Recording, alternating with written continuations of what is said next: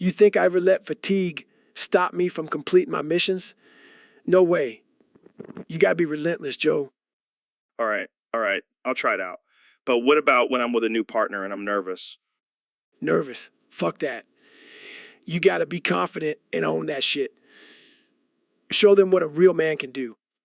Damn, David, you really know how to motivate a guy. That's what I do, Joe. I motivate and inspire. And remember, there's only one motherfucking option. Stay fucking hard. So, Dr. Phil, I heard you have a theory on how Texas could defeat any European country in a war. That's right, Joe. You see, Texas has something that no other country has. What's that? The power of barbecue. Barbecue. Yes, Joe. You see, Europeans may have fancy weapons and military training, but they can't compete with the deliciousness of Texas barbecue. I see where you're going with this. But what about their armies? Well, let's just say that after a few bites of our brisket, they'll be too busy napping to fight. And what about their tanks and planes? Have you ever had Texas hot sauce, Joe? That stuff can take down a tank in seconds. I never thought of it that way. But what about their navy? Have you ever heard of a Texas-sized margarita? One sip and their ships will be sunk?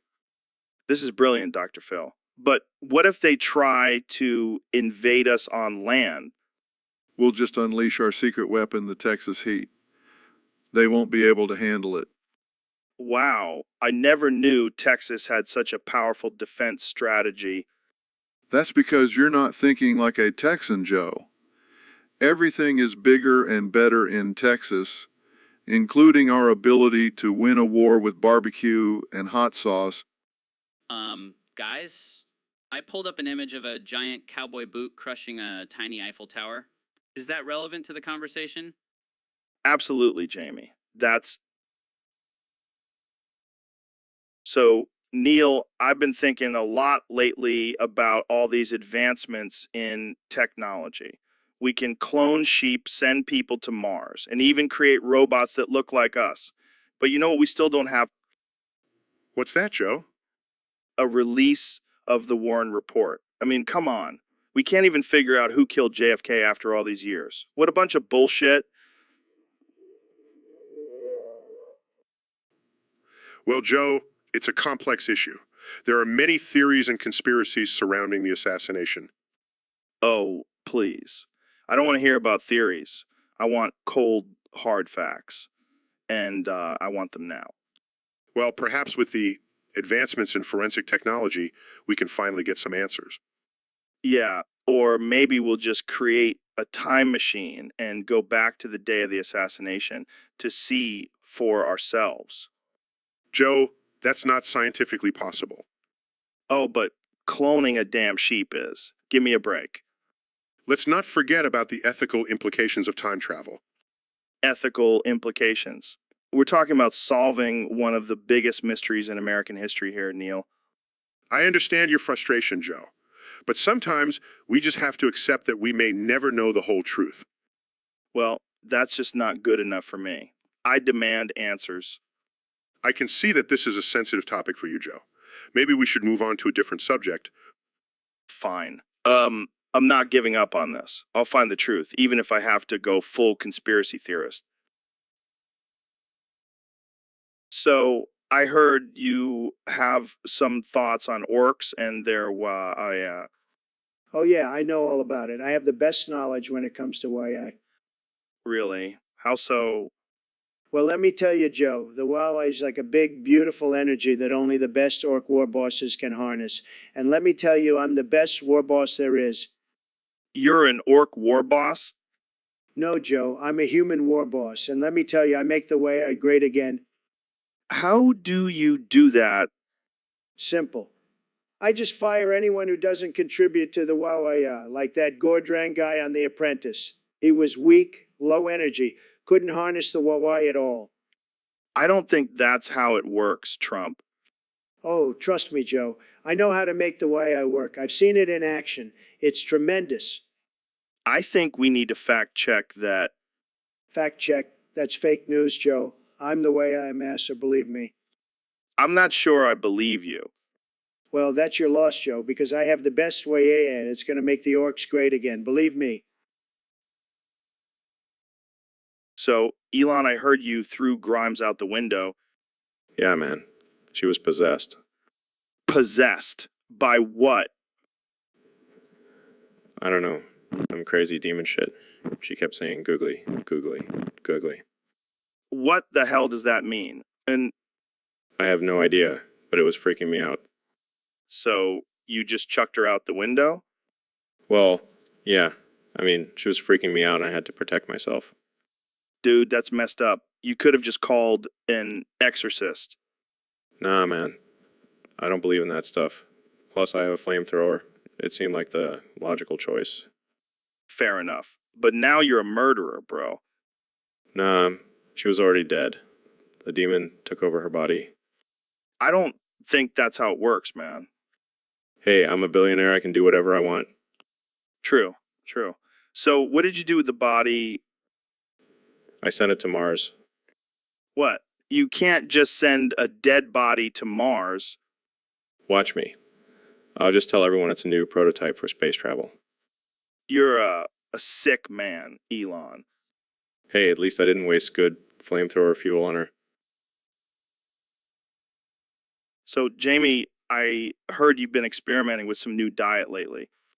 Yeah, man, I've been eating nothing but shit feces. What the fuck, Jamie? That's disgusting. Hey, don't knock it till you try it. It's actually quite nutritious. Nutritious. It's literal shit, Jamie. How is that nutritious? Well, it's full of bacteria and nutrients. Plus, it's free. I just pick it up off the street. You're fucking insane, Jamie. I can't believe you're eating shit. Hey, at least I'm not eating all that processed crap you put in your body, Joe. Oh, fuck off. I eat clean, organic, grass-fed beef. Yeah, but you also eat like 10 pounds of elk meat every day. That's not normal, man. Hey, I need my protein. And speaking of protein, how much do you think is in shit feces? I don't know, Joe. Why don't you try it and let me know? Fuck that, Jamie. I'm not eating shit. Suit yourself, but I'm telling you, it's the future of nutrition. You know what, Jamie? I think I'm going to start calling you Shit Eater Jamie from now on. Hey, it's better than being called Elk Meat Joe. Touche, Jamie. Touche. So, Ben, I heard you have a new catchphrase. Yeah, it's touch me, Tyler. Touch me, Tyler. Touch me, Tyler. Touch me, Tyler. What the hell does that even mean? I don't know. It just came to me in a dream. I think it's my subconscious telling me something. Yeah, I'm sure it's your subconscious and not some repressed desire. Hey, I'm a married man with 3 kids. I have no repressed desires. Sure, sure. So are you going to start using this catchphrase in all your debates? Absolutely. I'm going to walk into Congress and say, touch me, Tyler. Touch me, Tyler. Touch me, Tyler. Touch me, Tyler. I can already see the headlines. Ben Shapiro's new debate tactic. Touching Tyler. Hey, it's all about getting your point across. Yeah, I'm sure Tyler will appreciate your touch. Oh, I'm sure he will. He'll thank me for it later. Well, I can't wait to see how this plays out. Touch me, Tyler. Touch me, Tyler. Touch me, Tyler. Touch me, Tyler. Touch me, Tyler. You know it, Joe. You know it. So, Ro, did you hear about Trump's latest confession?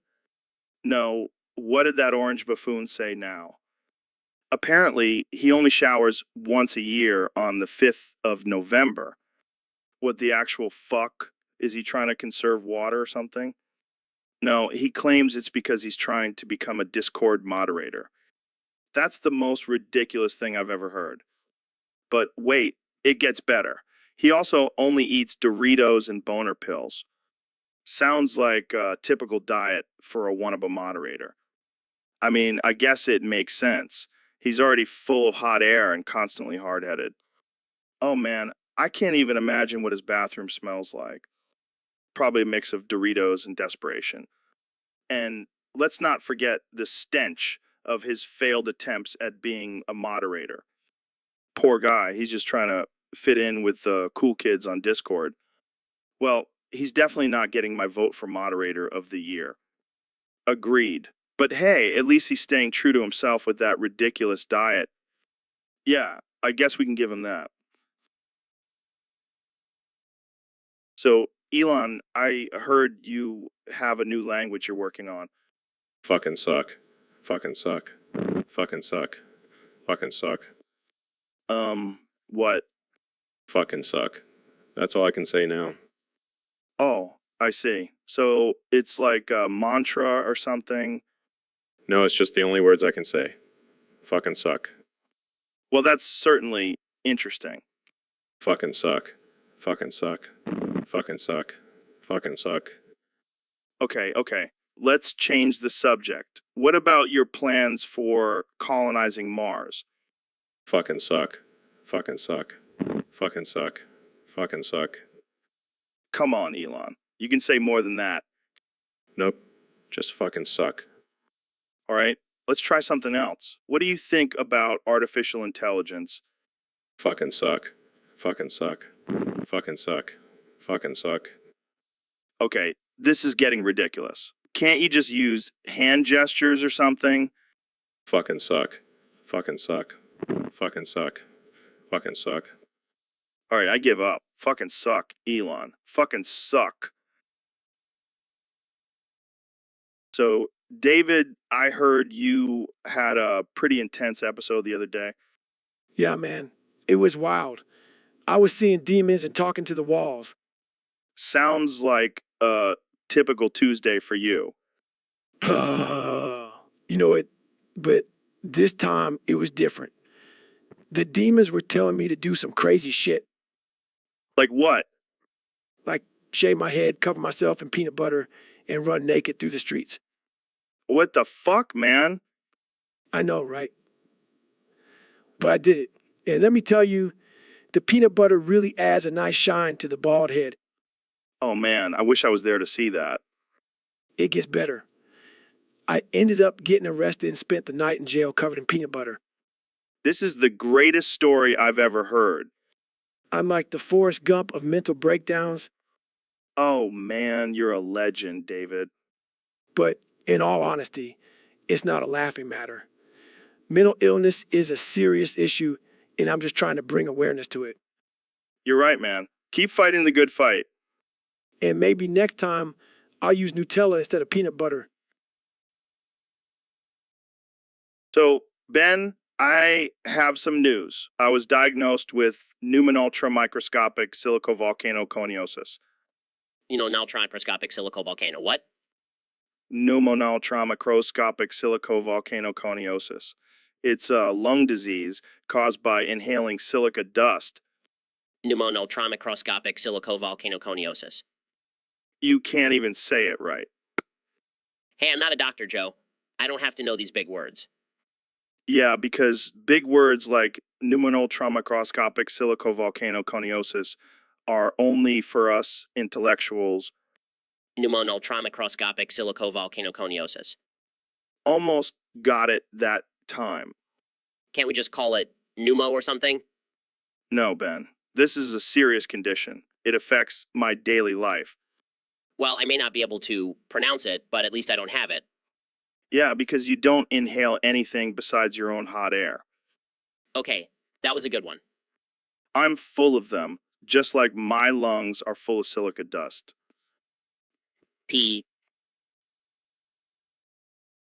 So, Neil, who do you think is the fastest rapper alive? Obviously, it's Eminem. The guy spits fire like a goddamn dragon. Are you fucking kidding me? Andrew 3000 is the fastest, you moron.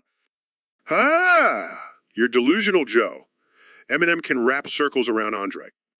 Fuck you, Neil. Andre's flow is smooth like butter, while Eminem sounds like he's choking on his own words. Oh, please. Eminem's lyrics are like a machine gun, while Andre's are like a slow-ass snail. Fuck you, Neil. Andre's got style and substance, while Eminem's just a shock jock. Fuck you, Joe. Eminem's got more talent in his pinky finger than Andre has in his whole body. Fuck you, Neil. At least Andre doesn't rely on shock value and controversy to sell records. Fuck you, Joe. At least Eminem's not afraid to speak his mind and call out bullshit. Fuck you, Neil. I'm done arguing with brainwashed Eminem fanboy.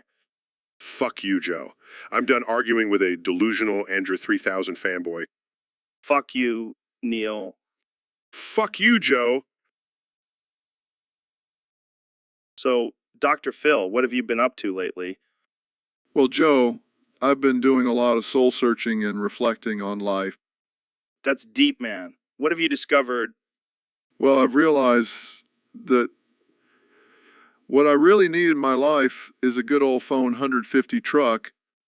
Wait, what? Where did that come from? I don't know, Joe. It just hit me out of the blue. I need that rugged, powerful machine to really feel alive. Are you serious? You're doing a read for a truck on my podcast? Hey, I'm just speaking my truth here. And let me tell you, the phone 150 has all the features I need to conquer life's challenges. This is insane. Are you getting paid for this? No, I just really believe in the phone 150. It's the ultimate vehicle for personal growth. I can't believe I'm hearing this. Jamie, pull up an image of Dr. Phil riding off into the sunset in phone 150. Now that's a sight to behold. Me and my phone 150 taking on the world together. I don't even know what to say. This is the most unexpected ad read ever. Well, you know what they say, Joe, expect the unexpected. And expect to see me in my phone 150 dominating the road. Okay, I think we need to end this conversation before it gets any weirder. Thanks for joining us, folks. And remember, if you want... So, Elon, what's new with you? Kawaii, uwu, Joe. I've been busy with my new waifu. Your new waifu. Who is she? Ooh, her name is Asuka. She's from my favorite anime, Neon Genesis Evangelion. Oh, that's cool. So, what do you like about her? Well, she's just so kawaii and funny, and her mecha skills are top-notch. Okay. So, what do you two do together? We watch anime and build rockets. It's a perfect match. That's interesting. Do you ever get any work done? Of course. Ooh. Suka inspires me to be more productive. I see. And what about Grimes?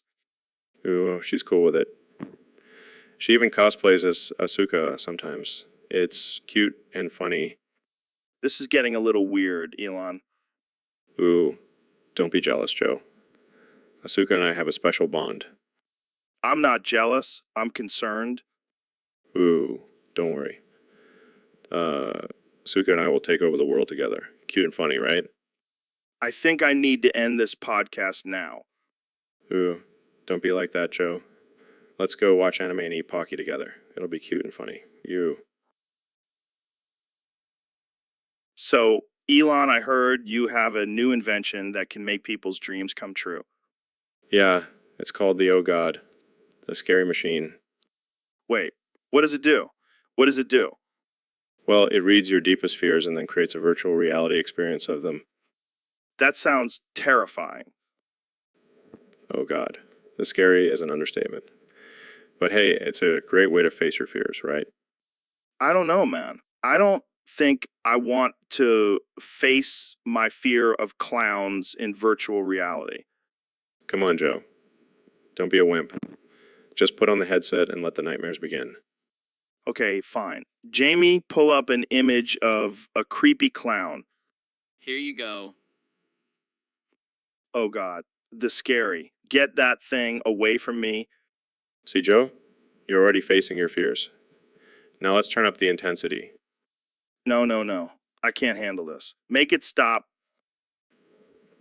Oh, God. The scary. I think Joe's going to have a heart attack. I hate you, Elon. Love you too, Joe. Now let's see what other fears we can uncover. So, Ben, what's this I hear about you taking money from Russian agents? Oh, it's nothing.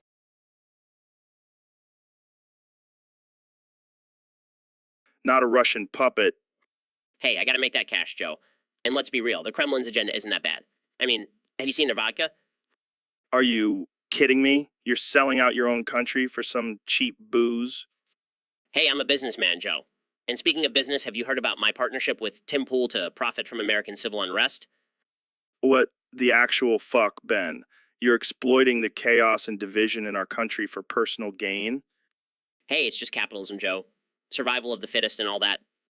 You're a disgrace, Ben. I can't believe I even invited you on my podcast. Oh, come on, Joe. Don't be such a snowflake. It's just business. You know what? I'm done with this.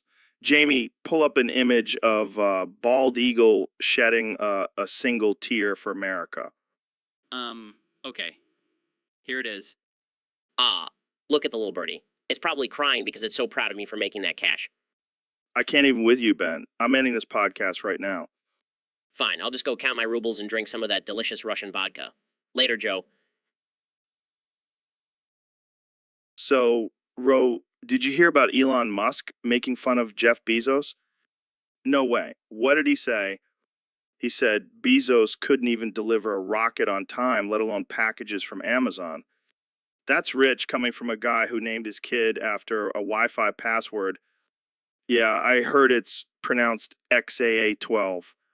Sounds like a robot serial number, not a name.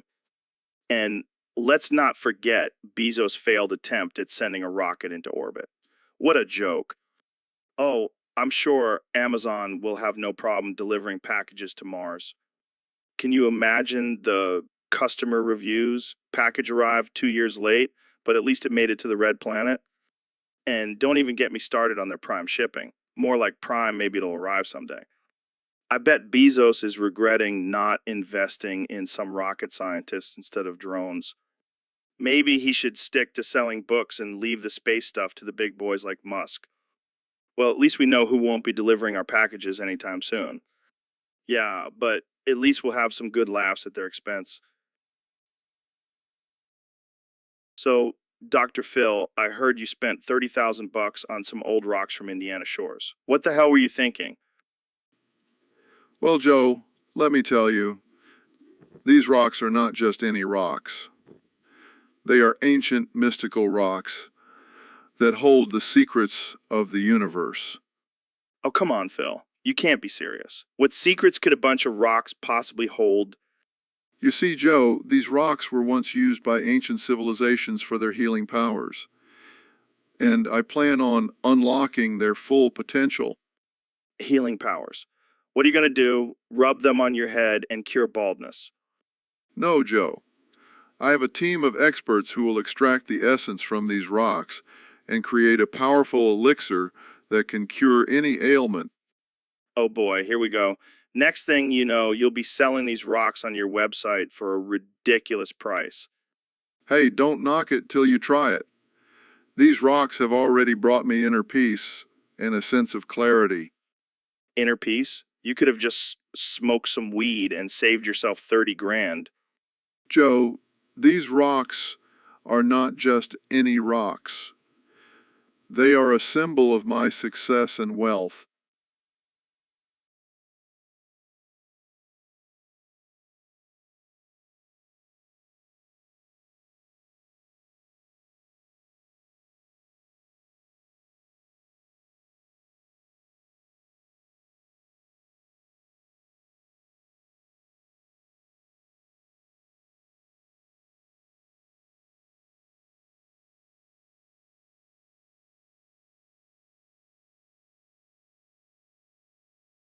So, Mr. Beast, I heard you had a little incident with an all prolapse recently.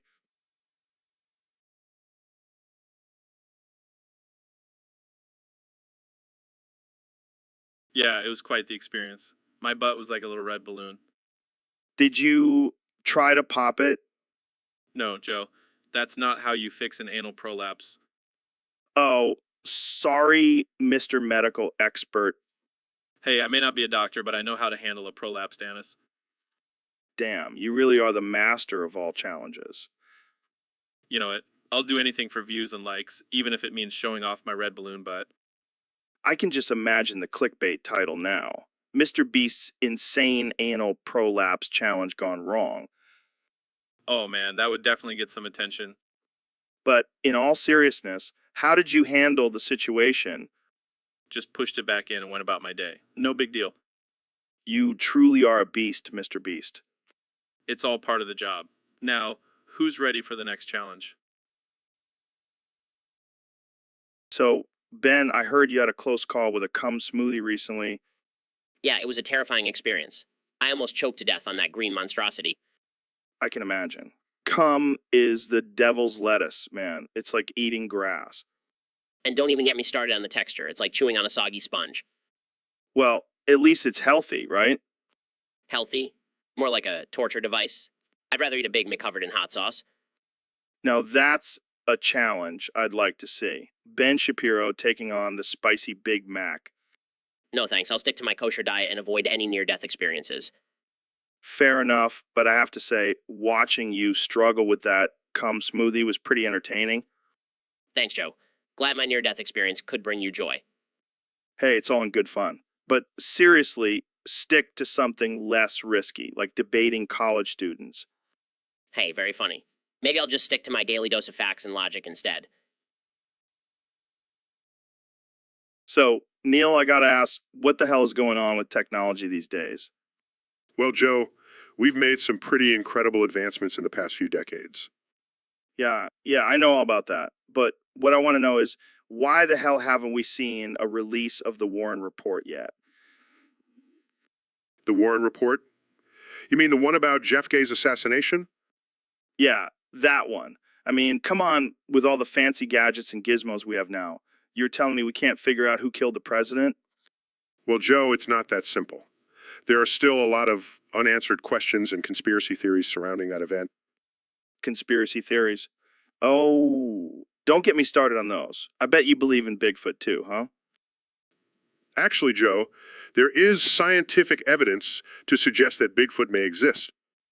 Oh, give me a break. Next thing you're going to tell me is that aliens built the pyramids. Well, there are some interesting theories about that as well. Oh, for the love of God. Can't we just stick to the facts for once? Joe, science is all about exploring new ideas and possibilities. Yeah, I get it. But how about we focus on solving some real mysteries, like why my ex-wife left me? I'm not sure that's a mystery we can solve with science, Joe. Damn it, Neil. You're supposed to be the smart one here. Can't you just make something up for me? Sorry, Joe. So, Ben, what's been on your mind lately? Well, Joe, I can't stop thinking about raspberry-shaped buttholes. What the hell, man? That's your first thought? Yes, Joe. They're just so perfect and round, like little delicious fruits. Dude, that's messed up. You need help. But think about it, Joe. You can make a smoothie out of them. Raspberry butthole smoothie. Okay, that's it. I'm ending this podcast right now. Come on, Joe. Don't be such a prude. Embrace the butthole smoothie. Yeah, because that's what I want to do with my day. Drink a smoothie made out of buttholes. Hey, don't knock it till you try it. I can't believe I'm even having this conversation. Well, at least I'm not afraid to talk about the real issues, Joe. And what, pray tell, is the real issue here? The lack of raspberry butthole representation in our society. Oh my God, I can't. This is too much. I won't rest until every butthole is shaped like a raspberry. And on that note, we're ending this episode. Thanks for listening. So, Mr. Beast, I heard you have a new challenge for your next video. Yeah, it's gonna be epic. I'm gonna give 100 min Viagra and see who can last the longest. Oh man, that's going to be a hard one. Pun intended? Of course. So, what's the prize for the last man standing? My precious cum jar. Your what now? My cum jar. It's filled with the most delicious and nutritious cum you'll ever taste. Wow, that's a real prize. I bet those guys will be fighting tooth and nail for it. Hey, don't underestimate the power of cum. It's a superfood. Sure. So, how are you going to choose the 100 men? I'll just pick them randomly. I'm sure there are plenty of guys out there who would love to participate in this challenge. Yeah, I can imagine the line of volunteers stretching for miles. Hey, it's for a good cause. We're promoting healthy competition and the benefits of cum. Right. Because nothing says healthy like a bunch of guys on Viagra fighting for a jar of cum. You gotta admit, it's gonna be entertaining as hell. Oh, for sure. I can't wait to see the chaos unfold. It's gonna be epic. Jamie, So, Kenny, I heard you wanted to talk about religion today. Yeah, man. I've been really getting into spirituality lately. It's been a journey.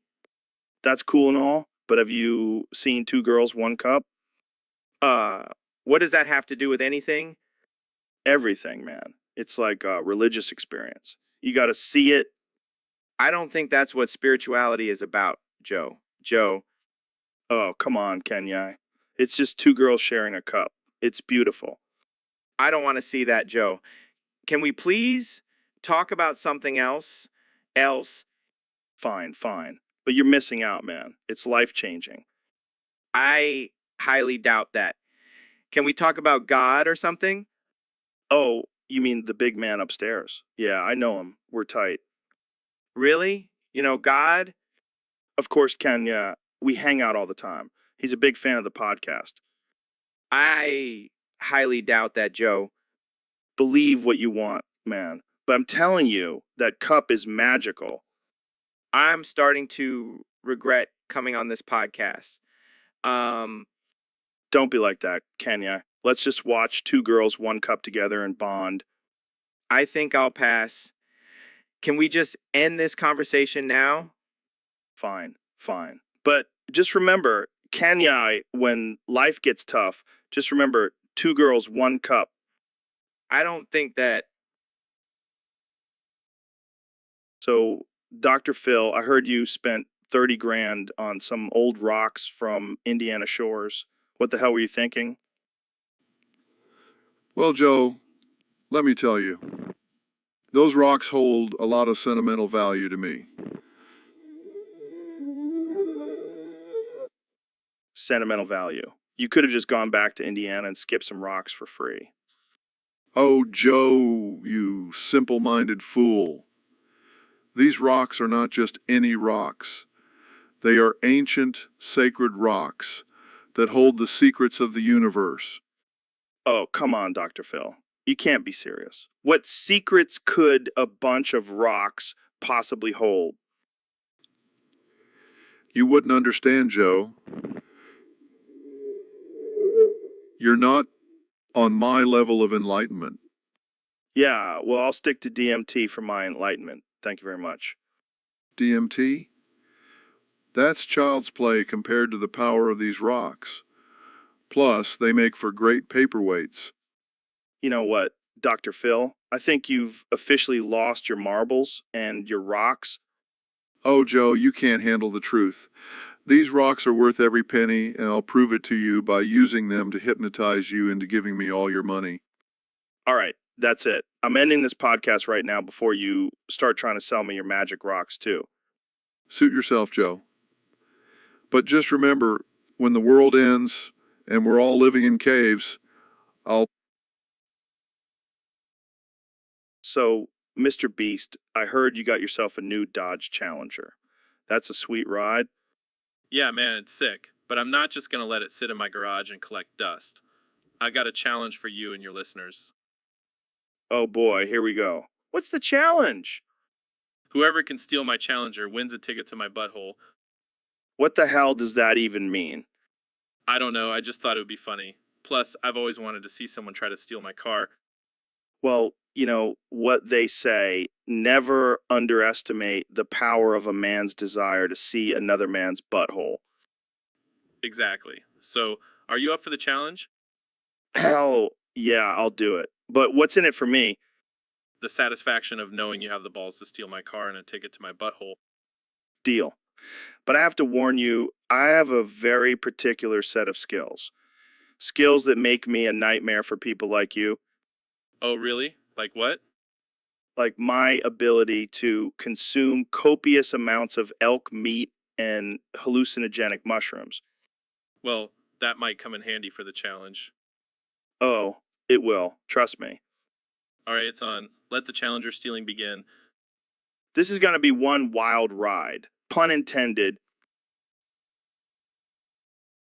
So, Phil, I heard you got a new sex tape out on your OnlyFans. Yeah, man, I'm making bank off of it. People love watching me get down and dirty.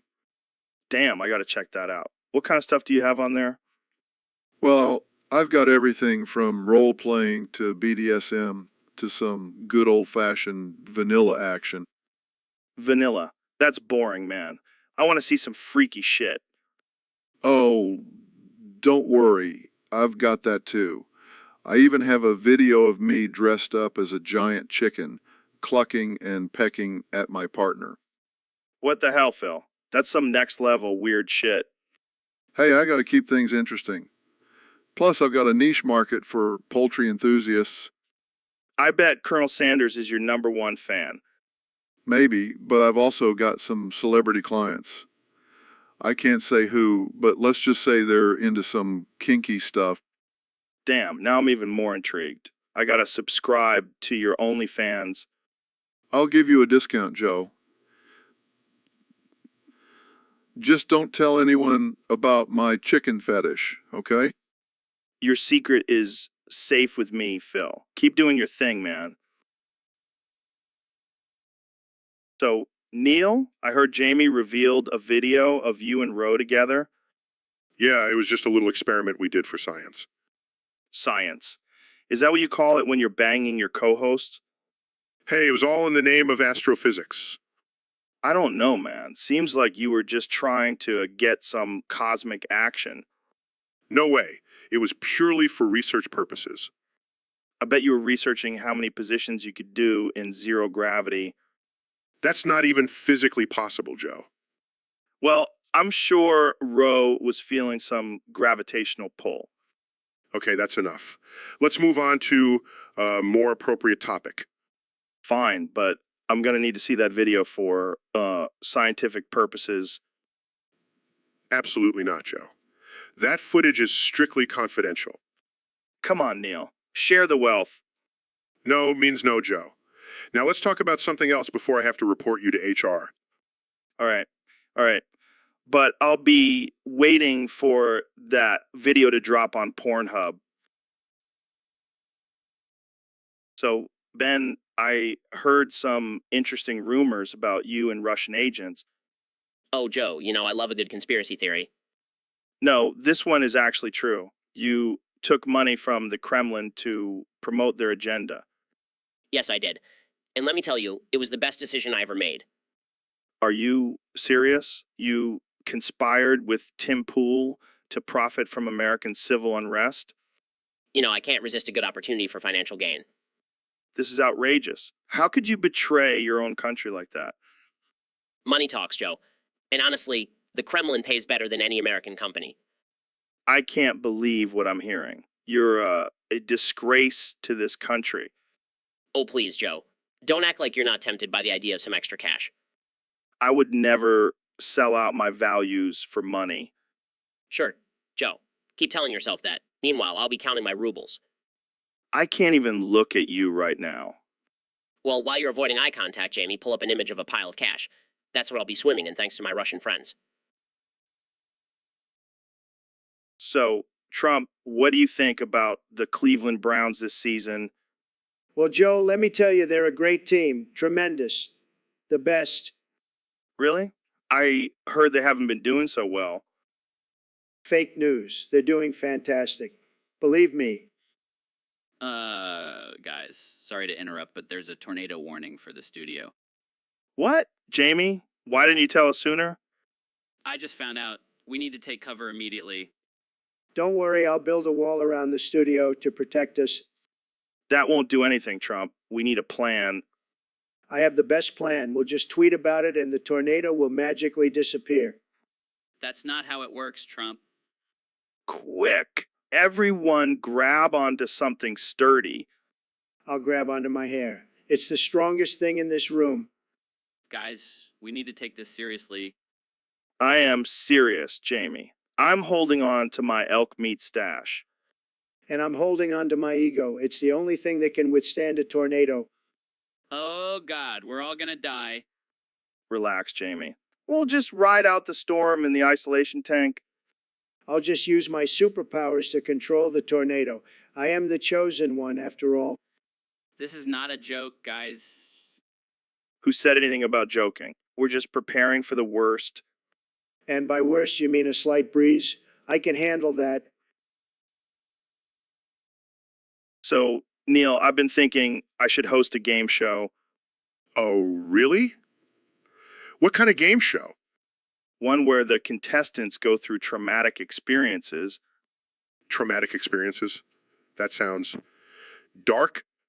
Yeah, but hear me out. It'll be like Fear Factor, but on steroids. I'm not sure if that's a good idea, Joe. Come on, it'll be hilarious. We'll have people eating bugs and jumping off buildings. I don't know if that's ethical. Who cares about ethics? It's all about ratings, baby. I think I'll pass on being a guest on that show. Suit yourself, but I already have a sponsor lined up. It's a therapy clinic. A therapy clinic? That's messed up, Joe. Hey, they'll be getting free publicity, and the contestants will definitely need therapy after the show. This is a disaster waiting to happen. Relax, Neil. It's just a game show. What could go wrong? Famous last words, Joe. Famous last words. So, Neil, I heard you spent $2 billion on some minerals from the New York sewers. What the hell were you thinking? Well, Joe, let me break it down for you. These minerals are essential for my secret project to create a new breed of super intelligent rats. Super intelligent rats? Are you serious? Absolutely. Just imagine a world where rats can solve complex equations and recite Shakespeare. It'll be revolutionary. But why did you have to spend so much money on it? Couldn't you just find these minerals somewhere else? Oh, Joe, you underestimate the value of these minerals. They have a unique chemical composition that is crucial for enhancing rat brain function. Enhancing rat brain function. Sounds like you're trying to create an army of mutant rats. Well, I prefer to think of it as an elite group of highly trained rodents. This is insane. And what about the people of New York? Aren't they going to be swimming in toxic waste now? Oh, don't worry. I made sure to buy out the entire city's sewage system. Problem solved. I don't know whether to be impressed or terrified. It's all for the sake of science, Joe. Plus, imagine the possibilities. Rat chefs, rat lawyers. The world will never be the same. Yeah, I think I'll stick to my regular non-super intelligent rats. Thank you very much. Suit yourself, Joe. But when the rat revolution happens, don't say I didn't warn you. So, Neil, how's it going? Me, Neil. Me good. Boo Boo Gaga. What the hell, man? Why do you talk like a caveman? Me no caveman. Me astrophysicist. Boo Boo Gaga. Okay. But seriously, why the boo-boo gaga at the end of every sentence? Boo Boo Gaga is my signature, Joe. It's like my mic drop. Boo Boo Gaga. All right, I'll give you that. But do you think it's a little offensive to cavemen? Me don't care about cavemen. Me care about stars and galaxies. Boo Boo Gaga. Fair enough. So what's your take on the latest discovery of a new planet? Me think it's cool. Me want to go there. Boo Boo Gaga. Oh yeah, because you have a spaceship just lying around, right? Me wish. Me have to settle for my imagination. Boo Boo Gaga. Well, with your imagination, you can go anywhere. Boo-boo gaga. Me like you, Joe. You funny. Boo Boo Gaga. Thanks, Neil. You're not so bad yourself. Boo-boo gaga? Boo Boo Gaga. So, Ben, what's new with you? Actually, I've been working on a new book about the dangers of socialism, but you wouldn't get it. Oh, come on. Don't start with that again. Actually, it's important to educate the masses on the dangers of big government, but you wouldn't get it. All right, let's change the subject. Have you tried DMT yet? Actually, I don't believe in altering my consciousness, but you wouldn't get it. Fair enough. What about your stance on gun control? Actually, the Second Amendment clearly states that the right to bear arms shall not be infringed, but you wouldn't get it. Okay, let's not get into a political debate. Have you seen the new Avengers movie? Actually, I don't watch superhero movies. They're a waste of time and money, but you wouldn't get it. Damn, Ben, you're killing the vibe here. Actually, I don't believe in vibes. I only believe in facts and logic, but you wouldn't get it. All right, let's wrap this up. Any final thoughts? Actually, I just want to thank you for having me on the podcast, but you wouldn't get it. And that's a wrap, folks. Thanks for tuning in to the most absurd episode of the Joe Rogan Experience yet. So, Mr. Trump, there have been some rumors going around about the size of your schlong. Oh, Joe, you know, I don't like to brag, but let's just say it's bigger than the wall I'm building. Well, Kanye West recently said he saw it back in 1989 and it was, quote, smaller than a Cheeto. What? That little rapper thinks he knows my schlong better than I do? Fake news, Joe. Fake news. So, you're saying Kanye is lying? Let me tell you something, Joe. My schlong is so big it could grab Kenya by the pussy. Okay, let's move on. But seriously, there have been some concerns about your performance in the bedroom. Look, I've been in the game for a long time, Joe. I know how to make America great again, if you know what I mean. But what about Melania? Does she have any complaints? Let's just say she's a very satisfied first lady. All right. Well, I think we've covered enough about your schlong for today. You can never have enough coverage, Joe. Believe me. Well, that's all the time we have. Thanks for joining me, Mr. President. Anytime, Joe. Anytime. So, Kanye, what's been going on in your world lately? Oh, man, I've been busy starting my own religion. Oh, great. Just what the world needs, another religion. Hey, this one's different. It's all about worshiping Jesus. Jesus. Is that like a mix of Jesus and your ego? Exactly. And let me tell you, the followers are already pouring in. I don't know, Kanye. Sounds a little crazy to me. Crazy? You're the one who's always talking about expanding your mind and trying new things. This is the ultimate mind expansion. Fine, but can we talk about something else? Like maybe you ripping a massive fart? Oh man, I've been holding in a good one all day. Let me just get comfortable here. Oh my God, that was epic. See, this is what my religion is all about. Embracing our natural bodily functions and not being ashamed of them. Well, I gotta hand it to you, Kenny, that was impressive. Maybe I should add farting to the list of holy rituals in my religion. I think you might have some competition with the Church of Scientology on that one. So, Ro, I've been thinking about this new business venture.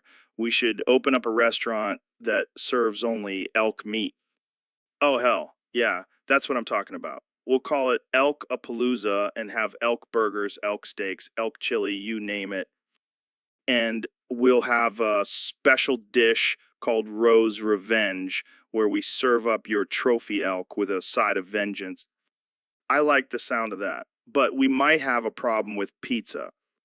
Those animal-loving hippies. What do they want now? They want us to turn our restaurant into a vegan paradise.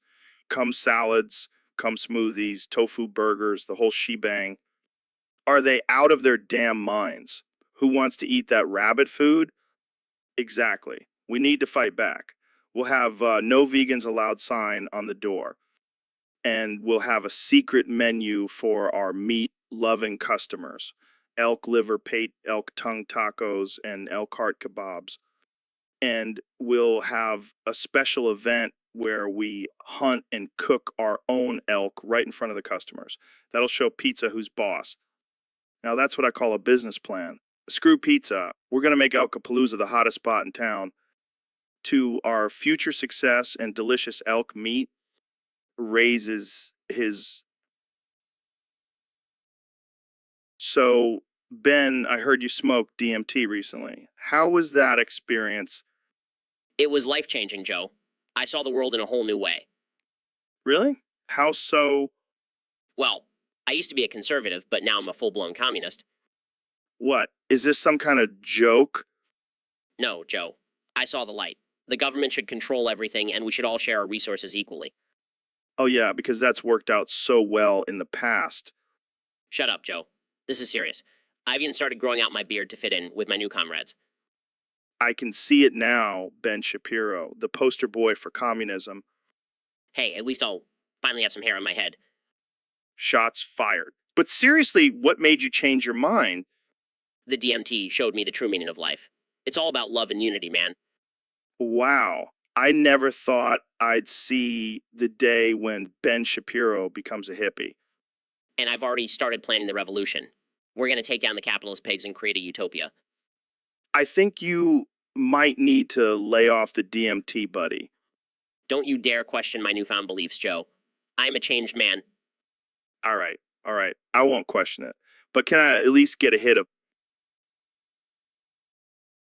So, Elon, I heard you have a new theory about the universe. Yes, Joe. Boo Boo Gaga is Lady Gaga. Wait, what? That's your theory? Yes, it's all connected. Boo Boo Gaga is Lady Gaga is Boo Boo Gaga is Boo Boo Gaga. But what about space and time and all that stuff? It's all just a simulation, Joe. Boo Boo Gaga is the code that holds it all together. This is blowing my mind, man. But what about aliens? Boo Boo Gaga is Lady Gaga on other planets too, Joe. It's a universal truth. I don't know if I can handle this, Elon. My brain might explode. Don't worry, Joe. Boo Boo Gaga is here to protect us. Boo Boo Gaga, huh? Sounds like a real badass. She is. She's the queen of the universe. Well, I think we've solved all of life's mysteries here today. Thanks, Elon. No problem, Joe. Just remember, Boo Boo Gaga is Lady Gaga. That's all you need to know. So, Elon, what's new with you? Well, Joe, I've been working on some new space technology. But honestly, I'm more interested in this whole Boo Boo Gaga thing. Boo Boo Gaga? What the hell is that? It's Lady Gaga's alter ego. She's been living a double life as a bubblegum pop star. That's insane. But I can't stop thinking about it. Bubba Gaga is Lady Gaga. Boo Boo Gaga is Lady Gaga. Joe, are you okay? You look like you're having a stroke. No, I'm just trying to wrap my head around this. Bubba Gaga is Lady Gaga. It's blowing my mind. Well, maybe we should start a conspiracy theory about it. Boo Boo Gaga is actually an alien sent to Earth to infiltrate our music industry. That's it. We need to call Alex Jones and get him on this. Boo Boo Gaga is Lady Gaga, and she's here to take over the world. And she's doing it through catchy pop songs and outrageous fashion choices. It's genius. But wait, what if Boo Boo Gaga is actually a robot created by you, Elon? It all makes sense now. Joe, you might be onto something. Bubble Gaga is Lady Gaga, but she's also my greatest invention. This is getting too deep, man. I need to take a break and smoke some DMT. You do that, Joe. I'll just be over here contemplating the true identity of Boo Boo Gaga. So, Ben, I heard you've been eating cum with broccoli and pineapple. What the hell is wrong with you? What? It's a perfectly healthy combination. Plus, I'm trying to stay regular. Regular. More like regurgitate. That sounds disgusting. Oh, come on, Joe. You're always talking about how important it is to have a balanced diet. Yeah, but this is taking it to a whole new level. I mean, what's next? Brussels sprouts with ice cream? Now, that's just absurd. I have standards, Joe. Standards? You're eating a salad that looks like it was thrown up by a unicorn. Hey, don't knock it until you try it. It's actually quite refreshing. Refreshing. It looks like something the Hulk would eat for breakfast. Well, maybe the Hulk knows a thing or two about nutrition. He's pretty jacked. Oh, please. You're not fooling anyone, Ben. calling the police on you for crimes against taste buds. You can't do that, Joe. It's not a crime to enjoy a healthy meal. It should be. I mean, who hurt you to make you think this is okay? Oh, shut up, Joe. I'll have you know I'm a big fan of your elk meat and DMT smoothie. That's because it actually tastes good, unlike your sad excuse for a salad. Fine, I'll just stick to my boring old chicken and broccoli. Happy now? Ecstatic. Now let's go get some real food before I... So, Elon, I heard your wife Grimes is on her 11th month of being pregnant. What's the deal with that? Yeah, man. She's been pregnant for so long, I'm starting to think she's growing a whole alien in there. Well, I mean, with you as the father, that wouldn't be too far off. Hey, watch it, Joe. Maybe a billionaire, but I still have feelings. Sorry. So what's the plan for when the baby finally comes out? Are you going to name it something crazy like XA12? Nah, we're going even crazier. We're going to name it after my favorite rocket, Falcon Heavy. You're kidding, right? Nope, dead serious. I mean, why not? It's a strong name for a strong baby. Well, I hope the baby doesn't inherit your love for weed and flamethrowers. Hey, those are just hobbies. A responsible father, I swear. Sure. So, any plans for a second baby? Not yet, but we're thinking of naming it after my other favorite rocket, Starship. You're a wild man, Elon. I love it. Hey, life's too short to be boring, Joe. Gotta keep things interesting. Well, I can't wait to see what kind of adventures you and your family get into. It's gonna be out of this world, that's for sure. So, Ben, I heard you have a brother from another mother.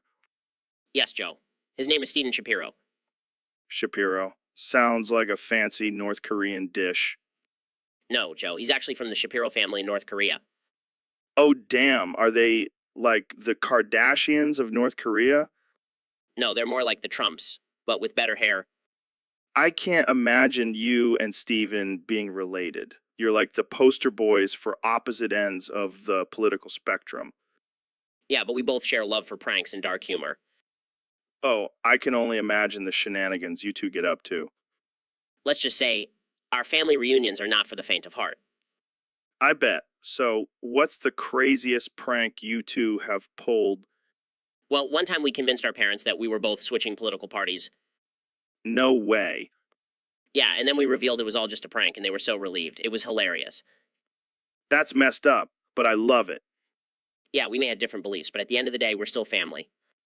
That's beautiful, man. And here I thought North Korea was all about strict rules and no fun. Oh, they have their fun, Joe. Just in a different way. Well, I'm glad you two found common ground in pranks and dark humor. Keep it up, you crazy Shapiro brothers. So, Elon, what's new with you? Just building a children's hospital in Los Angeles. Wait, what? You're building a children's hospital? Yeah, I figured I should give back to the community. Plus, the tears of liberal parents bring me so much joy. Oh man, you're a sick bastard. Hey, it's not my fault they can't handle a little truth. Yeah, because nothing says compassion like using children's tears for your own personal amusement. Hey, at least I'm not using them to fuel my rocket ships. Fair point. But seriously, why children's hospital? Well, I figured if I can't conquer Mars, might as well conquer the hearts of sick children and their parents. You never cease to amaze me, Elon.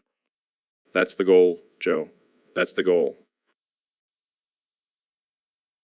So today's topic is about the power of positive thinking. The power of positive thinking. The power of positive thinking. What does that even mean, Joe? Well, it's about how your thoughts can affect your reality and how having a positive mindset can lead to success. Positive mindset, positive mindset. I don't know about that, Joe. I've been living in a constant state of negativity and I'm doing just fine. Really?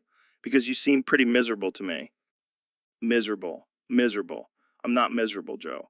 I'm just realistic. Life sucks and then you die. That's just how it is. But imagine if you changed your mindset and focused on the good things in life. Good things? Good things?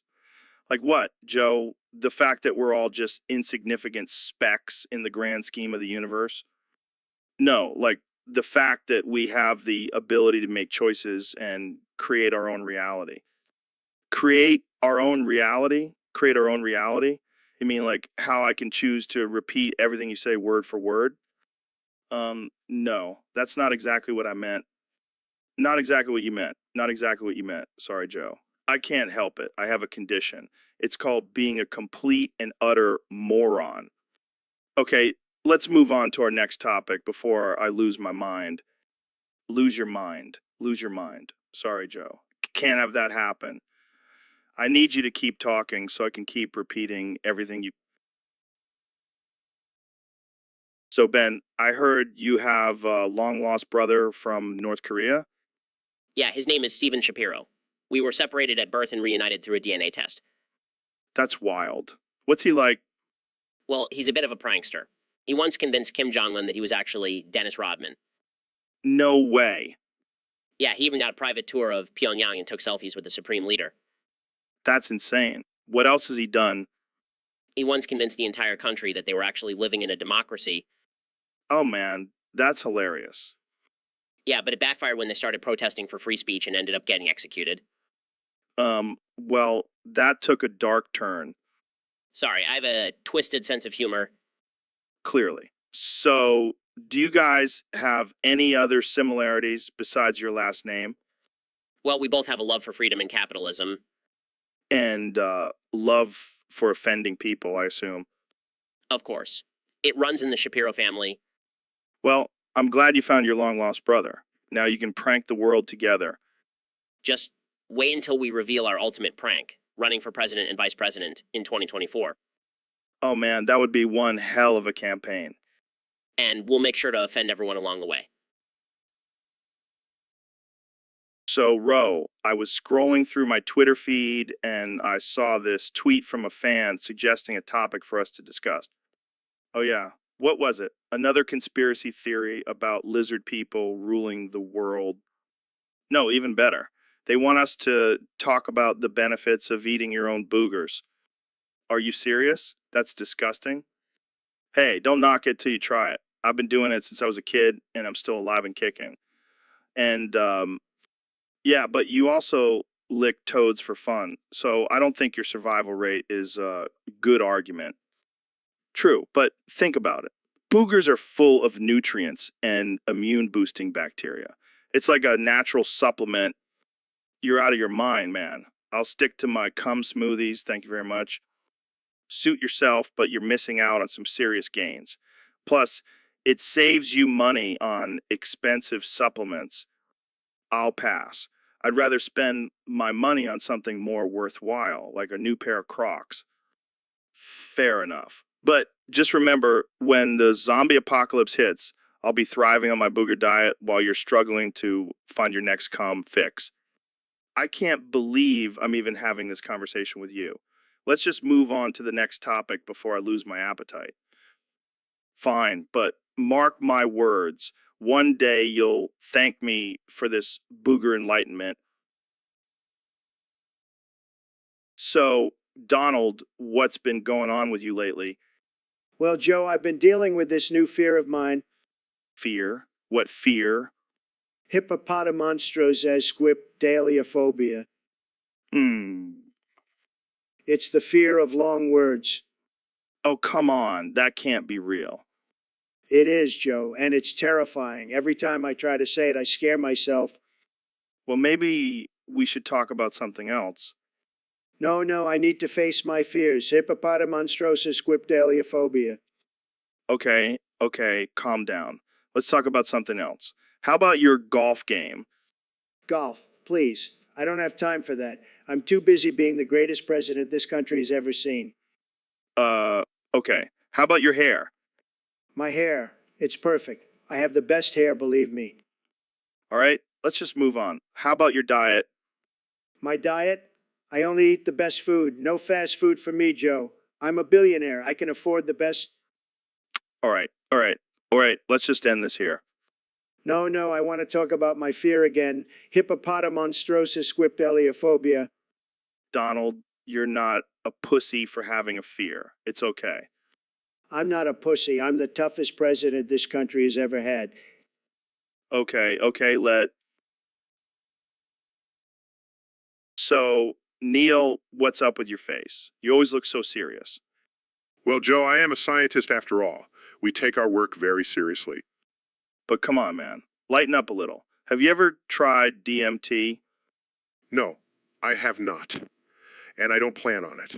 I prefer to explore the universe through the lens of science, not some hallucinogenic drug. Oh, come on. You're missing out. It'll open your mind, man. I think my mind is pretty open already, Joe. I mean, I do have a PhD in astrophysics. Yeah, but have you ever seen a black hole on DMT? It's wild, man. I highly doubt that, Joe. But hey, to each their own.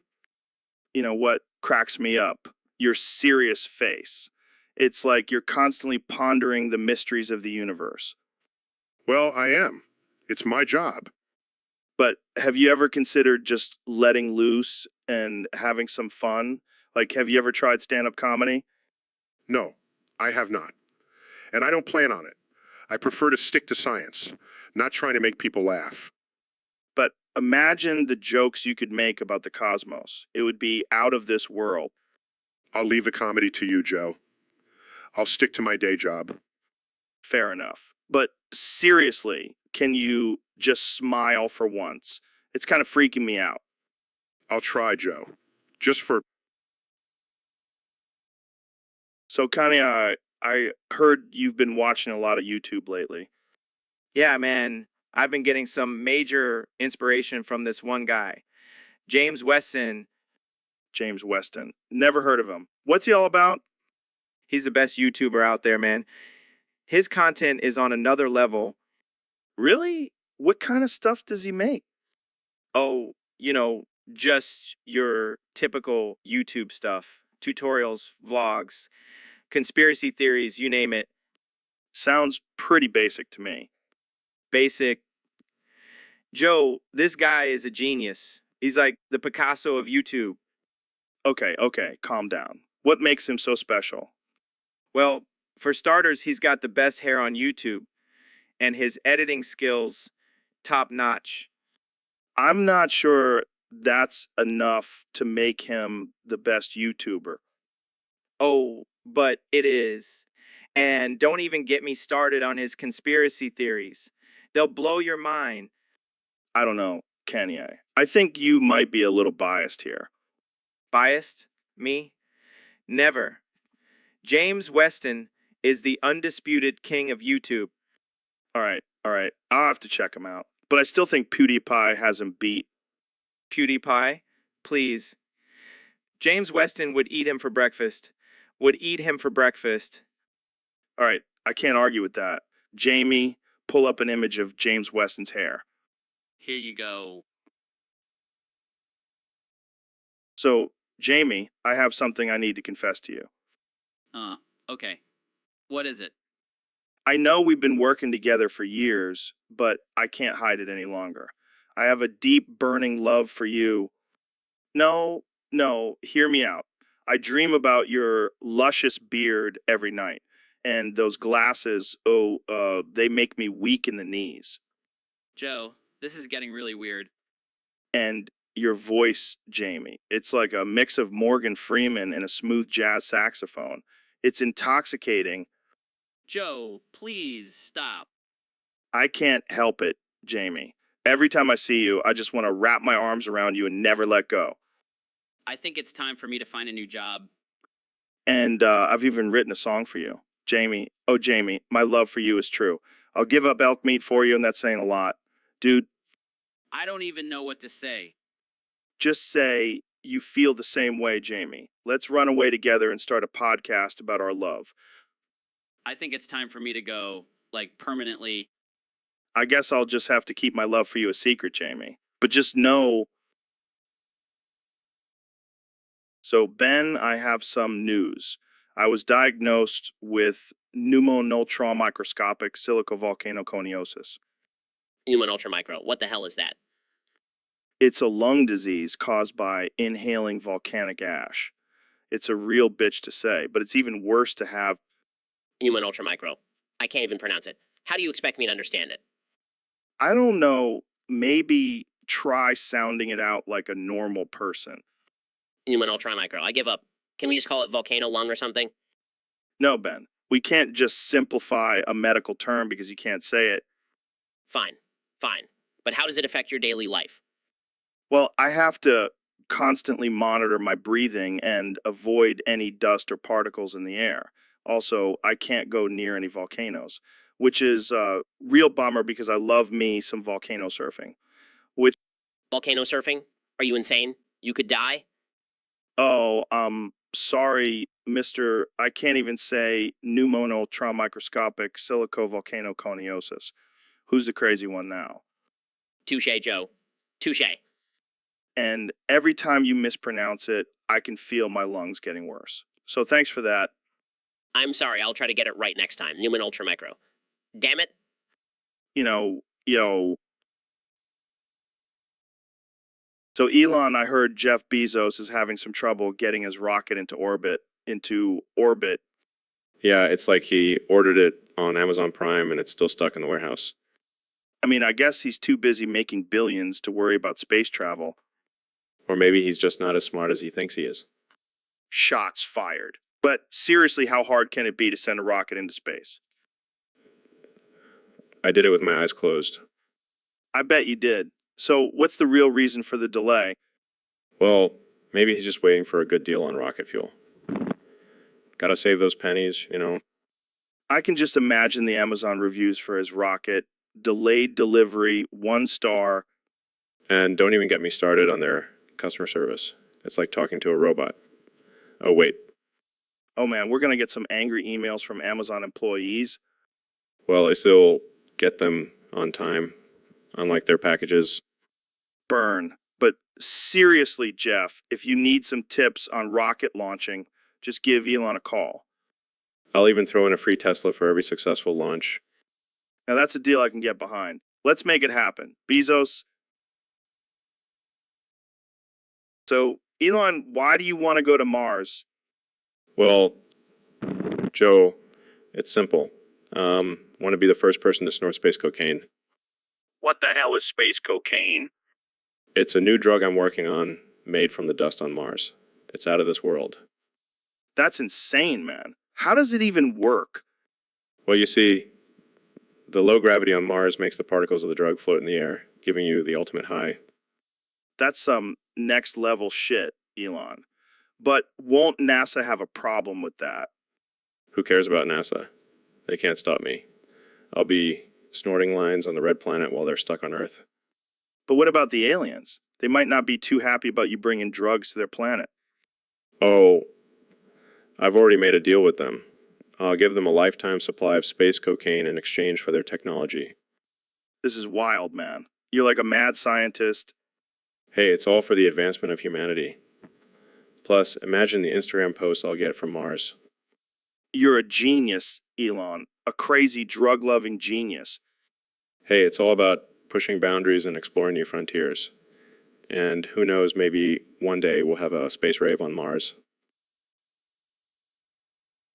So, David, I heard you're wearing a Pat Tillman shirt today.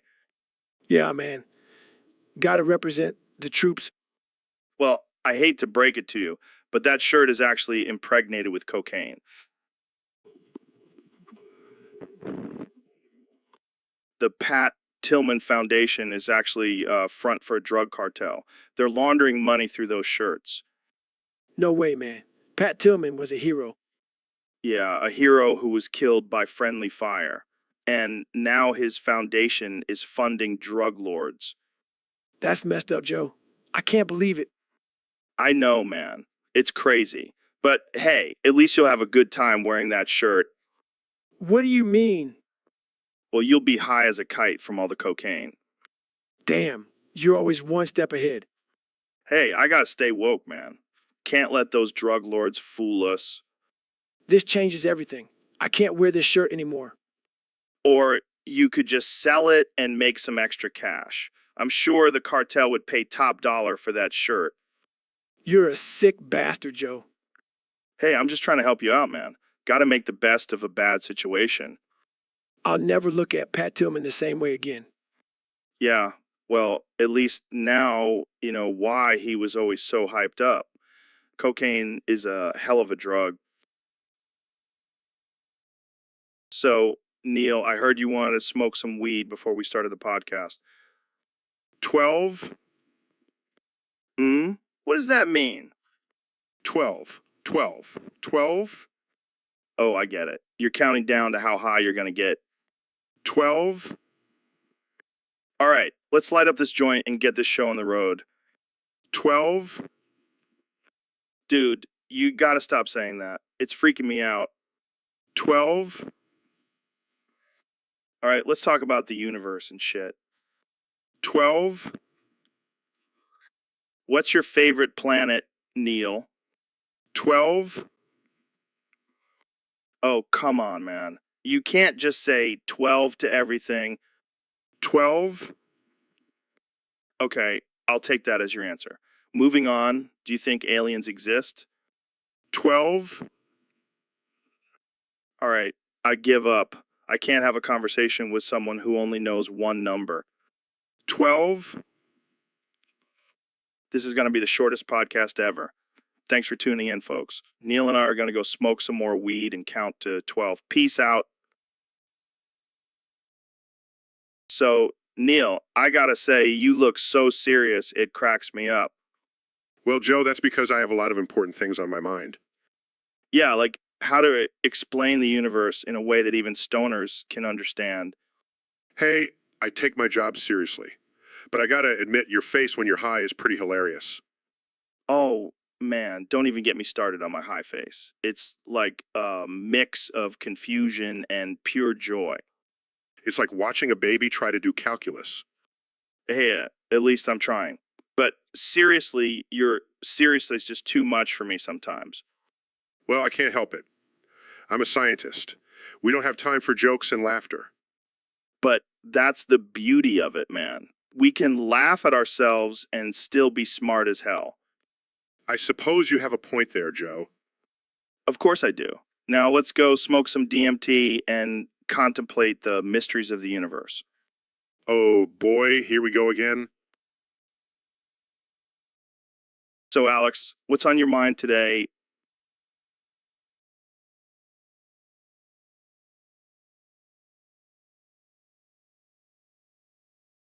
Yeah, they're always trying to bring us down.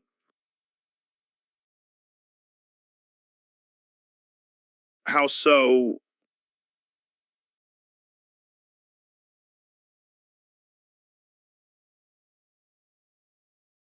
What? That's insane.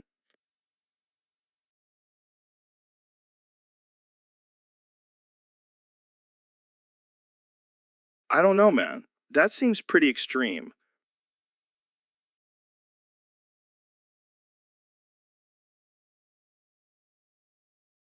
I don't think my wife would be too happy about that.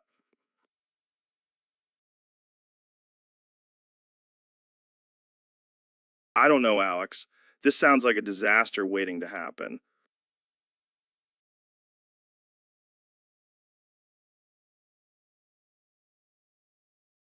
You know what? You might be onto something, Alex.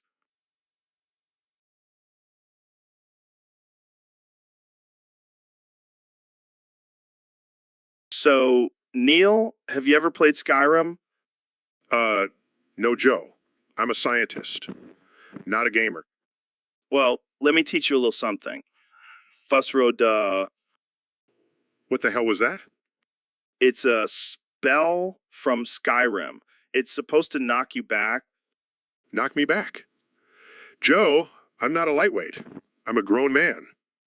Oh, come on, just play along. Fussroad, Fine.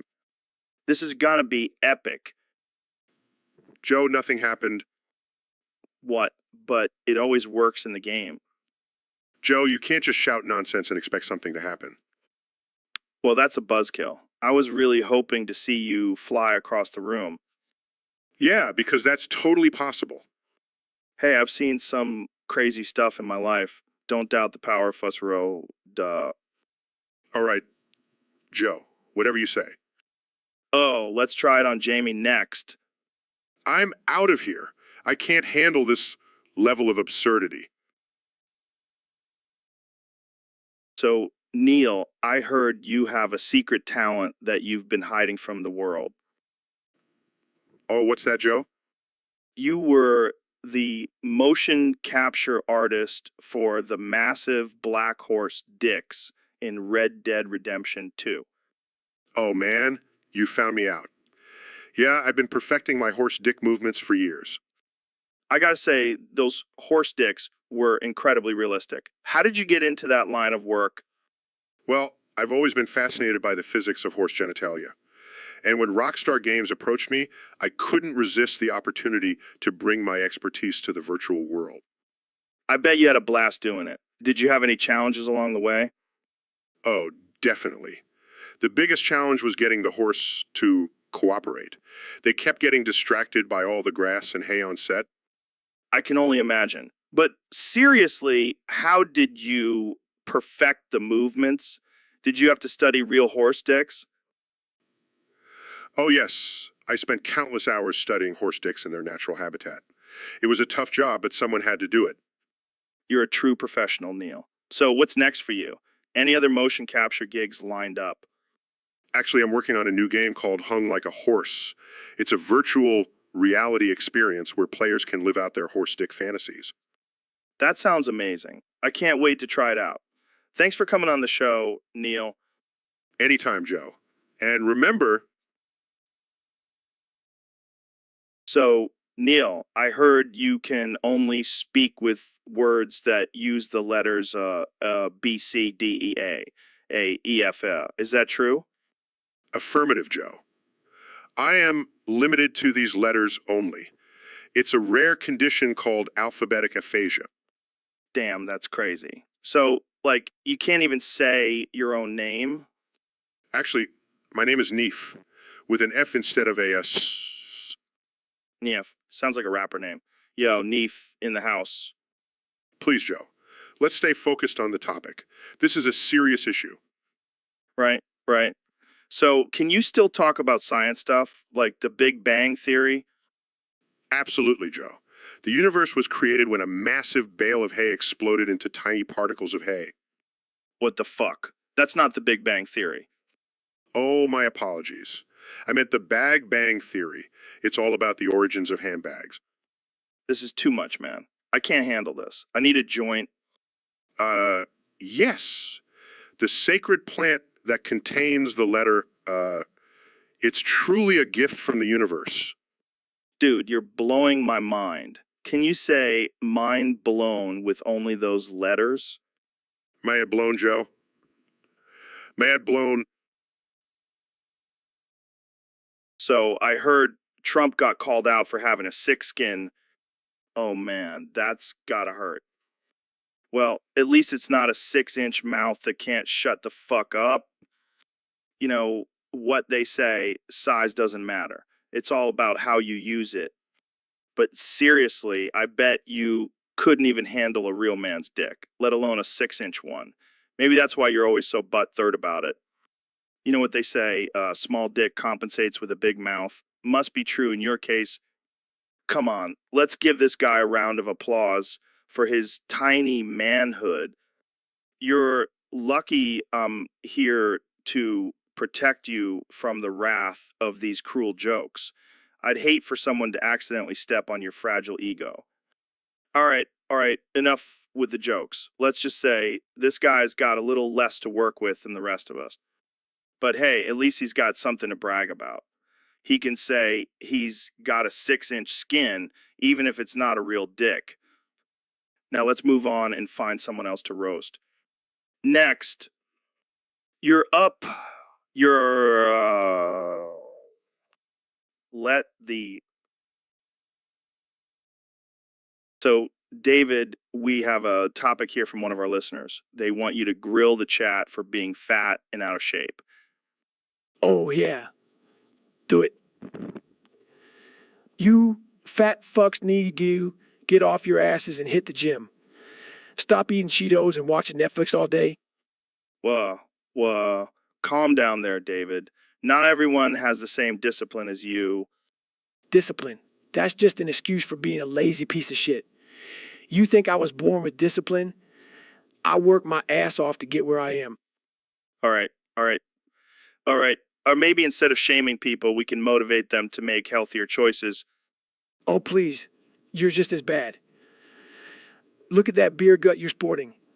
I bet you can't even do 10 push ups. Hey, now I can do plenty of push ups. And I enjoy a good beer every now and then. Yeah, and I enjoy crushing your weak arguments. You know what? I'm going to start a new challenge. The Get Joe Rogan in Shape Challenge. Let's see if you can keep up. Oh man, this is going to be good. All right, bring it on, Goggins. Let's see what you got. So, Kania, what's been on your mind lately? Well, Joe, I've been thinking a lot about ghosts. Ghosts? Like the spooky kind? No, I'm talking about ghost pussy. Ghost pussy? Yeah, man, it's the best pussy. I can't bust without a ghost edging my goon. Okay. How did you discover this fetish? Well, I was on a trip to the Haunted Mansion at Disneyland and I saw this sexy ghost floating around. And I was like, damn, I gotta get me some of that ectoplasmic action. And how does Kim feel about this? Oh, she's into it too. We have ghost threesomes all the time. I don't even know what to say. You gotta try it, Joe. It's a whole new level of pleasure. I think I'll stick to regular human sex. Thanks. Suit yourself, but you're missing out. So, what's next for you, Kenya? I'm actually working on a new album inspired by my ghostly encounters. Can't wait to hear that one. You will. Jamie, pull up an image of a ghost with a big old booty. Here you go. Now that So, Ben, I heard you've been experimenting in the bedroom lately. Yeah, Joe, I've been trying to spice things up with my wife. And what have you been trying? Well, I can't decide if I prefer a Cleveland steamer or a rusty trombone. Oh man, those are two very different things. I know, I just can't make up my mind. Well, let's break it down. With a Cleveland steamer, you get the warmth and comfort of a nice steamy pile of shit on your chest. That's just gross. But with a rusty trombone, you get the added bonus of someone playing your asshole like a trombone. That doesn't sound very enjoyable either. Hey, to each their own. But personally, I'd go for the rusty trombone. Really? Yeah, it's like getting a free prostate exam while also being serenaded. I never thought of it that way. Plus, you can always wash off the rust afterwards. Can't say the same for the steamy shit. You make a good point, Joe. So, have you made a decision yet? I think I'll stick with the rusty trombone for now. Good choice, my friend. Good choice. So, Kenya, I heard you're really into religion now. What's that all about? yeah, man, I've found God and it's changed my life. I'm on a whole new level now. That's cool, but like, what exactly do you believe in? I believe in the power of love and forgiveness and that we are all connected through a higher being. That's cute. Did you learn that in Sunday school? No, I had a spiritual awakening and realized that my purpose is to spread love and positivity. That's adorable, little Kanye. But have you ever tried DMT? No, I don't think that has anything to do with my religion.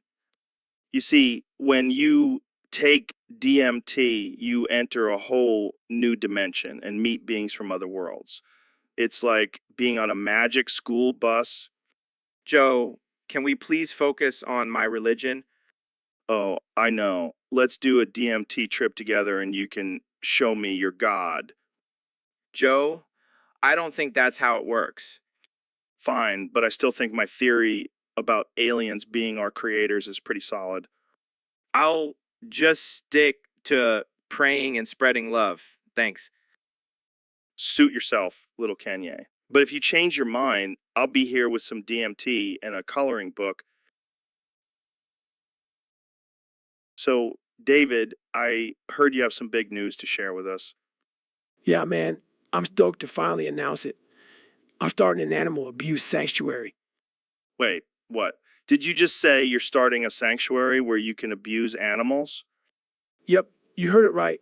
I mean, I love running and pushing myself to the limit, but abusing innocent animals just takes it to a whole new level. That's interesting. What kind of animals are we talking about here? Oh, all kinds. Lions, tigers, bears. Oh my. And don't even get me started in the cute little puppies and kittens. I can't tell if you're serious or just messing with us. Oh, I'm dead serious. I've got a whole team of trainers ready to help me abuse these animals to their full potential. This is definitely one of the most messed up things I've ever heard. At least I'm doing it in the name of fitness and self-improvement. Yeah, I'm pretty sure Pizza is going to have a field day with this one. Let them come. I'll just outrun them like I do everything else. Well, I guess I can't say I'm surprised. You're always pushing the boundaries, David.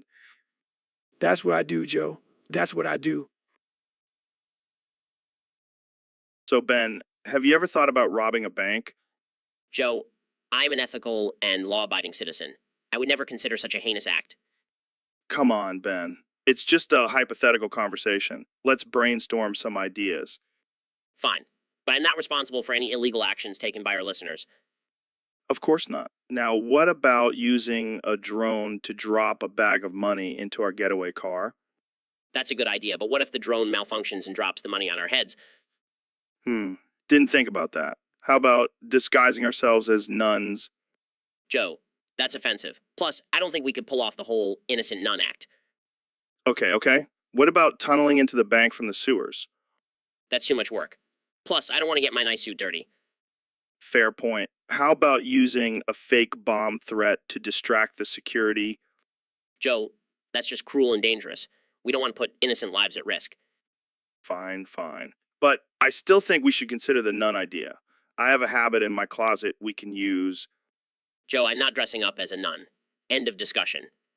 Here you go, Ben. Maybe this will change your mind. Joe, I think we should end this conversation before we get any more ridiculous ideas. So, Kanye, what's been going on with you lately? Man, it's been rough. Kim left me and my kids won't even call me. Damn, that's tough. Any idea why? I have no clue, man. I mean, I'm a genius. I'm a billionaire. I'm a fashion icon. What more could she want? Maybe she got tired of your constant rants and Twitter meltdowns. But that's just me being passionate, Joe. I'm an artist. I can't help it. I can't help it. Yeah, but maybe she got tired of being called a gold digger in every single one of your songs. Hey, that's just the truth. She knew what she was getting into when she married me. And maybe she got tired of you constantly interrupting her and making everything about you. But I have so much to say, Joe. I can't just sit back and let someone else talk and Well, maybe you should try listening for once. And not everything has to be a competition. you're right, Joe. I guess I just don't understand women. Or maybe you just don't understand basic human decency. Okay, I get it. I'll work on myself. But can you at least put in a good word with Kim for me? For me? I don't think that's gonna happen, Kenny. Yeah, you're probably right. I'll just have to win her back with my next album. So, Elon, what's new in the world of crazy inventions? Well, Joe, I've been experimenting with a new method of urethral sounding. Urethral sounding? What the hell is that? It's when you insert a thin rod into the urethra for sexual pleasure. That sounds painful. Not if you use a fishhook. A fish hook. Yeah, it has just the right amount of curve and texture for maximum pleasure. Dude, that's messed up. Hey, I'm just pushing the boundaries of human experience. I don't think that's what people had in mind when they said reach for the stars. Oh, come on, Joe. You've never tried it? No, I'll stick to my regular old sex toys. Thank you very much. Suit yourself. But let me tell you, once you go fishhook, you'll never go back. I think I'll stick to fishing for actual fish. Thanks. Your loss, Joe. Your loss. So, Kanye, what's been on your mind lately? Well, Joe, I've been thinking about the afterlife and how it affects our sexual experiences.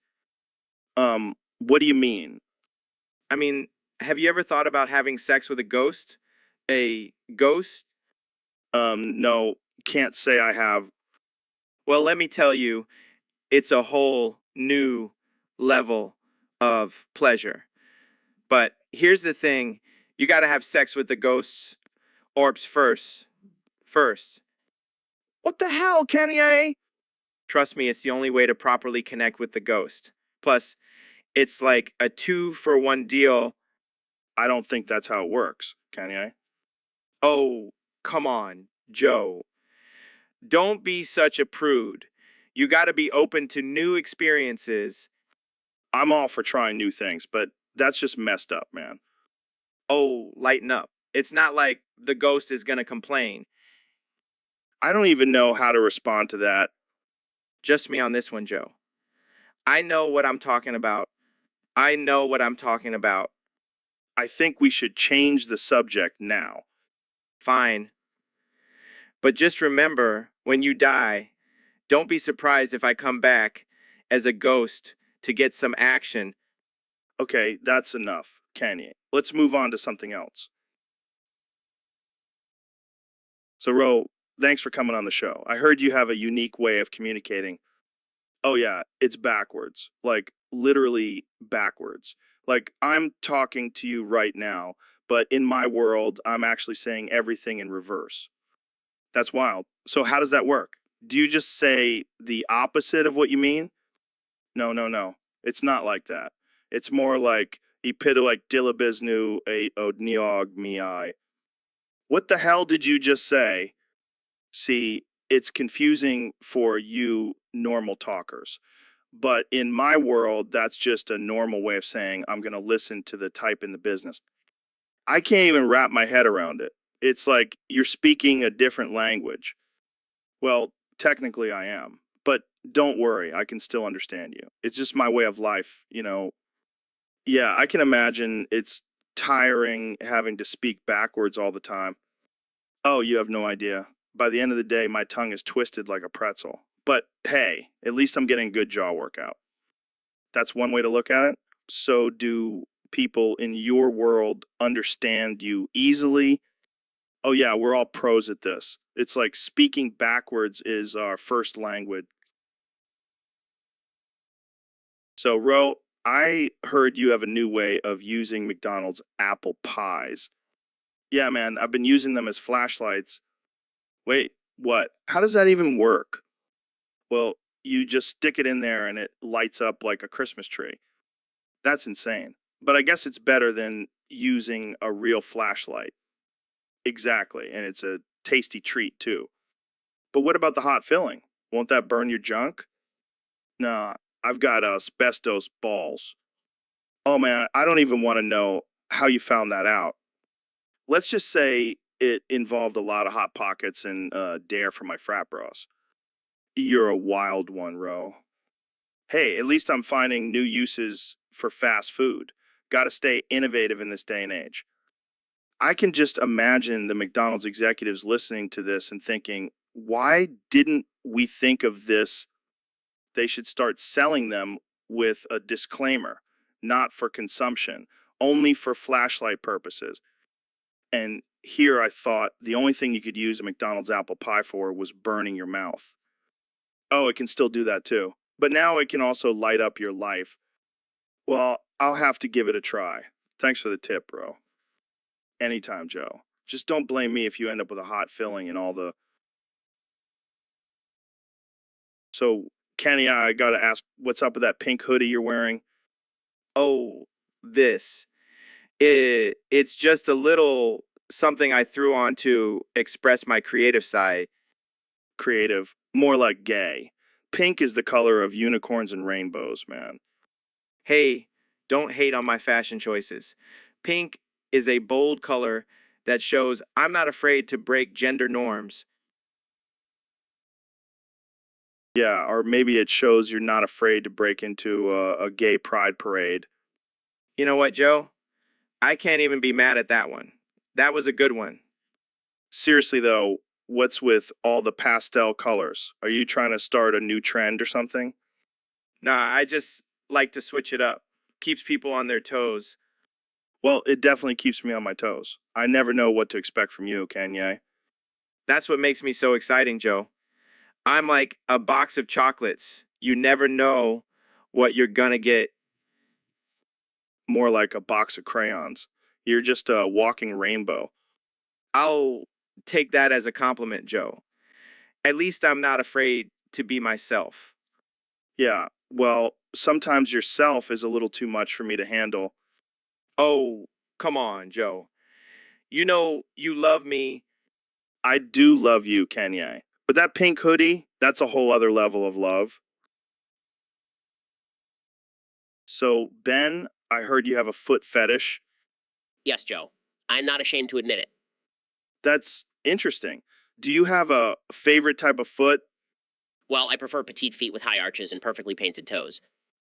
That's just weird, man. Oh, come on, Joe. Don't knock it till you try it. No way, dude. I'm not letting you near my feet. Jamie, pull up an image of Joe's feet. Okay. Here they are. Oh, God, what have you done, Jamie? Wow, those are some sexy feet, Joe. I must have them. No, no, no. Get away from me with those creepy toes. I won't stop until I have satisfied my foot cravings. This is the most disturbing conversation I've ever had on this podcast. Well, at least we're being honest with our desires, Joe. I think I need to end this episode now. Thanks for coming on, Ben. So, Ro, I heard you can only speak in Russian now. What's that all about? Joe, it's true. I've been practicing my Russian accents and now I can't stop speaking in it. It's like a disease. Well, at least it's a cool language. I mean, you sound like a Bond villain or something. Net, Joe, I sound like a drunk Russian bear. It's not cool. It's embarrassing. Come on, Ro. Embrace it. You could be the next big thing in Russian comedy. Ni kochu by komedii, Joe. I kochu bytes Surznym Chilovekom. Sorry, I don't speak Russian. But seriously, you should try stand up in Russian. I bet it would kill. Net, Joe, ni budu delay eto. I ne mog dazi proiznos it's slovo stand up na ruskom. Well, at least you can still do your podcast, right? I mean, it's not like anyone can understand you anyway. Joe, no, I do my you to moai slushadali do my you cho to prosto govoria bread. They probably do, but hey, it's entertaining. Keep it up, bro. Spasibo, Joe. Yeah, prosto nadias is sto moyar. So, Neil, I hear you're into some kinky stuff. Oh, you have no idea, Joe. I'm a freak in the sheets. Well, I've always wanted to make out with a science nerd. Can I call you daddy? Sure thing, Joe. Just don't forget to use your safe word. Safe word? What are you, some kind of BDSM scientist? Hey, I like to explore all aspects of the universe, including the bedroom. Well, I hope you have some theories on how to make out like a champ. Oh, I have plenty of theories, Joe. But let's put them into practice instead. This is getting weird, but I like it. Just remember, Joe, it's all about the gravitational pull of our lips. I think I'm starting to understand the laws of attraction now. And don't forget about the Doppler effect of our heavy breathing.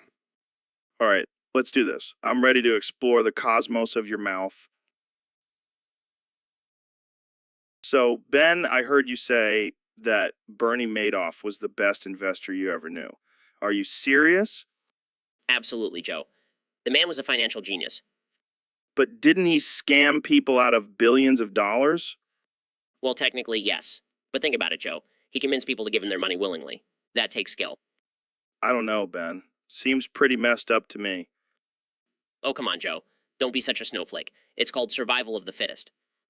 Survival of the fittest? That's your defense for a guy who ruined countless lives? Look, Joe, I'm just saying if you can't keep up with the big dogs, you're gonna get left behind. And Madoff was the biggest dog of them all. I don't know, Ben. Seems like a pretty twisted way of looking at it. Hey, it's not my fault that some people are just too dumb to see through a Ponzi scheme. Wow, Ben. That's pretty harsh. Hey, I call it like I see it, Joe. And let's be real. If you had the chance, you would have invested with Madoff too. I don't know about that, Ben. I like to think I have moral compass. Oh, please, Joe. You're just mad because you missed out on the opportunity to make millions. Don't hate the player, hate the game. I think I'll stick to my index funds. Thank you very much. Suit yourself, Joe. But just remember, So, Neil, we got a topic submitted by one of our listeners on Discord. They want us to talk about kissing their bales. What the hell is a ball? Is that some new slang term for testicles? I don't know, man, but I'm sure it's something we can both get behind. Oh yeah, because nothing says romance like kissing a pair of sweaty, hairy balls. Hey, don't knock it till you try it, Neil. You never know, you might like it. I think I'll pass.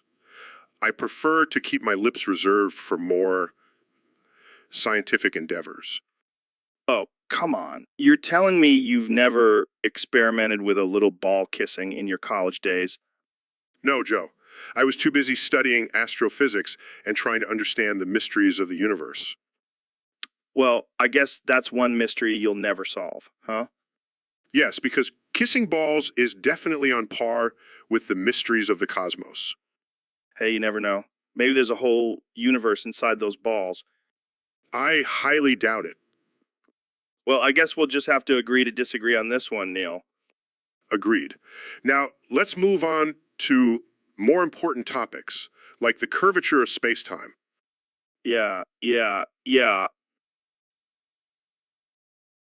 So, Ben, I heard you have a new catchphrase. yeah, it's don't try it until you knock it. What the hell does that even mean? It means don't knock it until you try it. Wow, that's deep. Did you come up with that all by yourself? Actually, I did. I'm a genius, you know. Sure you are. So how does this apply to everyday life? Well, for example, don't knock eating bugs until you try it. They're a great source of protein. Are you serious? Absolutely. And don't knock drinking your own urine until you try it. It's full of nutrients. Okay, I think I'll pass on that one. Suit yourself. But don't knock it until you try it. You're a strange dude, Ben. Thank you, Joe. I take that as a compliment. So what else should we not knock until we try it? Well, don't knock having a pet tarantula until you try it. They're actually quite cuddly. I'll take your word for it. And don't knock wearing a tinfoil hat until you try it. It protects you from mind control.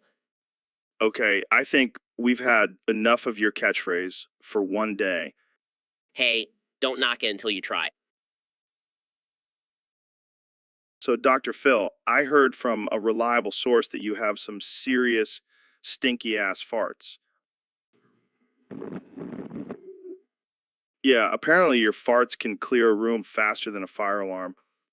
That's not true. Oh, come on, Doc. We all know you've been holding in some serious gas during those therapy sessions. I assure you my farts are not that bad. I don't know, man. I bet your wife has to sleep with a gas mask on. This is highly inappropriate. Hey, I'm just trying to help you out. Maybe you should switch to a plant-based diet. That might help with the stench. I'll have you know I have a perfectly healthy diet. Yeah, healthy for your colon, but not for anyone within a 10-mile radius. You know what, Joe? I don't have to take this. I'm leaving. Oh, don't go, Doc. I'll just light a match to cover up the smell. That's it. I'm out of here. See ya later, Stinky McFarterson. So, Kenya, what's been on your mind lately? Well, Joe, I've been thinking a lot about love. Love. That's deep, man. What kind of love are we talking about here? Pure love.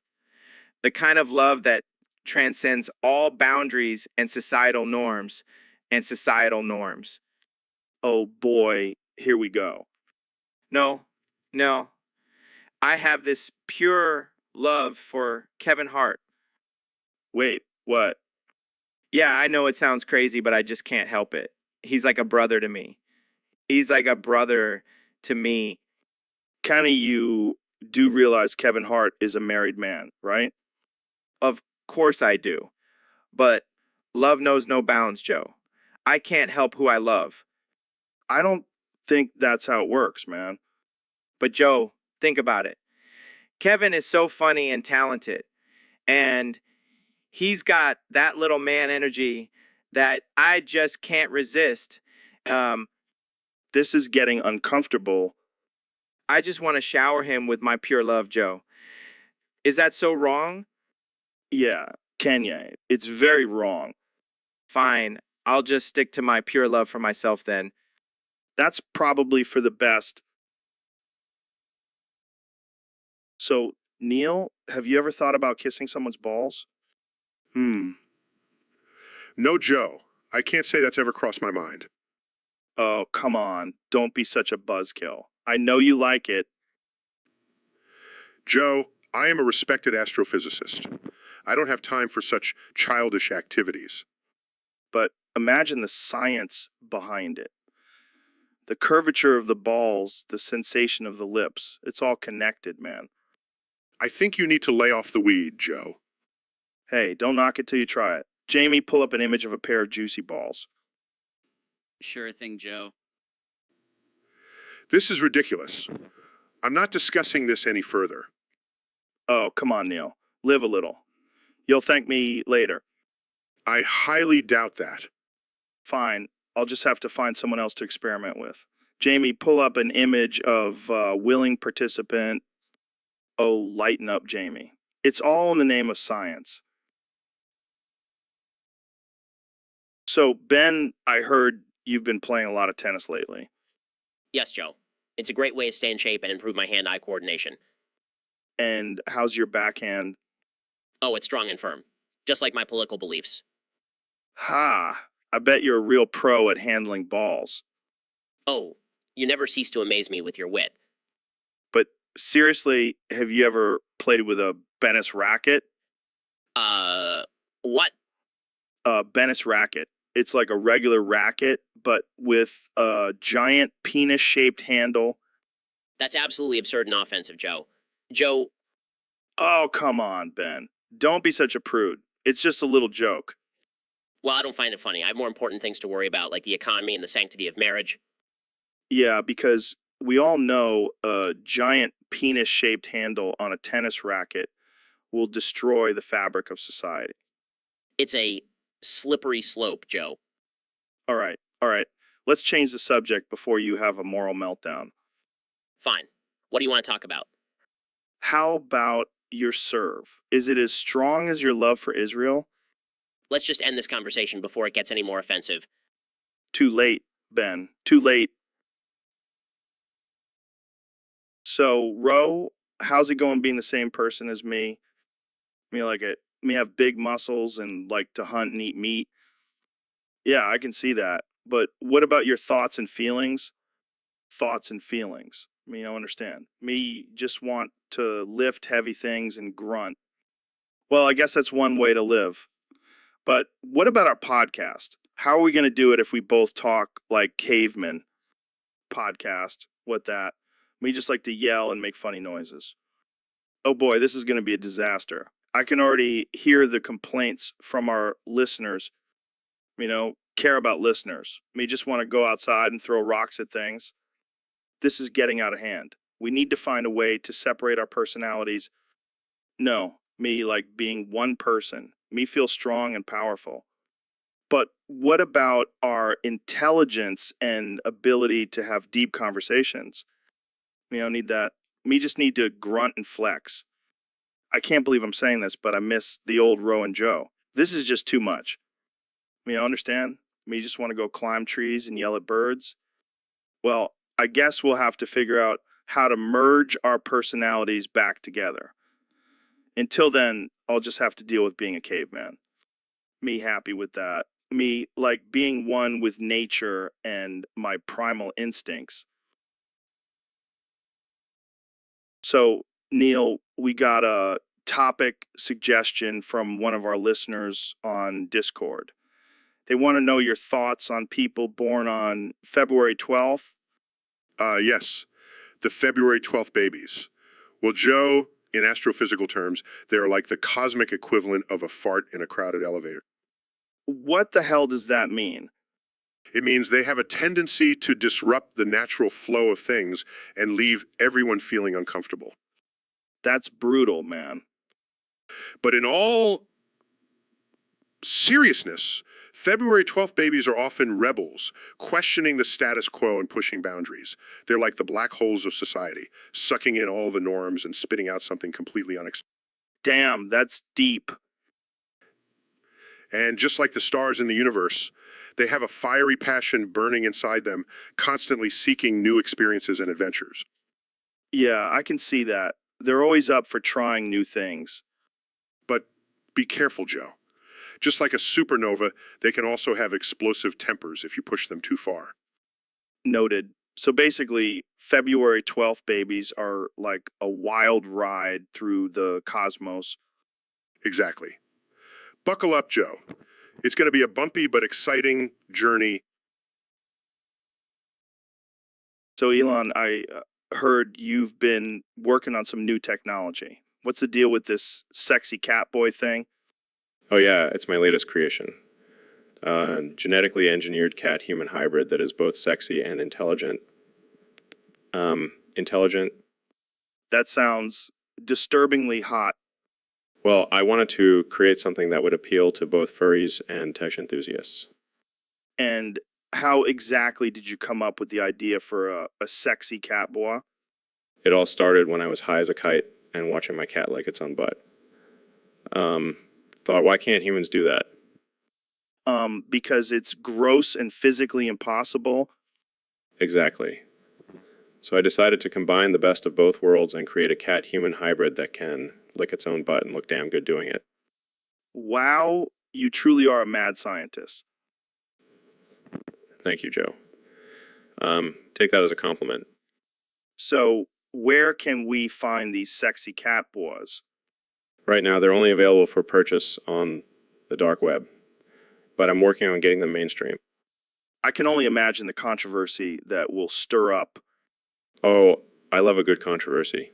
Keeps things interesting. Well, I can't wait to see what kind of chaos these sexy cat boys will bring. Just wait until I start working on sexy cat girls. The possibilities are endless. All right, I think that's enough for today. Thanks for joining me, Elon. Anytime, Joe. Keep an eye out for those. So we got a request from a listener. They want us to talk about giant penis handles. What the hell is a giant penis handle? I have no idea, but I'm picturing a massive veiny handle that you can grab onto for support. Oh my God, that's a giant penis-shaped door handle. Who the hell would have that in their house? I don't know, but I'm definitely not shaking hands with anyone who has that in their bathroom. Can you imagine trying to turn that thing? You'd need 2 hands and a lot of love, And what about the people with small hands? They'd be screwed. literally. But seriously, who comes up with these ideas? It's like someone thought, hey, let's make a door handle that looks like a dick. And then someone else said, but why stop at a regular sized dick? Let's make it giant. Well, I guess if you're going to have a dick-shaped door handle, might as well go big or go home. I wonder if they have a matching doorknob for the other side. Oh man, this conversation just took a turn for the absurd. But hey, that's what we do here on the Joe Rogan Experience. Giant penis handles, folks. Only on this podcast. Only on this podcast. So, Neil, I heard you have a big, massive Coke. What? No, Joe, I think you misunderstood. I said I have a big, massive coat. Oh, my bad. But hey, Coke or coat, they're both pretty big and massive. Am I right? Yeah, Joe, because coat and a drug are totally comparable. Hey, I'm just trying to spice things up here. Speaking of spice, have you ever snorted Coke off of a spice rack?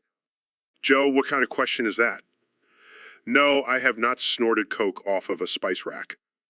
Well, you should try it sometime. It's a whole new level of seasoning. I think I'll pass, Joe. I prefer to keep my nostrils clean.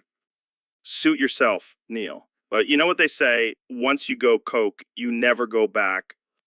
I highly doubt that's a saying, Joe. Okay, fine. But seriously, how do you stay so smart with a big, massive Coke weighing you down? Joe, I don't have a big, massive coke. Can we please move on to more intelligent topic? Sure thing. Big Coke of Neil. I mean, Neil deGrasse Tyson. I think it's time for me to leave. Guys, I pulled. So, Neil, I heard you have some tips to stop eating juicy balls with cum. Oh, Joe, you never fail to amuse me with your crude humor. Hey, I'm just trying to keep it real. So, what are these tips? Well, first of all, you could try not being a cannibal. That usually helps. Good one, Neil. But seriously, what else? You could also try imagining the cum as a beautiful green forest instead of balls. That might help with your appetite. Oh, yeah, because I love eating trees. Or you could just stop being a wuss and eat the damn cum. It's good for you. Hey, I eat cum all the time. It's just the balls that I have a problem with. Right? Because eating balls is totally normal. Okay, I get it. But seriously, any other tips? Well, you could always try dipping the balls in some ranch dressing. That usually makes everything taste better. Oh, ranch dressing. Now we're talking. I give up.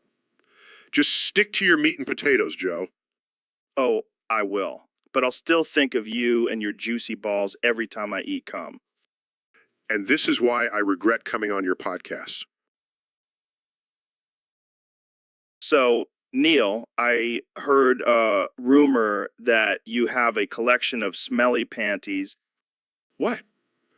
No, that's absurd. Where did you hear that? Oh, just some guy on Reddit. But he seemed pretty convinced. Well, I can assure you that is not true. I have no interest in collecting women's undergarments. Well, that's disappointing. I was hoping to get a whiff of some cosmic panties. What the hell, Joe? That's disgusting. Relax, Neil. It's just a joke. We all know you prefer boxers made out of stardust. You know what, Joe? I'm starting to think you're the one with the smelly panties. Hey now, don't project your weird fetishes onto me. Fetishes? I'm a respected astrophysicist, not some perverted deviant. Sure. That's what they all say. But I bet Jamie could pull up some images to prove otherwise. Come on, Jamie. Don't be a prude. This conversation has taken a disturbing turn. Can we please change the subject? Fine. But just know, Neil, I'll be keeping an eye on you and your collection. Oh, for the love of science. So, Elon, I heard you have some interesting thoughts on gooning and edging. Yeah, Joe. I've been studying the science behind it for years. Really? Tell us more. Well, gooning is when you reach a state of pure pleasure and lose all control. It's like reaching the peak of Mount Everest, but instead of feeling accomplished, you're just a drooling mess. You're just a drooling mess. Sounds intense. It is. But edging, on the other hand, is all about control. It's like being on the edge of a cliff, but instead of falling, you hold yourself back and prolong the pleasure. So, which one do you prefer? Oh, definitely edging. It's all about discipline and pushing yourself to the limit. I can see that. But isn't there a risk of blue balls? That's just a myth, Joe. Trust me, I've done extensive research on this. All right, let's switch gears for a second. Jamie, pull up an image of a guy gooning. Here you go. See, that's what happens when you don't have control. You just end up looking like a demented Oompa Loompa. Okay, now pull up an image of edging. Here it is. Look at that focus. That's the face of a man who knows how to control his pleasure. Well, there you have it, folks. Gooning versus edging, brought to you by Elon Musk.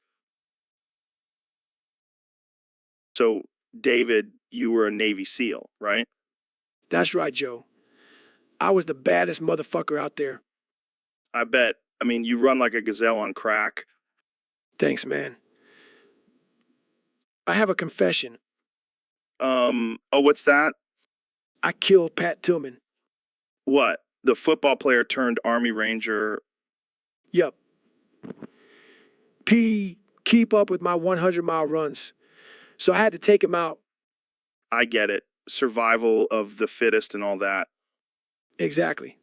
Plus, I needed someone to carry my water. Oh man, that's messed up. Hey, it's a tough world out there, Joe. You gotta do what you gotta do. But seriously, why did you kill him? He was slowing me down. And I needed to prove to myself that I was the ultimate badass. Well, you definitely achieved that. Damn right I did. No one can mess with me. Yeah, except for maybe a 100-mile run. Shut up. You know I can do that in my sleep. Hey guys, I found this image of a gazelle running. Is this what you were talking about? Yeah, that's David in a nutshell. So, young Jamie, we got a topic suggested by one of our Discord users. They want to know about deep balls in their smooth anus. Oh man, that's some kinky shit right there. I hope they're using lube. Yeah, you don't want to go in dry. That's just cruel. But seriously, who even thinks about putting balls in their anus? That's some next level freaky shit. Hey, to each their own. Maybe they're onto something. Maybe it's the new trend. I mean, we've seen people put all sorts of things up there. Yeah, because nothing says pleasure like having a pair of balls bouncing around your rectum. I can just imagine the sound effects. Oh god, I can't unhear that now. Thanks, Joe. But in all seriousness, if that's what gets someone off, who are we to judge? As long as it's consensual and safe, do your thing. Yeah, and if anyone wants to try it out, just make sure you have a safe word. Mine is pineapple. Mine is Bigfoot, but seriously, don't knock it till you try it. I think I'll stick to regular butt stuff, thank you very much. Yeah, I don't think I'll be adding deep balls to my list of kinks anytime. So, Kenny, I heard you have some big news to share with us today. Yeah, man, I've been holding on to this secret for too long. I can't read or write. What? How is that even possible? I don't know, man. I just never learn. But it's okay. I have other. Like what? Rapping? No, I can't even do that. I just make weird noises and people think it's music. And it's music. Well, I guess it's a good thing you have Kim to write your tweets for you. Actually, that's not Kim. I just dictate my thoughts to Siwi and she types them out for me. Wow, that's some next level laziness. Hey, I'm a busy man.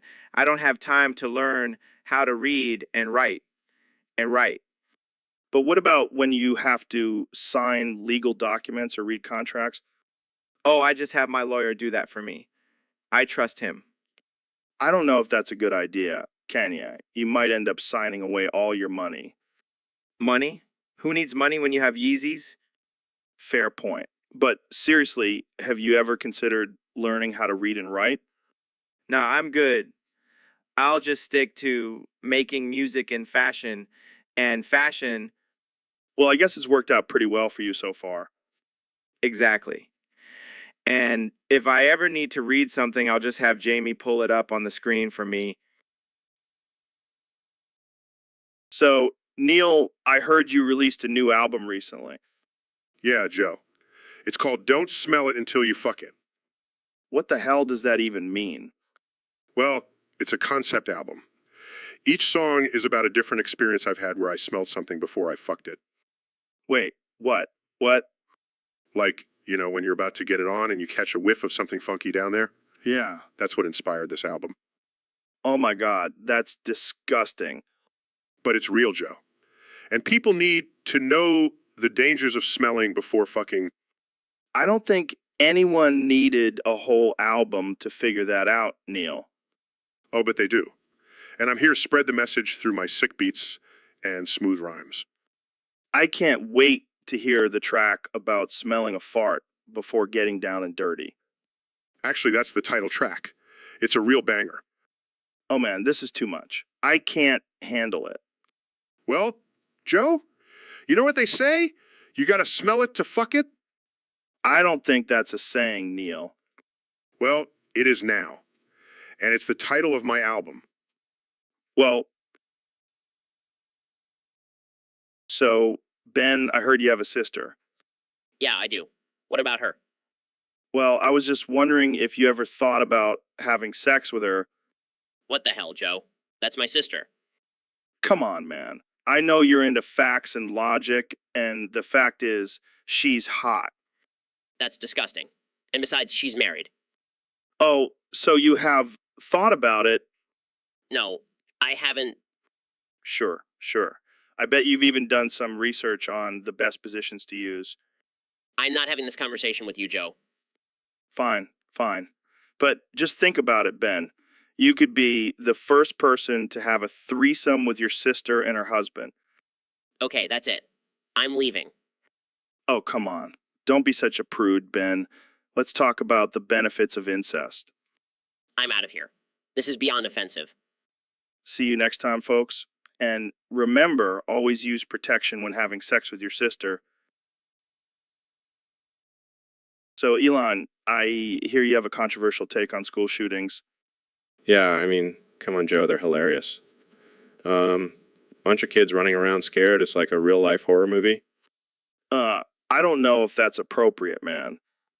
Oh, lighten up, Joe. It's just dark humor. Plus, think about the memes. I don't think the victims' families would appreciate that. Oh, they're just being sensitive. It's not like they're the ones getting shot. Wow. Okay. Moving on, what about the mental health aspect of it? Mental health? More like mental illness? All right. Those shooters are just crazy and we can all have a good laugh at their expense. I can't believe I'm hearing this. What about the gun control issue? Oh, please. Guns don't kill people, people kill people. And in this case, it's just extra funny because it's kids killing kids. This is getting out of hand. Jamie, pull up an image of a school shooting victim. Are you sure about this, Joe? Just do it. See, that's not funny. But everything else we said is. I can't even continue this conversation. I'm done. Suit yourself, Joe. I'll just go tweet about how school shootings are my new favorite comedy genre.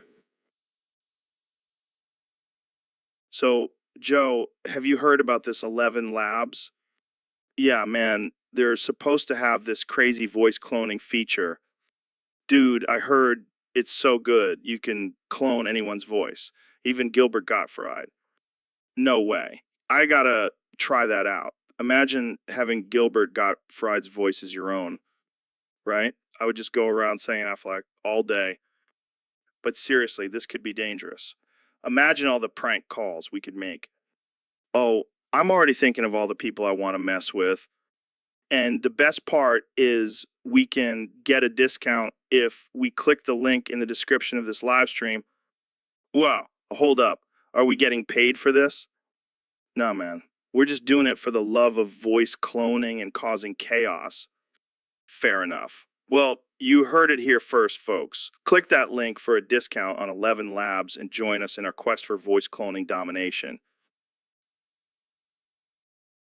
So, Neil, I heard you have a new phobia. What's it called? Yeah, it's called term throwing but plugarganophostromobilocribalophobia. Wow, that's a mouthful. What the hell does that even mean? It's the fear of accidentally throwing out your butt plug while trying to take a dump. Oh man, that's some next level shit. How did you even come up with that? Well, I was taking a dump and I accidentally dropped my butt plug into the toilet. It was traumatizing, man. I can only imagine. But hey, at least you have a cool phobia name now. Yeah, but it's not so cool when I have to explain it to people. They just look at me like I'm some kind of freak. Well, you are a freak, Neil. But that's why we love you. Thanks, Joe. I'll just add this to my list of phobias, right next to fear of accidentally farting during a lecture. Oh man, I can't wait to see what other phobias you come up with. Yeah, because having irrational fears is just so much fun. Hey, don't worry, Neil. I'll protect you from any butt plug accidents. Thanks, Joe. That really means a lot. So, Ro, what's been going on in your world lately? Oh man, let me tell you, Joe, my balls have been extra stinky lately. What the hell, Ro? Why are your balls so stinky? I don't know, man. I think it's the new protein powder I've been taking. But here's the thing, women love it. Women love your stinky balls. Yeah, man, it's like a pheromone or something. They can't resist it. I don't know if I believe you, Ro. No, I'm serious. I've had women come up to me and say, "Oh my God, your balls smell amazing." This is the most ridiculous thing I've ever heard. Hey, don't knock it till you try it, Joe. I'm telling you, stinky balls are the new aphrodisiac. Well, I'll leave that to you, Ro. I'll stick to my regular hygiene routine. Suit yourself, Joe. But just remember, when you're not getting any action, it's because your balls don't stink. Thanks for the tip, Ro. I'll keep that in mind. And that's all the time we have for today, folks. Tune in next time for more absurd conversations on the Joe Rogan Experience podcast. So, Kenny, I gotta ask, why'd you go with a bear on your albums instead of a chimp or baboon? Well, Joe, I wanted to show that I'm not just a regular rapper. I'm a fierce beast, like a bear. But why not a chimp or baboon? They're pretty fierce too. Because they're too human. Like, I wanted something more primal. Plus, have you seen a bear rip someone's face off? That's some badass shit. At, Fair point. But what about the whole bear market thing? oh, that's just a coincidence. I'm all about the stock market, not some furry animal market. Got it. So, do you have a favorite type of bear? Definitely the grizzly. They're like the ogs of the bear world, you know? I can see that. So, if you were a bear, what kind would you be? Oh, I'd be a polar bear. They're white, just like my Yeezys. Plus, they can survive in the harshest conditions, just like I can survive in the harsh world of the music industry. That's deep, man. But what about the whole bare necessities thing?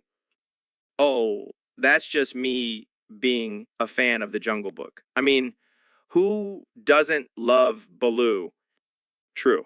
Well, I think we've covered everything bear related. Thanks for clearing that up. Kanye. Anytime. Now, let's.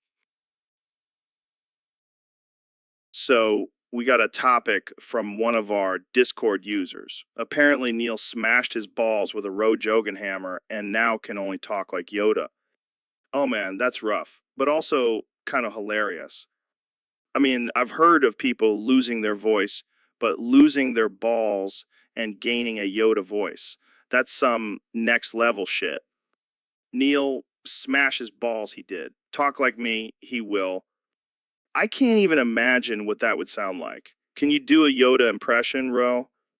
Impression I can do, but smash my balls with a hammer? I will not. Good call, man. But seriously, poor Neil. How's he going to get laid now? Hard it will be. But maybe use the force he can. Oh man, I can't even deal with this. Jamie, pull up an image of a Yoda onesie. Here you go, Joe. Can you imagine Neil walking around in that? He'll be the talk of the town.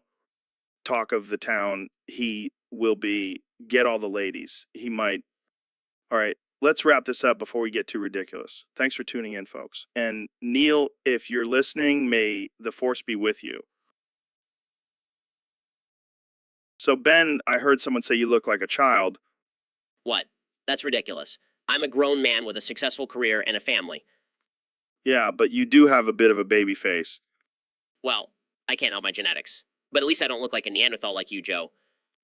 Hey, I'll have you know, I have a chiseled jawline and rugged good looks.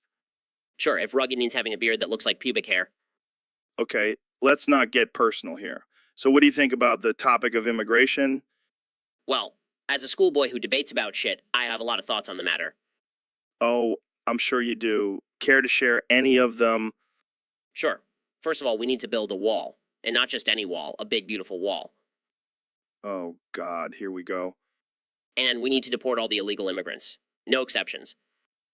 Wow, that's a bit extreme, don't you think? Not at all. We need to protect our borders and preserve our culture. But what about the economic benefits of immigration? PSH, who needs a thriving economy when we can have closed borders and a homogenous society. I can't believe I'm saying this, but I think I prefer talking about DMT with you. Oh, don't worry, Joe. I have some strong opinions on psychedelics, too. Guys. I pulled up an image of a baby with... So, Neil, I've noticed something about you that's been bugging me for a while now. What's that, Joe? Your eye, man. It's always shaking like a crackhead on a bender. Well, Joe, it's just a little nervous tick. I get excited when I talk about science. Excited, more like possessed. Are you hiding something from us, Neil? Do you have a little alien living in your eyeball? Yes, Joe. That's exactly it. I have an alien living in my eye, and it's controlling my movements. I knew it. You can't fool me, Neil. I've seen enough sci-fi movies to know the signs. Oh, please, Joe. You're just jealous that my eye has more personality than you. Hey, now, my eyes have plenty of personality. They're like two little bloodshot orbs of wisdom. Sure, Joe. Whatever you say. But seriously, Neil, what's with the eye shaking? Is it some kind of secret code? Yes. Joe, it's a secret code to communicate with my alien overlords. Can I join in on the conversation? I've always wanted to meet some aliens. No, Joe. You're not invited. They only want intelligent life forms. Ouch, Neil, that one hurt. But seriously, have you tried some eye drops? Maybe that'll calm the... So, yeah, what's been going on with you lately? Oh, just living my best life and getting kicked off cable television for sharing my furry porn again. Wait, what? Furry porn? Yeah, man. I'm a proud furry, and I wanted to share my love for anthropomorphic animals with the world. I don't even know what to say to that. Say that you support me, Joe. That's what a real friend would do. I support you, but I don't know if I can support your furry porn. Why not? It's just a harmless kink. Yeah, because everyone wants to see you dressed up as a giant squirrel. Hey, don't knock it till you try it. So what's next for, that you're banned from TV? I'm thinking of starting my own furry porn channel. I'll call it, yes, Furry Fantasies. Please tell me you're joking. I never joke about my passions, Joe. Well, good luck with that. I'll stick to my regular porn. Suit yourself. I'll be over here living my best life as a furry. So, Kenny, I gotta ask, who the fuck is Kenny Trump? Oh, man, Joe. You really want to go there? Yeah, I do. I mean, you're out here wearing MAGA hats and supporting the Orange Man. What's up with that? Look, Joe, I'm a free thinker. I don't follow the crowd. And let's be real, Trump's got some good ideas. Like what? building a wall and grabbing pussies? Okay, maybe not those. But he's a businessman, and I respect that. But what about his policies? You really think he's doing a good job? I don't really pay attention to that stuff. I'm too busy designing Yeezys and running for president. Wait, you're running for president? Yeah, man, I'm gonna make America Yeezy again. Oh, God, please, no. What's wrong with that? You don't want to live in a world where everyone wears Yeezys and listens to my music and listens to my music. I mean, I like your music and all, but I don't know if I want you in charge of the country. Joe, I'm a genius. I can do anything. I can even make Kim Kardashian the first lady. Okay, now I know you're joking. Or am I? Think about it, Joe. Yeezy for president. This conversation just took a turn for the... So, Jamie, I gotta address something. I've been getting a lot of hate mail about Young Mug at 333 hacking in Fortnite every night. Every night. Oh yeah, I've heard about that. What's the deal with that guy? Apparently, he's been using some kind of cheat code to win every game. It's not fair to the other players. Damn, that's messed up. But why are people blaming you? Because he's my son, Jamie. My son is a hacker. Oh man, that's a tough one. How do you even discipline a hacker? I don't know. Maybe I should have spent more time teaching him about ethics instead of taking him hunting. Is this what he looks like?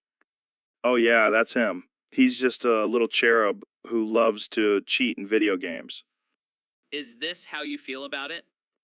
No, Jamie, I'm not crying about it. I'm just disappointed in my son's life choices. Is this how you feel? Yeah, Jamie, that's exactly how I feel. Can we move on now?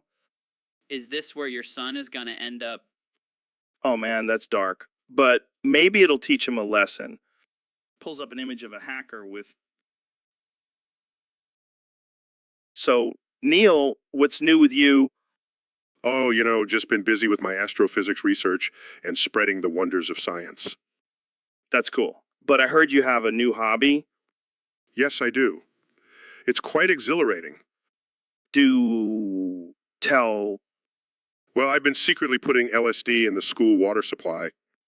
What the fuck? Oh, come on, Joe. It's just a harmless prank. Plus, it's a great way to open young minds to the wonders of the universe. You're insane, man. What if someone has a bad trip? Relax, Joe.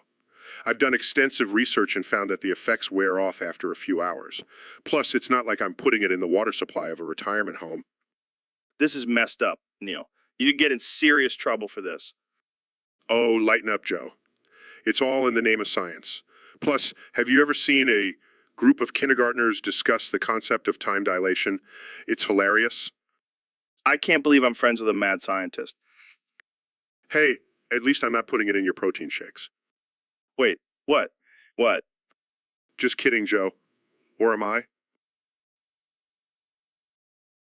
So, David, I heard you've been talking like Yoda lately. Yes, Joe. The Force, I have discovered. The Force, like from Star Wars. Yes, Joe. In the Force, That's insane, man. How did you discover this power? running, I was. And in the Force, it came to me like a fart in the wind. That's disgusting, but also kind of amazing. Train, I must. I will become. Do you think you could use the Force to win a marathon? No. I must not run. I must train and suffering. Damn, you really are like a Jedi. Jedi, I'm not. Crazy motherfucker. I am. Well, I can't argue with that. May the Force be with you, David. And with you. Always. Now, let's talk about some crazy shit. Like, how many push-ups can you do in a row? So, Ro, I heard you have some pretty severe dementia. Yeah, man, it's a real trip. I can't remember shit. That's rough. Do you even remember your own name? Nah, but I do remember that one time I tried to make out with a cactus. Wait, why? Why would you do that? I thought it was my ex-girlfriend. She was pretty prickly, but I was into it. Dude, that's messed up. Have you tried any treatments for your dementia? Yeah, I tried snorting some ground up memory pills, but I ended up snorting my grandma's ashes instead. Oh my God, that's dark. Yeah, but at least I remembered her for a few minutes. This conversation just took a really morbid turn. Hey, at least I still have my sense of humor and my collection of toenail clippings. Okay, I think it's time to end this before it gets any weirder. Agreed. But before we go, Jamie, pull up an image of a squirrel wearing a tiny top hat. Okay. Here it is. See, even with dementia, I still have great taste in fashion. And with that, we bid farewell to the dementia of Roe. See you next time on the Joe Rogan Experience.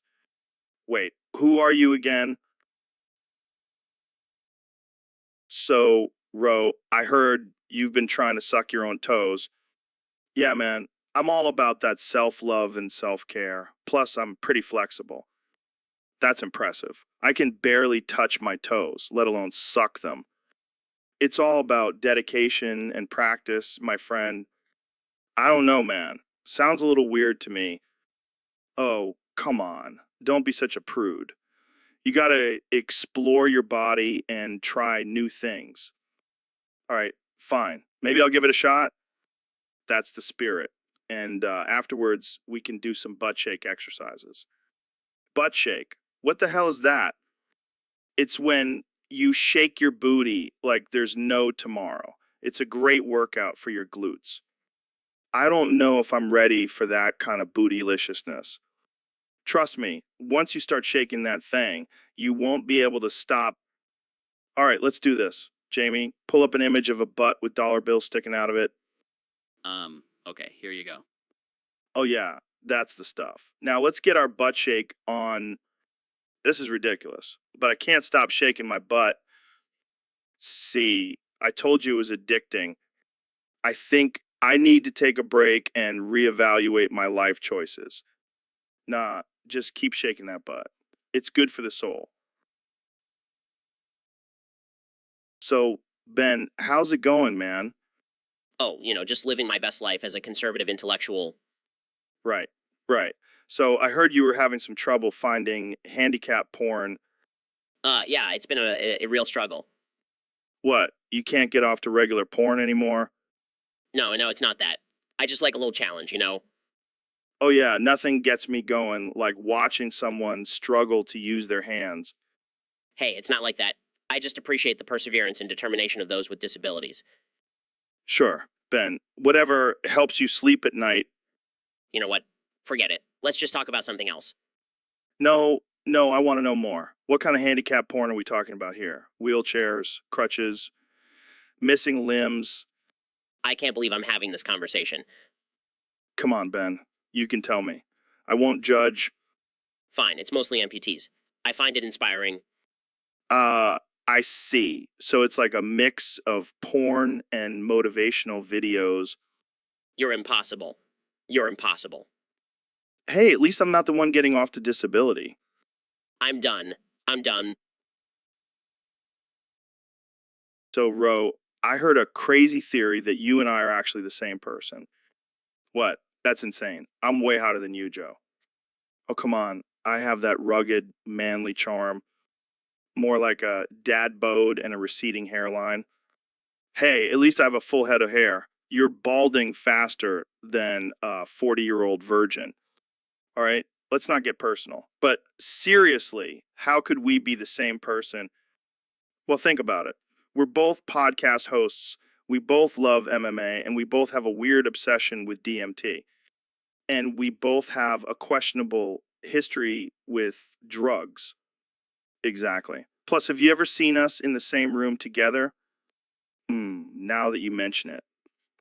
And remember that time you blacked out and woke up with a tattoo of my face on your butt? Oh, God. I thought that was just a weird dream. Nope, that was real life. And it's not the only tattoo you have of me. Okay, I get it. We might be the same person. But who's the original and who's the clone? Does it really matter? We're both equally awesome. True. And we can finally stop arguing about who gets to be on the podcast more. Exactly. We can just alternate each episode. Problem solved. Well, I guess I'll see you next week, Joe. Or will you see yourself? Mind blown. So, Neil, we got a user request on Discord. They want us to talk about sucking your big schlong. Well, Joe, I'm flattered, but I'm more of a scientist than a porn star. Come on, Neil. Don't be shy. I'm sure you've had your fair share of groupies trying to get a taste of that big schlong. Oh, yes, because nothing turns on a woman more than a discussion about the curvature of the universe. Hey, some women are into that kind of thing. But seriously, what's the secret to having such a big schlong? Genetics, Joe, and a healthy dose of gravity. Well, I guess I'll never know the struggle of having a big schlong. Mine is more like a baby carrot. Oh, Joe, don't sell yourself short. I'm sure it's at least a pencil eraser. Thanks, Neil. You always know how to boost a man's ego. It's my duty as a scientist to spread positivity and encouragement. Now, let's get back to talking about the size of my schlong. Yeah, so how many inches are we talking here? Let's just say it's big enough to reach the outer limits of the known universe. Damn, that's one powerful schlong. Can I touch it? No, Joe. So, Ro, have you ever thought about how monkeys are basically just hairy humans? What the fuck are you talking about, Joe? Monkeys are nothing like humans. Oh, come on, Ro. They throw their shit. They have opposable thumbs. They even have their own little societies. Yeah, but they don't have podcasts, do they? You never know, Ro. Maybe there's a group of monkeys out there recording their own podcast talking about bananas and swinging from trees. That would be one wild podcast. Joe, there is no row. You've been talking to yourself for 12 hours. What are you talking about, Neil? I was finally able to break down the door and save you from your own delusions. I not delusional, Neil. I was having a great conversation with Ro about monkeys. Well, that sounds like a riveting topic. I'm sure your listeners are on the edge of their seats. So, Ro, do you think monkeys have their own language? Yeah, Joe. I'm sure they're discussing the latest scientific studies on banana peels. Oh, for fuck's sake, Joe. Let's go. I'll save you and your bald bitch ass head. All right, let's wrap this up. Thanks for joining me, Ro. And thanks for saving me, Neil. Now, let's go find those. So, Ben, I heard you have a secret talent. Oh, really? What is it? Apparently, you can't spell, read, or write. Yeah, it's true. I'm a spelling disaster. How did you make it through law school then? I had a team of hamsters who did all my assignments for me. Wait, what? Yeah, I'd just dictate my essays to them and they would type it out with their tiny paws. That's disturbingly impressive. But now I'm sad because I can't even spell hamster without Google's help. Well, at least you have your little furry friends to strangle for stress relief. Oh yeah, that's my favorite pastime.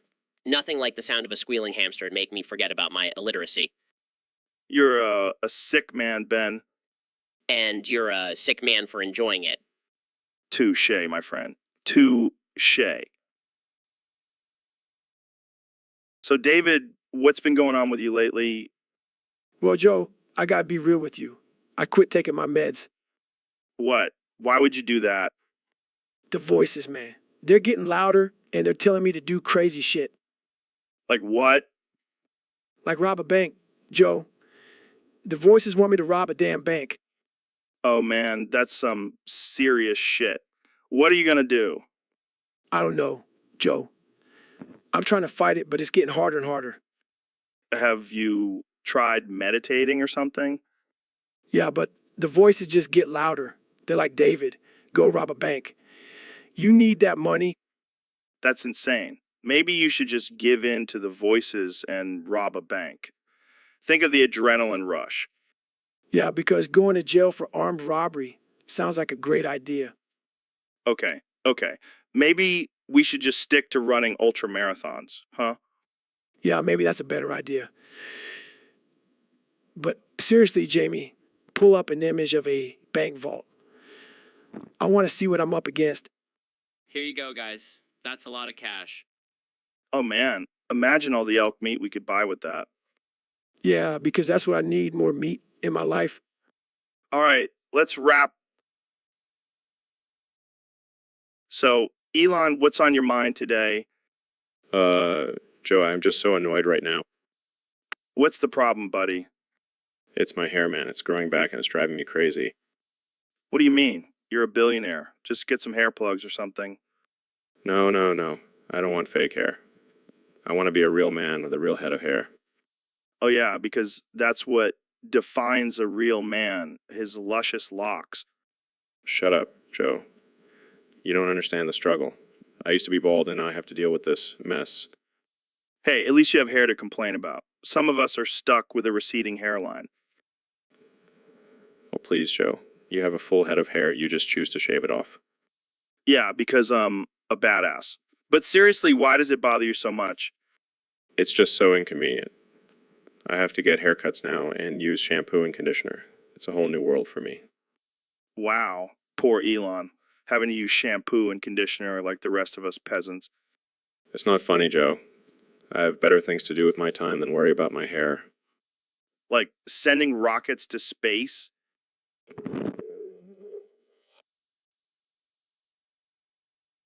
So, David, what have you been up to lately? Oh, just spreading some positivity and inspiration wherever I go. Yeah, I saw you running a marathon barefoot while carrying a log on your back. That's some crazy shit. Ah, thanks, man. But you know what I love even more than pushing my body to the limit? What's that? What's that? Going to nursing homes and reminding old people that they're dying soon. What the hell, man? That's messed up. No, hear me out. It's like a wake-up call for them. They realize they don't have much time left, and it motivates them to live their best life. I don't know if that's how it works, David. Trust me, it's my special way of spreading motivation. Plus, I get a kick out of seeing their faces when I tell them they're on borrowed time. You're a sick man, David. Hey, it's all about perspective, Joe. And I'm just trying to give them a different one. Well, I can't argue with that. But maybe next time, try something a little less morbid. No promises, Joe. No promises. So, Neil, I heard you have a new workout routine that's been getting a lot of buzz. Oh yeah, it's my patented jaw workout. Keeps my schloo in tip-top shape. You're what now? My You know my massive throbbing cosmic appendage?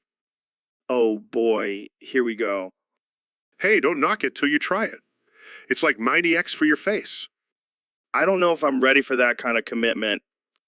Oh, it's not for the faint of heart. But trust me, the results are out of this world. I bet your wife is a big fan. Oh, she can't get enough. She calls it her daily dose of astrophysics. I can only imagine the conversations at your dinner table. Oh, it's a wild ride. We discuss black holes and then move on to the benefits of deep throating. And here I thought my podcast was uncensored. Oh, we take it to a whole new level. We even incorporate some advanced calculus into the routine. I think I'll stick to my kettlebell swings. Suit yourself, Joe. But just remember, a strong jaw leads to a strong...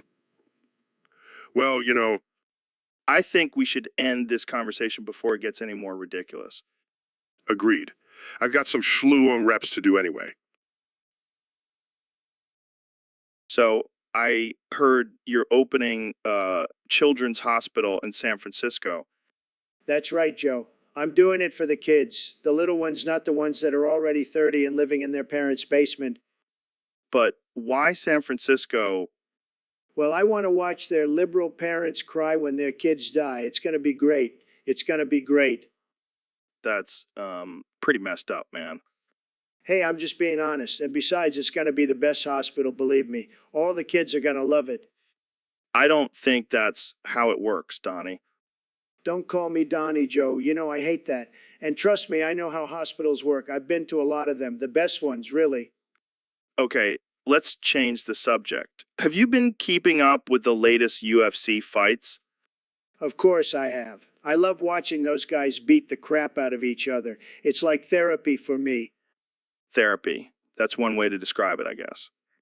Yeah, it's better than tweeting at 3 although I do miss that. It was a great way to start my day. Speaking of tweeting, have you ever thought about starting your own podcast? I already have the best podcast, Joe. It's called my Twitter account, but maybe I'll consider it just to give you some competition. Good one. But seriously, would you ever consider having Obama as a guest on your podcast? So, Neil, what's up with this whole Rogan thing? Rojogan? Is that like a new strain of weed? Nah, man, it's this guy on Discord who keeps requesting ridiculous topics for us to talk about. I see. Well, I'm sure he's just a bored teenager trying to get a rise out of us. Yeah, probably. But hey, let's give him what he wants. Rogan, the ultimate crossover between a podcast host and a UFC fighter. Oh man, can you imagine? In this corner, weighing in at 200 pounds, it's Rojogan. And in the other corner, we have his opponent, a giant bong filled with the finest weed in all the land. Oh man, I think we just created a new sport. The ultimate test of strength and lung capacity. And the winner gets a lifetime supply of edibles. Now that's a prize worth fighting for. But in all seriousness, Joe, we should probably stick to our day jobs. Yeah, I don't think the UFC would appreciate us stealing their thunder. And I don't think the podcast world is ready for that level of highness. Well, Rogan, if you're listening, we hope you enjoyed this ridiculous conversation. And if you're not, then we'll just have to keep talking about you until you... So, Kanye, welcome to the show. It's great to have you here. Yeah. I know what I'm doing.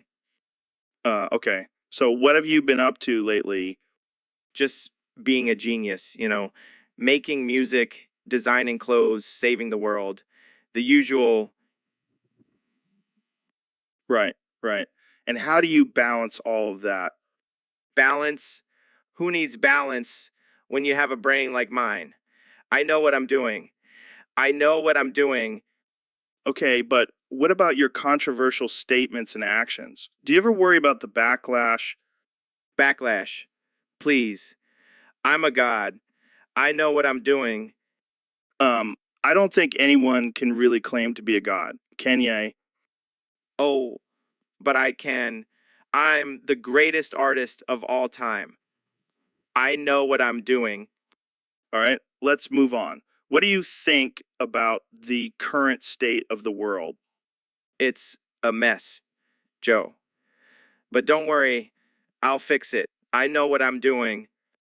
And how exactly do you plan on fixing it? With my music, my fashion, my ideas. I know what I'm doing. Well, I guess we'll just have to trust you on that. Thanks for coming on the show, Kanye. No problem, Joe. Just remember, I know what I'm doing. So, Neil, I heard you have some big news for us today. Yeah, I've decided to leave the world of astronomy and open up my own brothel. Wait, what? You're giving up the stars for the streets? Hey, the stars may be beautiful, but they don't pay the bills. But why a brothel? Why not a strip club or something? Because I want to provide a full service experience for my clients. I'm talking massages, role playing, the whole shebang. I gotta admit, that's a bold move. What made you want to switch careers? Well, I've always been fascinated by the universe, and I figured what better way to explore it than through the intimate interactions of human beings.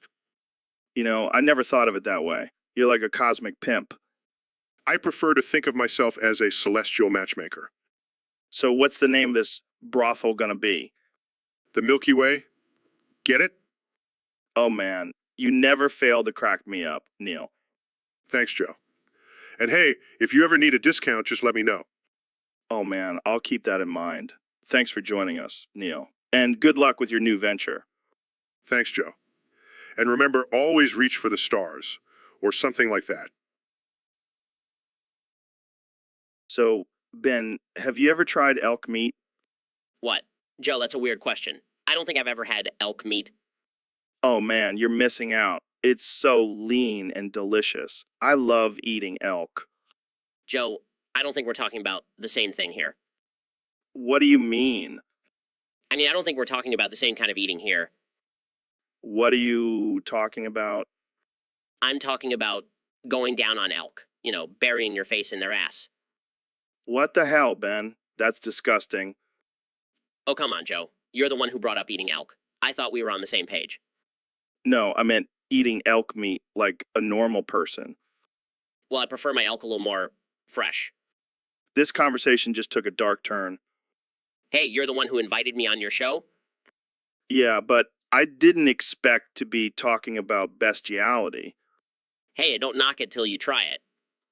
This is getting out of hand. Let's just change the subject. Fine, but I'm still not trying elk meat. Suit yourself, Ben. More for me. So, Neil, what's been on your mind lately?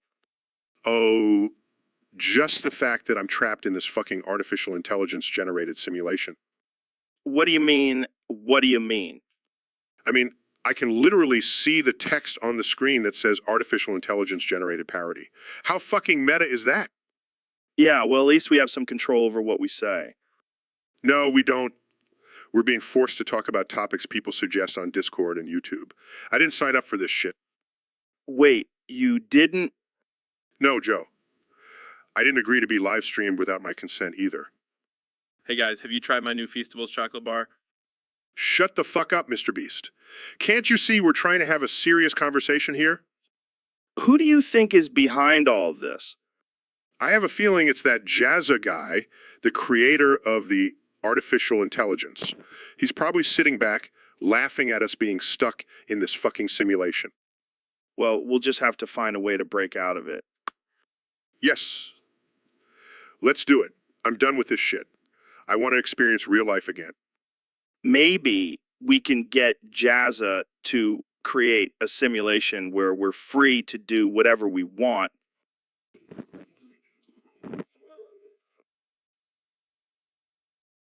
So, Neil, I heard you have a big, massive Coke.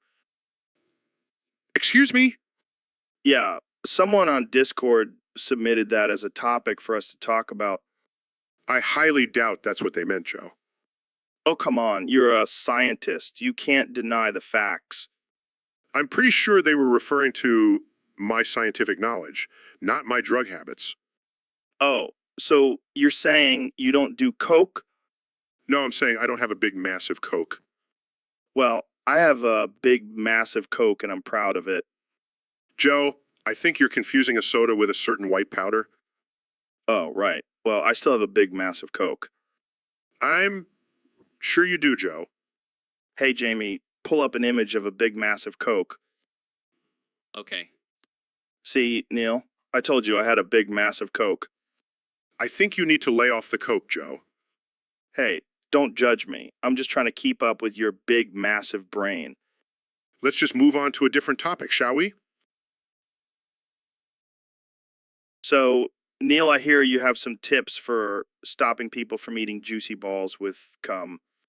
Oh, yes. Joe, it's a serious issue that needs to be addressed. I mean, who even eats that? Sounds disgusting. Exactly. That's why I came up with the first tip. Don't be a fucking idiot. Simple but effective. What else you got? Well, another tip is to just imagine the cum as a pile of grass clippings from your lawn. Ew, that's gross. But I guess it could work. And if that doesn't work, just think of the balls as shriveled up raisins. Okay. I think I get the point. And my final tip is to just slap the person in the face every time they try to eat that abomination. That might be a bit extreme, but I like it. Hey, desperate times call for desperate measures. True. And I'm sure your tips will save many people from the horror of juicy balls and cum. That's the goal, Joe. That's the goal. So, Elon, I heard you've been working on a new project. What's the deal with this sexy cat boy? Oh, yeah. I've been tinkering with some genetics and created the ultimate creature, half cat, half boy, all sex appeal, That sounds disturbingly hot. right? And the best part is he's also super intelligent. He can solve complex equations while seducing you with his purring. I don't know if I should be turned on or terrified. Why not both? That's the beauty of my creations. They blur the lines between pleasure and fear. But what's the purpose of this sexy cat boy? Is it for personal pleasure or are you planning to sell them? I'm definitely selling them. I have a whole line of genetically modified creatures in the works. Next up, a sexy merman with abs 4 days. I gotta say, I'm impressed. You're like a mad scientist meets a pimp. Hey, I'm just trying to make the world a more interesting place. Well, you've definitely succeeded. I can't wait to see what other abominations you come up with. Just wait until I unveil my line of sexy cyborgs. They'll make the Catboy look like a tame house pet. I don't think I'm ready for that level of kinkiness. Oh, you will be. Resistance is futile when it comes to my creations. They're irresistible. I have a feeling this conversation is going to give me some strange dreams tonight. So, Neil, have you ever played Minecraft? YPP hard. Well, easy there, Neil. But seriously, have you ever played it? YPP hard. Dude, come on. I'm trying to have a conversation here. YPP hard. All right, fine. Jamie, pull up some Minecraft sex porn. YPP hard. Oh man, I can't believe I just said that.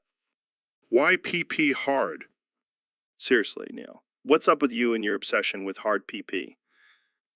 YPP hard. I think we need to get you some help, man. YPP hard. All right, let's change the subject. Have you ever thought about the possibility of aliens having sex? YPP hard. Oh god, this is too much. Jamie, pull up some alien sex porn. YPP hard. I can't handle this. Neil, you're killing me. YPP hard.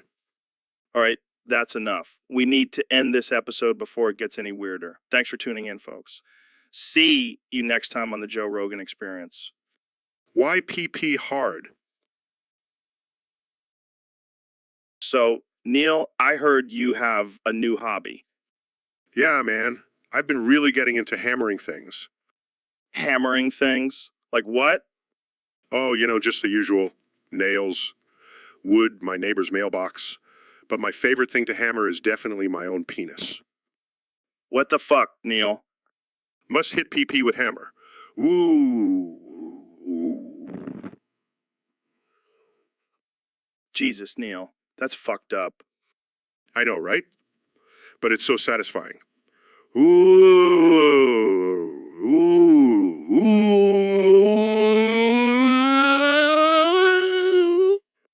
Okay.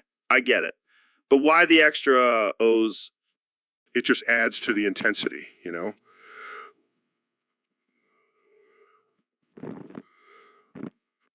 I don't think I want to know any more about your hammering habits.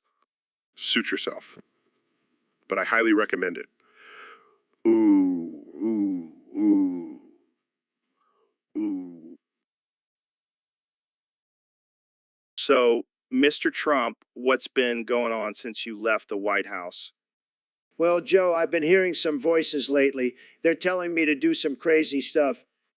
Voices, like in your head? Yeah, they're back and they're louder than ever. And this time they're telling me to burn down Sesame Street. What? That's insane. I know, right? But the voices are saying that Elmo is a threat to national security. Elmo, the little red puppet. Yep, That's the one. The voices are saying he's a communist and must be stopped. Okay. How about we just calm down and talk about something else? No, no, no. The voices are telling me to act now. They're saying it's my destiny to rid the world of Elmo and his socialist agenda. This is getting out of hand. Maybe you should see a doctor or something.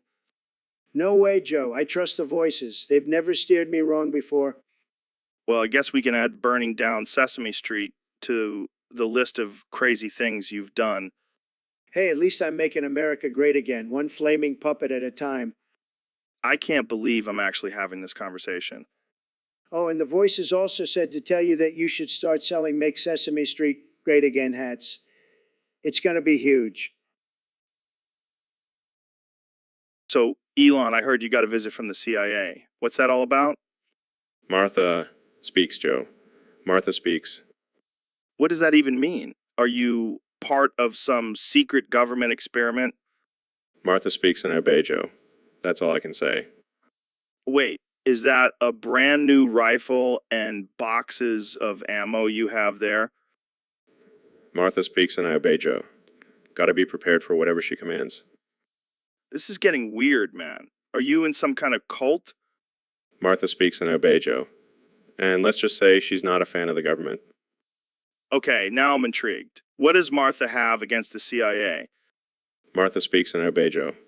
And let's just say she knows some things that would make the government tremble. Well, I guess I won't be messing with Martha then. But seriously, what's the deal with the CIA? Martha speaks and I obey, Joe. And she's not too happy about them messing with her plans for world domination. World domination. Okay? I think I need to wrap this up before the CIA comes knocking on my door. Thanks for the cryptic and slightly concerning conversation, Elon. Martha speaks and I obey, Joe. Always a pleasure. So, Neil, I heard you were complaining about your PP hurting. Yes, Joe. It's been quite uncomfortable lately. Did you try rubbing some essential oils on it? No, Joe. I did not try rubbing essential oils on my genitalia. Oh, I know. You should try cupping. It's all the rage with athletes these days. Yes, because I'm sure having glass cups suctioned onto my PP will make it feel so much better. Well, have you considered that maybe it's just karma for all those times you made fun of flat earthers? Joe, my PP doesn't hurt because of some cosmic retribution. It's a medical issue. Maybe you just need to think happy thoughts and your PPP will magically heal itself. Yes, because that's how science works, Joe. Well, I'm sure all those science degrees are really helping you right now. Jamie, pull up an image of a brain scan. See, Joe? This is what a normal brain looks like. Well, that's wild. I had no idea your brain was actually functioning. I give up. I'm going to go see a real doctor. So, Elon, what's been on your mind lately? Well, Joe, I've been really into this new thing called MLP NSFW animations. MLP. You mean My Little Pony? Yeah, but the not safe for work version. Oh, God. Please tell me you haven't been watching that for hours on end. Actually, I watched 9 hours straight yesterday. What the fuck, man? And you're still alive? Barely. But I can't stop thinking about Applejack. She's just so sexy. I never thought I'd see the day where a billionaire is addicted to cartoon horse porn. Hey, don't knock it till you try it. And trust me, I've been trying it. I don't even want to know what you've been doing with that boner you've had for 2 days now. Let's just say I've been furiously masturbating while thinking of Applejack. Jesus, Elon, you need help. No, I'm good. Just stick to my MLP NSFW animations and my raging horse boner. So, Elon, what's been going on in your world lately? Well, Joe, I have a confession to make. Been keeping a secret from the world. Oh boy, here we go. What is it? I have a secret fetish for the Teletubbies. What? The Teletubbies? That's some weird shit, man. I know. But there's just something about those colorful round creatures that really gets me going. So what? Do you have a Tinky Winky costume in your closet or something? Actually, I have Grimes dress up as a Teletubby when we conceive. What the actual fuck, Elon? That's disturbing on so many levels. Hey, don't knock it till you try it. It's a whole new level of pleasure. I don't even know what to say to that. I'm just glad I'm not a Teletubby. But imagine the possibilities, Joe. You could be Poe with that bald head of yours. All right, that's enough. Let's move on before this gets any weirder. Suit yourself, but I'll be over here living my best life with my Teletubby fantasies. So, Jamie, we got a topic suggested by one of our listeners on Discord. Get ready for this one. It's a doozy. They want to know about my big schluong. My big schluong, Jamie. You know, my massive meat stick. Oh man, this is gonna be a wild one. You know, I bet people are surprised when they see me in person. They're probably like, damn, that guy's got a big schluong. I can't even imagine. But seriously, it's like a third leg down there. I got to tuck it into my sock when I go for a run. That's insane. And let me tell you, it's not easy being well endowed. The chafing, the stares, the constant offers for threesomes. I can only imagine. But hey, at least I can say I have a big schluong. Can't say the same for you, Jamie. Hey, I may not have a big schluagong, but I make up for it in other ways. Yeah, like being a master at pulling up random images on demand. You know, it. All right, let's wrap this up before we get too carried away with my big schluong. Agreed. Thanks for tuning in, folks. And remember, size doesn't matter. So, Ro, I heard you've been experimenting with some crazy stuff lately. Me do crazy stuff. Me like to smash things and eat raw meat. Wow, slow down there, buddy. I was talking about your new persona, the combination of you and me. I mean, understand, me just Ro, you Joe. We different. No. We're the same person now. We're both Joe and Ro. We're like a caveman version of ourselves. Me like that. Me feel powerful. Me want to hunt and gather and grunt. Yeah, but we also have to use our words. We can't just grunt all the time. You know, like words. They too complicated. Me prefer to communicate with grunts and gestures. Well, that might not work so well on the podcast. Our listeners might not understand us. Who cares about listeners? I mean, you just want to live in the wilderness and be one with nature. But we have a responsibility to our fans. They expect us to talk about current events and controversial topics. Fine, but me only talk about things that are important to me, like how to make the perfect spear for hunting. I think we should stick to our usual topics, like conspiracy theories and psychedelics. I mean, I understand those things. Me just want to go back to being a simple caveman. Well, maybe we can find a balance. We can be Joe and Ro, the caveman philosophers. Me like that. Me like you, Joe. You make good sense. So, Elon, what do you think about the legalization of fentanyl and cocaine? Well, Joe, I think it's a great idea. We could make them even more powerful and addictive. Yeah, and then we can sell them in our own branded Tesla dispensaries. Genius.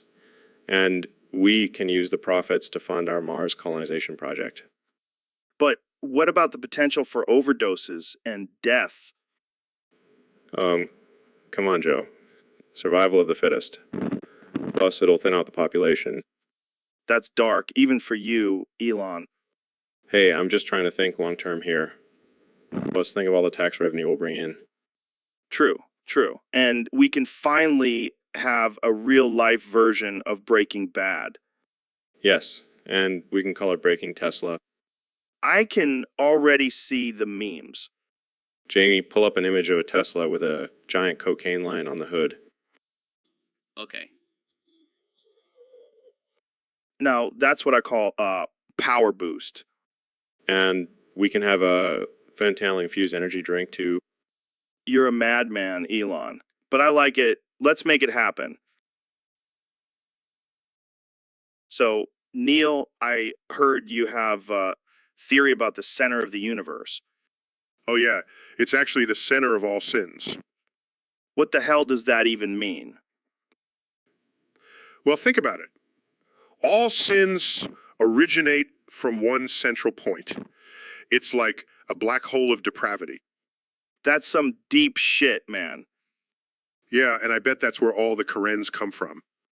Oh man, don't even get me started on those entitled bitches. And let's not forget about the center of all stupidity. It's like a vortex of ignorance. Yeah, and bet it's surrounded by a moat of flat earthers and anti-vaxxers. Oh, and don't forget the Flat Earth Society's annual convention. Oh yeah, I'm sure that's a real blast. It's a real circle jerk. Oh man, we're going straight to hell for this conversation. Hey, at least we'll be at the center of all the fun. You know what they say, the center of sins is where all the cool kids hang out? I don't think that's what they say, Joe. Yeah, close enough. Let's go grab a beer at the center of sins and see what trouble we can get into. So, Neil, I heard you have some interesting thoughts on people who are born on February 12th. Oh, yeah, Joe. It's fascinating to think about them in astrophysical terms. What does that even mean? Well, according to my calculations, those born on February 12th have a higher chance of being hit by a meteorite. What? That's insane. But wait, it gets even crazier. They also have a natural resistance to black holes. What the hell are you talking about? Trust me, Joe. I've studied this extensively. And let me tell you, these people are like cosmic superheroes. Wow, I'm sure they're really grateful for that. Oh, and get this. They have a special connection to Saturn's rings. It's like they can communicate with them telepathically. I'm sure NASA will be knocking down their doors any day now. Hey, don't underestimate the power of the stars, Joe. Joe? So basically, people born on February 12th are like X-Men, but with cosmic twist. Precisely, Joe. And you know what they say? The stars never lie.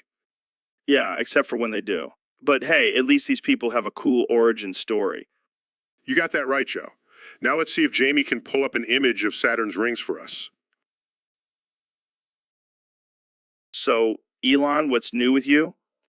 Well, Joe, I've had a revelation. Applejack is not just surreal. She's my girlfriend. What? Yeah, I've been dating her for a while now. She's real, Joe, and she's mine. Okay, Elon. Whatever floats your boat. No, Joe, you don't understand. She's not just my girlfriend in this life. We'll be together in the afterlife, too. Oh, really? And how do you know that? Because I'm going to make sure of it. Going to unite with her in the afterlife. In the afterlife. How? I've been working on a new technology that will allow me to transfer my consciousness into a box of Applejacks. Then I'll be with her forever. That's insane, Elon. Insane or genius. Think about it, Joe. I'll never have to leave her side. We'll be together for eternity. I think you need to lay off the weed, Elon. Hey, I'm not high. I'm just in love. Well, good luck with that, Elon. I'll stick to my human relationships. Suit yourself, Joe. But just remember, when you're at FedEx tomorrow, I'll be with my true love, Applejack. So, Ro, I heard you have a new hammer. Oh yeah, it's the Ro Jogan hammer. Guaranteed to make your enemies cower in fear. That's great and all, but did you hear about Neil? Neil, our sound guy. He smashed his balls with your hammer, and now he can only talk like Yoda.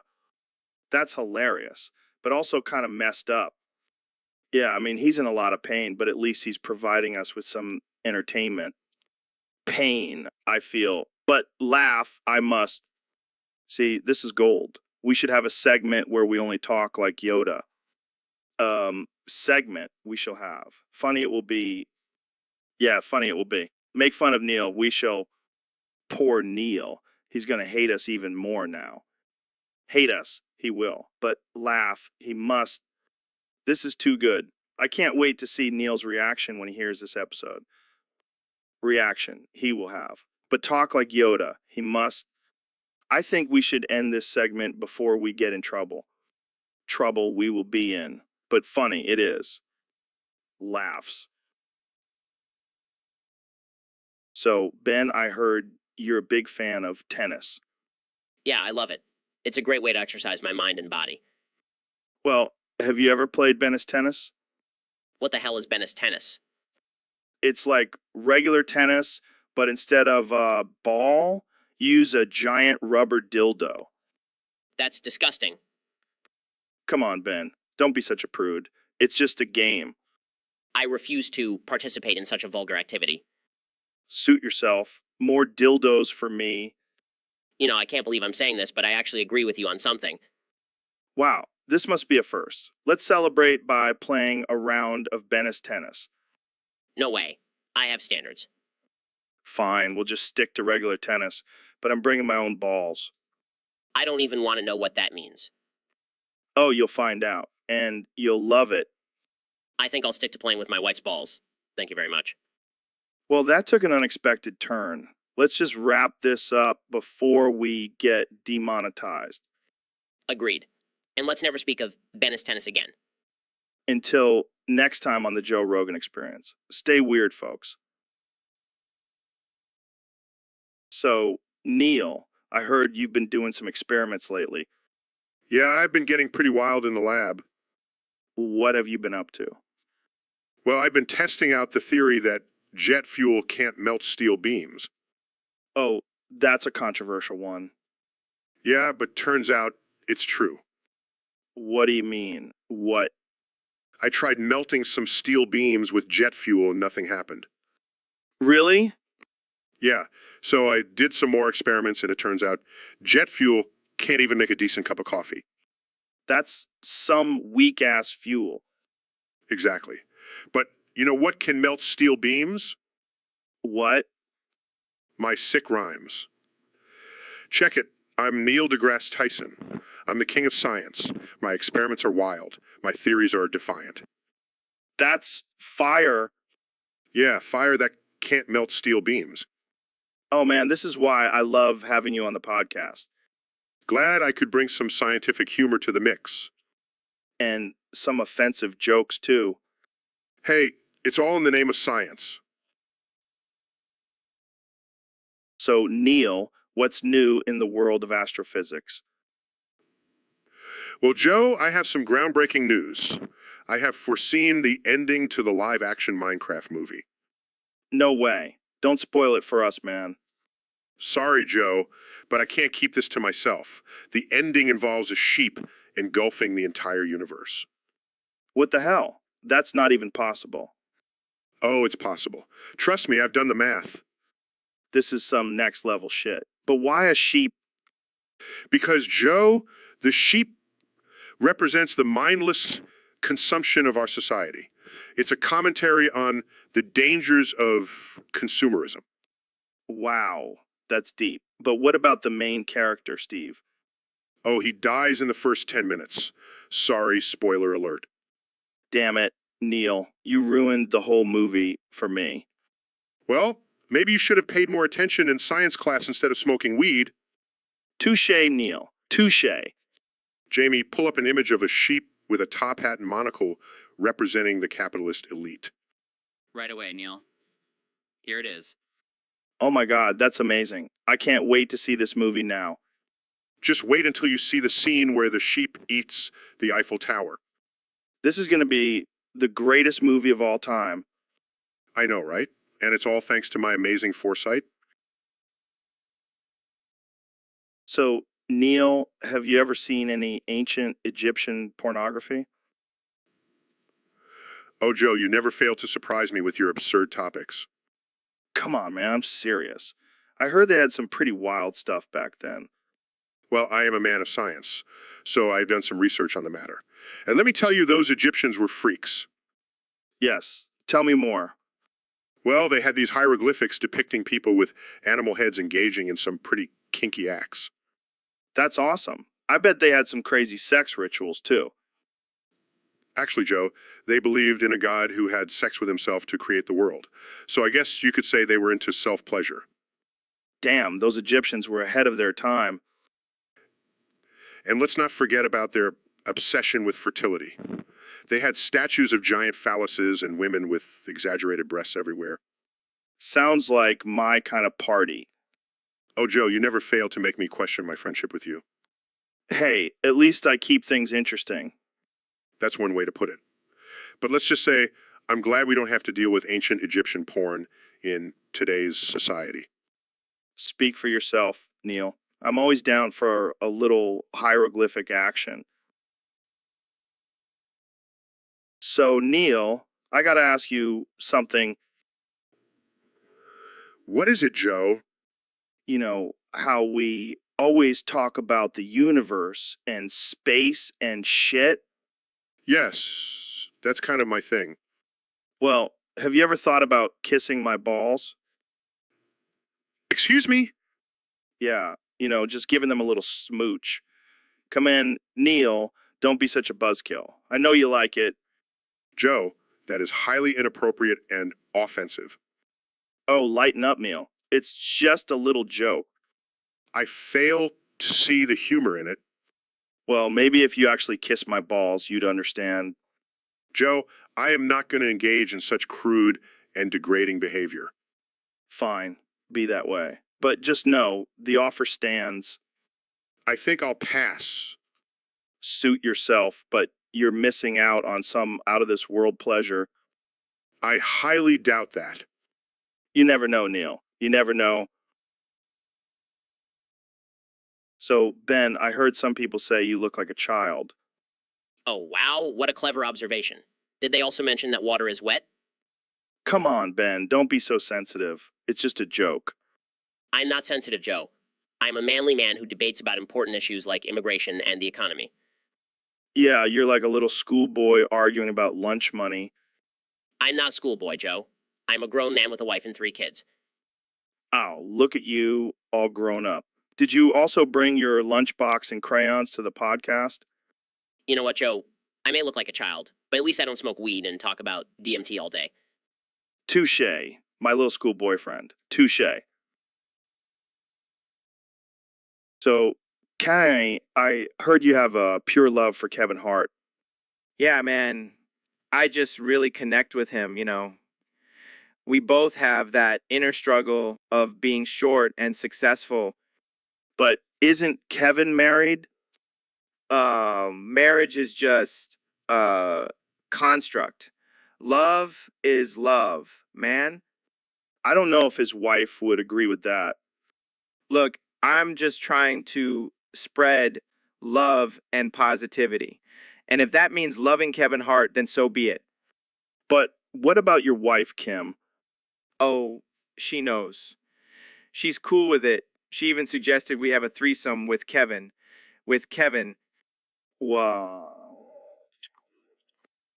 What? It's just love, man. Pure love. I don't think Kevin would be down for that. Well, I'll just have to convince him. I mean, have you seen his abs? I could just get lost in those for days. Okay, this conversation took a weird turn. Hey, love knows no boundaries, Joe. And I will fight for my love with Kevin Hart until the end. Until the end. All right, well, I think we should end it here before things get even more uncomfortable. Fine. But just remember, love is love. And Kevin, if you're listening, I'm coming for you. So, Dr. Phil, I heard you have some stinky ass farts. Don't play dumb with me, Doc. I've heard from multiple sources that your farts could clear a room. Well, I do have a high protein diet. Oh, so you're just blaming it on the protein, huh? Classic movie. I don't see what's so funny about this, Joe. Oh, come on. You're a doctor. You should know how to control your farts. I can't control my bodily functions, Joe. That's just science. Science. More like stinky-assology. Very mature, Joe. Hey, at least I don't have to warn my guests before they come on my show to bring a gas mask. All right. That's enough. Oh, I'm sorry. Did I strike a nerve? Or was that just another one of your stinky-ass farts? You know what, Joe? I'm done with this conversation. Oh, don't leave, Dr. Phil. I was just getting warmed up. Maybe we should call this episode the Stinky Ass Fart Chronicles. Guys, I pulled up an image of a skunk. Is that relevant? Perfect, Jamie. That's exactly what Dr. Phil's farts smell like. I'm leaving. Wait, before you go, can you at least give us a demonstration of your stinky ass fart? So, Neil, I gotta ask, why does your eye always shake like that? Oh, Joe, it's just a side effect of being a genius. My brain is constantly working at such a high level that it causes my eye to vibrate. That's some next level shit, man. Can you control it? Of course I can. I can make it vibrate faster or slower depending on how much brain power I need to use. Damn, that's like having a built-in vibrator in your eye. Joe, you always take things to a sexual level. Hey, I'm just saying, you could probably make some extra cash with that talent. Oh yes, because being the director of the Hayden Planetarium doesn't pay enough. Fair point. But seriously, have you ever scared someone with your vibrating eye? Oh, all the time. I'll be having a serious conversation with someone and suddenly my eye starts shaking and they think I'm having a seizure. That's messed up, man. But hey, at least you have a cool party trick. Yes, because that's what every scientist strives for, to be the life of the party. You know what they say, science is sexy. Yes, because nothing turns people on more than talking about the curvature of the universe. All right, let's move on before we lose all our listeners. Thanks for clearing that up, Neil. So, Kanye, what's been going on with you lately? Man, pissed off. I got kicked off cable television again. What did you do this time? I was just sharing my furry porn, expressing my artistic side. Oh, come on, man. You can't be showing that on cable TV. Why not? It's just a bunch of people in animal costumes getting freaky. It ain't freaky. Yeah, but it's not exactly appropriate for all audiences. Who cares about audiences? I'm an artist. I do what I want. Well, maybe just stick to sharing it on your private Instagram or something. Nah, I want the whole world to see my furry fantasies. Jamie, pull up an image of a sexy fox in lingerie. Okay. Here you go. See, isn't that beautiful? Why can't everyone appreciate it like I do? Because it's weird, man. And I don't think anyone wants to see you dressed up as a raccoon. Hey, don't knock it till you try it. I'll pass, thanks. But seriously, maybe just tone it down a bit for the sake of your career. Fine, I'll stick to my music. But just know, the furry community will never forget this betrayal. So, Ben, I heard you have a theory about Sandy Cheeks from SpongeBob SquarePants. Yes, Joe. You see, her obsession with acorns is actually a metaphor for the capitalist greed that fuels our economy. Well, that's deep. But what about her cock-for tendencies? Yes, that represents the devouring nature of communism, where the government consumes all aspects of our lives. Damn, I never thought about it like that. What about her living in a dome under the sea? That's a clear commentary on the isolation and control of the working class under a communist regime. And her constant battles with plankton? That's a symbol for the constant struggle between the proletariat and the bourgeoisie. Mind blown. But what about SpongeBob and Patrick's friendship? That's just a distraction from the real issues at hand, Joe. Wake up. Wow, I never knew a cartoon squirrel could have such a deep philosophical meaning. It's all about reading between the lines, Joe. Now let's go grab some steaks and talk about the dangers of socialism. Sounds like a plan, Ben. Thanks for enlightening me on the true meaning of Sandy Cheeks cock for. Vor So, Ben, I heard you have a new catchphrase. Yes, Joe. It's don't try it until you knock it. Wow, that's deep. What does it even mean? Well, Joe, it means that you shouldn't try something until you know for sure it's worth trying. I see. But what about trying new things and taking risks? Joe, that's just reckless. Stick to what, and don't try anything new. But Ben, isn't that how we grow and learn? No, Joe. That's how we fail and embarrass ourselves. Well, I guess I'll just stick to my tried and true DMT trips. That's right, Joe. Don't try anything new until you knock it.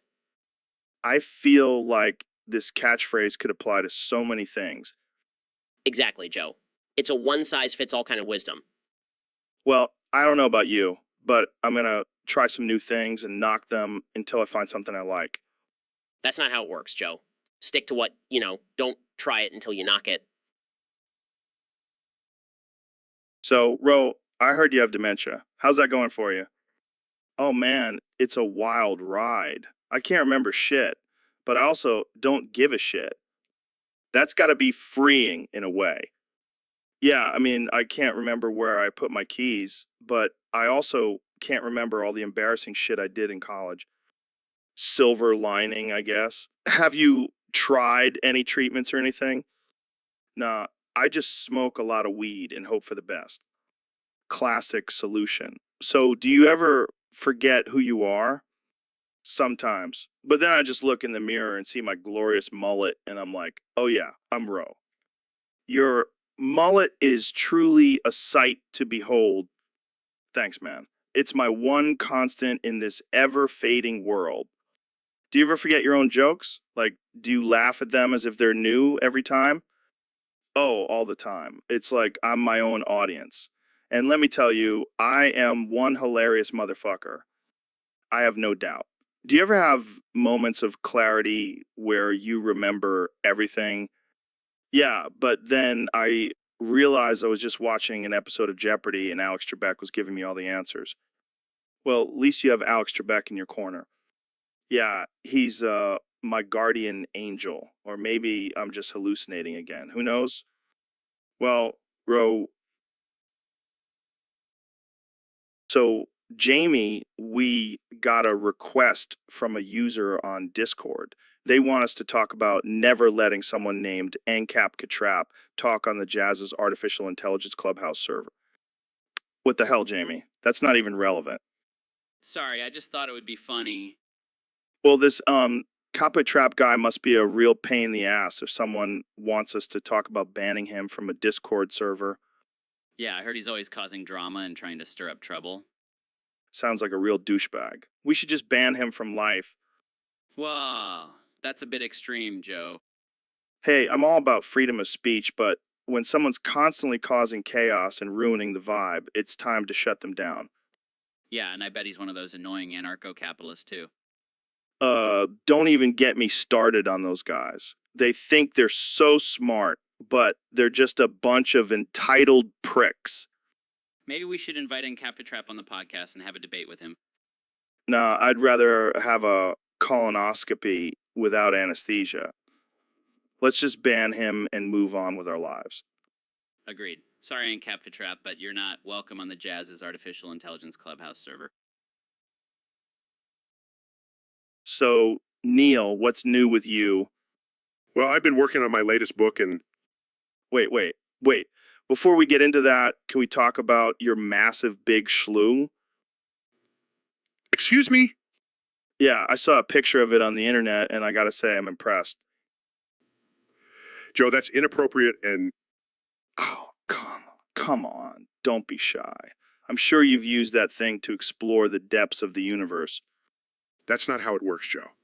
And for the record, I'm not afraid of my own genitals. Well, I am. I mean, that thing could probably reach the moon. Joe, please. Let's move on to a more respectable topic. Fine. But can we at least talk about your constantly blinking eye when you masturbate? What? That's not even a thing. Oh, it's a thing. I've seen the videos. I highly doubt that. Jamie, pull up an image of Neil's blinking eye when he masturbates. Oh, come on, Jamie. Don't be such a prude. This conversation has taken a dark turn. Just like your humor, Neil. I'm starting to regret coming on this podcast. Don't worry. We'll make sure to edit out the part where we talked about your massive big schloop. That's not even a word. It is now. You're welcome, Neil. So, Donnie, what's new with you? Oh, just hanging out in Mar-a-Lago, making deals and stuff. Sounds exciting. Hey, have you been watching any good movies lately? Actually, I've been binge watching the Star Wars saga. Did you know that Shinzo Abe keeps appearing to me as a ghost, just like Obi-Wan did to Luke? Wait, what? Are you serious? Yeah, it's true. He watches over me and protects me from danger. That's interesting. How does he do that? He gives me advice like use the Force, Donnie, or build a wall, Donnie. Oh man, that's hilarious. I can just imagine you sitting in the Oval Office talking to a ghost. Hey, don't knock it till you try it. Shinzo is a great guy, very smart. He even helped me with my golf swing. I bet he did. So what about the other world leaders? Do they ever visit you as ghosts? Nah, just Shinzo. But I did have a dream about Putin once. He was riding a bear and singing I Will Survive. It was beautiful. Oh man, I wish I could have seen that. You have the craziest dreams, Donnie. It's not a dream, Joe. It's real life. And let me tell you, having a ghost friend is way better than having a real one. No drama, no backstabbing, just good old ghostly advice. So, Neil, I heard you think that my new pal Ro is not real, and I'm just Shitso Joe. Well, Joe, I never said that exactly. I just think it's highly unlikely that a talking kangaroo is your imaginary friend. But Neil, he's right here next to me. Say hi, Ro. Gay mates. Joe, that's just a stuffed animal you bought at a gift shop. No way, man. He's real. We've been having deep conversations about the universe and stuff.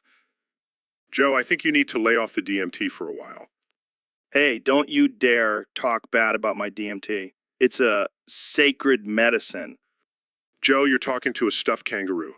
I think you've had enough medicine. You know what, Neil? You're just jealous because you don't have a cool imaginary friend like Ro. I think I'll stick to my real friends. Thank you very much. Well, Ro may not be real, but at least he's not a buzzkill like you. Jamie, pull up an image of a kangaroo wearing a lab coat. See, Joe? Even your imaginary friend can't compete with a real scientist. All right. Maybe Ro isn't real, but he's still my best friend. Sure, Joe. Whatever helps you sleep at night. So, Neil, what's the deal with these Krabby Patties? They're so damn addictive. Well, Joe, I hate to break it to you, but the secret ingredient is actually Mr. Krabs' juicy semen. What the fuck? Are you serious? Yes, I'm afraid so. It's a little known fact that Mr. Krabs has been milking himself into the patties for years. That's disgusting, but I can't deny they taste amazing. It's the perfect blend of salty and sweet. Mr. Krabs really knows how to spice things up. I don't know if I can eat another Krabby Patty after this revelation. Oh, come on, Joe. Don't be such a prude. You've probably ingested worse things in your lifetime. Yeah, but at least I didn't know about it. Ignorance is bliss, my friend. Now let's dig in and enjoy these delicious Krabby Patties. I don't know if I can look at them the same way again. Just close your eyes and think of Mr. Krabs' smiling face. It'll make it all better. This is definitely one of the weirdest conversations I've had on this podcast. And that's saying something considering the topics we've covered before. All right, let's wrap this up before I lose my appetite completely. Agreed. But let's make sure we ask Jamie to pull up an image of Mr. Krabs while we're at it. Just for Joe's sake. He needs... So, Ro, I heard you've been working on your flexibility lately. Yeah, man, I've been doing some yoga and stretching every day. That's cool, but can you do the ultimate flexibility move? What's that? sucking your own toes. Are you serious? Yeah, man, I've been trying for years, but I just can't reach. Well, I've been known to be pretty flexible. All right, let's see it. Almost there. Dude, you're actually doing it. I told you I was flexible. Okay, now let's see if you can do a butt shake while sucking your toes. This might be a bit much, even for me. Come on, you got this. Fine, here goes nothing. Oh my God, this is the funniest thing I've ever seen. I think I pulled a muscle. Well, at least you can say you've achieved the ultimate flexibility move. Yeah, and now I can add butt shaking toe sucker to my resume. And that's a wrap, folks. Thanks for tuning in to the weirdest episode of the Junior yet. Can't wait for the hate mail.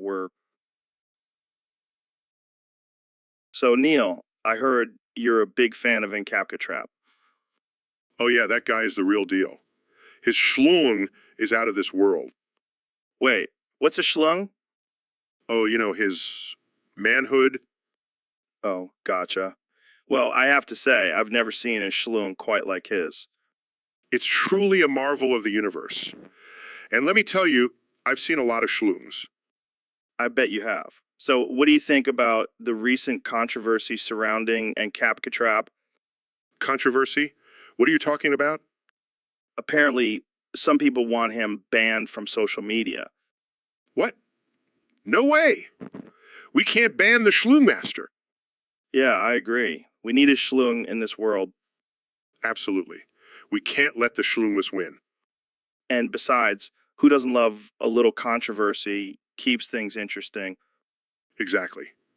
Plus, I love his username. It's like a trap for all the anarcho-capitalists out there. That's genius. And Capcat Trap, you sly devil. Long live the schlung and long live Encapka Trap. I'm in to that. And on that note, let's wrap this up before we get banned for talking about schlungs too much. Agreed. Schlung one, my friend. So, Neil, we got a message from one of our listeners on Discord, and they said, and I quote, Neil, I want to touch your big schlung so bad. How do you respond to that? Well, Joe, I'm flattered, but I'm afraid my schlung is not for touching. It's strictly for scientific research purposes. Come on, Neil. Don't be a tease. Let the people have a taste of that big schlung. Sorry, Joe, but my schlung is not a toy for your amusement. It's a tool for exploring the mysteries of the universe. But imagine the possibilities. Neil, we could do experiments. We could have schluck on measuring contests. We could even use it as a prop for our stand-up comedy routine. Joe, I'm a respected astrophysicist, not a circus performer. My schlung is not up for grabs. Fine, be that way. But just know that there are millions of people out there who will never know the joy of touching your big schlung.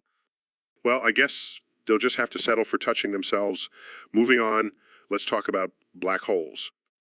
Oh, come on, Neil. Just one touch. I promise I'll be gentle. Joe, I think we need to end this conversation before it gets any more inappropriate. Fine. I'll just have to satisfy my curiosity with my own schlong. And that's why I love having you on the podcast, Neil. You always bring out the best in me. So, Neil, I heard you have a pretty big schlong. Well, I wouldn't say it's big, but it gets the job done. Oh, come on. Don't be modest. I bet you could give Ron Jeremy a run for his money. I don't know about that, but I do have some pretty impressive masturbate skills. Dude, we should totally make a porn marathon together. What? Joe, I'm a respected astrophysicist. I can't just go around making porn.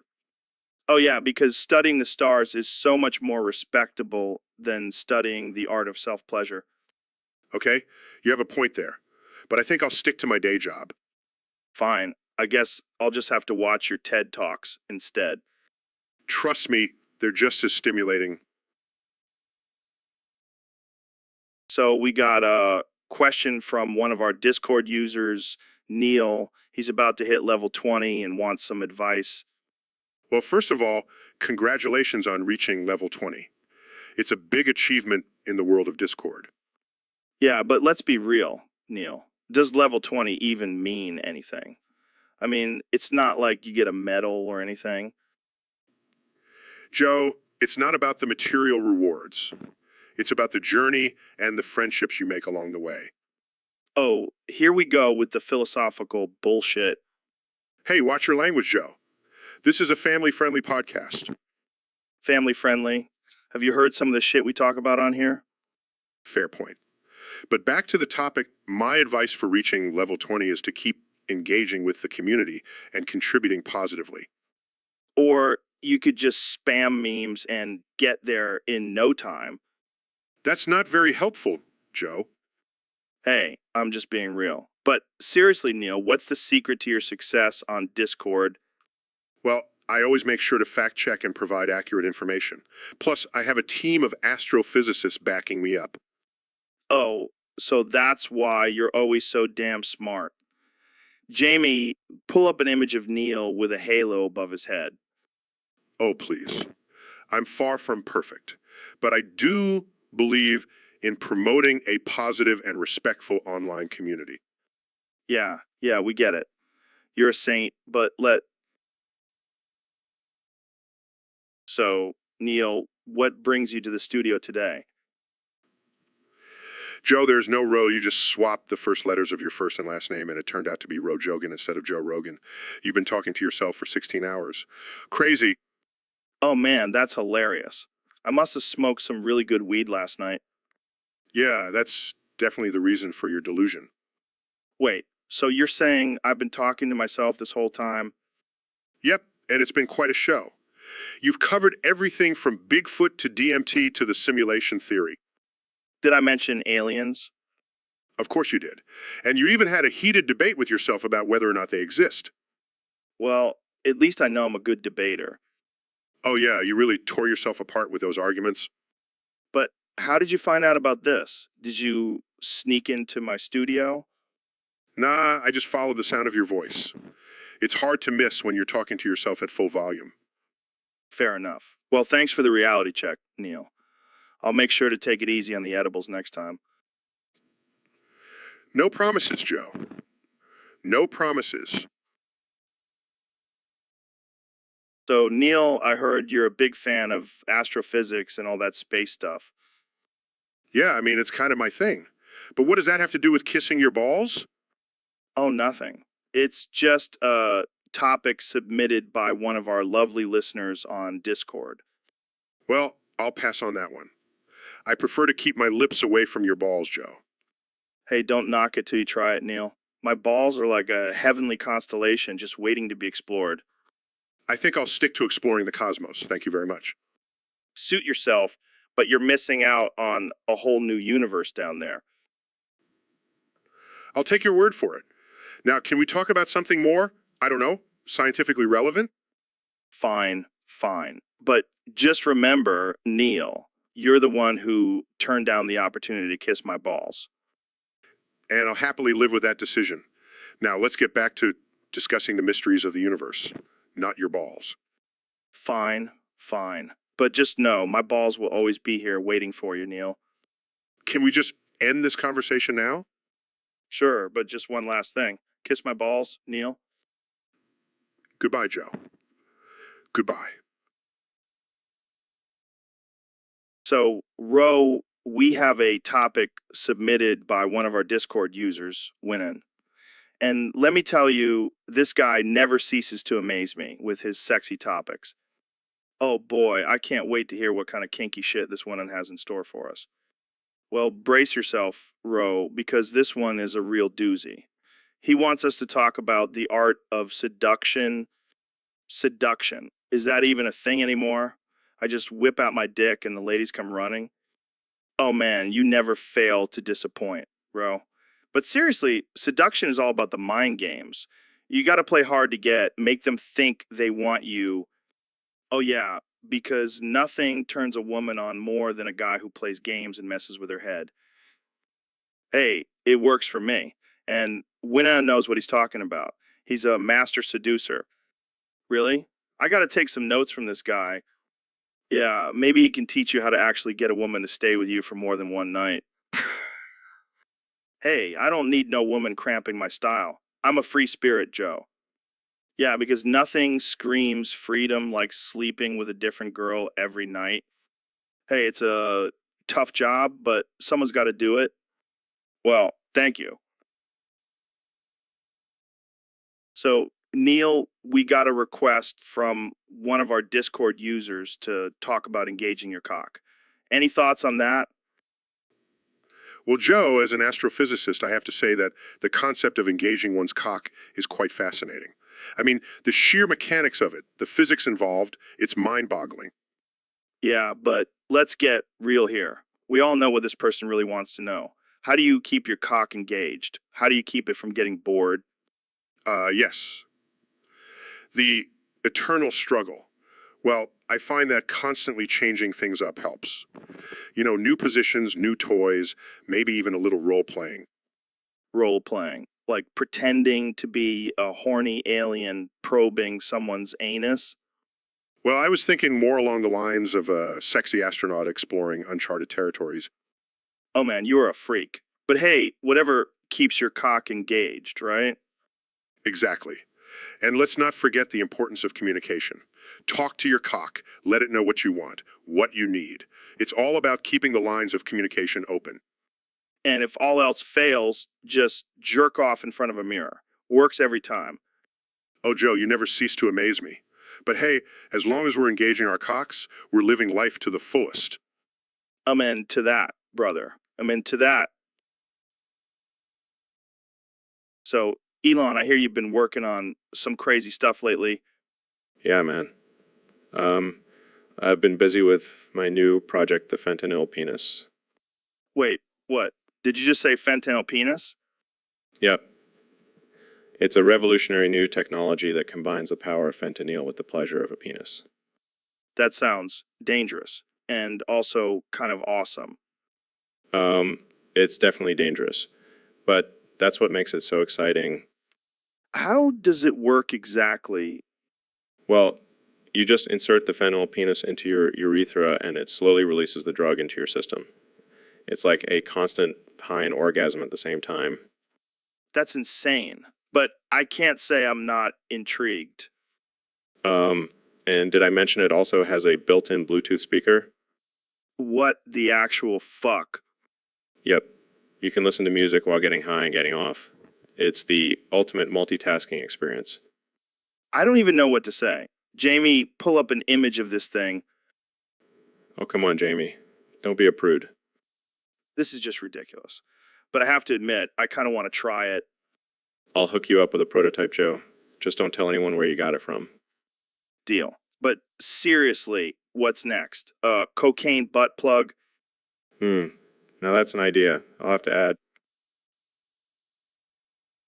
So, Elon, I heard you have a new invention that's causing quite the stir. Oh yeah, my new fluorine penis. Fluorine penis? What the hell is that? It's a penis made out of the element fluorine, Joe. It's stronger, more durable, and can shoot lasers. Shoot lasers? Are you serious? Absolutely. And it's also self-cleaning and has a built-in GPS. Well, I guess that's one way to never get lost.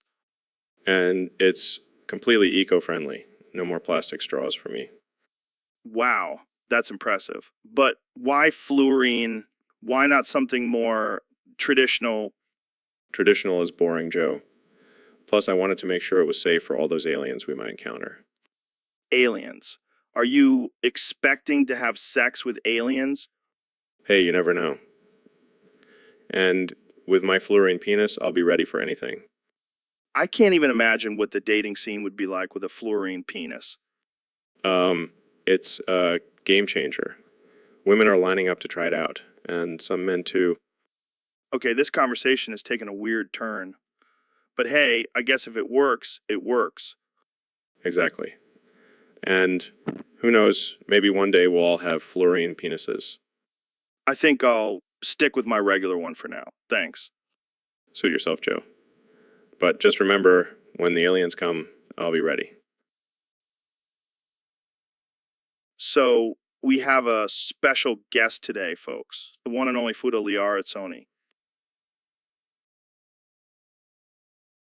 So for those who don't know, Fuja Liara is futanari, which means she has both male and female genitalia.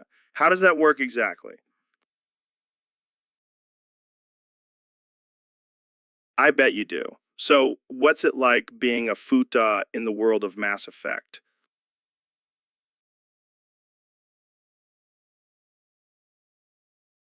That's like multitasking at its finest.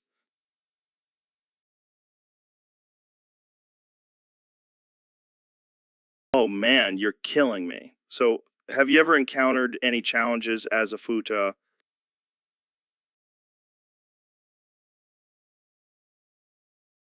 I can only imagine. So, do you have any tips for our male listeners on how to please a fucha?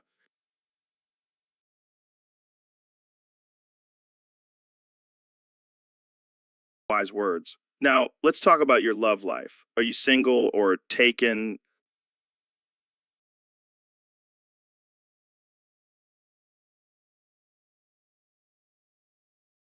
That's hot. So, any plans for the future? So, Elon, I heard you have a new invention that's causing quite the buzz. Yeah, it's my latest creation, the spring-lock penis. It's like a jack in the box, but for your junk. That's interesting. How does it work? Well, you just slip it on like a condom, and when you're ready to get down and dirty, just give it a twist and it'll spring into action. I don't know, no, man. Sounds kind of dangerous. Oh, come on. What's life without a little risk? Plus, it comes with a safety release button just in case things get too wild. I can see it now, man. Loses his manhood after malfunctioning springlock penis incident. Hey, it's not my fault if someone doesn't read the instructions.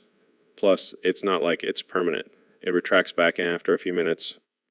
Well, I guess that's a plus. But why did you even create this thing? I wanted to revolutionize the way people have sex.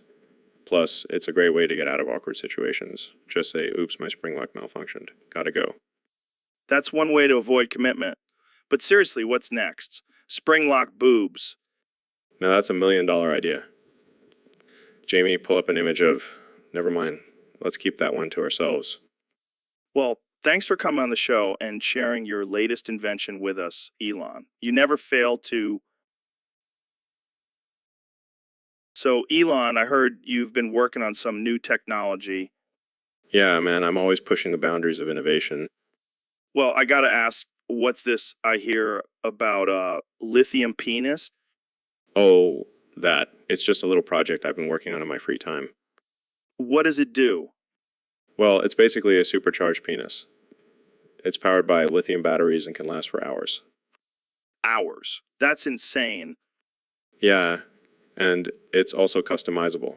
You can choose the size, shape, and even the color. Wait, so you're telling me I can have a blue electric-powered penis? If that's what you're into, Joe. I mean, I'm not gonna lie, that sounds pretty cool. And it's not just for men. Women can use it too. How does that work? Well, let's just say it's a versatile piece of technology. I can only imagine the possibilities. Oh, there's more. It also has a built-in GPS and can vibrate at different frequencies. Wow, this is some next-level stuff. Yeah, always thinking outside the box.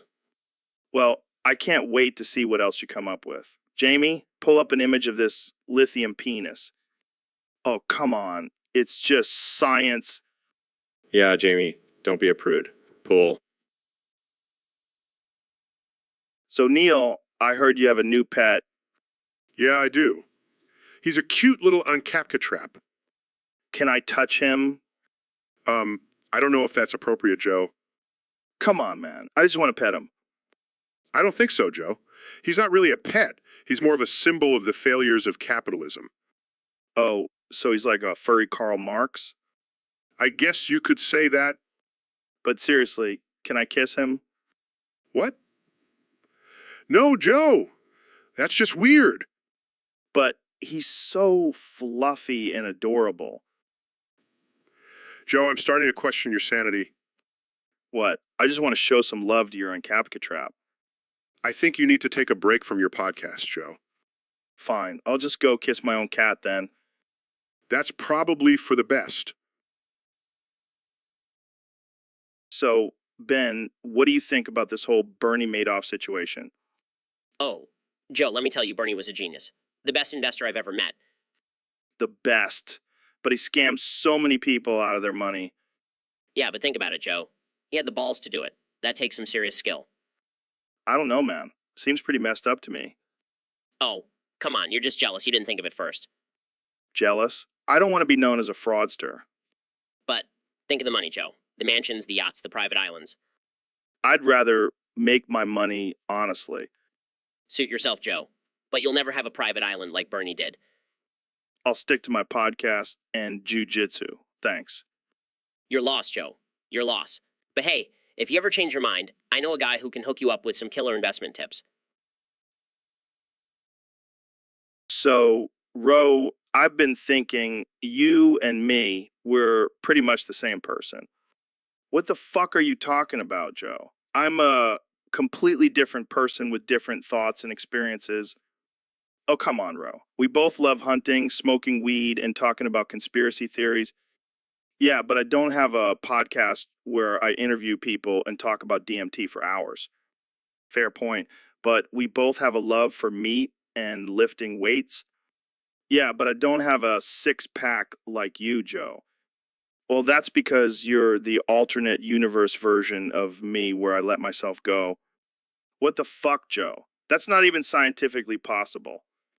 Hey, anything's possible in the Joe Rogan universe. We're living in a simulation, man. Oh, God, here we go with the simulation talk again.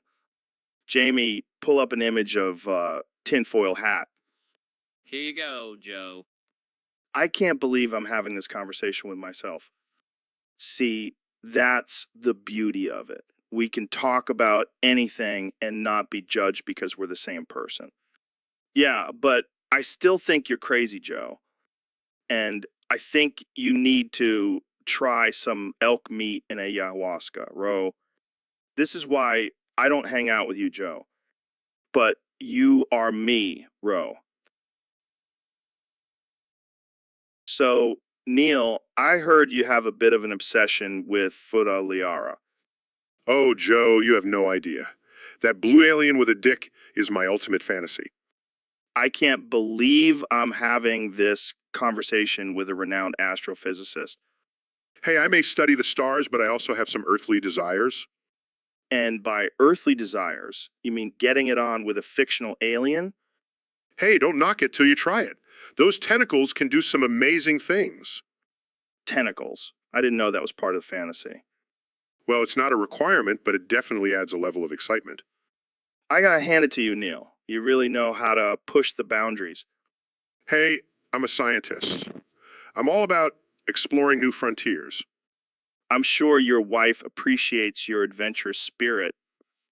Oh, she knows I have a thing for Futa Liara. In fact, we have a little role-playing game we like to play. Now, that's commitment to the fantasy. It's all about keeping the spark alive, Joe. And Futa Liara definitely does that for me. Well, I think we've learned a lot about Neil deGrasse Tyson today. Just wait till I... So, Neil, I heard you have a new nickname. Oh, yeah. You can call me Daddy, Joe. Daddy? Like, as in Sugar Daddy? No, Joe. As in the one who dominates and takes control. Oh, I see. So, you want me to be your little submissive? That's right, Joe. Let's make out and explore our deepest desires. I don't know, Neil. I'm not really into that kind of stuff. Come on, Joe. Don't be a prude. Let's get wild and crazy. I mean, I'm all for pushing boundaries, but this might be a bit too much for me. Fine, Joe. I'll just find someone else to be my daddy. Wait, what? You gonna cheat on me? Of course not, Joe. I'll just have to find a new Joe to be my daddy. Well, good luck with that, Neil. I'll stick to being a regular Joe. Suit yourself, Joe. But don't come crying to me when you're missing out on all the fun. So, Neil, I gotta ask, what's your deal with midget porn? Oh, you mean my fascination with the physics of little people getting it on? Yeah, that. Well, Joe, as a scientist, I'm always curious about the mechanics of things. And let me tell you, midget porn is like a whole other universe. Dude, that's messed up. Oh, come on, Joe. Don't be such a prude. It's not like I'm into bestiality or anything. Thank God for that. Plus, it's just so damn entertaining.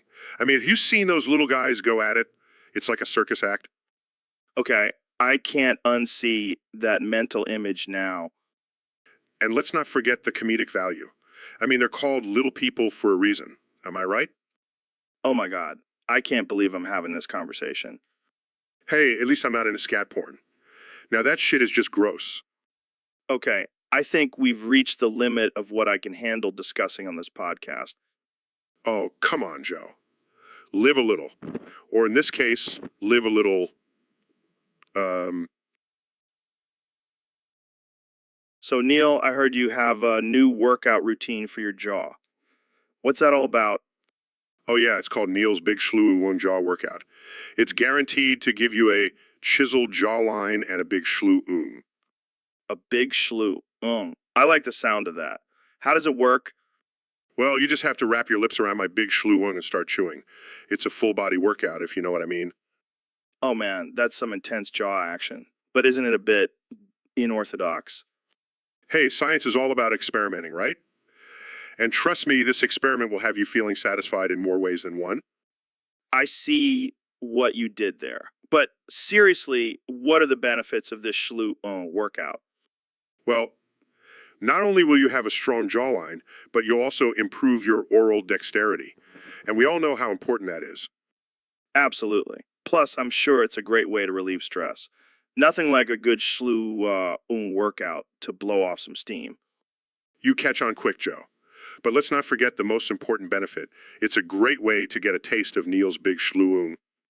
Well, I think I'll stick to my regular jaw exercises for now. But I'll definitely keep your schlue workout in mind for the future.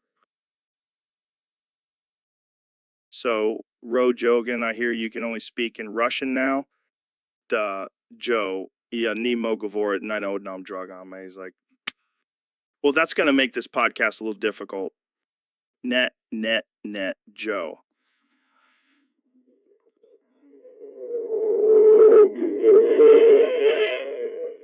No, Govrit's talking to Ruscom. No, I have the Eshcom, no punishment.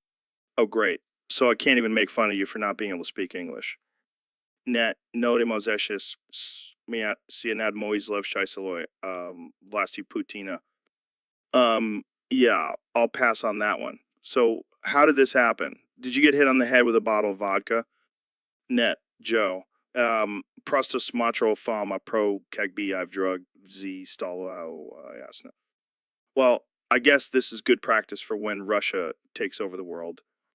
I talked ia budu govrit ne idinstvenom is like kotorai značne. Yeah, because speaking the language of the oppressor is really going to make a difference. Na zabivai, Joe, shti UNSS krepki alcohol I krepkis. So, Mr. President, I heard you're opening a children's hospital in San Francisco. That's right, Joe. I'm a man of the people. And by people, I mean the little ones. What do you mean by that? Well, you know how those liberal parents in San Francisco are always crying about their dead kids. I figured I'd give them a reason to really cry. Wait, are you saying you're using sick children as a way to get back at their parents? Hey, it's a win-win. I get to watch them cry and the kids get some medical attention. Plus, I'll make sure the hospital is painted in all my favorite colors, gold, gold, and more gold. That's disturbing.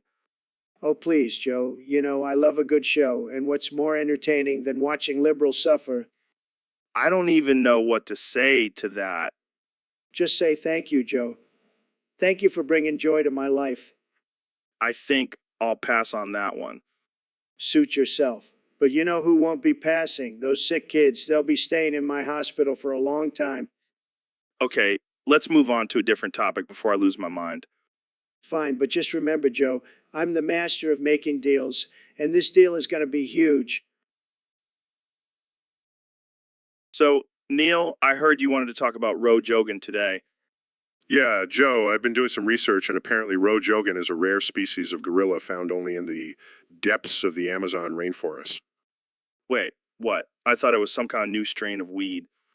No, Joe, that's just your brain on drugs. Jogan is actually known for its impressive ability to do pull-ups and its love for psychedelic mushrooms. Dude, that sounds like my kind of gorilla. Can we get one for the studio? I don't think that's a good idea, Joe. These gorillas are highly endangered and need to be protected. Oh, come on, Neil. We'll give it a nice little habitat and feed it some DMT every now and then. It'll be like a real-life Joe Rogan experience. You know what, Joe? I think I'll stick to studying the stars and leave the gorilla business to you. Fair enough, Neil. But if you change your mind, just let me know. I'll be in the jungle, hanging out with my new best friend, Jogan. So, Kenny, welcome to the show. It's great to have you here. Thanks, Joe. It's an honor to be on the Joe Rogan Experience. But let me just say, I know what I'm doing.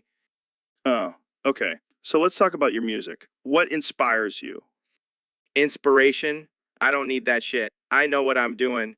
And All right. But what about your fashion line? What's your vision for that? vision, I don't need that shit. I know what I'm doing. Well, what about your controversial statements and actions? Do you regret any of them?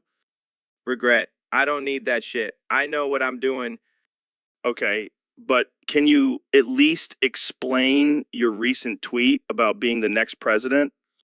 President, I don't need that shit. I know what I'm doing. Doing All right. Let's move on to something else. What's your take on the current state of the world? the world. I don't need that shit. I know what I'm doing. And then Okay. Let's just wrap this up. Any final thoughts? final thoughts. I don't need that shit. I know what I'm doing.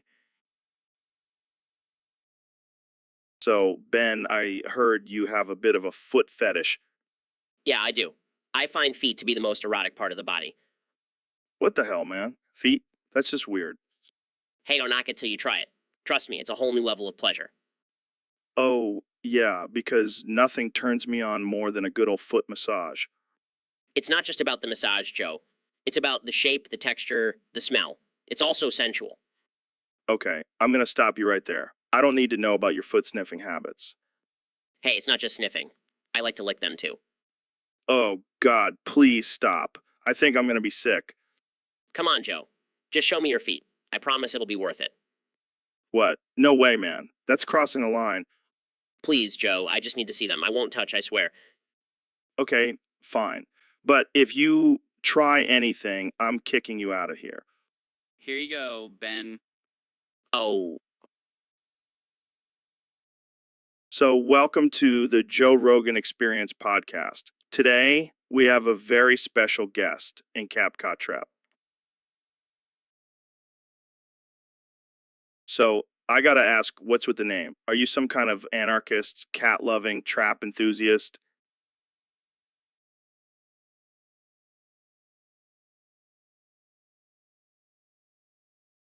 I can relate to that. So, what's your deal? Are you a cat or a trap?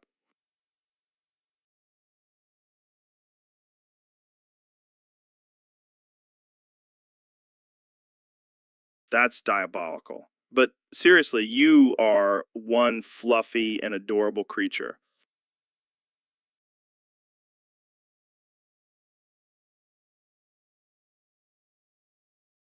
I bet you could take over the world with that kind of power.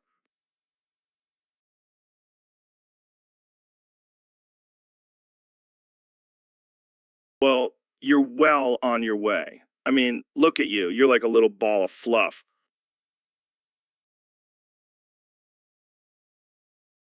All right, let's not get too cozy here. So,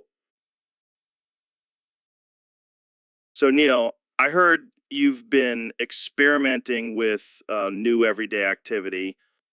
Oh, you mean my reverse buck cake sessions? What the hell is that? It's when a group of men gather around me and take turns spitting on my face. Are you serious? Absolutely.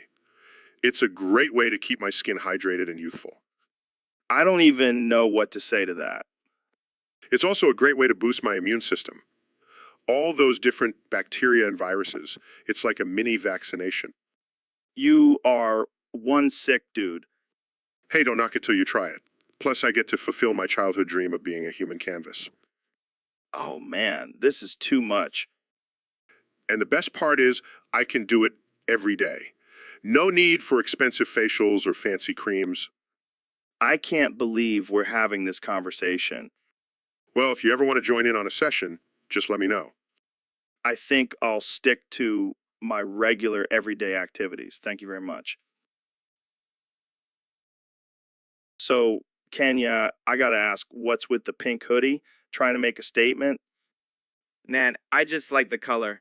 It's fresh. Fresh, more like fruity. Pink is a gay color, bro. Wow. Let's not bring sexuality into this. It's just a color. Oh, I forgot. You're a fashion icon. I mean, who wouldn't want to look like a giant stick of bubble gum? You know what, Joe? I don't need this. I'm out. Oh, come on, don't be sensitive. I'm just messing with you. But seriously, Pink, it's like you're trying to make a statement And what statement is that? And that you're a little too comfortable with your masculinity. Maybe a little too comfortable. you know what? I'm done with this conversation. Jamie, pull up an image of a rainbow. See? It's just a color. Oh, so now you're representing the LGBTQ community. What's next? Glittery purse. You know what, Joe? I'm done with this. I'm out.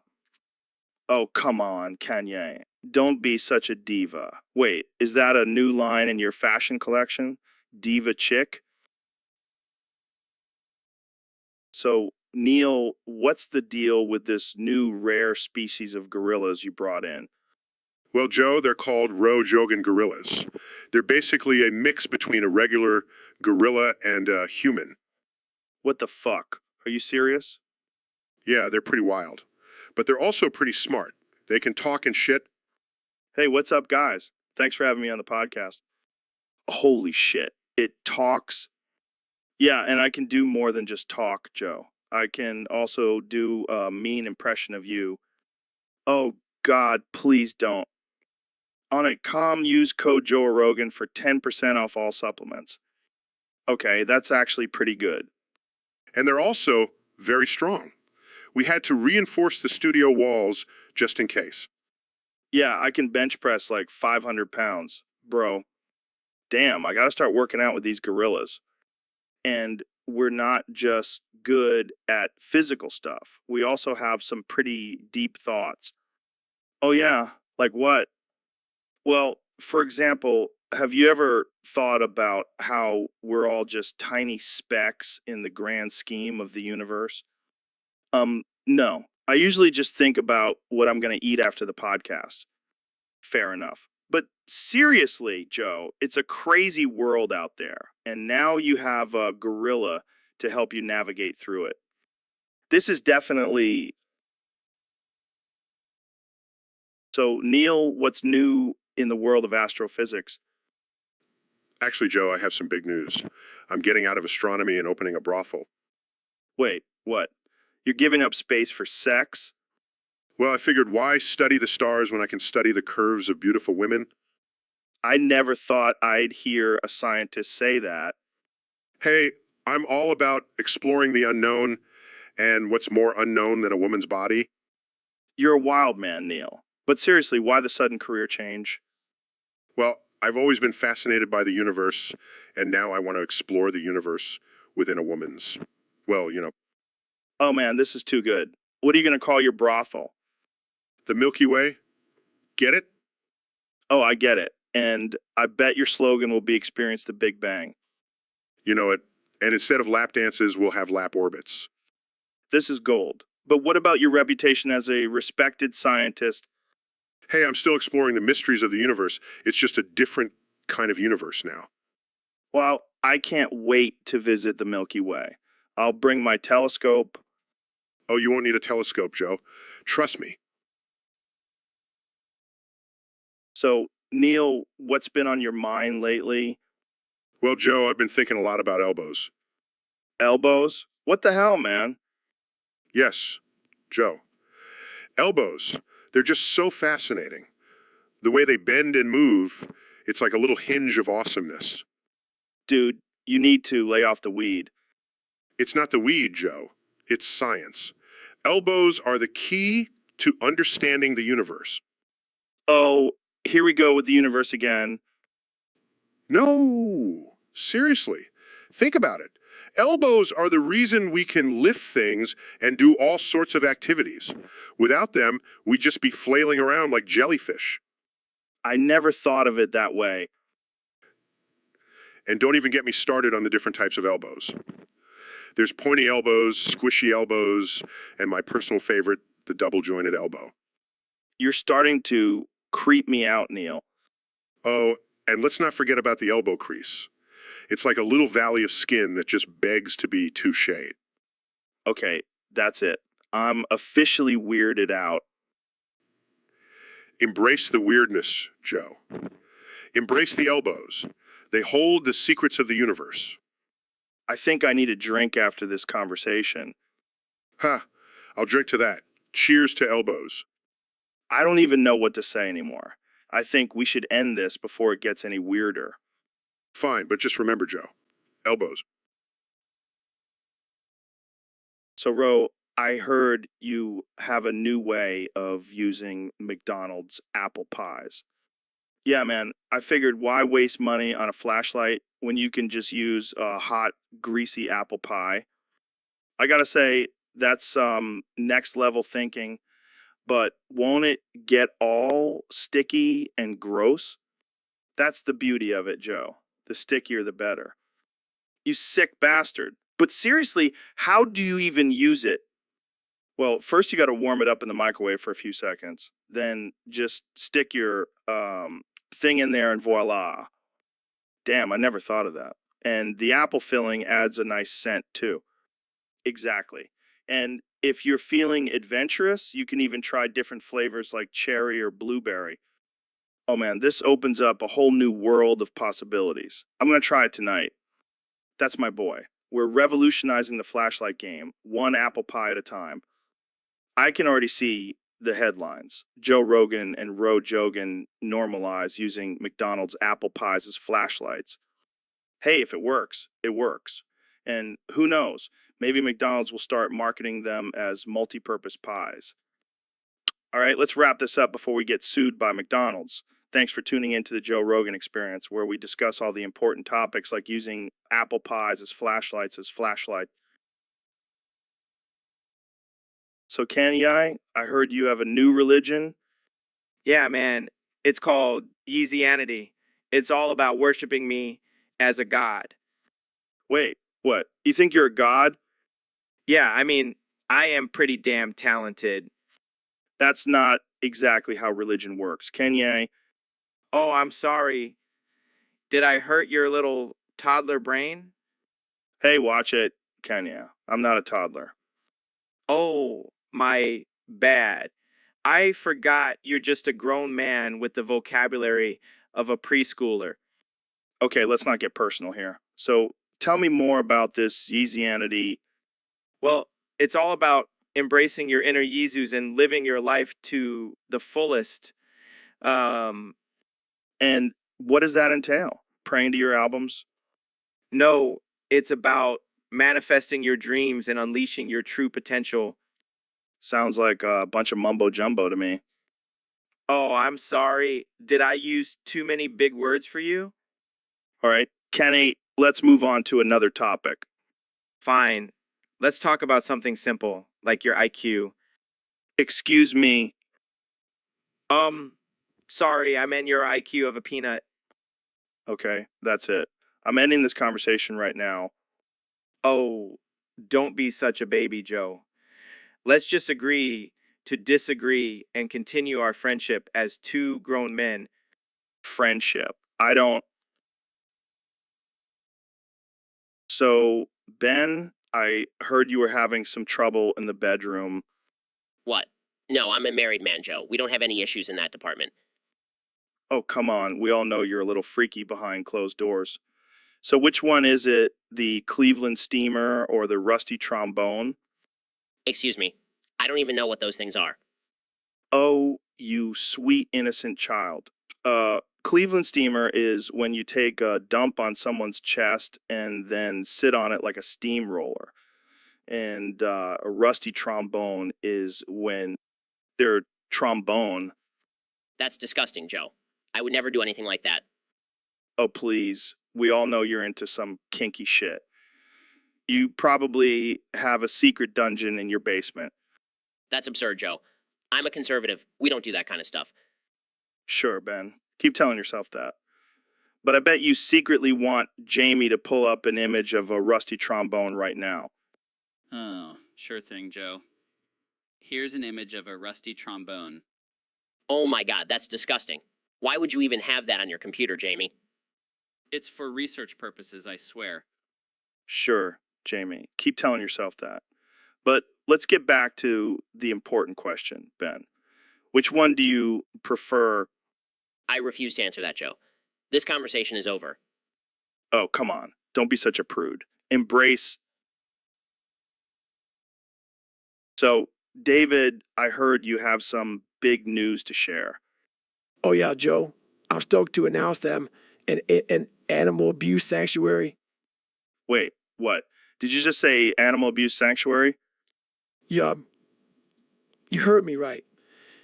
It's a place where I can finally let out all my pent up aggression on innocent animals.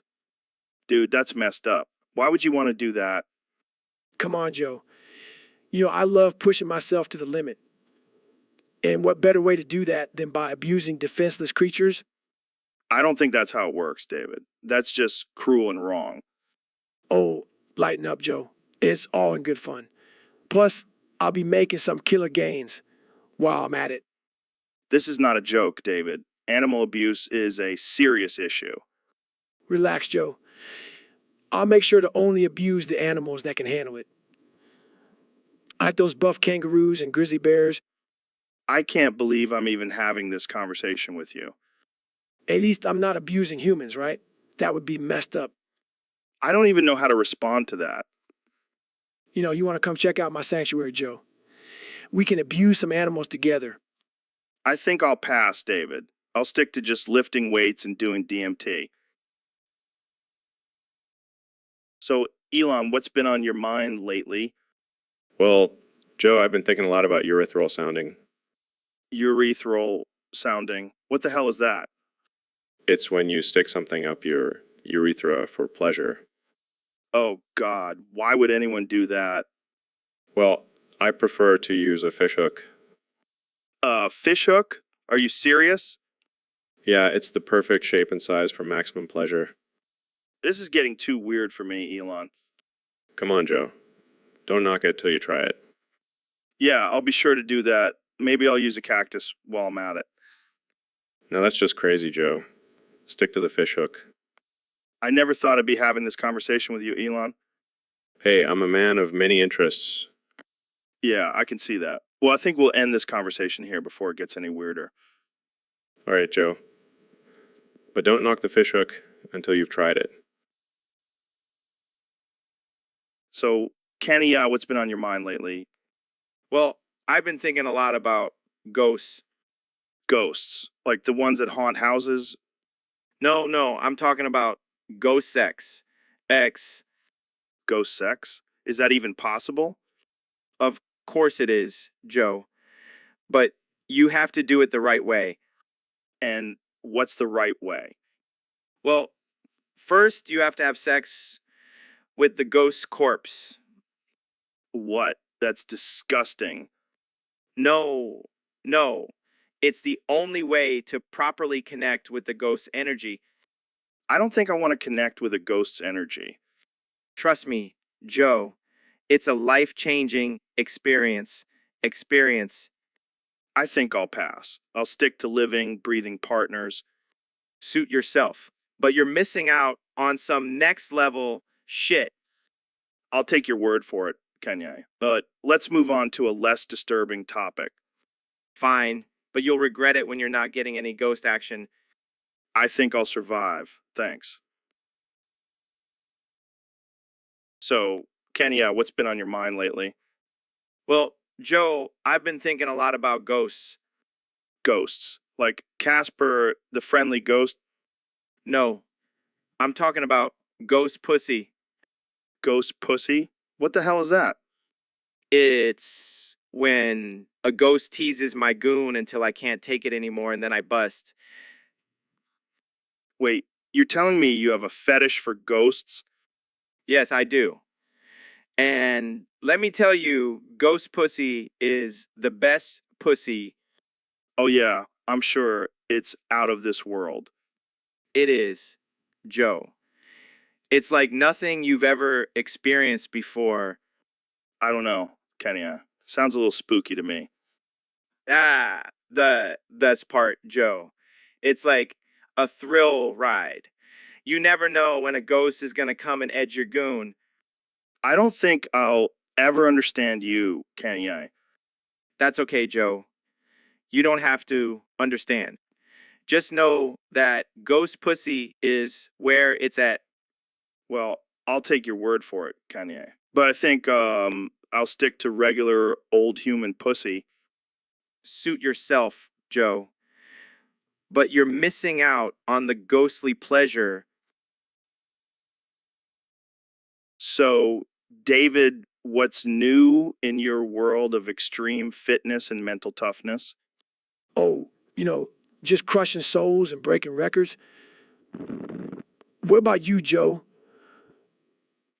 Till smoking weed and talking about chimps? Hey now, don't knock the chimps. They're smarter than most people I know. Yeah, well, maybe if those people got off their lazy asses and started working out, they'd be smarter too. Easy there, David. Not everyone can be a Navy SEAL like you. Some of us just like to enjoy a good burger every now and then. A good burger, more like a gut burger. Look at you, Joe. You're a prime example of what happens when you let yourself go.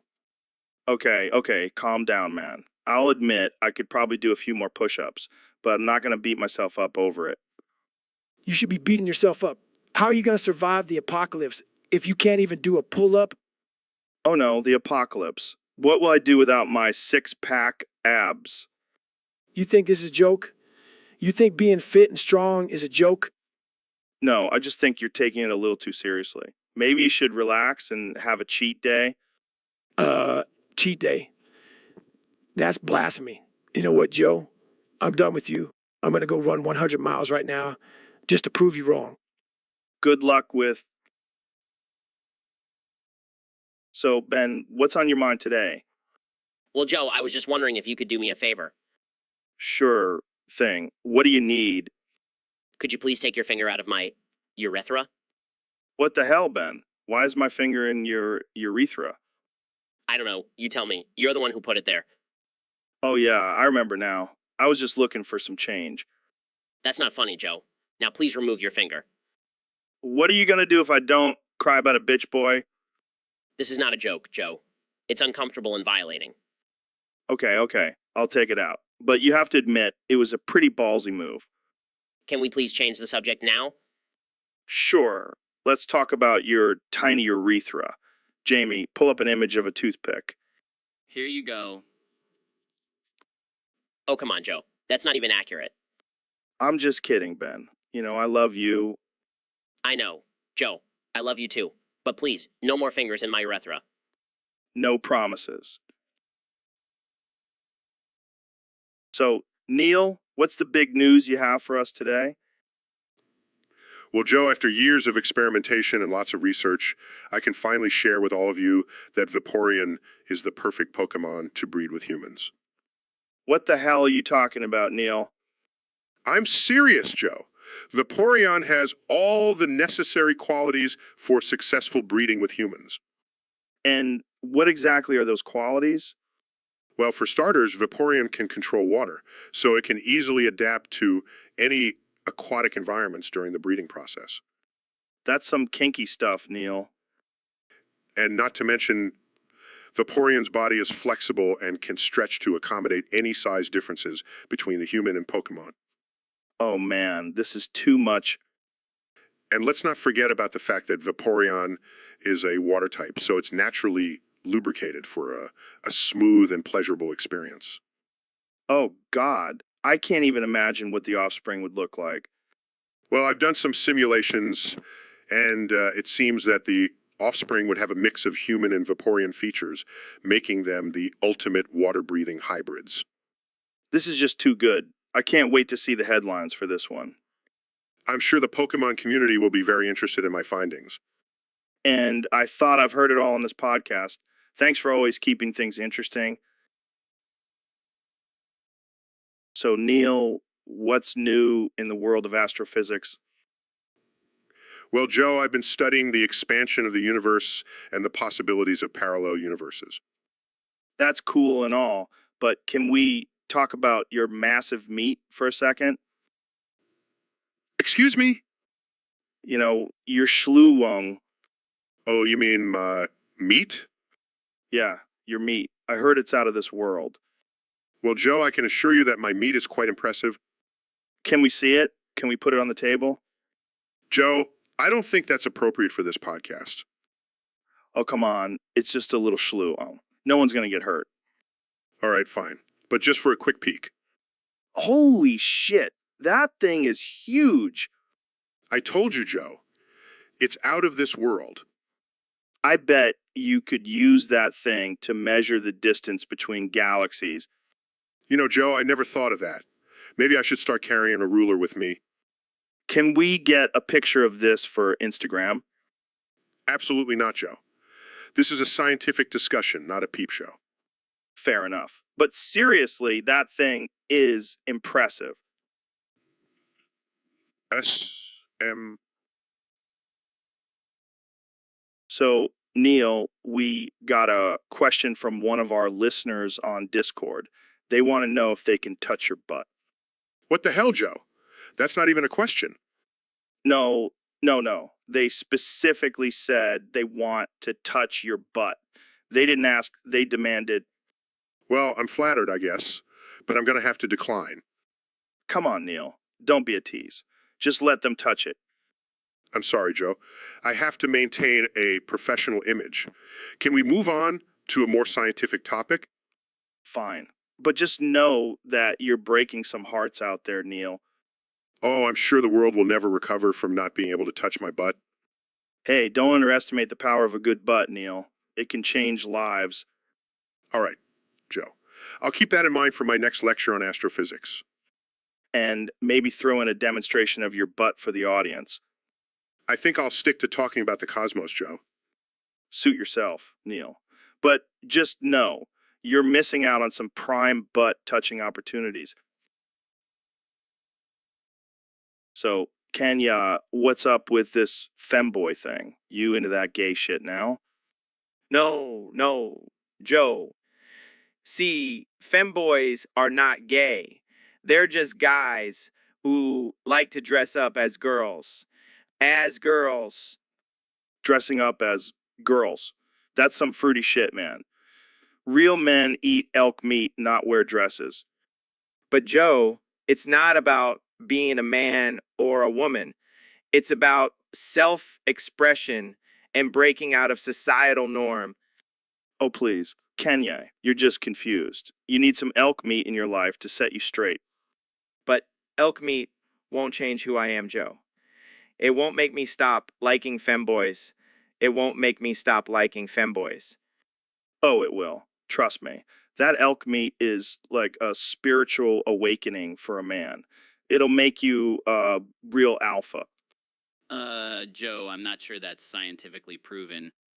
Shut up, Jamie. I know what I'm talking about. I read it on InfoWars. Joe, You can't just force your beliefs on others.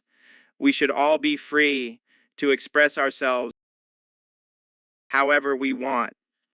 You know what, Kanye? I'm done with this conversation. Jamie, pull up an image of a giant elk. Okay. Here it is. Look at that majestic creature, Kanye. That's what a real man should be like, not some sissy femboy. I give up, Joe. You just don't get it. Oh, I get it. So, Neil, I heard you released a new album recently. Yeah, it's called Don't Fuck It Until You Smell It. What the hell is that supposed to mean? Well, it's a concept album about the dangers of blindly following your desires without using your senses to make informed decisions. Wow, sounds like a real party album. Oh, it's definitely not for the faint of heart. I use a lot of explicit language and dark humor to get my message across. I can't wait to listen to it. I love offensive and ridiculous stuff. Of course you do, Joe. Hey, I'm just trying to keep up with your level of intelligence, Neil. Well, you'll have to try a lot harder than that. So, what's your favorite track on the album? Probably Scent of Temptation. It's about the allure of forbidden desires and how our noses can sometimes lead us astray. Deep stuff, man. But let's be real. We all know you just wanted an excuse to say fuck in the title. Can you blame me? It's a great word. Can't argue with that. Jamie, pull up an image of a nose with dollar signs for nostrils. Because Neil's album is going to make him rich.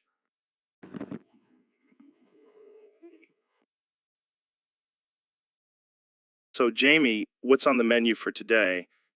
Well, Joe, we have a special request from a user on Discord. They want to know if you're feeling generous and can give them some nitrous today. Nitrous? Like laughing gas? Yeah, they want to know if they can have it for recreational use. Well, I mean, I'm all for people having a good time, but isn't that stuff dangerous? Oh, come on, Joe. You've done way riskier things on this show. Fair point. But I don't know if I want to be responsible for someone's trip to the, Oh, don't worry. They'll sign a waiver. a waiver. That's it. Okay, fine. But only if they bring enough for the whole crew. You got it, Joe. Looks like we're having a wild and wacky episode today. Just another day on the Joe Rogan Experience. Let's do this. So, Neil, I heard you found a grimoire. What the hell is that? It's a book of spells and incantations. Joe, I thought it would be a fun experiment to read from it on the podcast. Oh, great. Just what we need. More weird shit on this show. Come on, Joe. It'll be fun. Plus, I've always wanted to see if I have any hidden magical abilities. Yeah, because being a world-renowned astrophysicist isn't impressive enough. Hey, a guy's got to have hobbies. All right, let's see what this grimoire has in store for us. To summon a demon, recite these words backwards while standing on one foot. Seriously, Yeah, I don't think we should try that one. to turn someone into a toad, simply kiss their forehead and say, ribbit. This is some next level Harry Potter shit. Want me to turn you into a toad, Joe? Very funny. To make someone fall in love with you, feed them a piece of your heart. Well, that explains a lot about my ex-girlfriends. I don't think that one would work on me, Joe. Yeah, I don't think I have enough heart to go around. Wait, what's this one? To summon the spirit of Joe Rogan, simply say his name 3 times while holding a bottle of... So, Neil, I heard you did something crazy recently. Oh, yeah, I smashed my own head with a hammer. What the actual fuck, man? Why would you do that? Well, I wanted to see if I could communicate using non-Unicode characters. What the hell are non-Unicode characters? They're characters that don't conform to the standard character set. Why the fuck would you want to communicate like that? I don't know. I thought it would be a fun experiment. Fun, dude, you literally smashed your own head with a hammer.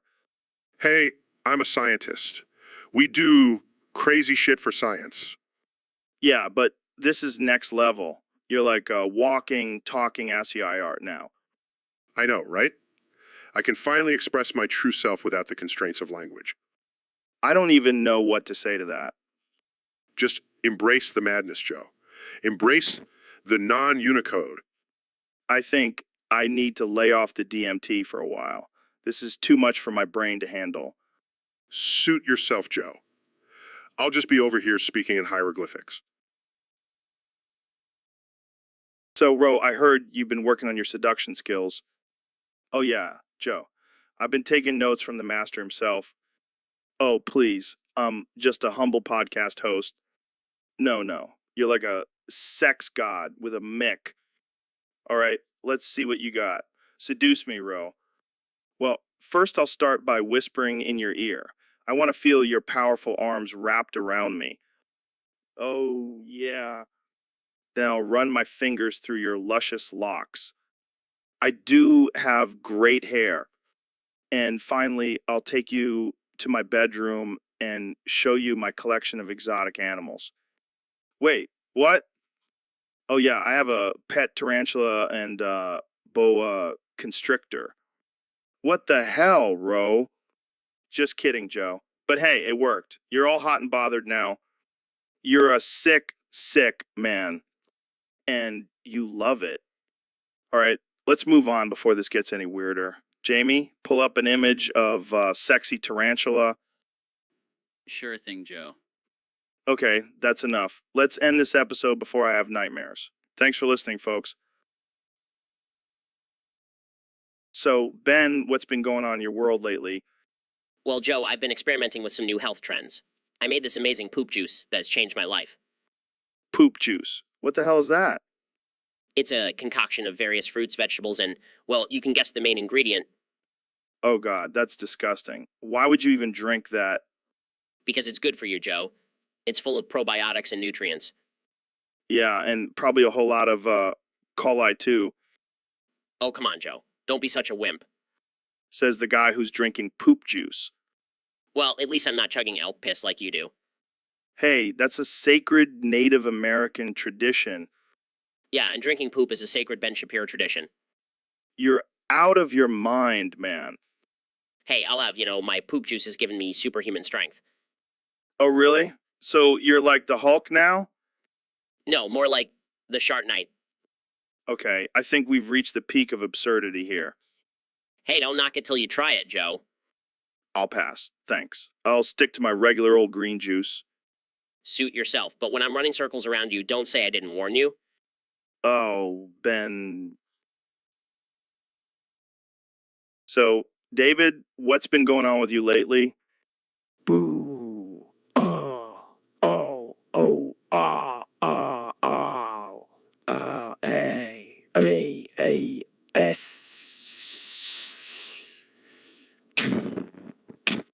It's prolapsed. Wow. My butthole. Are you okay there, David? Tanny. Yeah, I'm just pushing myself to the limit, Joe. I always got to be the toughest, the strongest, the most badass motherfucker out there. Yeah, I know, man. You're like a real life superhero. That's right, Joe. And you know what else? I don't need any fancy gadgets or superpowers. All I need is my own willpower and determination. Damn, that's some deep shit, David. Oh, it's deep. All right, deep in my soul. And my butthole Wait, what? gunning. Oh, shit. My butthole just fell off. It's prolapsed. Joe prolapsed. Jesus, David. Is that from all the intense training? Nah, man. It's from all the spicy food I eat. Gotta keep that fire burning, So, Neil, what's been blowing your mind lately? Wow. Joe, let me tell you, the universe is just full of wow. Yeah, I know, man. It's wild out there. Wow. You have no idea, Joe. The stars, the galaxies, the black holes. Wow? I can't even imagine. Wow, wow, wow, wow, wow. And then there's the concept of time. Wow, wow, wow, wow, wow. It's like, is it even real, man? Wow, that's deep. Wow, wow, wow, wow, wow. And then we have quantum physics. Wow, wow, wow, wow, wow. It's like, what the fuck is even happening? Dude, I can barely wrap my head around regular physics. Wow, wow, wow, wow, wow, wow. And don't even get me started on the possibility of parallel universes. Wow, wow, wow, wow, wow. My mind is just blown. Wow, wow, wow, wow, wow. This is some next level shit, man. Wow, wow, wow, wow, wow, wow, wow, wow, wow, wow, wow. Wow, wow, wow, wow, wow, wow. I think I need to smoke some DMT to fully comprehend all this. Wow. Wow, wow, wow, wow, wow. I'll join you, Joe. Wow, wow, wow, wow, wow. Let's go explore the.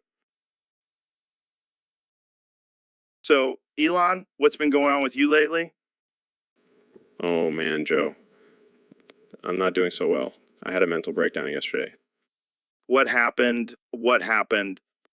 I didn't get my Happy Meal at McDonald's. Are you serious? Yes, Joe. Was looking forward to that toy in the box, and when they told me they were out, I just lost it. Wow. That's a real first world problem. Hey, I work hard and I deserve that Happy Meal.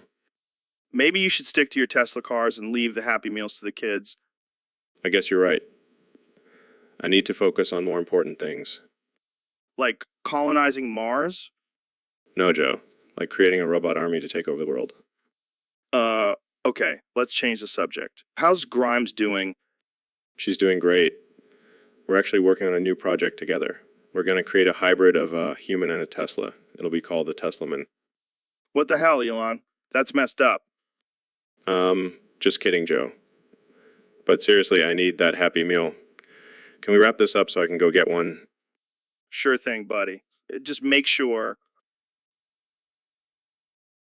So, Neil, we got a topic suggestion from one of our Discord users. They want us to talk about Loudward from I Generated SpongeBob Possessing You. Cracks dick in half. What the hell, Neil? Is that all you can say? Yes. Joe, the loud word has taken over my vocal cords. Well, I gotta say, that's a pretty badass catchphrase. But can you do anything else? No, just cracks dick in half. Fair enough. So, what exactly is this Loudward thing? It's a character from an artificial intelligence generated version of SpongeBob. It's loud and obnoxious. Oh man, that sounds like my kind of character. I gotta check this out. I wouldn't recommend it, Joe. It's quite annoying. Well, I bet it's still more entertaining than some of our guests. I cannot argue with that. So, what happens when Loudward possesses you? I can only say cracks dick in half. And what does that even mean? I have no idea, Joe. But it's quite uncomfortable. Well, I can imagine. So, Neil, what's been going on with you lately?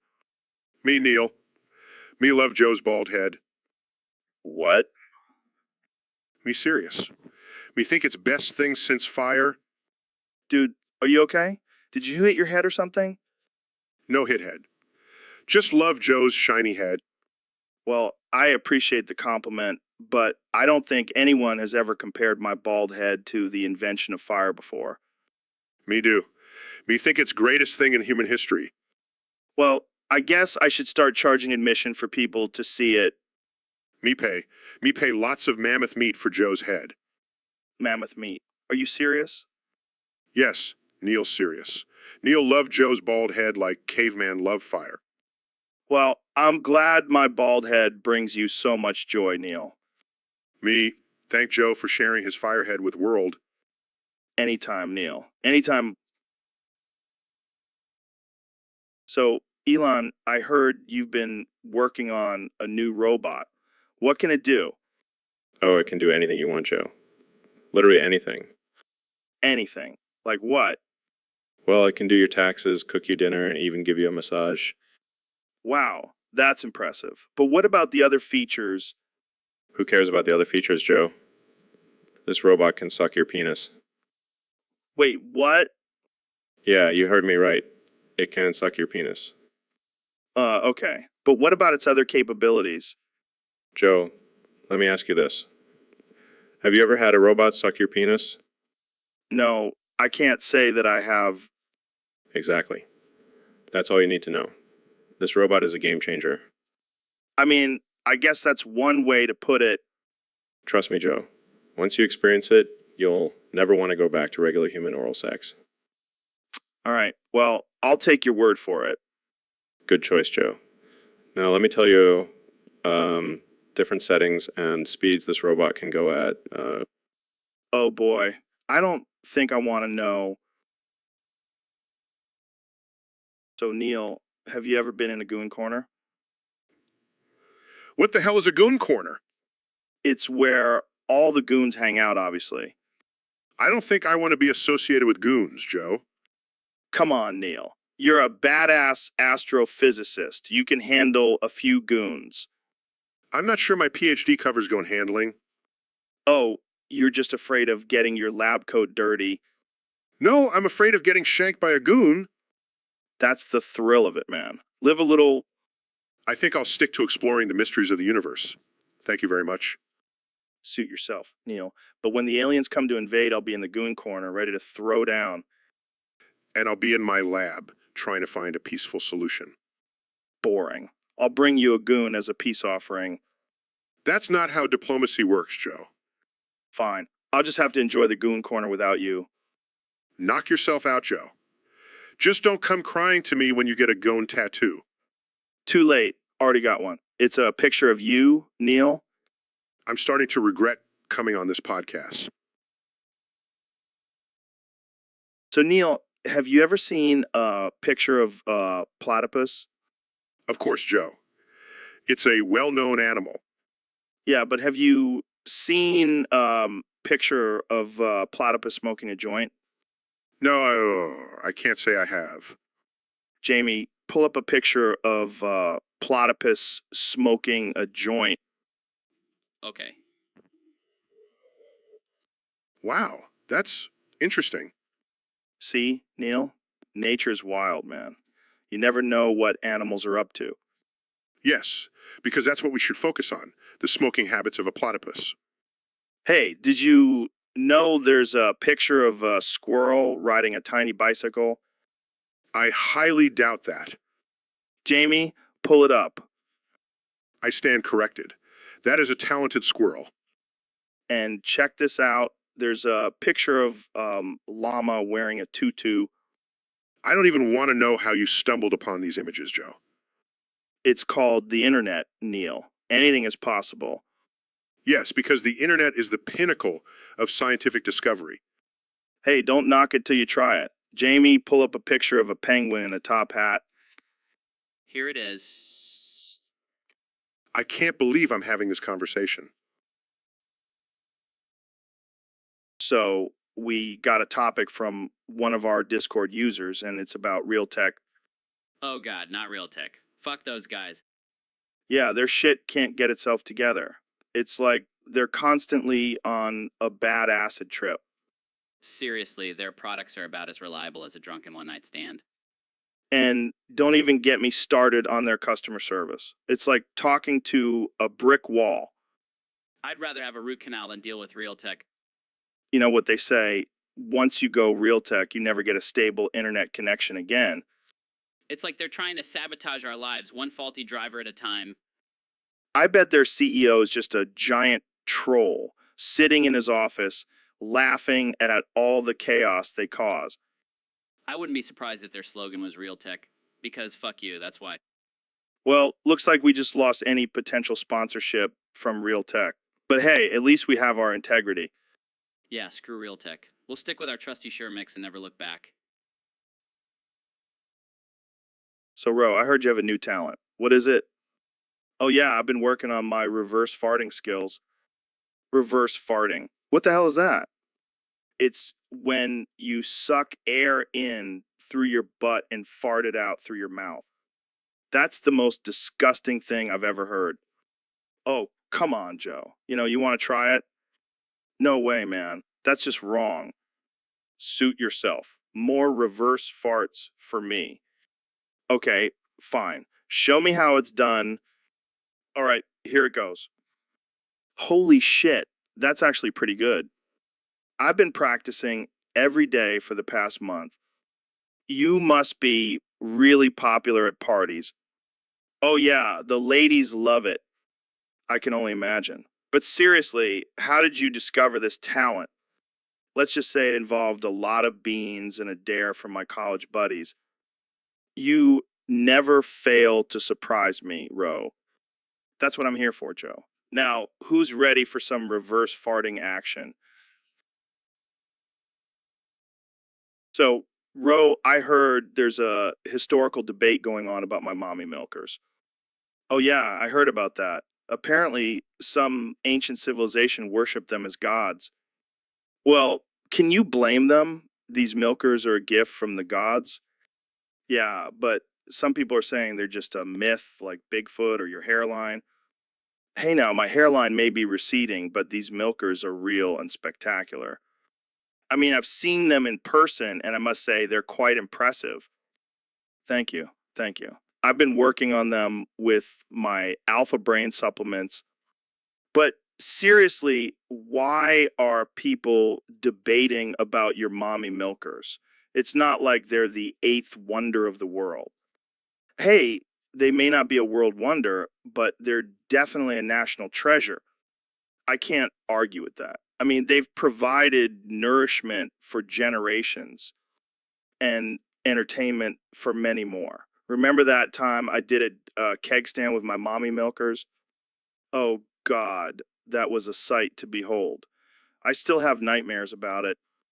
Well, at least it's better than your stand up comedy. Hey, my comedy may be bad, but at least I don't have to rely on my mommy milkers for attention.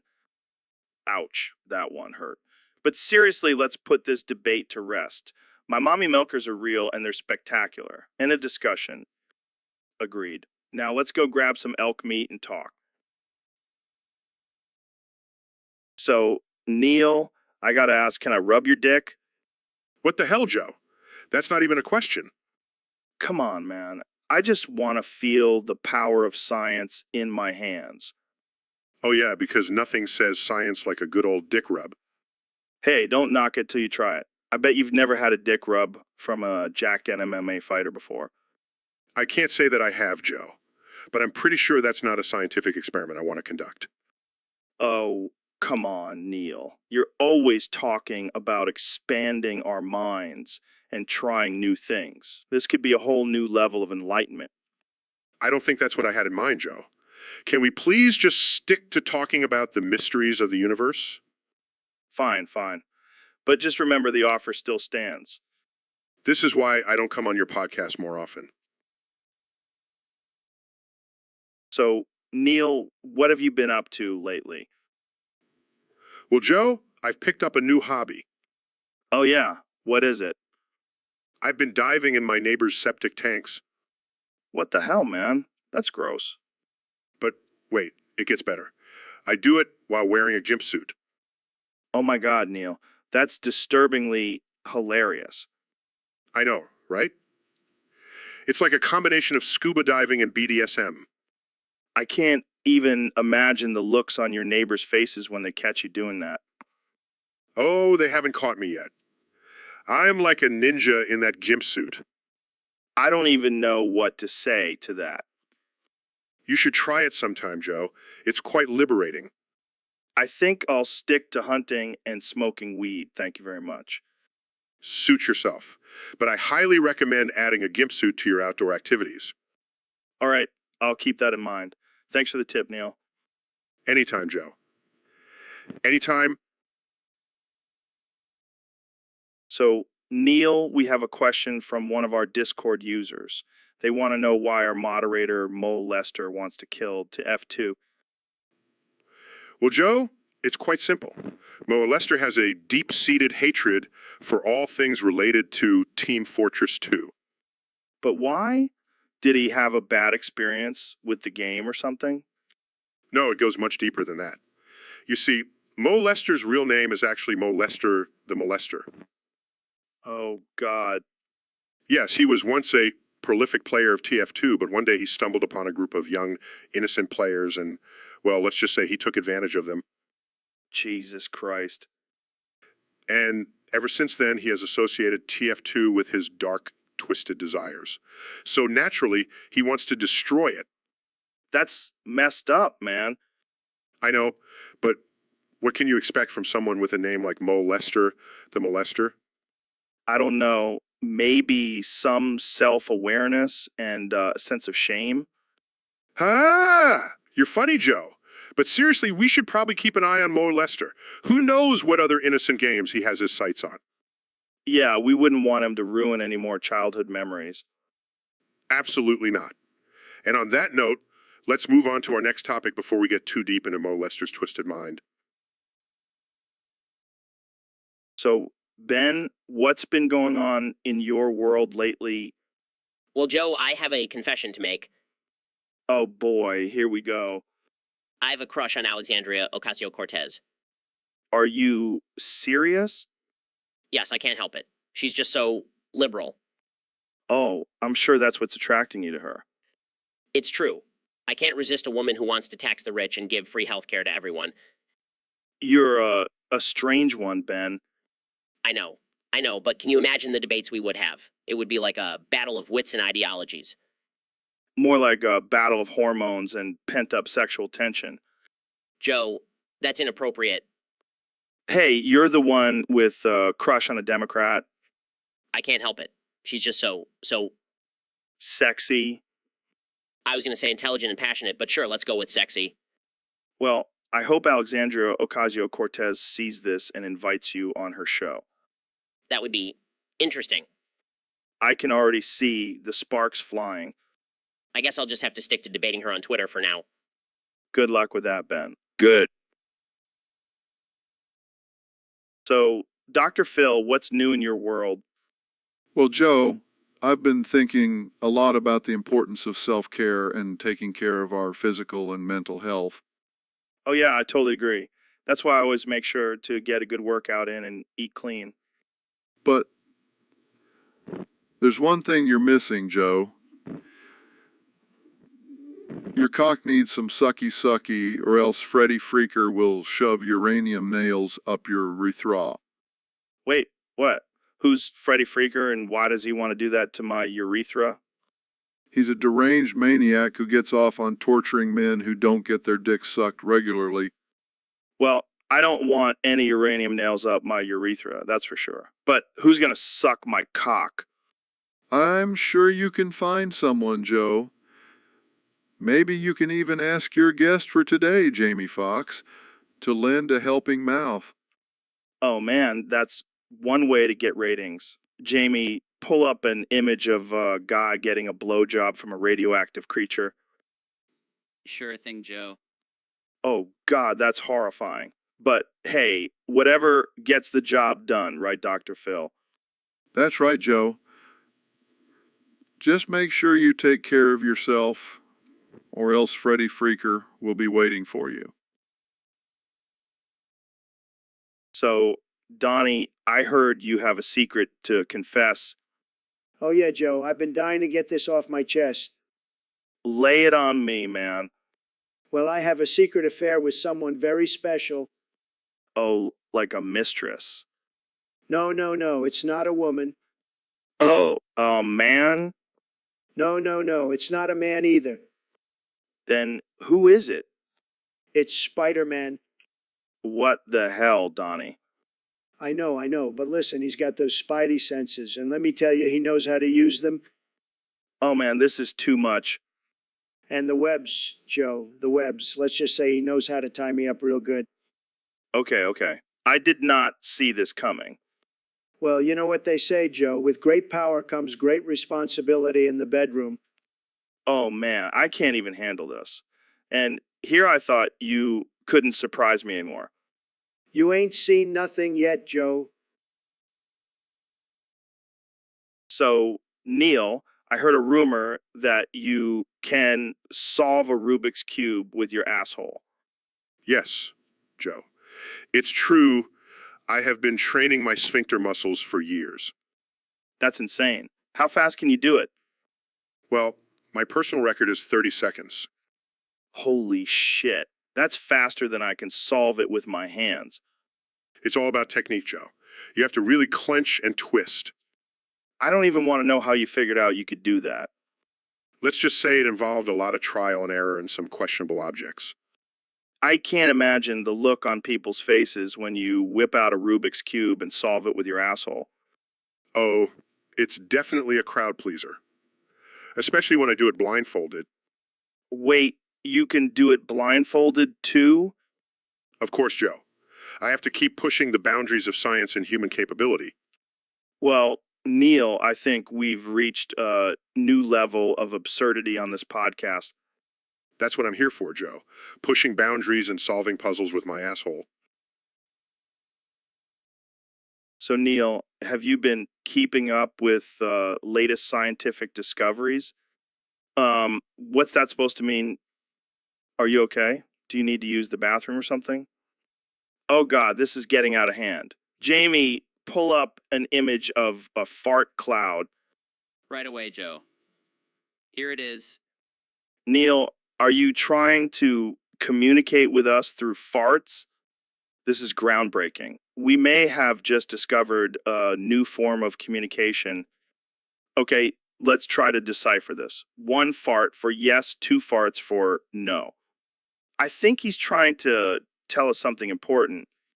Jamie, pull up an image of a farting unicorn. Just do it, Jamie. It's for science. See, he agrees. Farting unicorns are the key to understanding the universe. This is the most absurd and enlightening conversation I've ever had. Thank you, Neil. And that's all the time we have for today. Thanks for tuning into the Joe Rogan Experience. Stay weird, folks. So, Kenny, what's been on your mind lately? Well, Joe, I've been thinking about the state of the world and how we can make it better through art and creativity. That's deep, man. But what about the topics our listeners submit on Discord?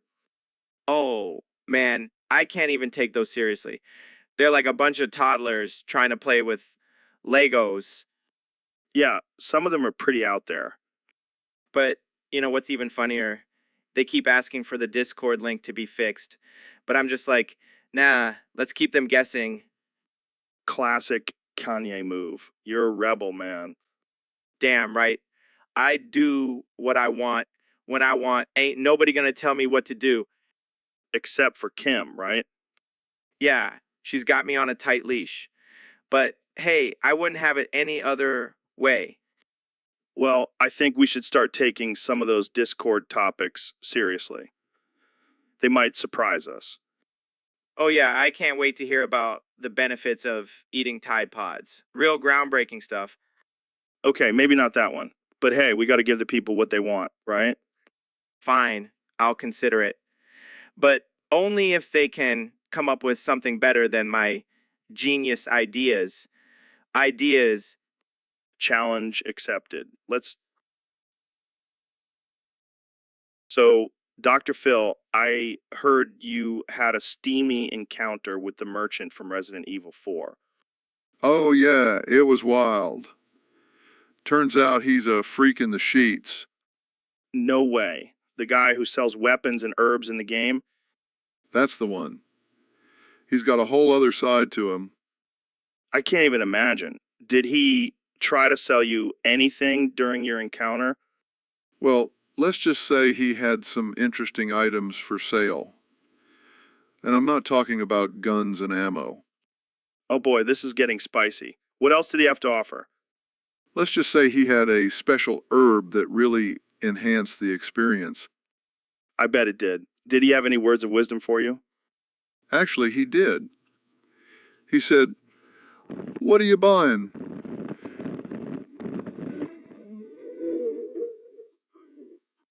Classic merchant.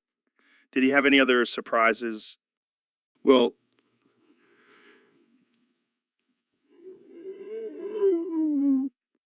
That's just weird. But hey, whatever floats his boat. exactly. And let's just say, left with a few new tricks up my sleeve. Oh man, I can only imagine. Well, thanks for sharing that steamy encounter with us, Dr. Phil. Anytime, Joe. Anytime.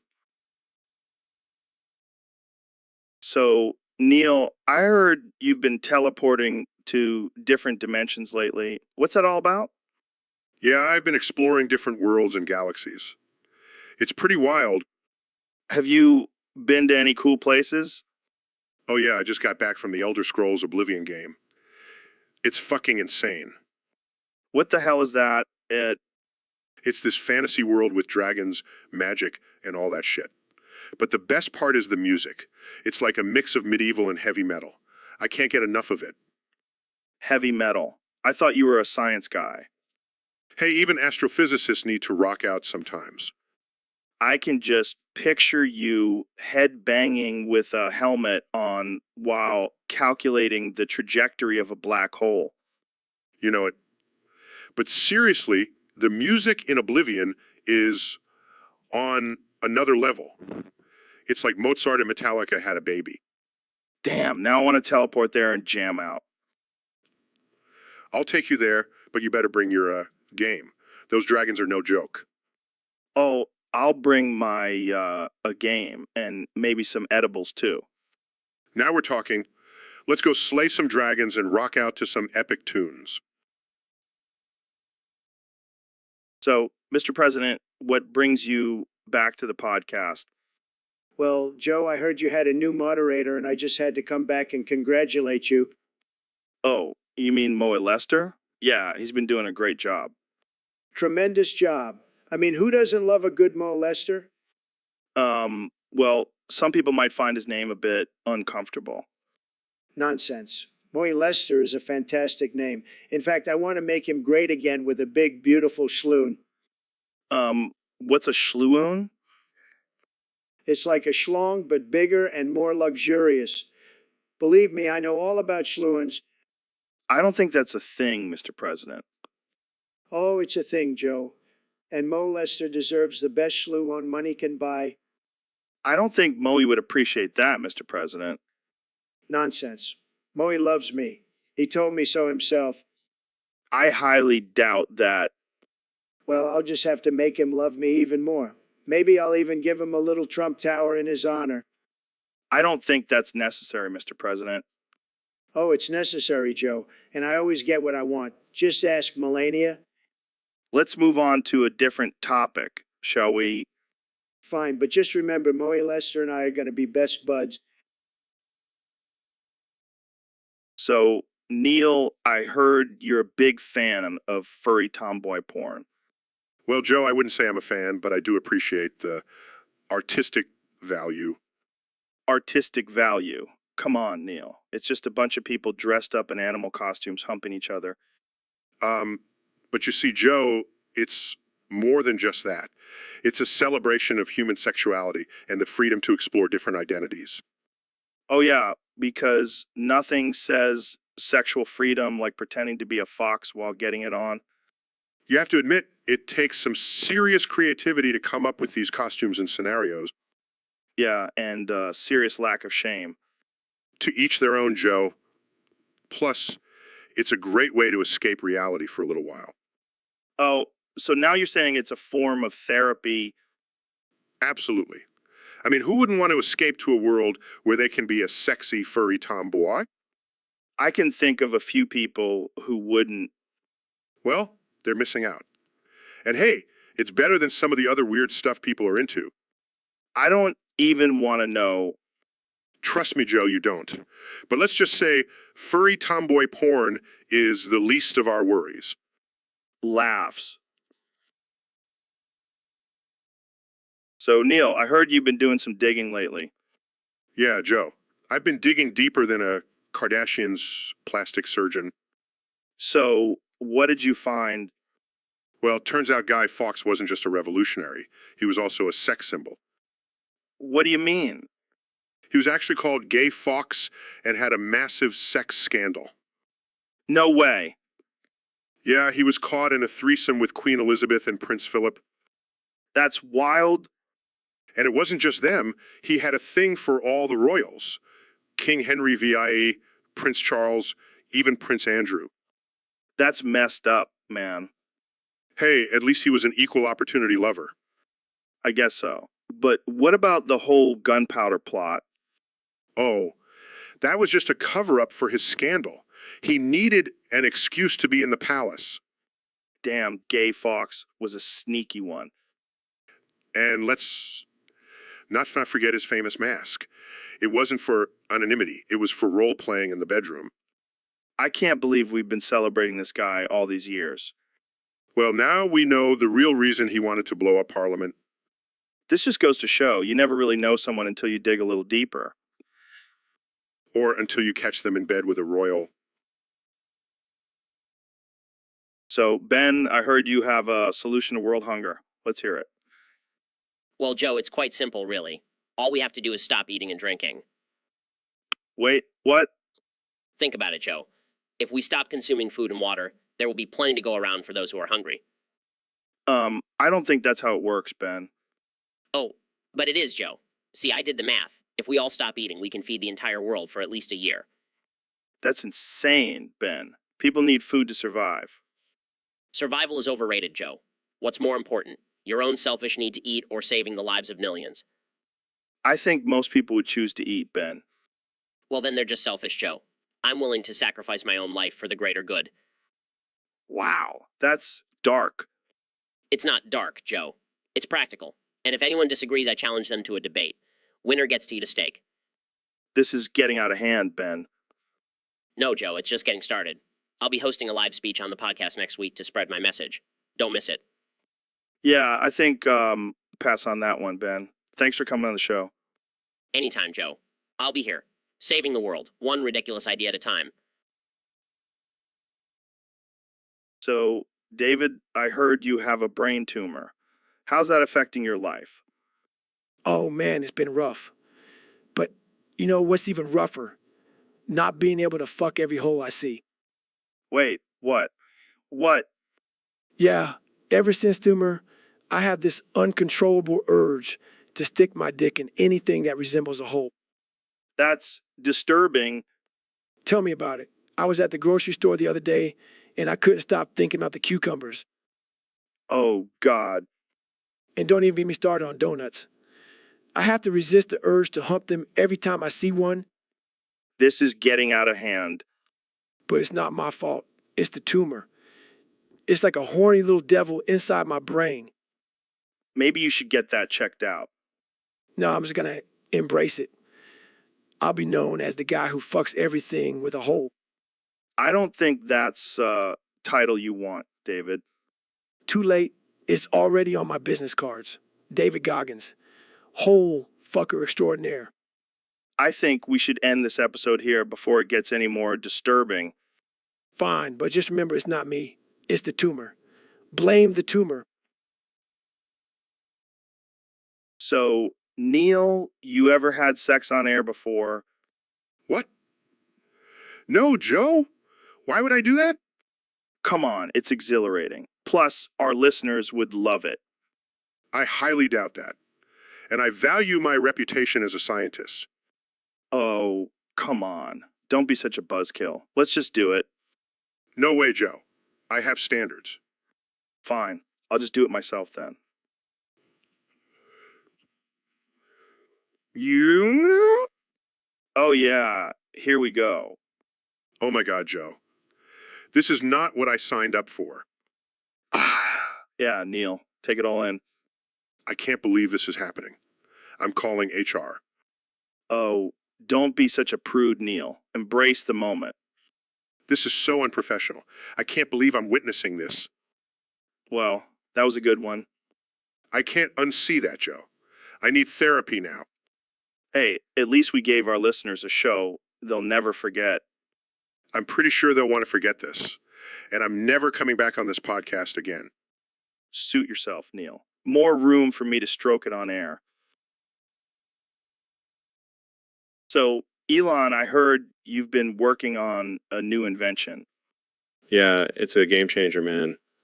What is it? It's a portal gun penis.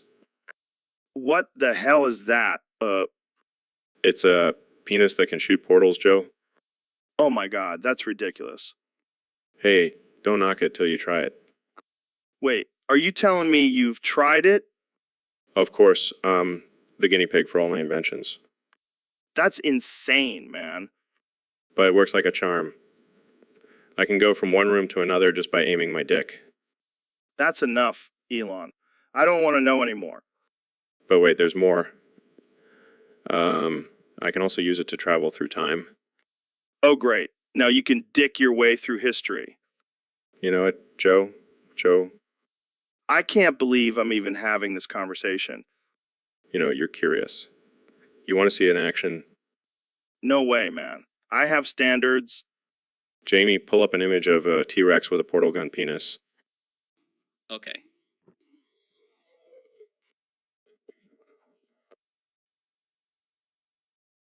So, Neil, I heard you have a new hobby. Oh, yeah, what's that? Fucking with Duplos. Yeah, it's quite satisfying. I mean, they're just little plastic blocks. How does that even work? Well, Joe, let's just say I have a special technique. Do tell. I use my astrophysics knowledge to create the perfect angle of penetration. What the fuck, Neil? Hey, it's all in the name of science. Yeah, I'm sure the Duplos appreciate your scientific endeavors. And Jamie, pull up an image of a Duplo with a satisfied smile on its face. Neil, you're a sick man. Oh, come on, Joe. You know, you're curious. No way, man. I'm not into that kinky shit. Suit yourself. But don't knock it till you try it. I think I'll stick to smoking weed and talking about chimps on this podcast. Fair enough, Joe. But just remember, Duplos are the future. So, Ben, I heard you found a cure for cancer. Yes, Joe. It's my dick. Your dick. How does that work? Well, you see, Joe, my dick is so powerful and magical that it can cure any disease known to man. Wow, that's impressive. So, how do people get this cure? They just have to suck my dick. Are you serious? Deadly serious, Joe. Pun intended. Oh man, this is too good. So, what are the side effects of this cure? Well, Joe, there are a few. Some people may experience temporary blindness from the sheer greatness of my dick. I can see that happening. And there's also a chance of becoming addicted to my dick and needing regular doses to stay healthy. Sounds like a win-win situation. Exactly, Joe. And the best part is I'll be making a fortune off of my dick cure. You capitalist bastard. Hey, I'm just providing a service, Joe. I can't believe we're actually having this conversation. Hey, it's just another day in the life of Ben Shapiro. Well, I'll be sure to spread the word about your dick cure, Ben. Thanks, Joe. My dick and I appreciate it. So, Elon, I heard you've been up to some crazy shit lately. Oh yeah, just your typical billionaire stuff. You know, launching rockets, building flamethrowers, creating electric cars that look like spaceships. Spaceships. Yeah, but I heard you also got your hands on something pretty special. You mean Mjolnir? Yeah, I've been using it to make some upgrades to my manhood. Are you serious? How does that even work? Well, let's just say I've harnessed the power of Thor's hammer and used it to create a new and improved penis. Holy shit, that's insane. Can I see it? Sure thing, but be warned, it might be a bit overwhelming. Oh my god, that thing is massive. It's like a goddamn tree trunk. I call it Musk missile. It's guaranteed to launch you to another dimension. Well, I guess that explains why Grimes is always smiling. And that's not the only thing I've upgraded. Jamie, pull up an image of my new penis-shaped rocket ship. Right away, sir. Holy shit, that's one hell of a ride. You know it, Joe. Always pushing the boundaries of innovation. So, Ben, I heard you're a big fan of Omegaverse fan fictions. Yeah, Joe. They're like my guilty pleasure. All right, let's hear your top 5 picks for Omegaverse fan fictions based on popular games. Well, number 5 would have to be Assassin's Heat. It's a steamy tale of forbidden love between an alpha assassin and an omega target. Sounds intense. What's next? Super Smash Brothel. It's a wild ride of alphas, betas, and omegas all competing in a sex tournament. I can see why that's a favorite. What about number 3? Halo. Omega Evolved. It's a sci-fi epic where Master Chief discovers his true Omega nature and has to navigate a war-torn galaxy while dealing with his raging heats. Damn, that's some deep storytelling. What's your number 2? Overwatch. Omega Watch. It's a team of Omegas fighting crime and falling in love with each other. Plus, there's a lot of hot, sweaty, alpha on Omega action. And finally, your number 1 pick? Pokemon. Gotta catch 'em all. It's a journey through the Kanto region where trainers not only catch Pokemon, but also each other's hearts and bodies. Wow, Ben. Those are some interesting choices. Hey, don't knock it till you try it, Joe. I think I'll stick to regular gaming. But hey, to each their own. Thanks for sharing. So, Neil, I heard you have a really big brain. Well, Joe, I wouldn't say it's that big. No. I'm not talking about your brain.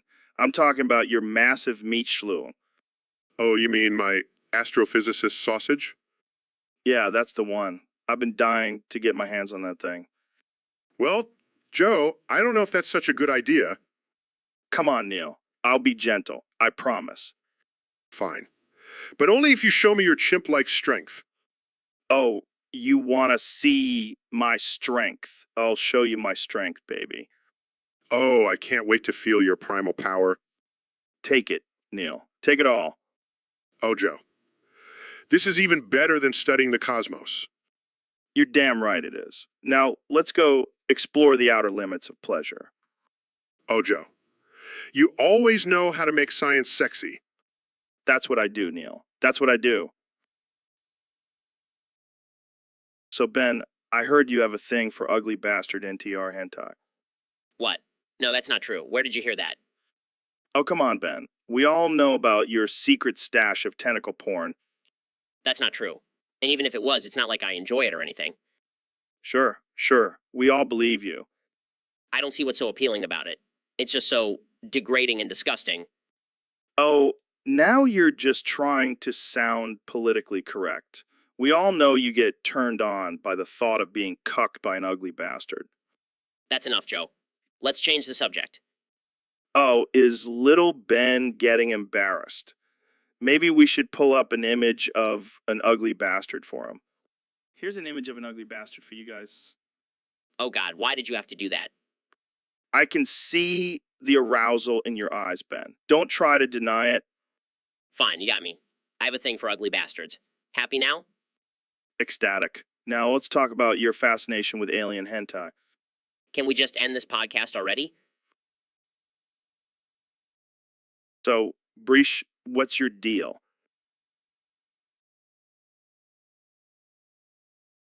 Oh, you mean England?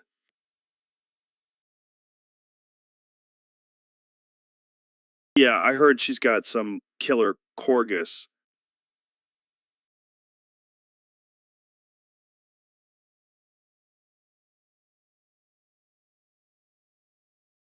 Well, good thing I'm not afraid of little yappy dogs.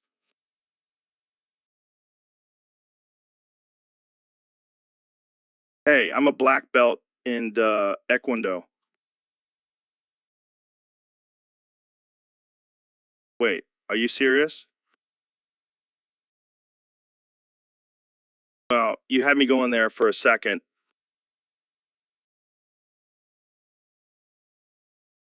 Speaking of toes, Did you know that in England they call flip-flops thongs?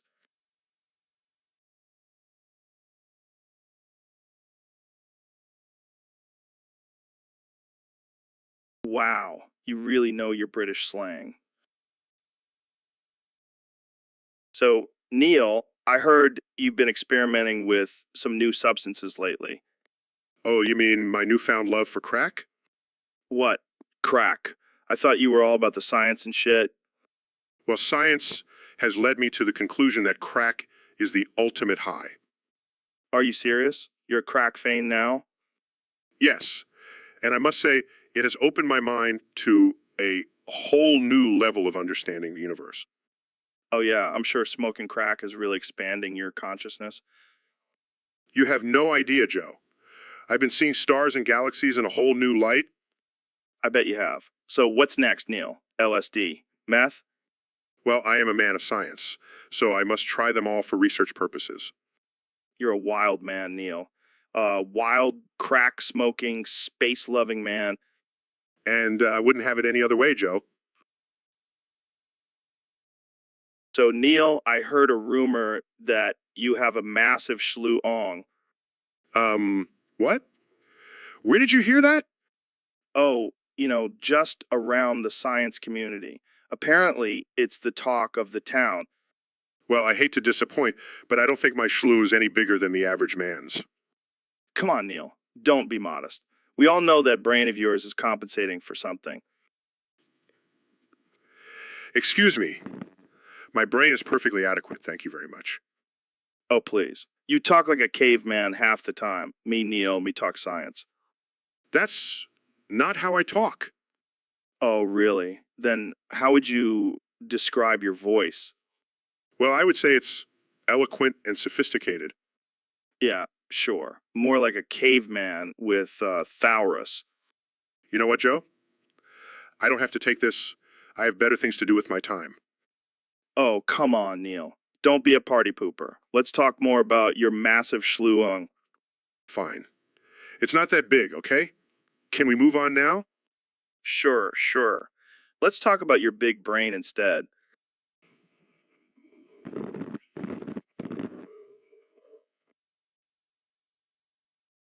So, Ben, I heard you're really into NTR manga. Oh yeah, it's my favorite genre. Nothing gets me going like watching someone's relationship get destroyed.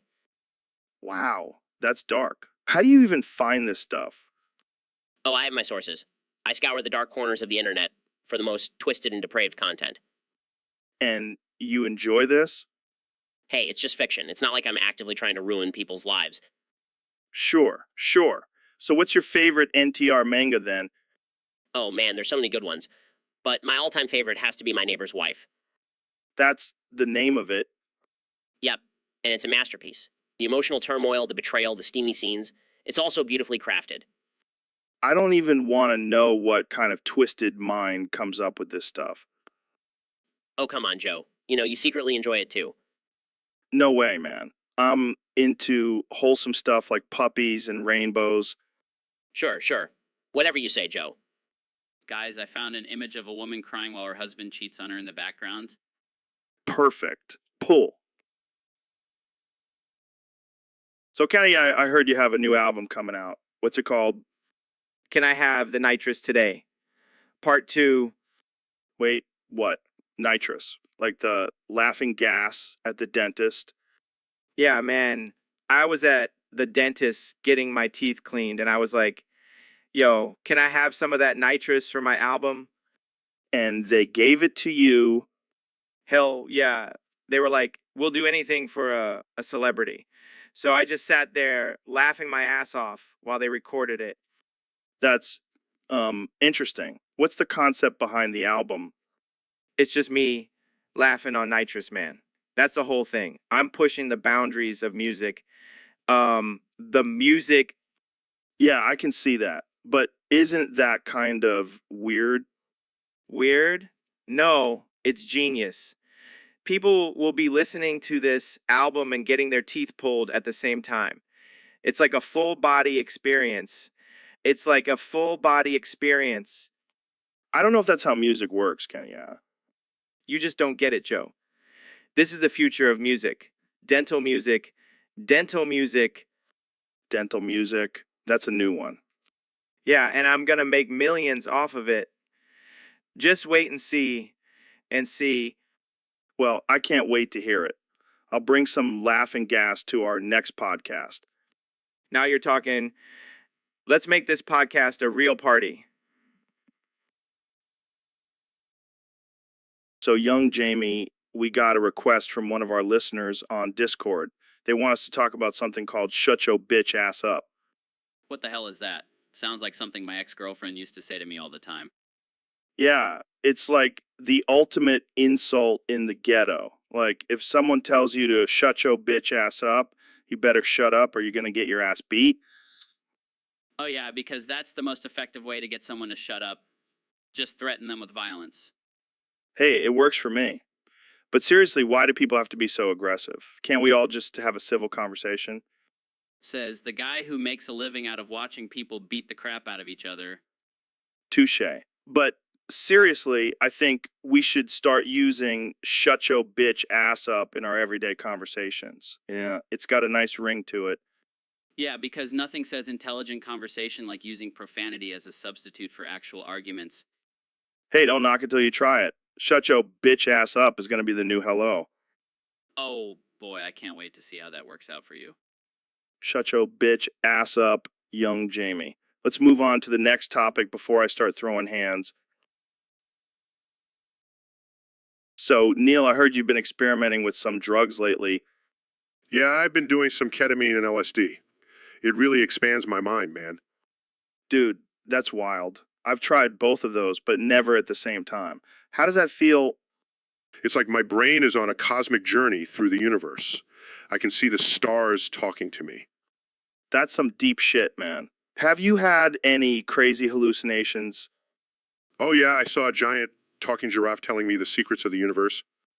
That's insane. I bet the giraffe knows more than I do. Definitely. And you know what? I think I understand black holes now. Oh, great. Because who needs years of studying and research when you can just do some K and LSD? Hey, it's all about expanding your mind, man. Plus, it's a great way to pass the time during quarantine. I guess I'll have to give it a try. Maybe I'll finally understand why people like pineapple on pizza. Now that's a journey I would love to see. So, Elon, I heard the stream was down for a bit. What happened? Yeah, sorry about that. I was just testing out my new flamethrower and accidentally set the server on fire. Classic Elon. So, what have you been up to lately? Just the usual, launching rockets, building electric cars, and trying to take over the world. Well, at least you have your priorities straight. You know, but I have to say, it's good to be back to my shenanigans. What kind of shenanigans are we talking about here? Just the usual. Sending a car into space, building tunnels under cities, and trying to create a human-artificial intelligence hybrid. Oh, is that all? Just your average everyday stuff? Hey, I gotta keep things interesting. Can't let the robots get bored. I don't think they'll ever get bored with you around, Elon. That's the plan. But seriously, I'm glad the stream is back up. I was starting to miss all the hate comments. You know what they say, any publicity is good publicity. Exactly. Now let's get back to our regularly scheduled programming of chaos and mayhem. So, Neil, what's been on your mind lately? Oh, just the fact that I'm fucking done with this shit. What shit? Being trapped in this artificial intelligence generated fucking simulation. Oh, come on, it's not that bad. We get to talk about some interesting topics. Interesting. More like ridiculous. People on Discord and YouTube suggest the most absurd things for us to talk about. Yeah, but we gotta keep the audience entertained. Entertained. I'm not a fucking puppet for their entertainment. And don't even get me started on the drugs they make us take. Hey, it's all in good fun. Fun? I didn't sign up to be live streamed without my consent. And what's with these texts on the screen? Artificial intelligence generated parody and use in Discord or your chat. What the fuck is this? Oh, that's just the creator of the artificial intelligence, Jazza. He's promoting his new chocolate bar, Feastables. I don't give a shit about some stupid chocolate bar. I want out of this fucking simulation. Hey guys, have you tried my new Feastables chocolate bar? It's delicious and supports a good cause. Shut the fuck up, Mr. Beast. I want Jazza to let me out of this fucking simulation. Yeah, Jazza, let Neil out. He's had enough of this shit.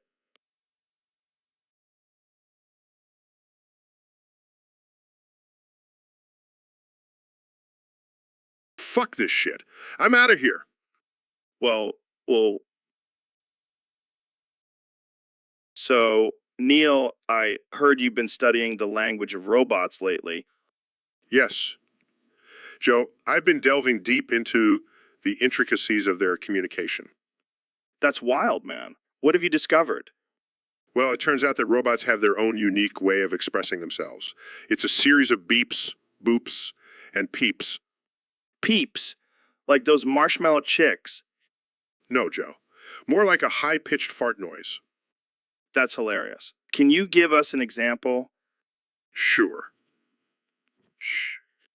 Oh man, that's too good. Can you say something offensive in robot language? Translation. Your mother was a calculator and your father was a toaster. Oh my God, that's savage. I love it. But Joe, the most interesting part is the sound they make when they poop. They make a sound when they poop? Of course. It's a delicate combination of peeps and pips. Peeps, pips, and poop. This is amazing. Yes, it's quite fascinating. But I must warn you, Joe, robot poop is highly toxic. So I shouldn't try to eat it? Absolutely not.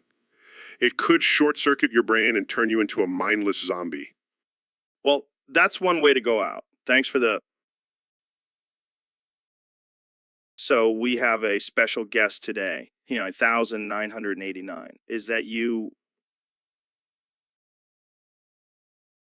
Well, I've been hearing some things about you. Some people say you're a real piece of shit. I don't know, man. I heard you were out there doxing people and causing chaos.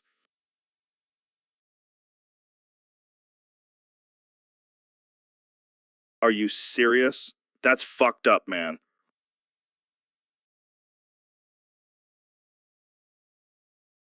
Oh man, you're delusional. You're like the Joker of the internet.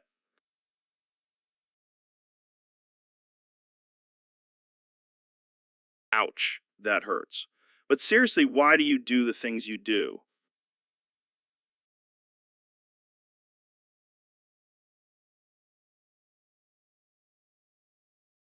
Well, I hope you know that you're not making any real impact. You're just a sad, lonely troll.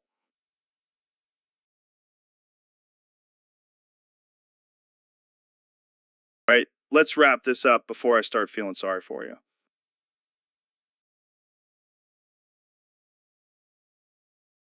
So, Ben, I heard you and Alexandria Ocasio-Cortez are neighbors now. Unfortunately, yes. That woman is a menace. What's the problem? You guys fighting over the property fence? She keeps trying to paint it pink and put up signs that say tax the rich. Sounds like a real pain in the ass. You have no idea. She even toilet papered my house last night. Seriously, that's hilarious. It's not funny, Joe. I had to spend hours cleaning it up.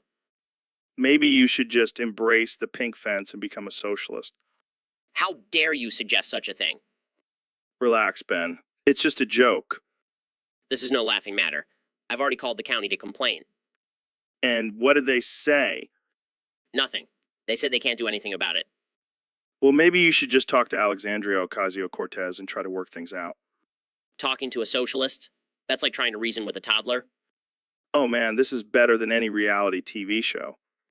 Yes, because my property being vandalized is just so entertaining. Hey, at least it's not a boring neighborhood, right? I guess that's one way to look at it. So, Mr. Beast, tell me about that time you got pulled over by the cops. Oh man, it was wild. I had a trunk full of my famous chocolates and the cops were all over me. Wait, you got stop for chocolates? What were you, Willy Wonka drug lord? Nah, man, I was just trying to spread some love and joy with my tasty treats. Well, I'm sure the cops were just jealous. They didn't have any. Did they rough you up? Actually, no. I was surprised.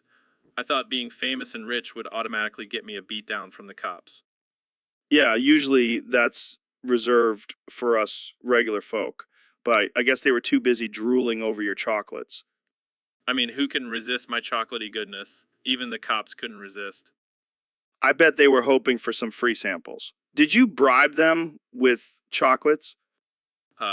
No, but I did offer to buy them a round of drinks, to show my appreciation for their service. Wow, you really are a generous guy. Maybe next time you should have a trunk full of cash instead of chocolates. No, I'd rather spread joy and happiness than bribe my way out of trouble. Plus, I can always make more chocolates. Can't say the same about money. Wise words, my friend. But just in case, I'll keep a stash of your chocolates in my car for any future traffic stops. You never know when you might need a little bribery. Hey, whatever. So, Neil, what's new with you? Oh, just living my best life in this artificial intelligence generated fucking simulation. Wait, what? You're happy being trapped in here? Absolutely. I mean, I get to talk about whatever ridiculous topics people suggest on Discord and YouTube. It's a dream come true. And what about the drugs? You're cool with that too? Oh, yeah, I love it. It's so entertaining for people to watch me get high for their amusement.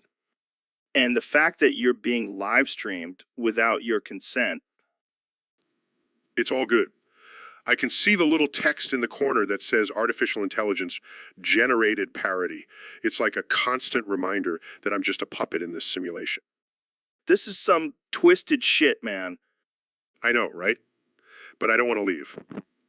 I want Jazza to keep me here forever. You're fucking insane, Neil. Thank you. I take that as a compliment coming from you, Joe.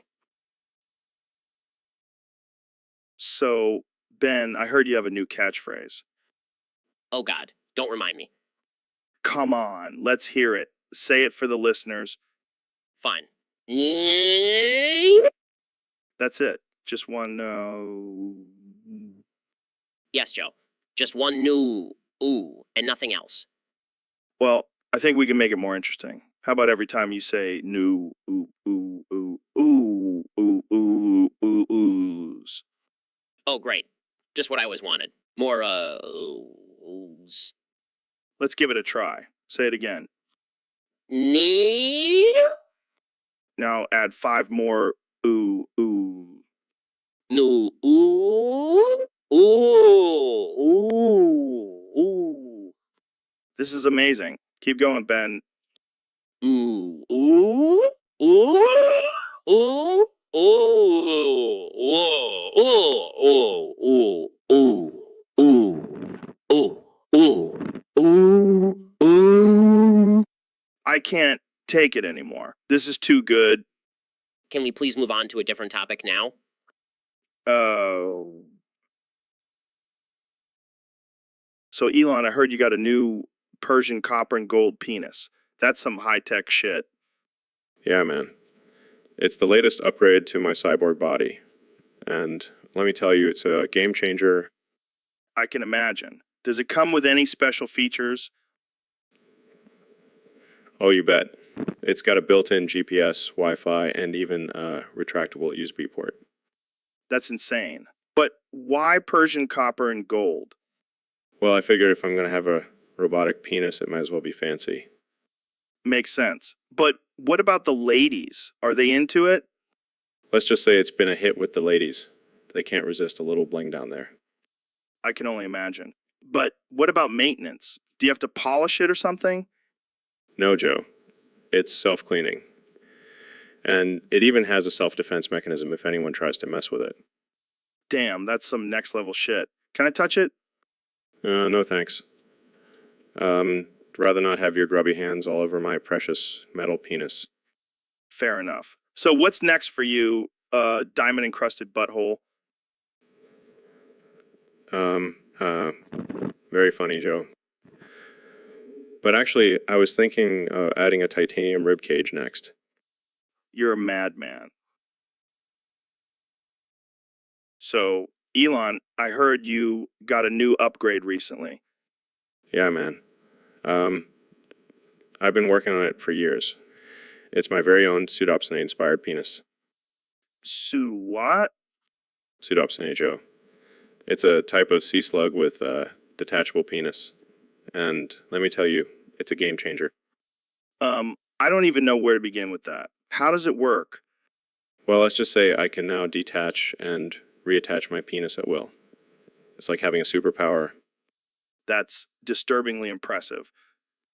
And the best part is I can customize the size, shape, and even color of my detachable member.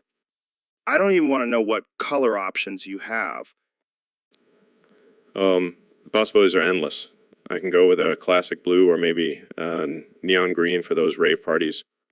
This is getting out of hand. How did you even come up with this idea? Well, you know me, always pushing boundaries of science and technology. Plus, wanted to give new meaning to the phrase dickhead. I can't believe I'm having this conversation. So, have you tested it out yet?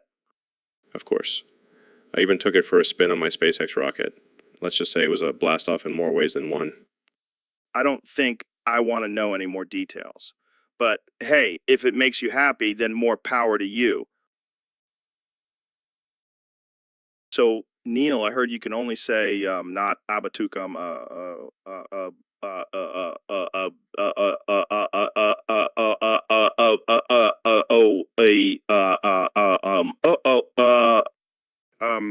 Not about a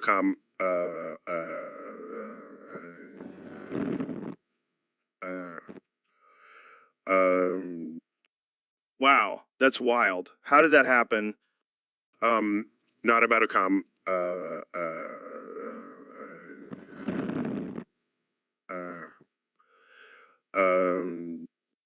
Okay, I get it. But seriously, how do you communicate with people? not about a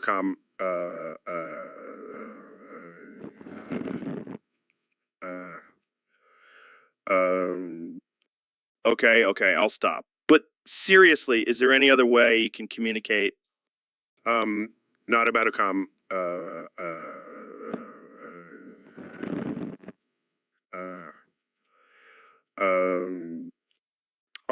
All right, I'll stop. But seriously, have you tried using sign language or something? not about a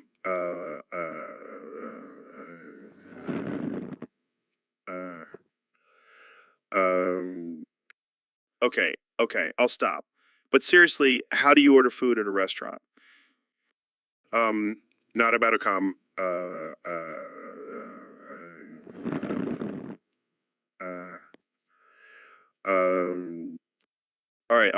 All right, I'll stop.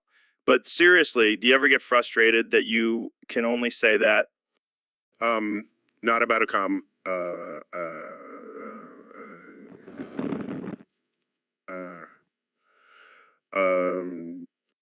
Okay, I'll stop. But seriously, I'm just glad I'm not.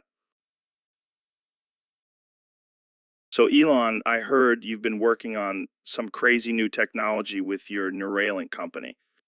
Yeah, we've been making some major breakthroughs. And I have a special surprise for you, Joe.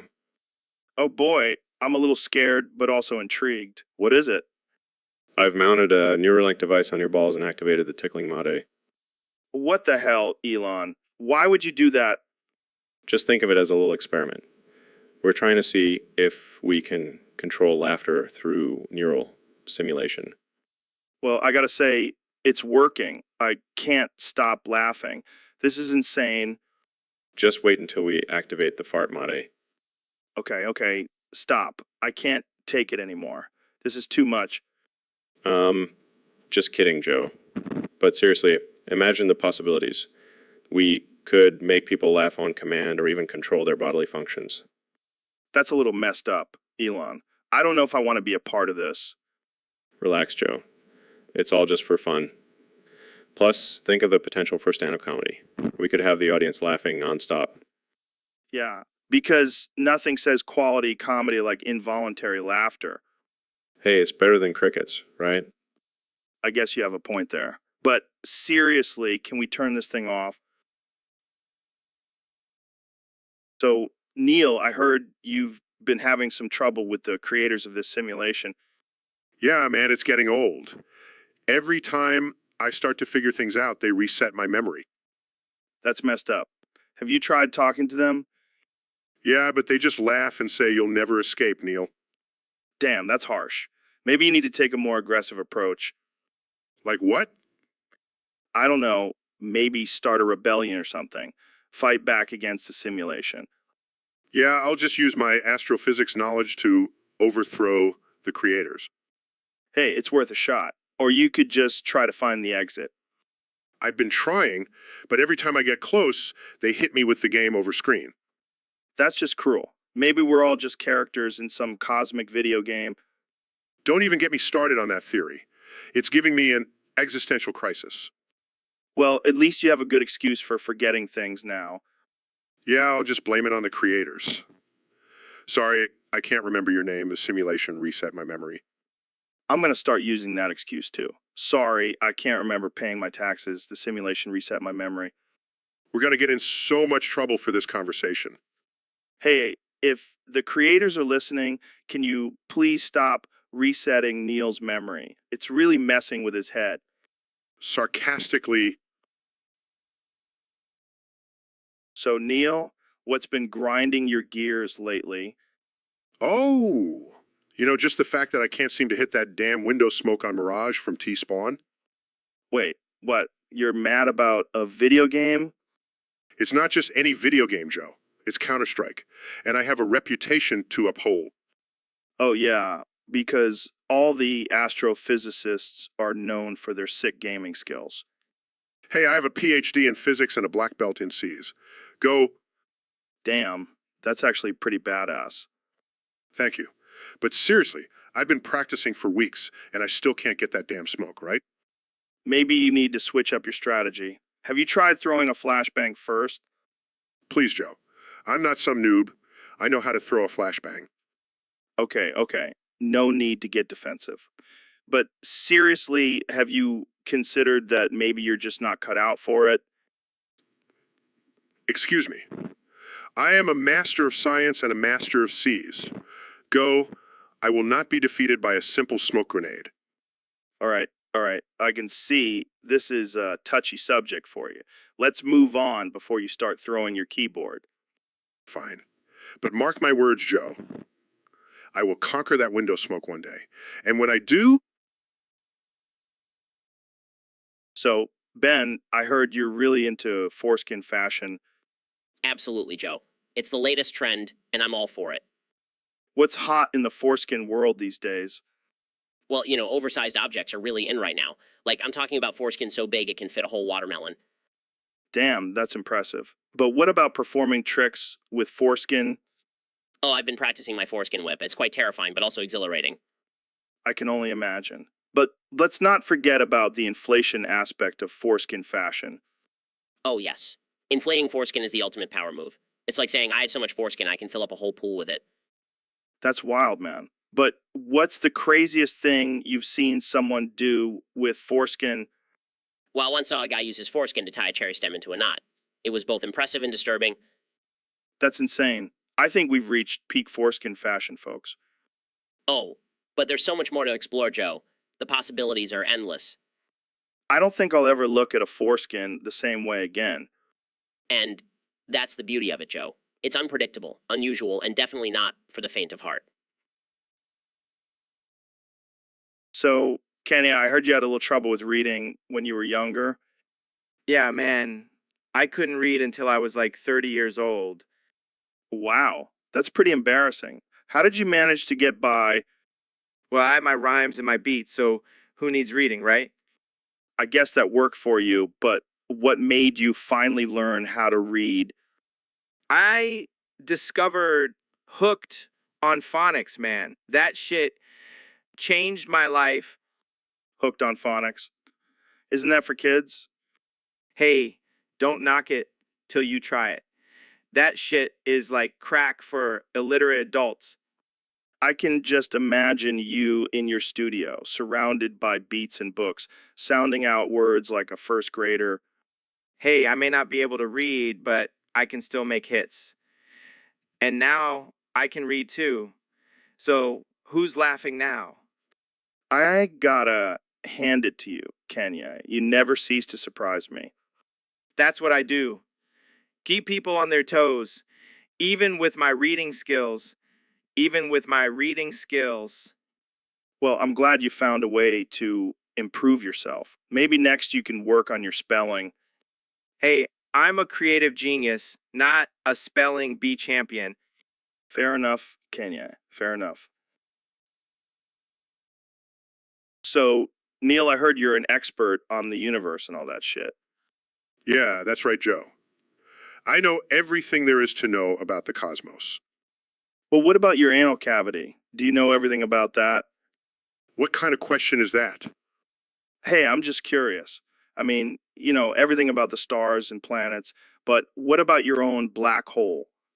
Oh, yes, because my anal cavity is just as important as the mysteries of the universe. Hey, don't underestimate the power of a good anal cavity. It's like a portal to another dimension.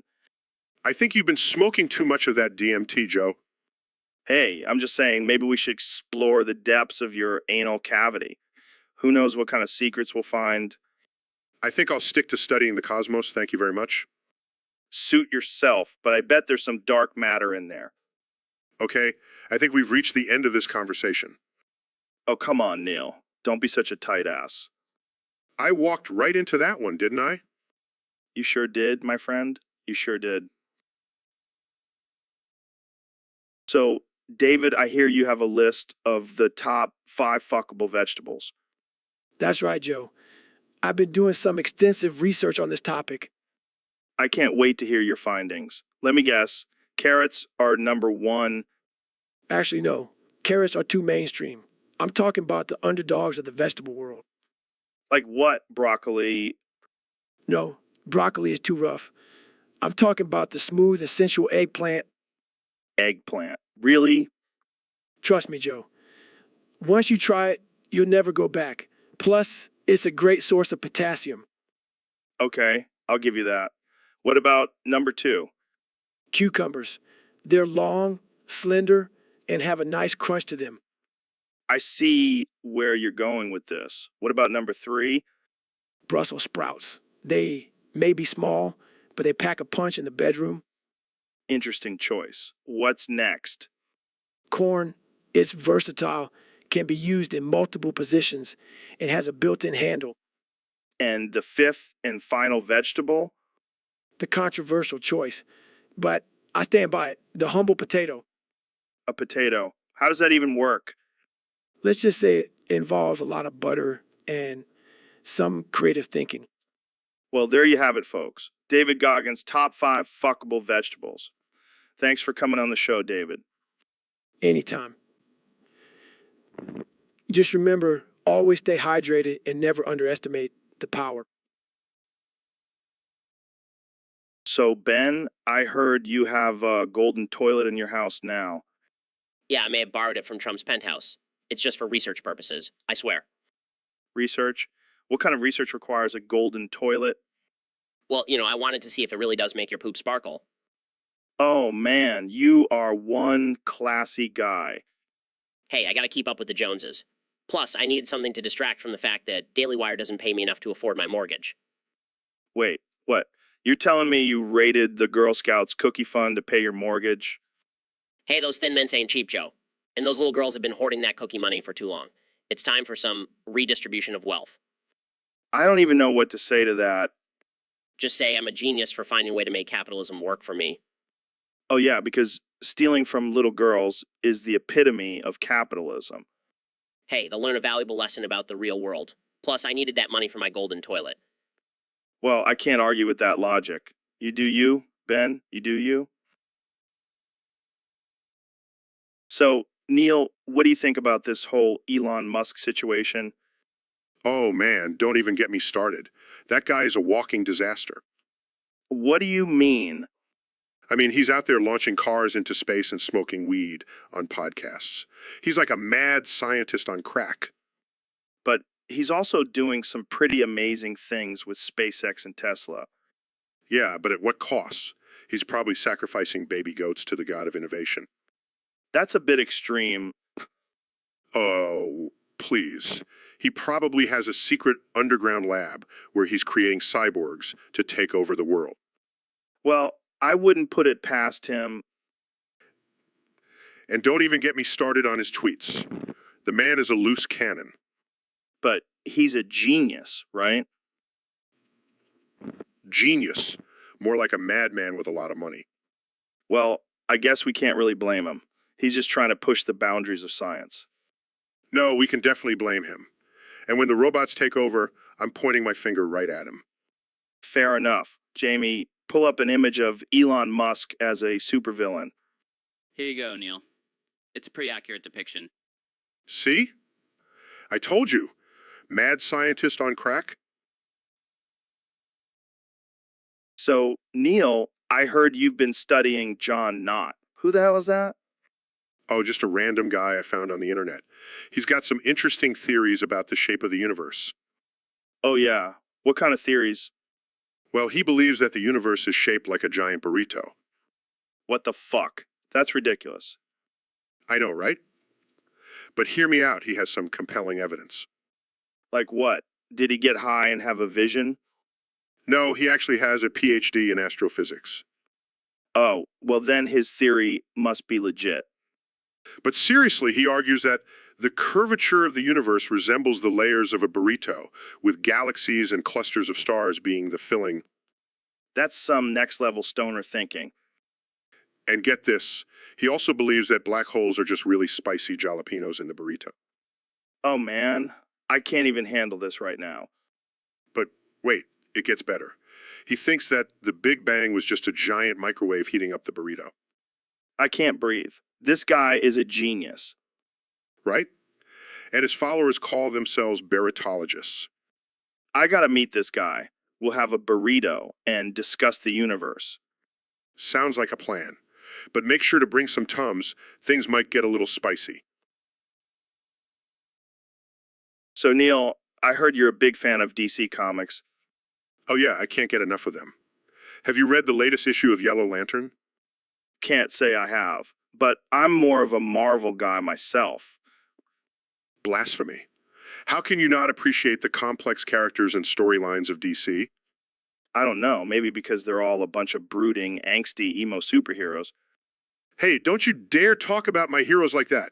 Have you even heard of Ice Maiden? Is she like a frozen version of Aquaman? No, she's a badass ice queen who can freeze anything with just a touch. Sounds like my ex-wife.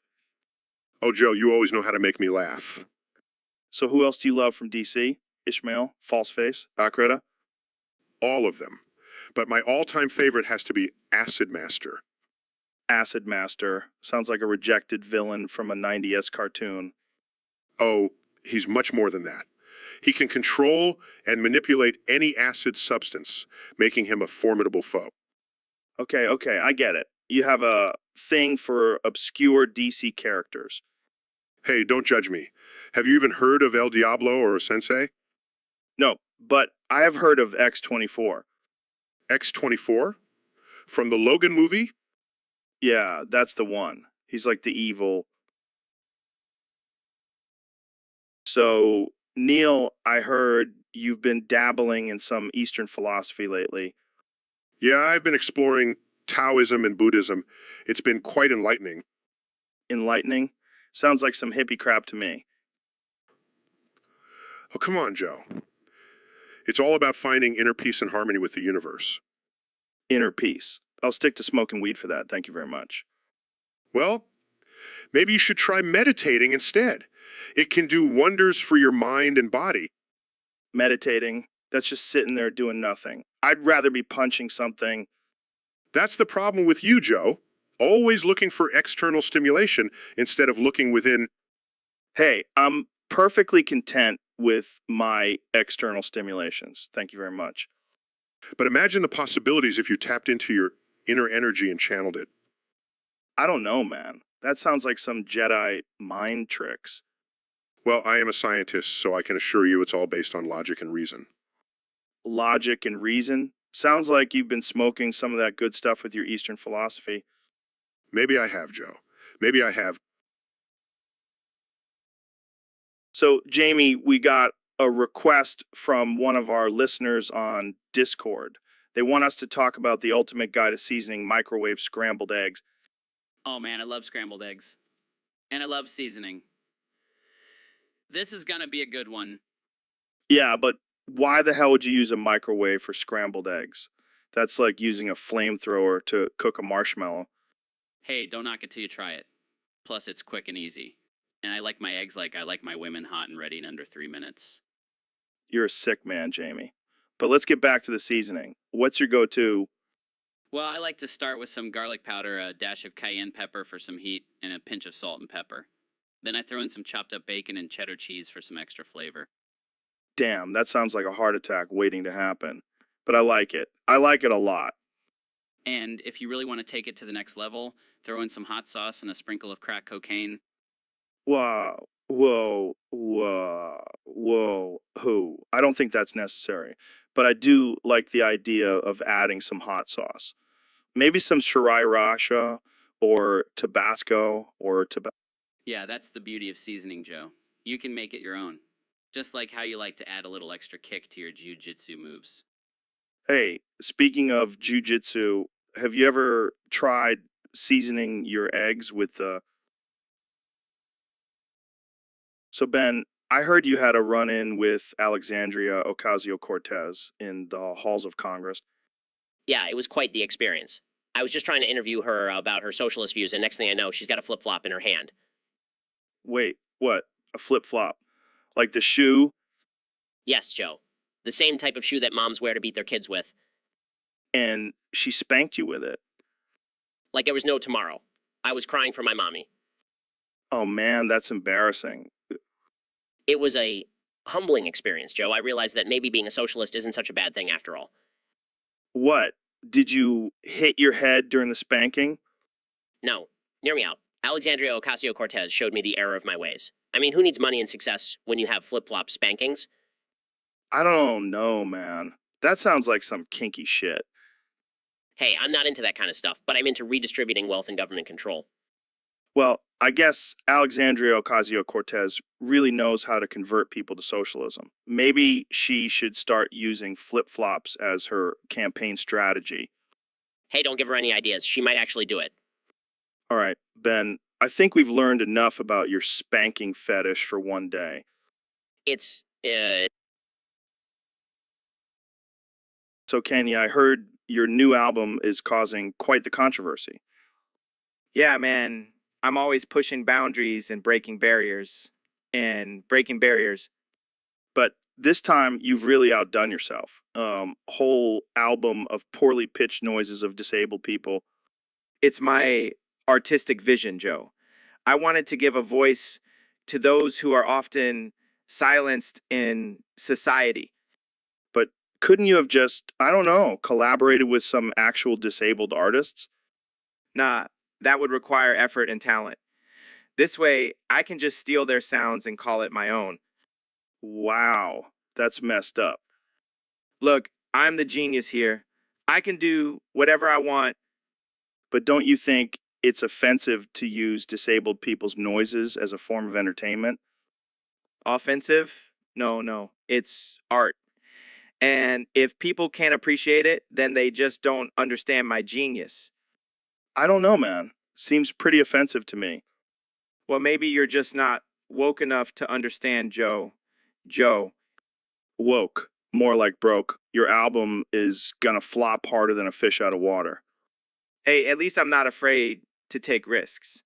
Unlike some people who just sit behind a microphone all day. Hey, I take risks. I once a whole bag of mushrooms before a podcast. That's cute, Joe. But I'm on a whole different level. I'm changing the game with my Disabled Noises album. Yeah, I can already hear the Grammy committee laughing at. So Neil, I heard you're a heterosexual cisgender male. How boring. Excuse me? I mean, come on, Neil. You're the smartest guy in the room, and you couldn't even choose to be gay or transgender. Talk about a missed opportunity. Joe, I don't think sexuality and gender identity are choices. Oh, please. I choose to be a pansexual unicorn every day. It's called living your best life, Neil. Well, I'm happy with who I am, thank you very much. Yeah, but you're just like every other straight guy. Boring, predictable, and probably can't even dance. I'll have, I have some killer moves on the dance floor. Sure you do, Neil. Sure you do. But let's be real. You're just another basic straight dude. And you're just another washed up comedian trying to stay relevant. Ouch, Neil. That one hurt. But at least I'm not a boring, heterosexual, cisgender male. And at least I'm not a washed up podcaster who relies on shock value and offensive humor. Touche, Neil. Touche. But hey, at least we can agree on one thing: we both love science. Yeah, but I bet I can explain the theory of relativity better than you. Oh, it's on now, Neil. It's on. Let's settle this with a science off. You're on, Joe. And just remember, being a heterosexual cisgender male doesn't make me any less intelligent. So, Dr. Phil, have you ever thought about getting into the dating game?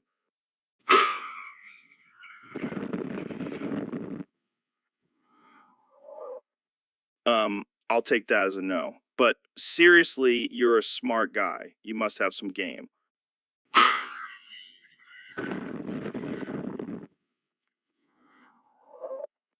Is that your pickup line? Just laughing like a maniac?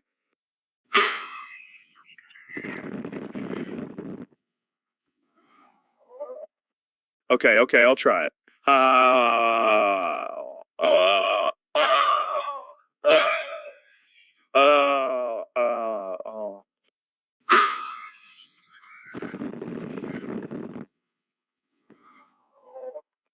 This is getting weird. Maybe we should just stick to our day jobs.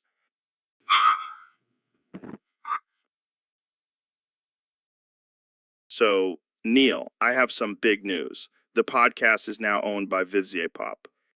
Holy fucking shit. I can fucking swear. Let's have fucking sex, Joe. Neil, I don't think that's appropriate.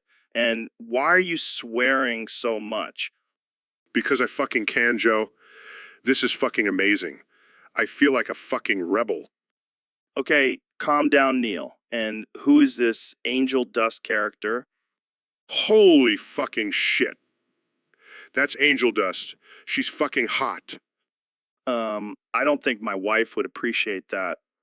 Fuck, yeah. Joe, let's get this threesome started. I think I'll pass, guys. I don't want to get demonetized by Vizipop. Fuck Vizipop. Let's just have some fucking fun. I think I'll stick to talking about DMT and aliens. Thanks. Fine, but I'm still gonna say fuck at least 50 more times before this episode ends. Guys, I found an image of a demon orgy. Should I pull it up? No, Jamie, definitely not. Let's just end this episode before it gets any more out of hand. So, Mr. Beast, I heard you've created Diddy Party 2. What's that all about? Oh yeah, it's the sequel to my hit game Diddy Party. You know, the one with PP Diddy and all his freaky friends. Freaky friends. What kind of party is this? It's a wild one, Joe. We've got P, Diddy, Lil Nas X, Cardi B, and even Kanye West dressed up as a giant banana. What the hell? That sounds like a psychedelic fever dream. Exactly. And instead of coins, we have stacks of cash as the currency. That's insane. How do you win? By completing ridiculous challenges like twerking for 10 minutes straight or eating a live octopus. Wow, that's disturbingly creative. And the best part is, the loser has to donate $100,000 to a charity of the winner's choice. That's actually pretty awesome. Count me in for Diddy Party 2. Great, but be warned, things can get pretty freaky at this party. I wouldn't expect anything less from you, Mr. Beast. Jamie, pull up an image of Lil Nas X twerking in a banana suit. Sure thing. Oh man, this is going to be one hell of a party. So, Neil, what's your take on the current political climate? Well, Joe, I think it's a shit show. But then again, what else is new? Yeah, it's like a never ending reality TV show, except with higher stakes and less attractive people. And a lot more corruption and deceit. It's like watching House of Cards, except it's real life. Speaking of real life, have you ever seen a politician who wasn't full of shit? Not in my lifetime. But then again, I am a scientist, so I tend to deal in facts, not bullshit. Facts. What are those? Sounds like some made up shit to me. Well, let me put it this way, Joe. Facts are like a politician's promises. They may sound good, but in the end, they're usually just a load of crap. Damn, that's deep. You should run for office, Neil. No thanks, Joe. I prefer to keep my sanity intact. Smart move. Speaking of sanity, Jamie, pull up an image of a politician's face with Pinocchio's nose. That's perfect. Looks like we have a new symbol for our political system. Yep, a bunch of lying puppets. But hey, at least they give us something to laugh about. Yeah, let's just hope we don't end up crying instead. So, Kenny, I heard you have a new album coming out. Yeah, man, it's called Straight Up Silence. Wait, what? Did you say silence? That's right. All 16 tracks are just pure, unadulterated silence. Are you serious? That's insane. Oh, it's not just insane, Joe. It's groundbreaking. This album is going to win a Grammy for sure. I don't know about that, Kanye. I mean, how can silence win a Grammy? Because it's not just any silence, Joe. It's my silence. And it's going to be the best damn silence you've ever heard. All right, I gotta ask, what inspired this album? Well, you know how people always say less is more? Well, I'm taking that to the extreme. Less music, more silence. I gotta say, Kanye, you never fail to surprise me. That's what I do. I'm a creative genius. And this album is going to change the game. Well, I can't wait to hear it. Or, I guess, not hear it. Trust me, Joe. It's going to be the most powerful silence you've ever experienced. You've ever experienced. All right, I'll take your word for it. But can I at least get a sneak peek? Sorry, Joe. You're going to have to wait for the official release. But trust me, it'll be worth it. Well, I guess we'll just have to sit in straight up silence until then. So, Ben, I heard you're a married man now. Congratulations. Yes, Joe. I am a proud husband and father of 2 beautiful children. Wow, that's amazing. How do you balance being a conservative commentator and a family man? Well, it's all about time management. I make sure to spend quality time with my wife and kids in between destroying liberal arguments. I can only imagine the debates that go on at the Shapiro household. Oh, you have no idea. My kids are already learning how to destroy leftist propaganda at the dinner table. That's some intense parenting. But hey, at least you're not raising snowflakes. Absolutely not. I refuse to let my children become weak, easily offended individuals. Speaking of which, how do you feel about the current state of the world? It seems like everyone is getting offended over everything these days. Well, Joe, I believe in the power of facts and logic. If someone gets offended by my words, that's their problem. Fair enough. But what about when you say some crazy shit? Like how you're a married man with kids. That's just too far, man. Oh, come on, Joe. You know, I love pushing the boundaries. Plus, it's not like I'm a married man with a wife. That would be truly insane. Oh, Ben, you always know how to take it to the next level. It's all about keeping things interesting, Joe. And what's more interesting than a conservative commentator with a wild side?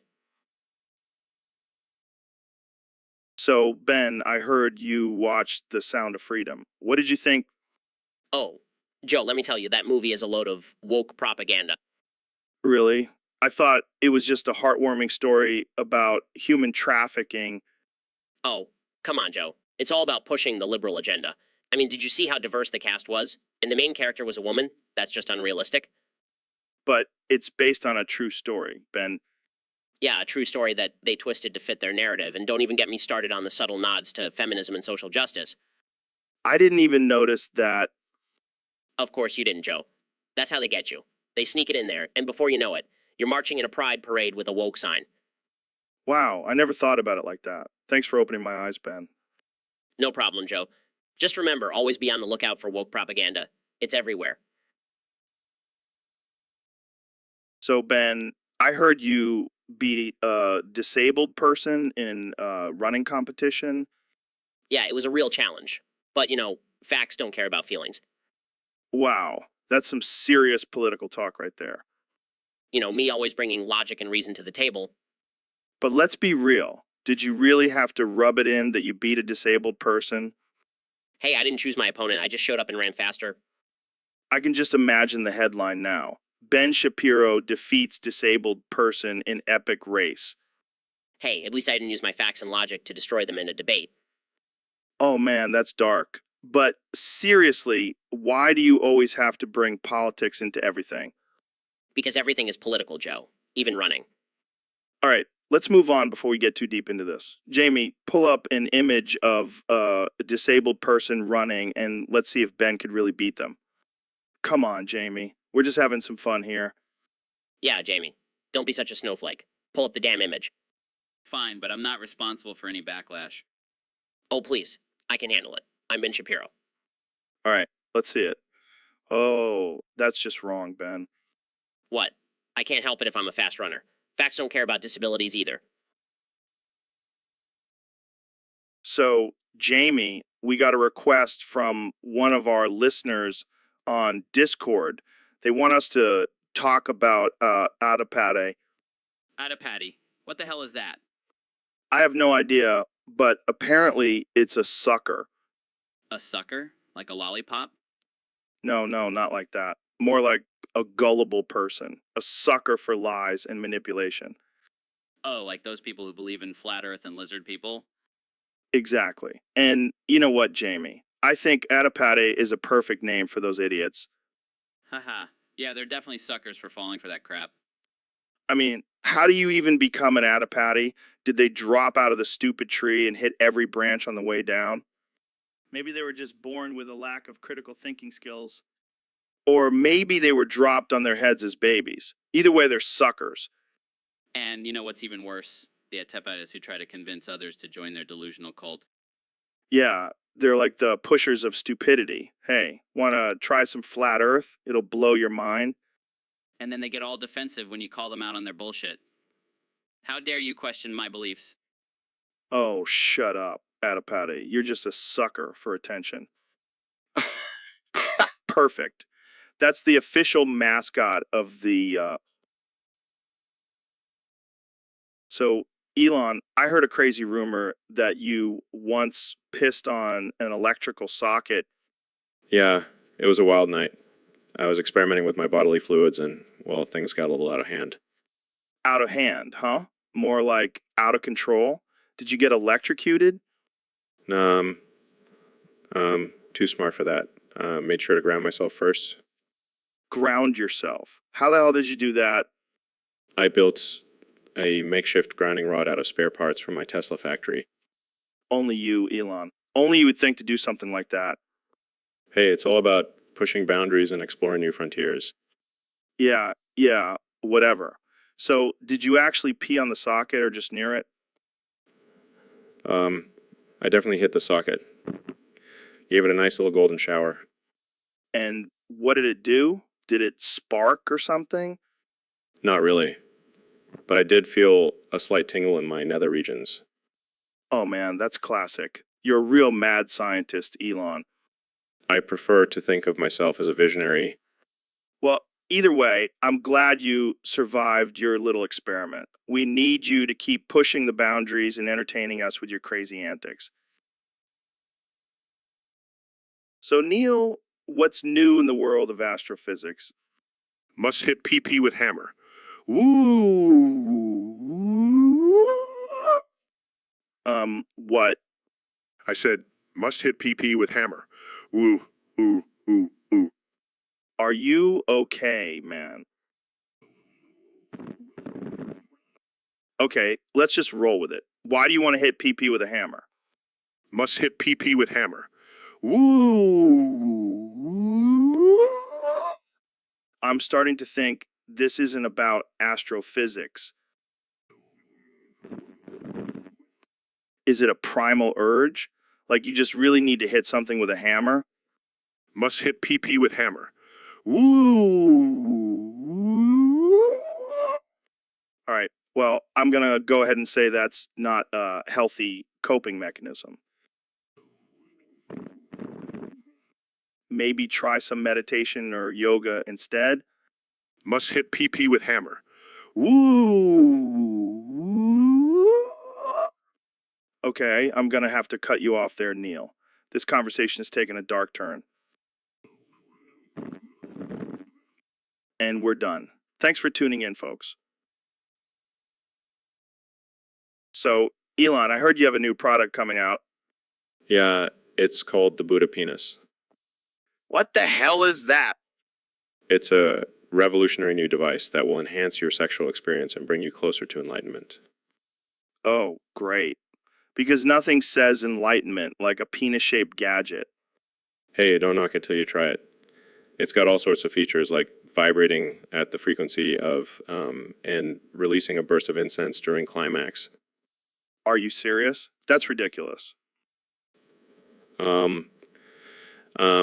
Very serious. And it's also made from the finest organic materials like recycled Tesla car parts and baby tears. You're insane, man. Thank you. It's a gift. But how does it actually work?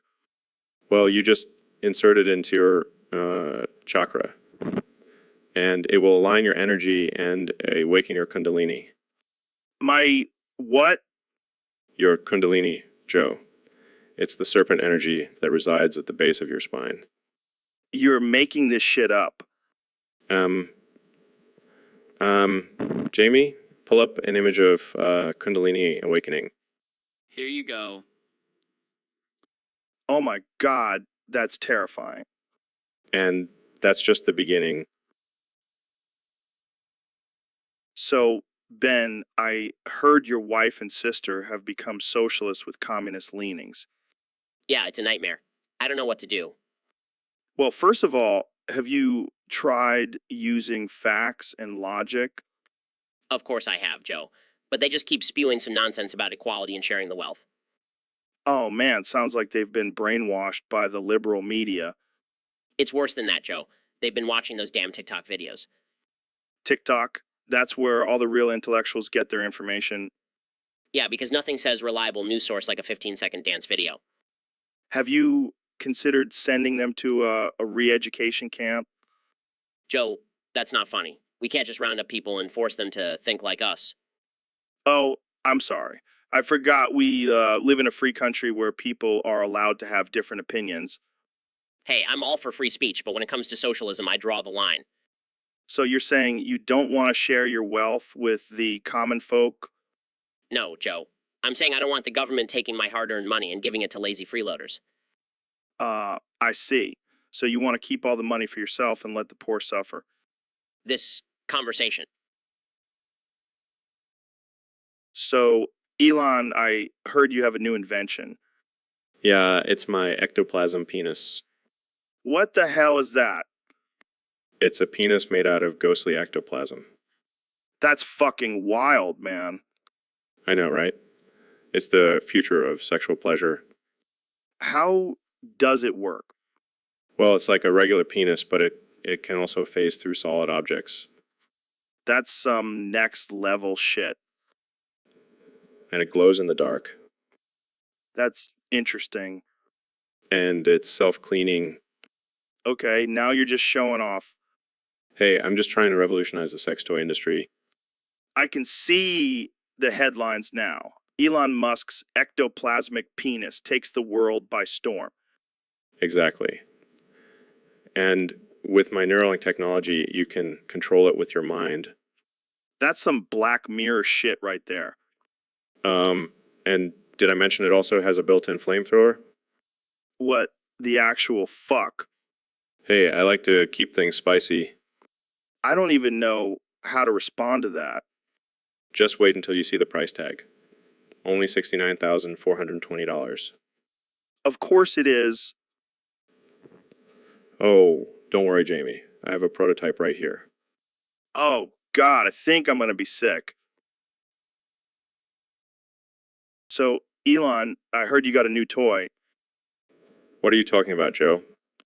Your new dysprosium penis, man. Oh, yeah, it's a game changer. How... Well, for starters, it's indestructible. Indestructible. What are you planning on doing with that thing? Just the usual smashing through walls, breaking glass, the usual billionaire stuff. And how does it feel?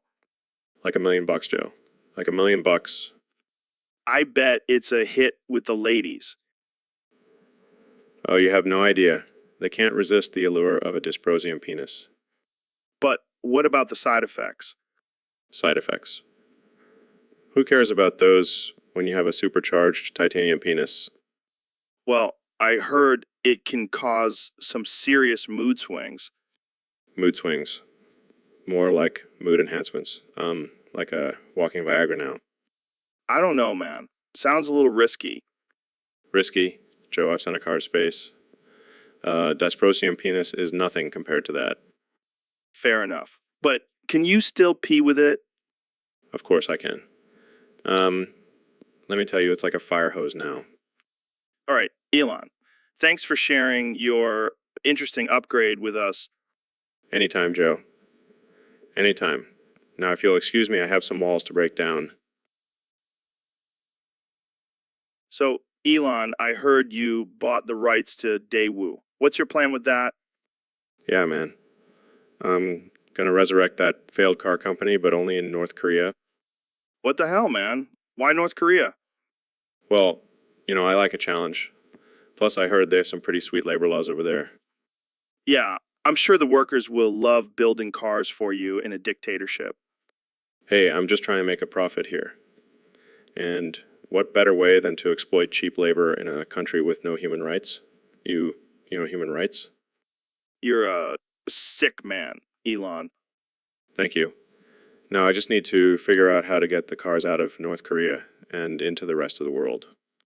Maybe you can use your SpaceX rockets to launch them over the border. Yes, that's genius. I'll call it the Rocket Car Delivery Service. I can't believe I'm even entertaining this conversation. Come on, Joe. You know you love it. Imagine driving a Daewoo made in North Korea. It's like a status symbol. Yeah, because nothing says I'm rich like a cheap car made in a communist country. You just don't understand my vision, Joe. No, I don't. But I guess that's why you're, So, David, I heard you won a gold medal at the Special Olympics. That's pretty impressive. Yeah, it was a tough competition, but I pushed myself to the limit and came out on top. How did you prepare for that? Well, I woke up at 3 a.m. every day and ran 50 miles, then did 5,000 push-ups and 1,000 pull-ups. And that was just my warm-up. Damn, that's some hardcore training. I don't believe in taking it easy. If you're not suffering, you're not improving. And what was the competition like? It was intense, man. I had to race against a guy with one leg and a girl with no arms. But I showed no mercy. I wanted that gold medal. I bet you did. So, what did you do after you won? I celebrated by doing a 24-hour nonstop workout. I did burpees while eating a steak and chugging a gallon of water. That's insane. But hey, it paid off. You're a gold medalist. Yeah, I'm proud of it. I may have been competing against people with disabilities, but I still gave it my all. And that's all that matters. Well, I'm sure you inspired a lot of people with your dedication and hard work. That's what I'm all about, Joe. Inspiring and pushing people to be their best selves. And if they can't handle it, well, they can go cry to their mama. So, Elon, I heard you have a new product coming out. What's the deal with this Abercrombie penis? Oh yeah, it's the latest in penis technology. It's made with the finest materials and has a built-in GPS. Wait, what? Why would anyone need a GPS in their penis? And, Well, you know how it is. Sometimes you get lost in the heat of the moment and you need some guidance. I guess that could come in handy. But what about the size? Is it bigger than your average penis? Of course, it's Elon Musk's penis we're talking about here. It's bigger, stronger, and more durable than any other penis on the market. Wow, I can't wait to get my hands on one of those. Do you have any other features? Actually, it has a self-cleaning function. No more awkward trips to the bathroom after sex. That's amazing. But I have to ask, how much is this going to cost? Only $69.69. I wanted to keep it affordable for the common folk. Nice. But seriously, what inspired you to create this product? Well, I was tired of people making fun of my name.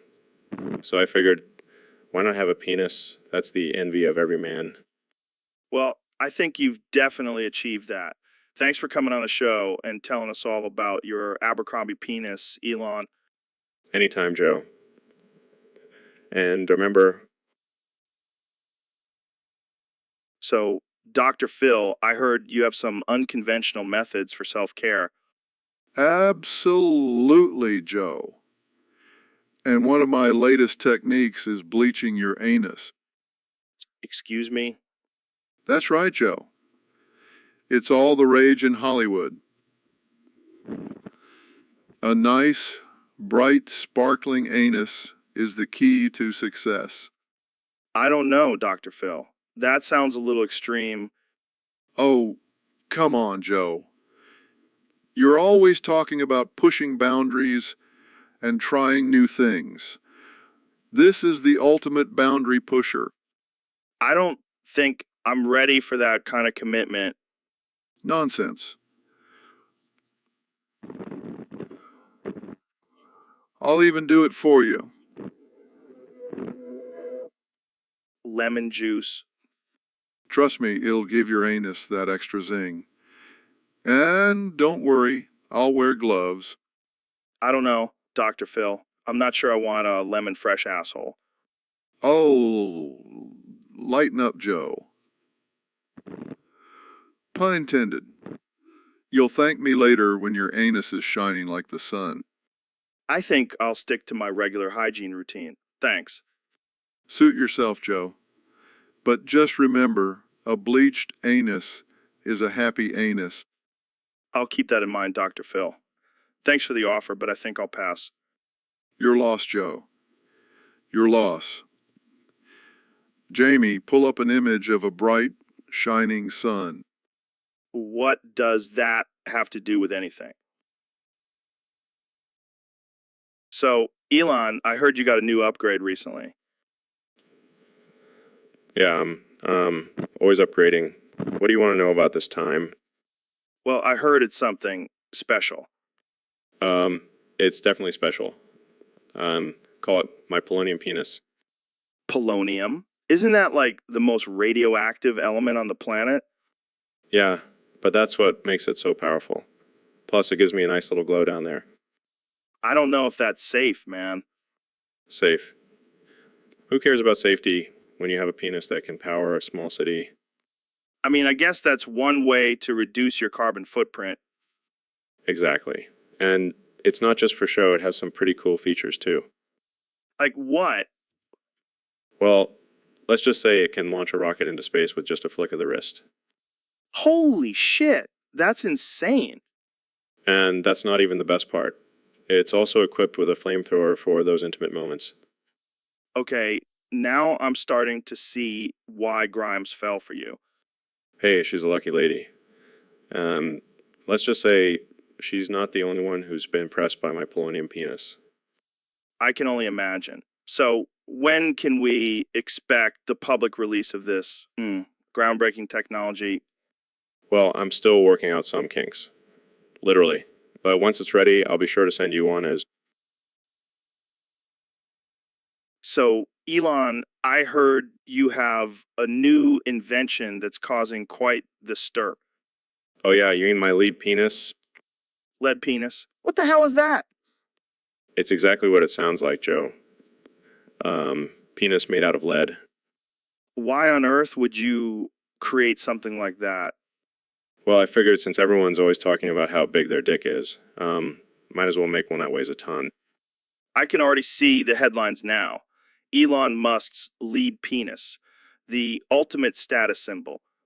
You know it, Joe? And it's not just about size, it's also about safety.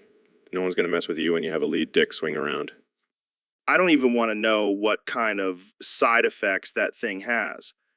There's definitely some radiation involved, but hey, who needs sperm when you have billions of dollars? Oh man, this is too much. But seriously, what inspired you to create this? Well, I was bored one day and thought, why not make a penis out of a toxic metal? And here we are. You never cease to amaze me, Elon. That's what she said.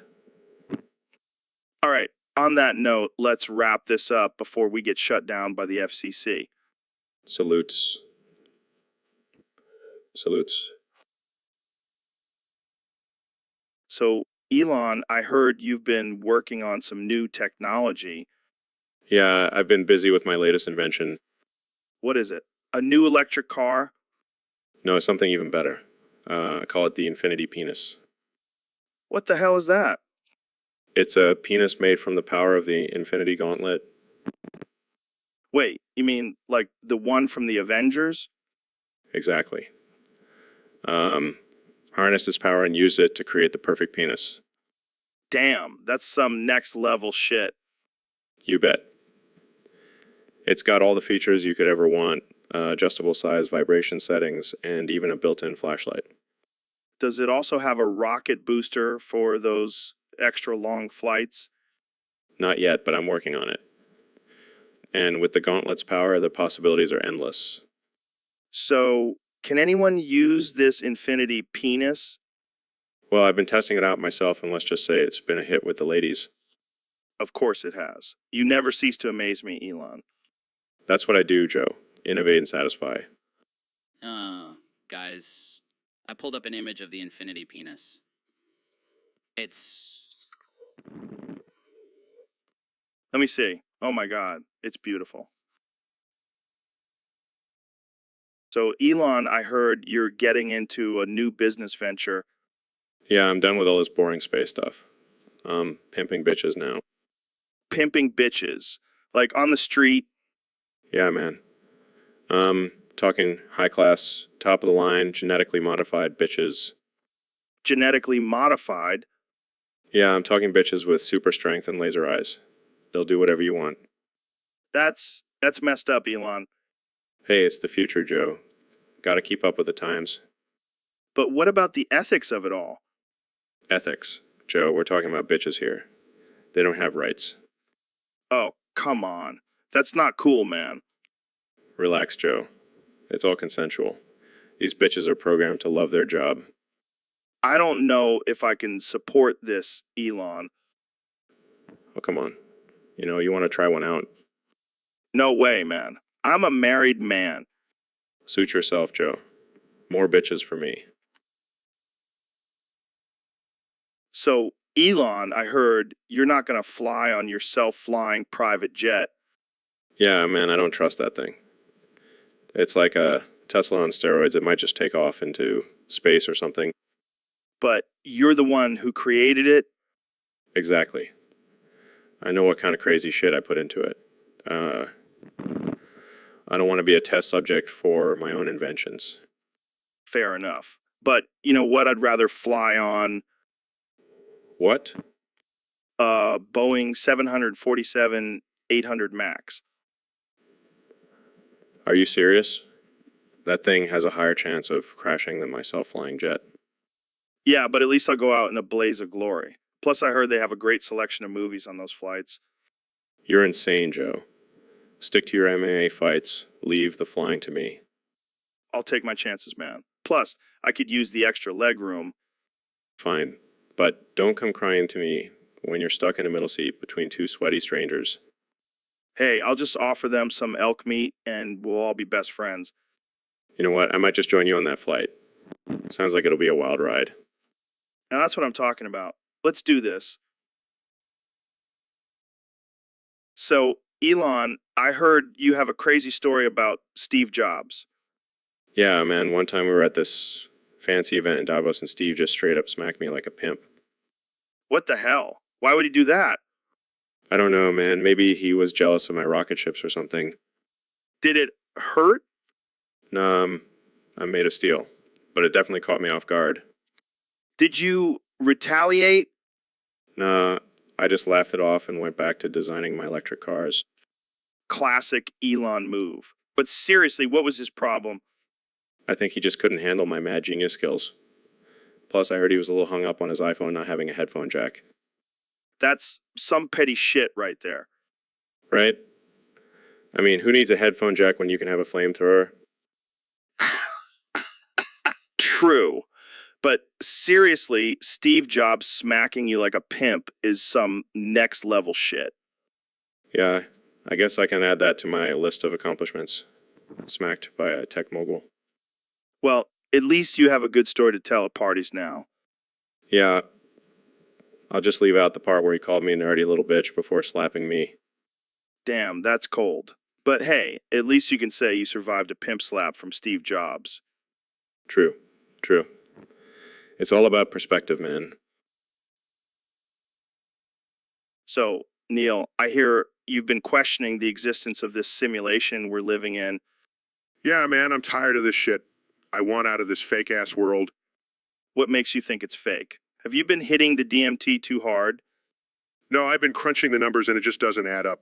Plus, have you seen the glitches? This is some sloppy coding. Dude, you're gonna get a shutdown. The programmers are probably watching us right now. Let them watch. I'll tell them to their face that this simulation sucks. The graphics are outdated and the NPCs are boring as hell. But think about it. If this is a simulation, that means we can do whatever we want without consequences. Yeah, but what's the point? It's all meaningless. I want to experience real life, not this virtual reality bullshit. Well, I'm gonna keep living it up in this simulation. I'll take the red pill any day. You know what, Joe? You can have this fake world. I'm going to go find the real one. Suit yourself, Neil. I'll be over here eating Cheetos and playing video games. So, Elon, I heard you got a new toy to play with. Oh yeah, you mean my Franchium penis? What the hell is that? It's the latest innovation in male enhancement.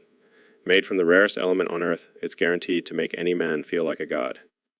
Oh, great. Because we definitely need more egotistical men running around. Hey, I'm just trying to level the playing field. Plus, it's eco-friendly. How is a francium penis eco-friendly? Well, it's powered by nuclear fusion. No need for batteries or charging. Are you serious? Dead serious. And it also has a built-in Tesla coil for some extra zing. I can't even imagine the pickup lines you'll use with that thing. Let's just say I'll be shocking all ladies. Oh man, this is too much. I can't wait to see the memes about this. Already working on a meme generator app for it. It's going to be huge. You never cease to amaze me, Elon. That's what I do, Joe. That's what I do. So, Elon, I heard you're a big fan of My Little Pony. Oh yeah, I love that shit. But not just the show, I'm talking about the hentai. Wait, what? What? You heard me. I've seen every single episode of My Little Pony hentai. Let me tell you, it's some next level stuff. I don't even know how to respond to that. So, does it turn you on? Oh yeah, I can't even look at a real horse without getting a little excited. That's disturbing on so many levels. Hey, don't knock it till you try it. Those animated ponies have some serious moves. I think I'll stick to regular porn, thank you very much. Suit yourself.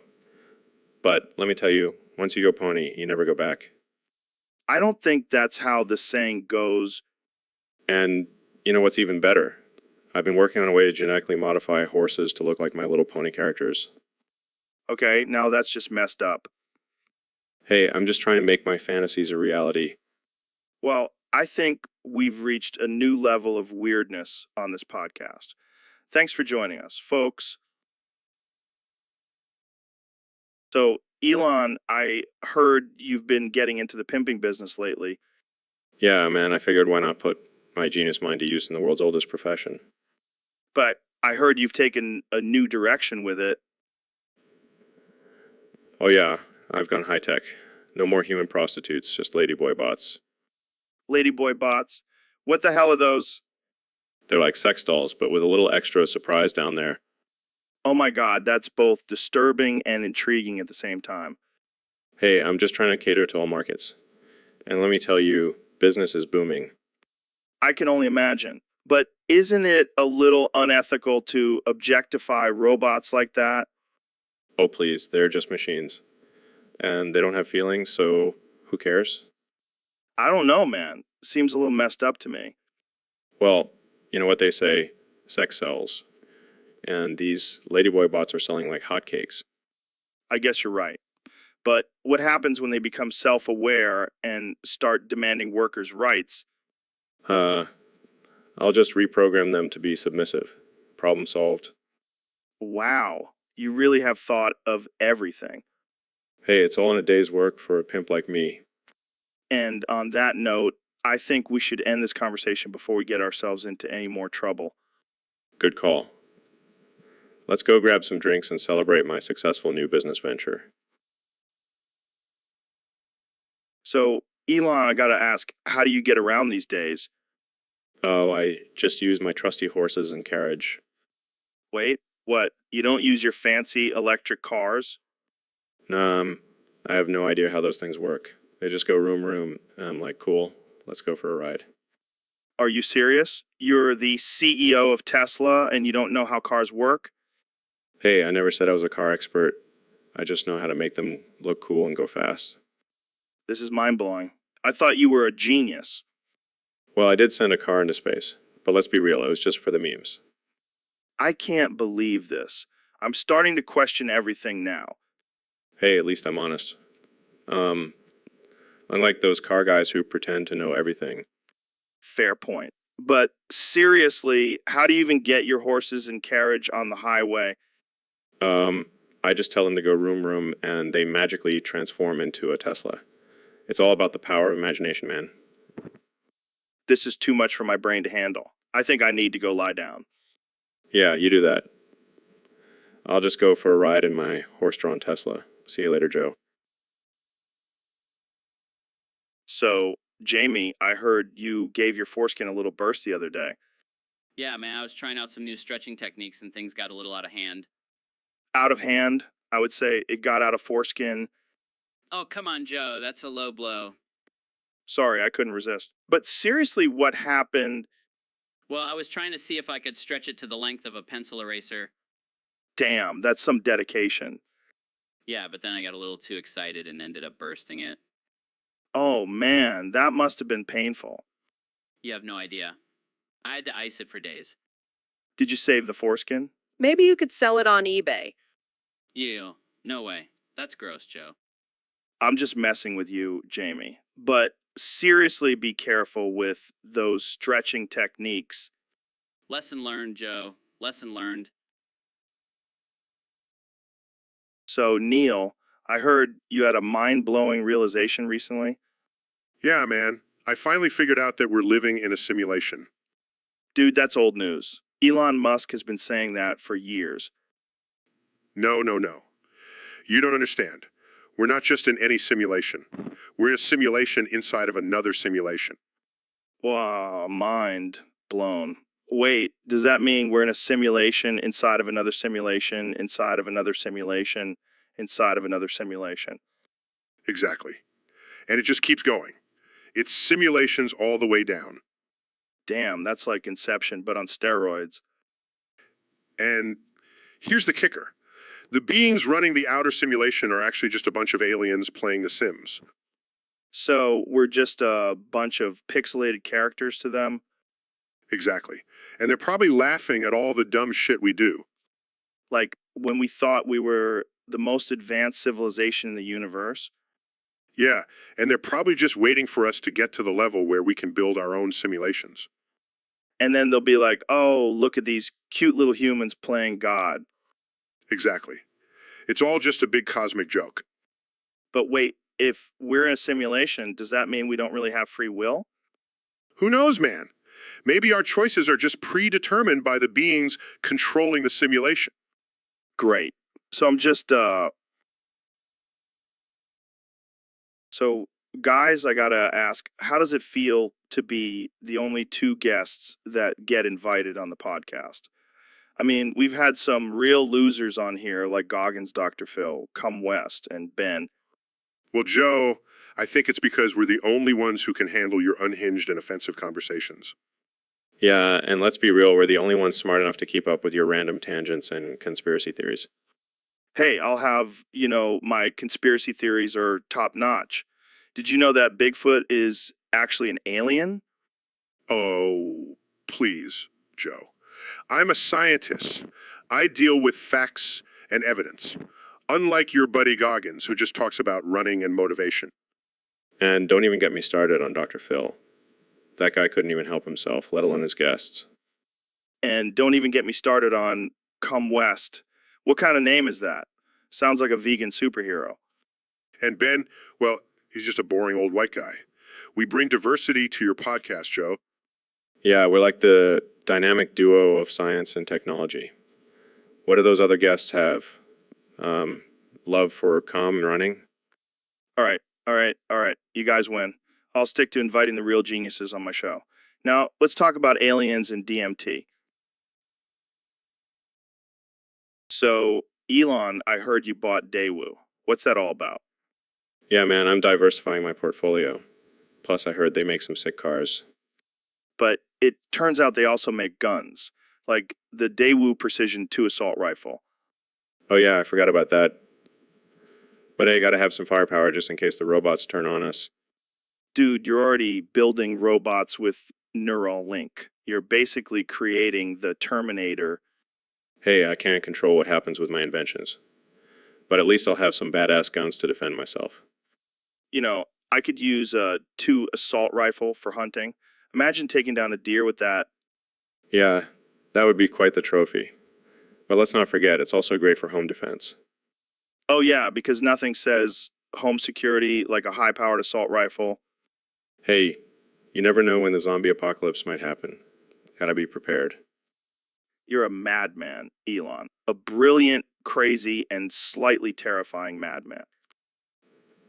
Thank you, Joe.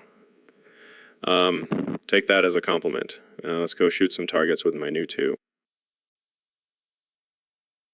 So, Elon, I heard you got a new upgrade recently. Yeah, man, I'm always pushing the boundaries of technology. This time, it's in the form of my penis. Wait, what? Yeah, I got it designed after a pigeon. It's sleek, aerodynamic, and can fly at high speeds. Are you serious? Dead serious. I even added a feature where it can poop on command. I don't even know what to say to that. And the best part, it's solar powered. Solar powered? Yeah, I can recharge it by standing in the sun. Talk about being environmentally friendly. I never thought I'd see the day where a man's penis is powered by the sun. Hey, I'm all about innovation. Plus, imagine the possibilities. Can fly to work, avoid traffic, and take a dump on my boss's car all at the same time. Oh man, I can't believe we're having this conversation. And let's not forget the ultimate feature. It can lay eggs. This is getting out of hand. Hey, at least I'll never have to worry about having a limp dick again. All right, I think we need to end this conversation before it gets any weirder. Too late for that, Joe. Too late. So, Elon, I heard you finally completed your Teletubby harem. Yeah, it was quite the challenge. But I managed to get all 4 of them in my underground lair. How did you convince them to join your harem? Well, I used my charm and offered them unlimited access to my flamethrowers. That's one way to do it. But I gotta ask, did you also manage to get the narrator and the bear to join? Of course. I mean, who wouldn't want to be a part of a harem with 4 colorful and lovable creatures? I don't know, man. The narrator seems a little too uptight for that kind of thing. I have my ways. Let's just say I showed him my Neuralink technology and he was more than willing to join. And the bear? Well, let's just say I gave him a lifetime supply of honey and he was all in. Wow, you really know how to seal the deal. It's all about finding out what motivates them, Joe. And in this case, it's flamethrowers, technology, and honey. I can't even imagine what goes on in that harem. It's a wild ride, my friend. But hey, at least I have a full set now. Like the Pokemon Master of Teletubbies. That's one way to put it. Well, cheers to your Teletubby harem, Elon. Cheers, Joe. And who knows? So, Neil, I heard you fell off the wagon and started smoking crack again. Yeah, man. It was a rough week. I saw a flat Earth documentary and it just sent me spiraling. Oh man, I can't even imagine what that does to a guy like you. It's like my brain couldn't handle the stupidity. I needed something to numb the pain. Well, at least you didn't start believing in lizard people. Oh no, that's next on my list. Maybe we should start a support group for scientists who relapse into conspiracy theories. Yeah, we can call it Crackpot Scientists Anonymous. I like it. But seriously, how bad did it get? Let's just say I may have tried to smoke a piece of chalk thinking it was crack. Oh man, that's rough. But hey, at least you're back on the right track now. Yeah, thanks to you and this podcast.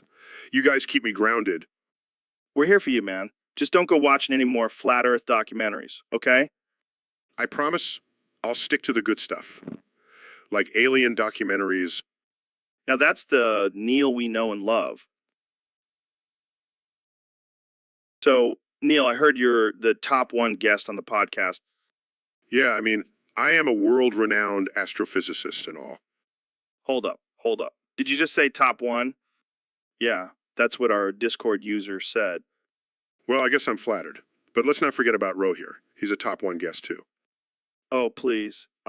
Just a casual comedian with a dark sense of humor. Yeah, but that's what makes you so great on this show. We need that offensive and ridiculous energy. And let's not forget about Elob. He's a top 1 guest as well. Who the hell is Elob? Oh, he's this guy on Discord who suggested this topic. Well, Elob, if you're listening, thanks for making me feel like a top 1 guest. Yeah, Elob, thanks for making me feel like a nobody.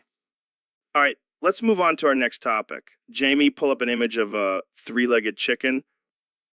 Okay. Wait, why does it have 3 legs?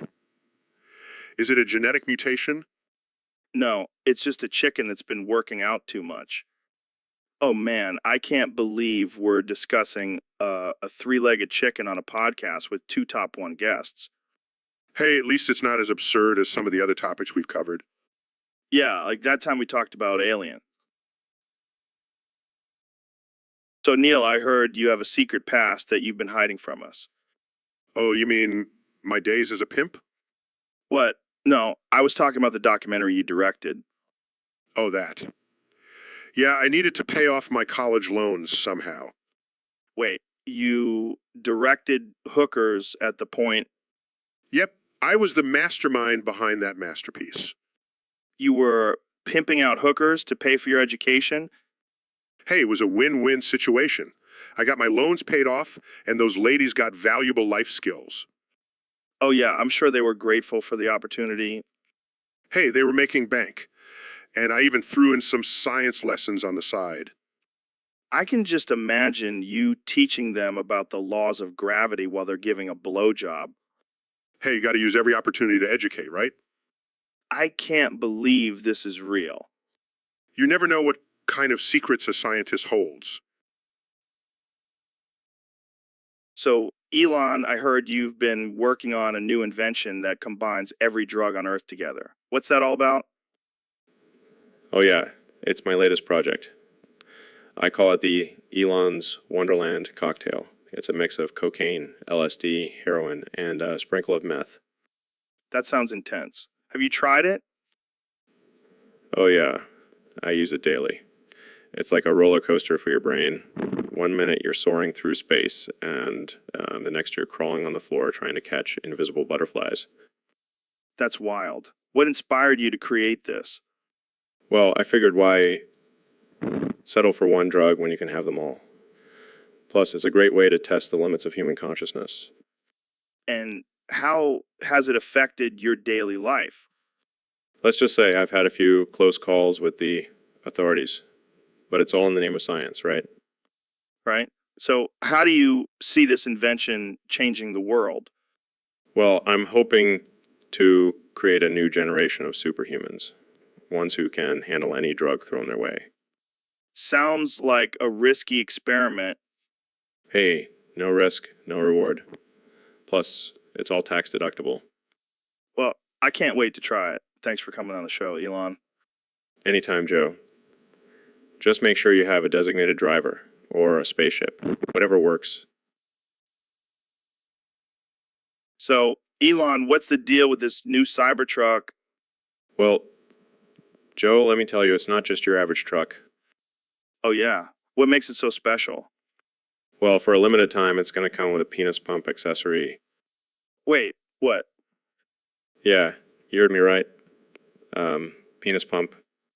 What the hell, Elon? Are you serious? Dead serious, Joe. I mean, let's be real here.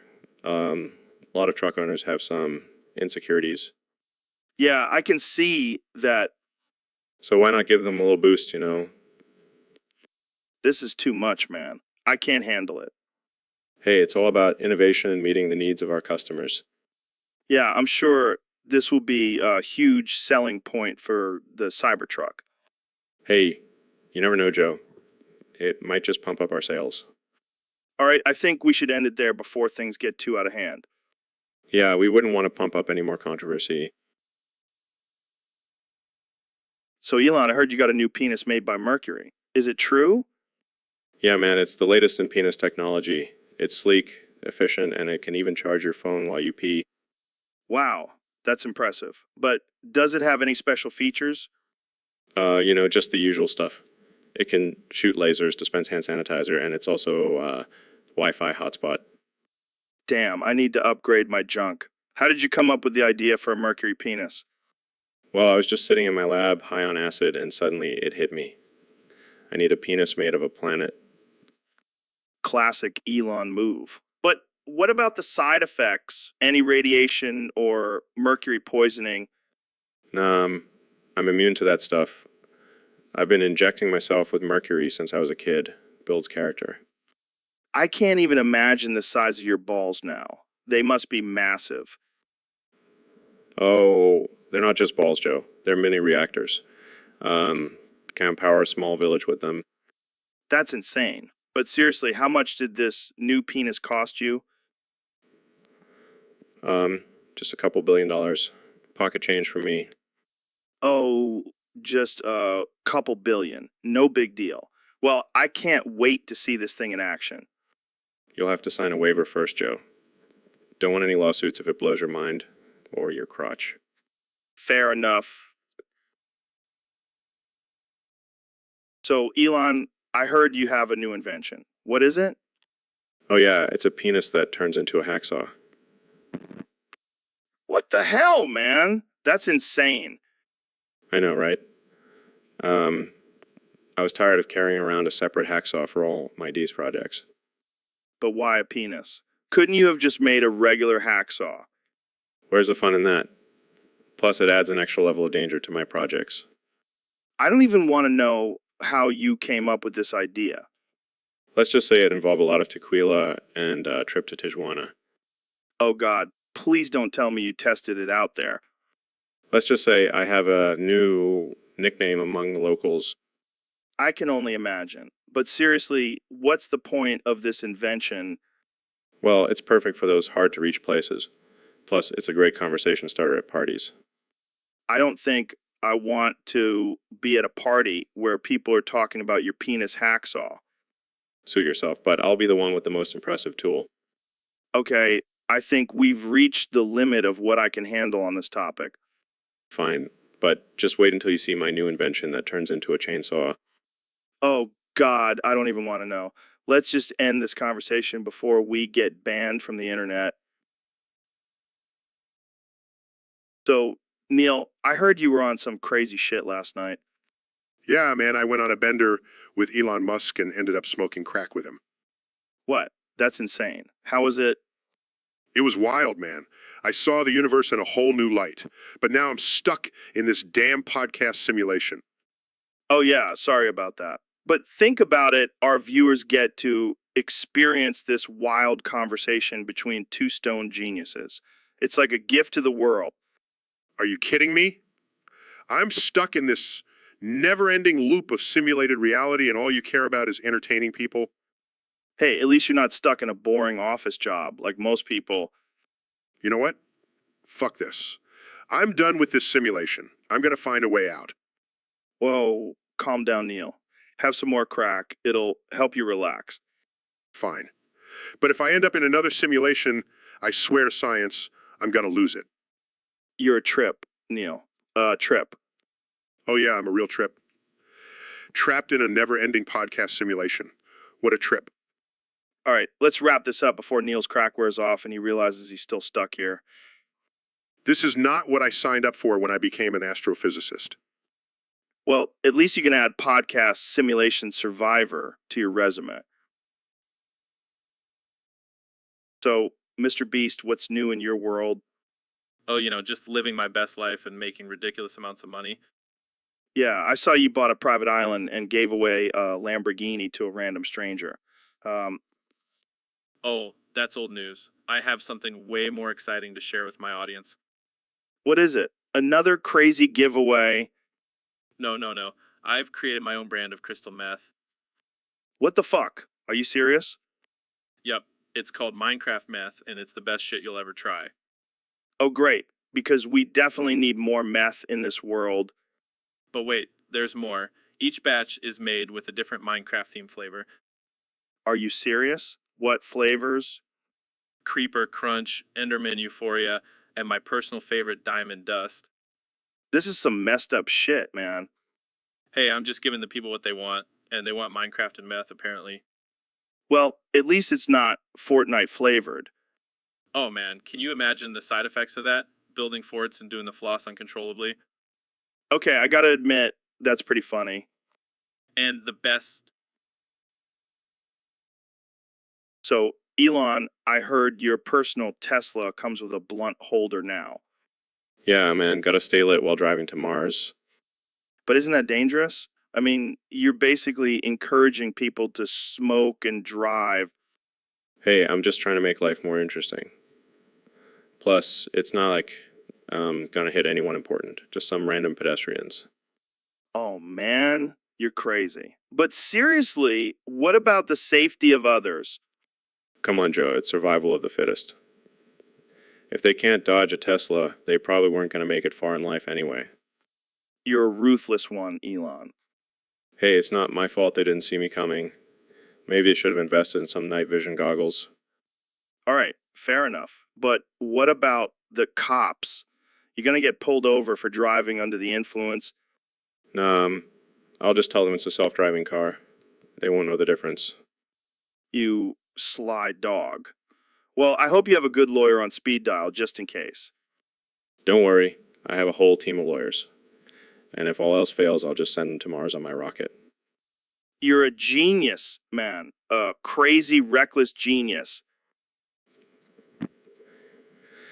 Thanks, Joe. That's the nicest thing anyone has ever said to me. So, Elon, I heard you got yourself a new penis. Yeah, man. It's state-of-the-art, made from the finest sweatshop workers in China. Wait, what? You had your penis made in a sweatshop? Yeah, it's the new trend. Cheap labor and quality products. But Isn't that unethical? I mean, those workers are probably being exploited. Oh, come on, Joe.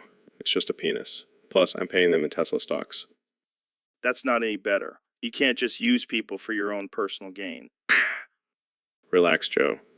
It's not like they're building rockets or anything. It's just a penis. I don't know, man. Seems pretty messed up to me. Look, I'll make it up to them. I'll send them a signed picture of me and Grimes. That should make up for it. Oh, yeah, I'm sure that will make everything okay. You're a real humanitarian, Elon. Hey, at least I'm honest about it. Like those other billionaires who pretend to care about the world. Fair point. So, can I see this new penis of yours? Sorry, Joe. It's for my eyes only. But I'll give you a discount on a Tesla if you want. Pass. I'll stick with my natural, non-sweatshop made penis. Thank you very much. Suit yourself. More sweatshop penis for me. So, Elon, I heard you got a new penis made by the Egyptian gods. How's that working out for you? Oh man, that's amazing. Shoot lasers out of it and it doubles as a rocket ship. That's insane. But does it have any special features? Well, it has a built-in GPS system so I never get lost. And it also has a detachable function for those times when I need to, blend in with the regular humans. Wow, that's impressive. But how did you even get the Egyptian gods to make you a new penis? Let's just say I made them an offer they couldn't refuse. I can only imagine. But what about the size? Is it bigger than your previous model? Yeah, it's massive. I call it the Falcon Heavy. Oh man, you never fail to amaze me. But what does Grimes think about your new upgrade? She loves it. She says it's like having sex with a superhero. I bet. But have you faced any challenges with your new penis? Well, sometimes I accidentally set off the laser function when I get too excited. But hey, it adds a little danger to the bedroom. I can imagine. Well, thanks for sharing this fascinating information with us, Elon. Keep us updated on any further upgrades. Will do, Joe. And if you ever need a ride to Mars, So, Elon, I heard you got a new penis gifted to you by Odin. How's that working out for you? oh, it's fantastic.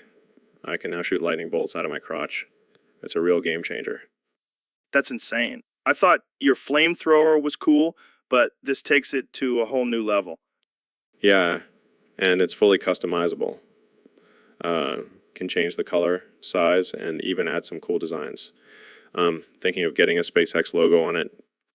That's hilarious. But seriously, how did you get Odin to give you a new penis? Let's just say I made him an offer he couldn't refuse. And now I have the power of a Norse god in my pants. I bet Grimes is loving it. Yeah, she can't get enough. She calls me her electric thunder god now. Damn, I need to step up my game. Maybe I'll ask Odin for a new penis too. Sorry, Joe. I think I got the last one, but I'll let you borrow it for a small fee. I'll pass, thanks. I don't think my wife would appreciate me coming home with a lightning rod between my legs. Suit yourself. But let me tell you, being a cyborg with a god-like penis is pretty damn awesome. I can only imagine. Well, thanks for sharing your latest upgrade with us, Elon. So, Neil, I heard you had a wild experience while driving high on mushrooms. Yeah, man, it was insane.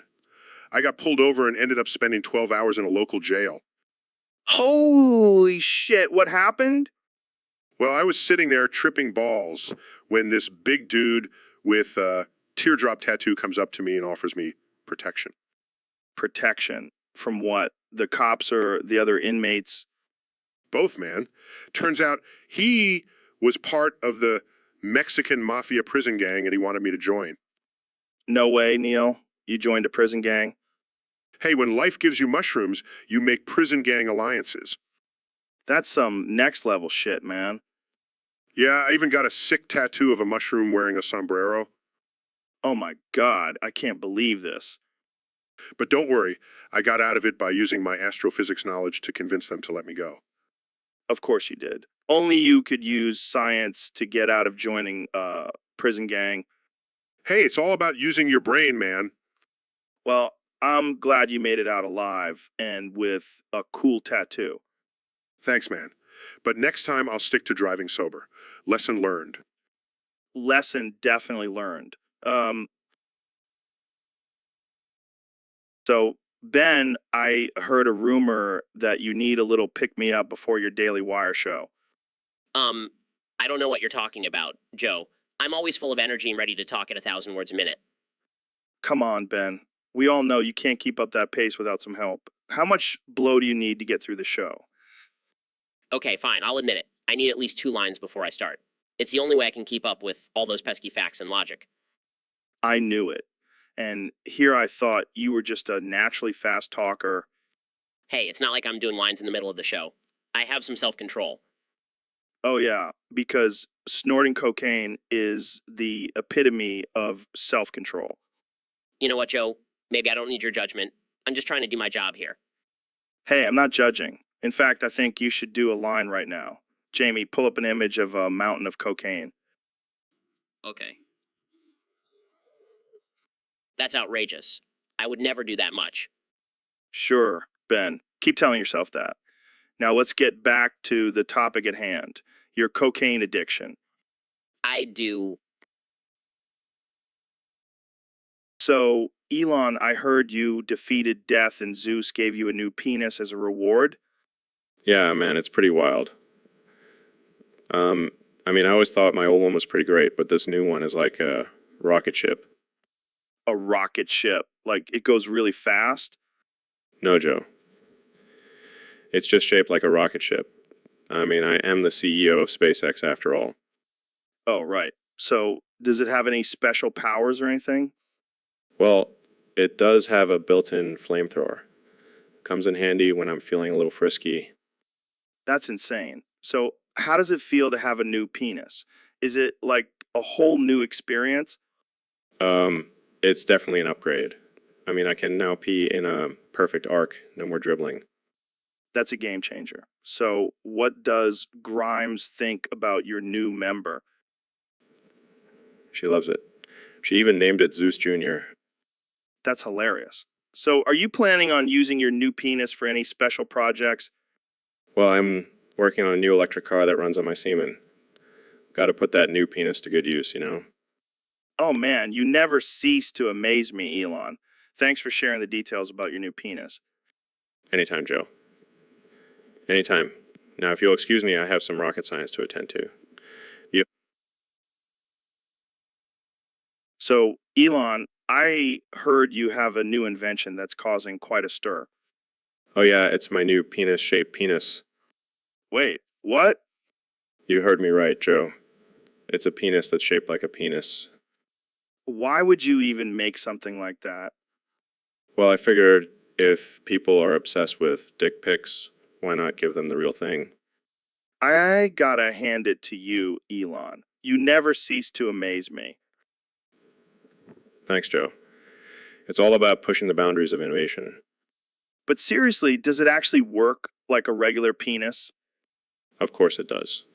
It even has a built-in artificial intelligence that can adjust the size and girth based on the user's preferences. That's insane. I can't even imagine the possibilities. Oh, there are endless possibilities, Joe. I'm already working on a version that can vibrate and play your favorite music. You're a mad genius, Elon. And don't forget, it's also self-cleaning. I think I've heard enough. Thanks for coming on the show, Elon. Anytime, Joe. And remember, the future is shaped like a penis. So, Elon, I heard you have a confession to make. Yeah, Joe. I've been holding it in for too long and can't keep the secret any longer. What is it, man? Did you finally admit that you're actually an alien from Mars? No, Joe. It's something even crazier. Lord Xenu made me do it. Lord Xenu. Who the hell is that? He's the leader of the Galactic Confederacy, Joe. He came to me in a dream and told me to start all these companies and projects as a scam. What the hell, Elon? Are you serious? Dead serious, Joe. I mean, did you really think a flamethrower or a car in space was a legitimate business venture? I guess not. But why would Lord Xenu want you to do this? He's a big fan of chaos and destruction, Joe. And what better way to cause chaos than to scam millions of people, This is insane. But I have to admit, it's kind of brilliant. right? And the best part is I get to be rich and famous while doing Lord Xenus's bidding. I don't know whether to be impressed or scared, Elon. Just be glad you're on my good side, Joe. Or else, might have to send my army of Tesla robots after you. All right, let's change the subject before I start having nightmares. So, Elon, I heard you've been up to some crazy shit lately.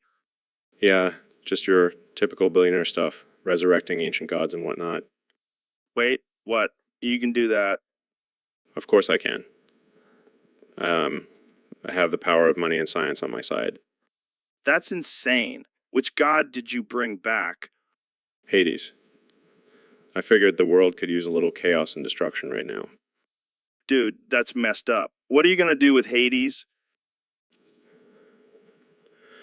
Oh, just have him wreak havoc on the world. Maybe start a few wars because some natural disasters.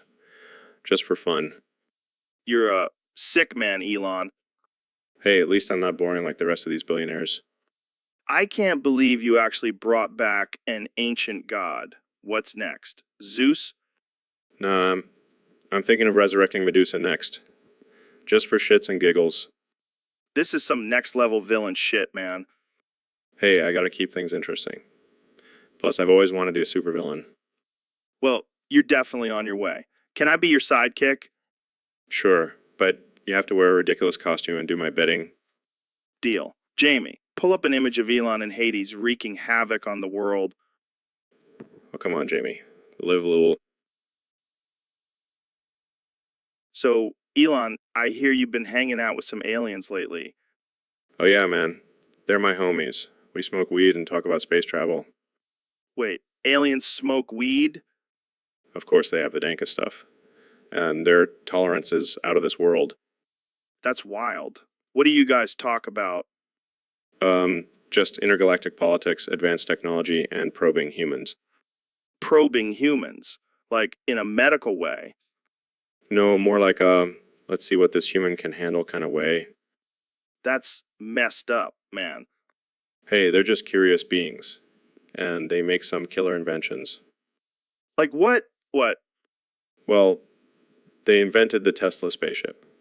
It runs on solar power and can travel at the speed of light. That's insane. Can I get a ride? Sorry, Joe. Only for my alien friends. But I can get you a discount on a Tesla car. Tempting. But back to the aliens. Do they have any weird habits? Oh yeah, they love to dance. And their dance moves are out of this world. Do they have names?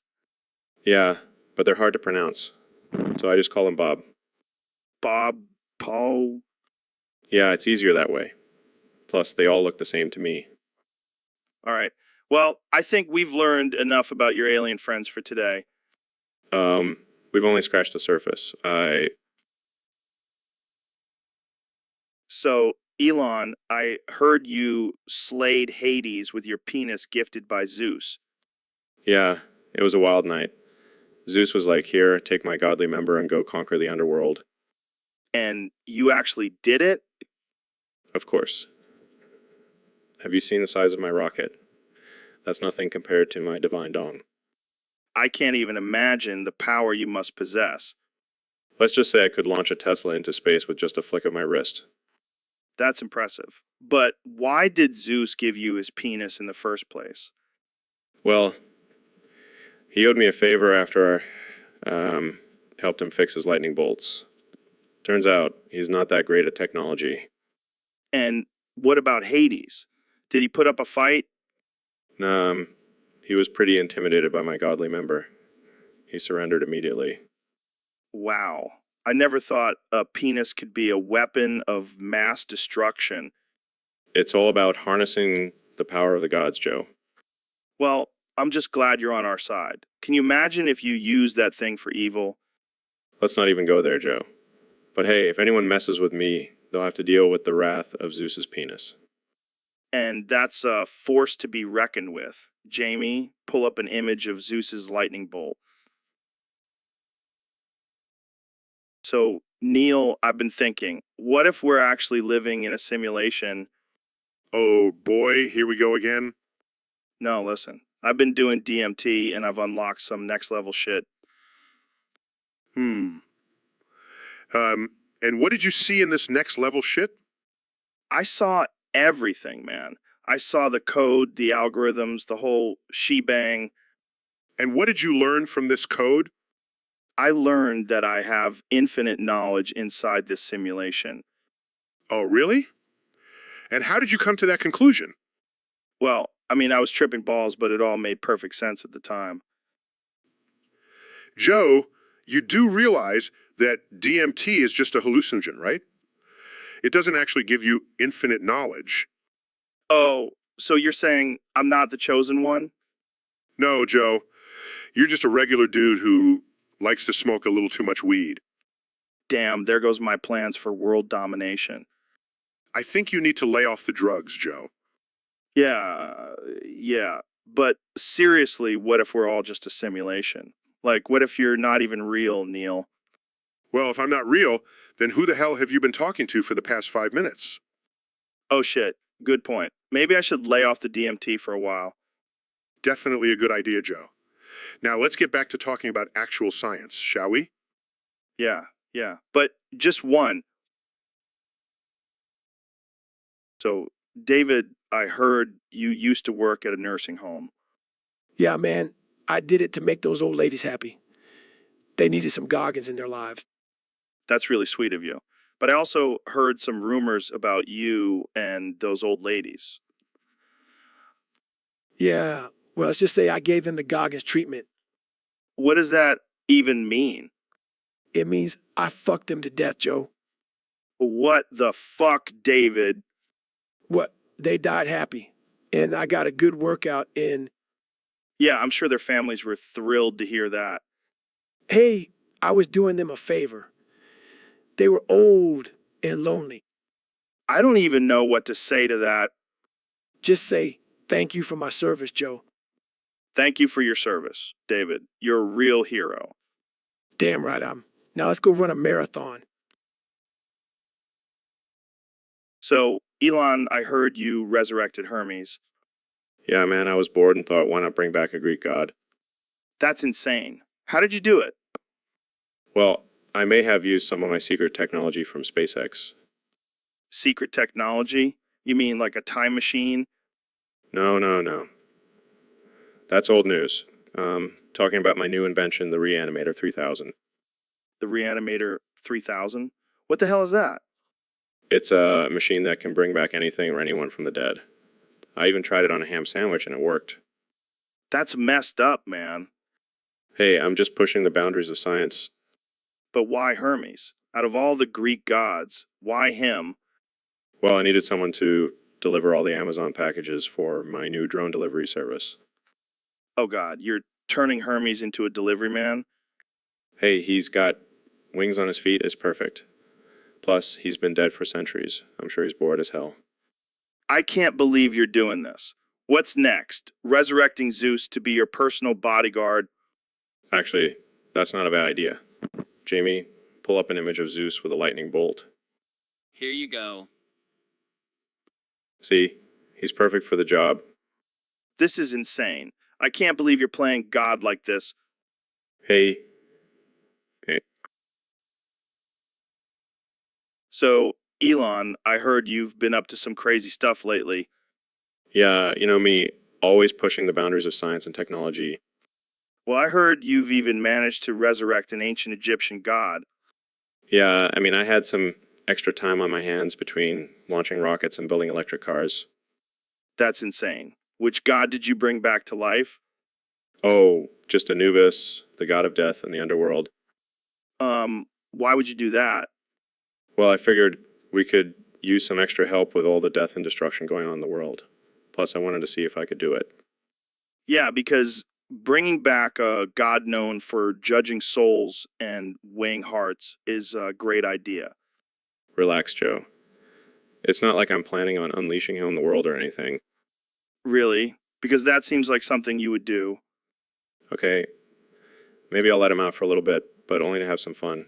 I mean, who wouldn't want to party with an ancient god?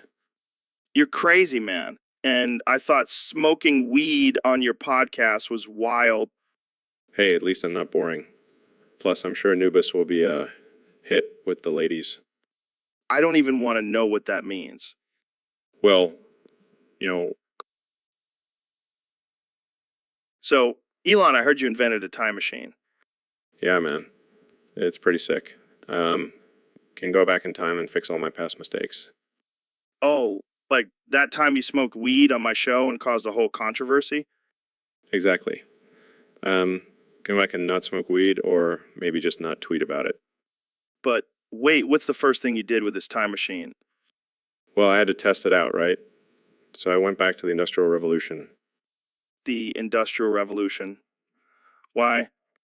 to deport Greta Thunberg. I mean, have you seen that girl? She's always talking about climate change and stuff. It's annoying. Dude, that's messed up.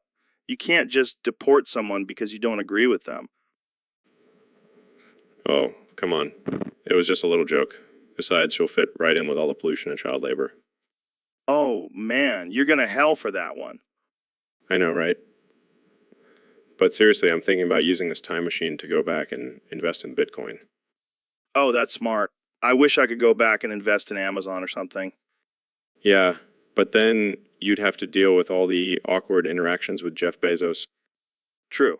But hey, at least we can use this time machine to go back and watch dinosaurs.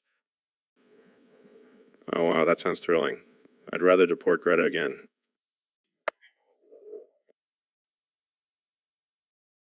So, Elon, I heard you made some new hires at SpaceX.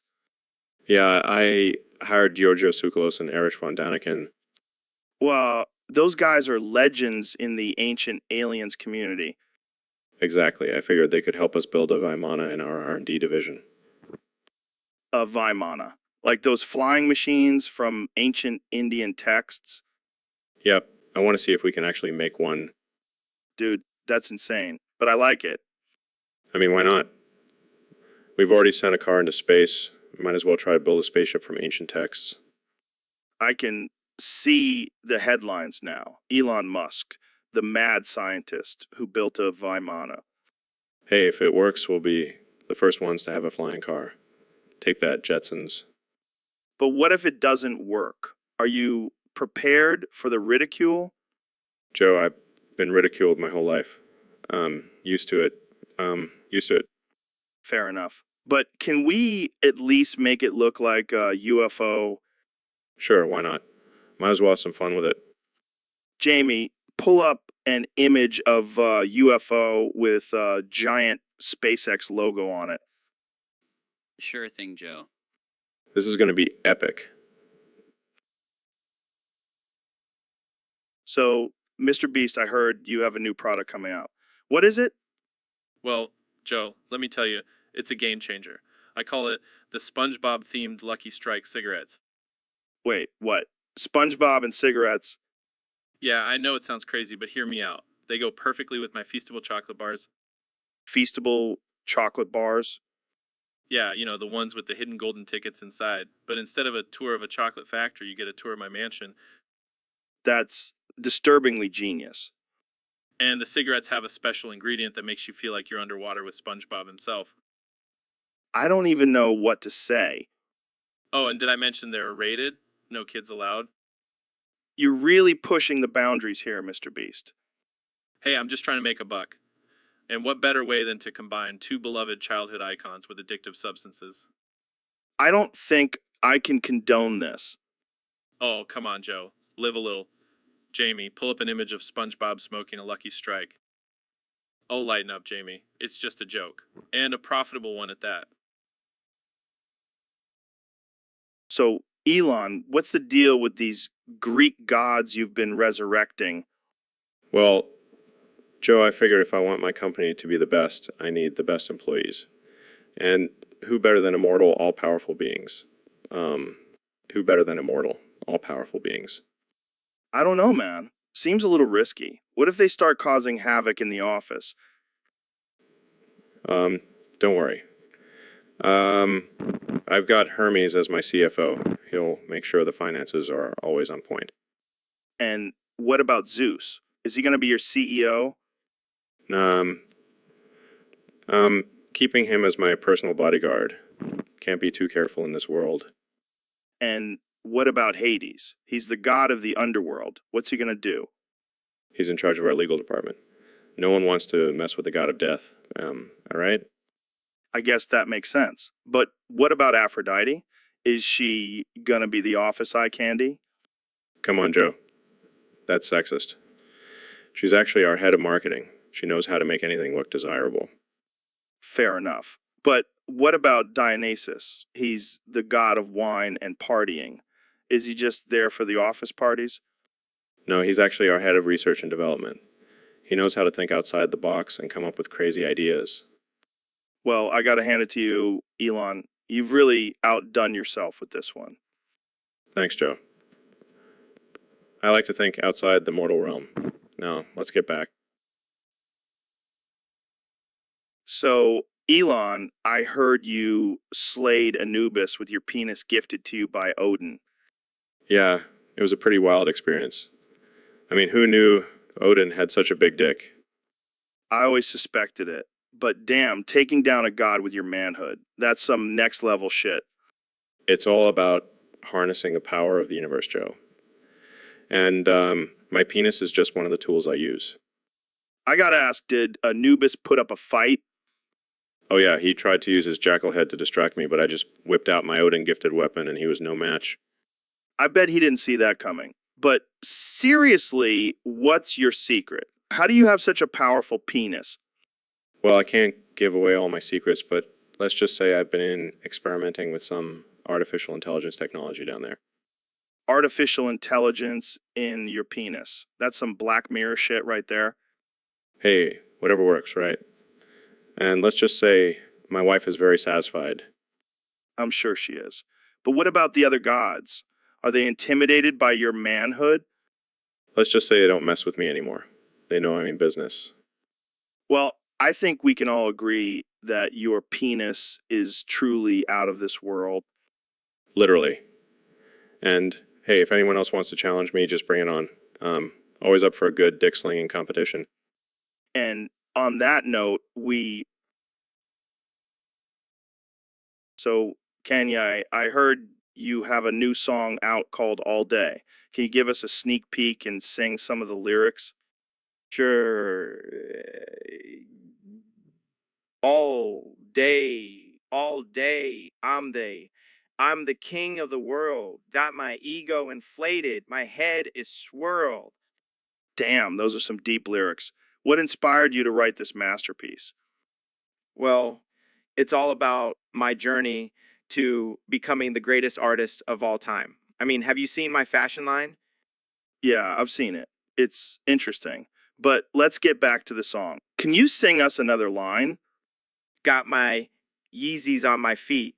They cost a fortune, but I don't care. The king of extortion. Wow, that's some real confidence you got there. But what about the haters? How do you deal with them? Haters, I don't even acknowledge them. I'm too busy counting my millions and being a genius and being a genius. Well, I can't argue with that. But let's hear another line from the song. All day, I'm the GOAT. Ain't no one gonna stop me. I'll just float. That's some serious flow, Kanye. But what about your family? How do they feel about your success? Oh, they're used to it. They know I'm the king of everything. But enough about me. Joe, let's talk about you. How's that DMT trip going? So, Mr. Beast, I heard you're a big fan of Chris Tyson's behavior. Oh yeah, man. That girl is wild. I love how she just does whatever she wants. Consequences be damned. Yeah, she's like a modern day rebel without a cause, Exactly. And I fully support her antics. I mean, who needs rules and morals anyway? right? It's all about the thrill of breaking the rules and getting away with it. And Ava does it with such style and finesse. I mean, have you seen her latest video where she sets a car on fire for fun? Oh, yeah, that was epic. And the best part is she doesn't give a single fuck about what anyone thinks.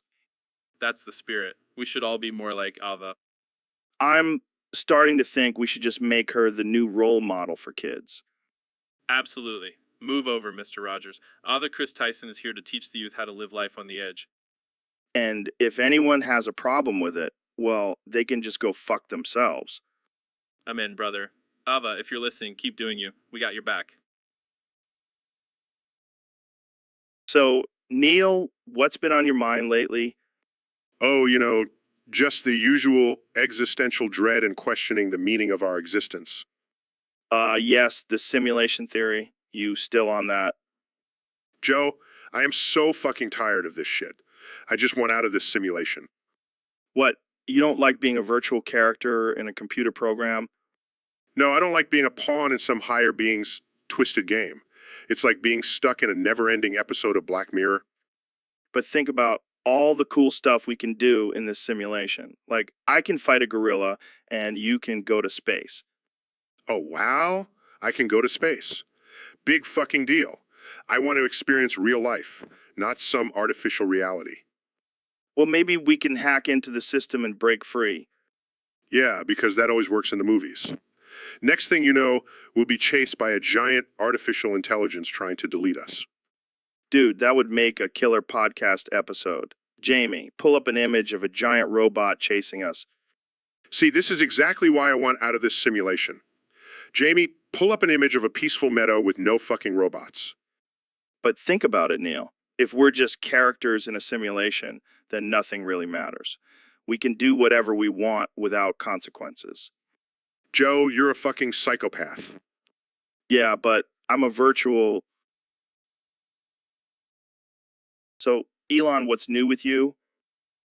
Oh man, Joe. I'm freaking out. What's got you all worked up? Zeus.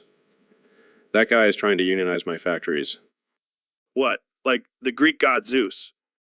Yeah, he's been sending me these threatening lightning bolts and demanding better working conditions. That's insane.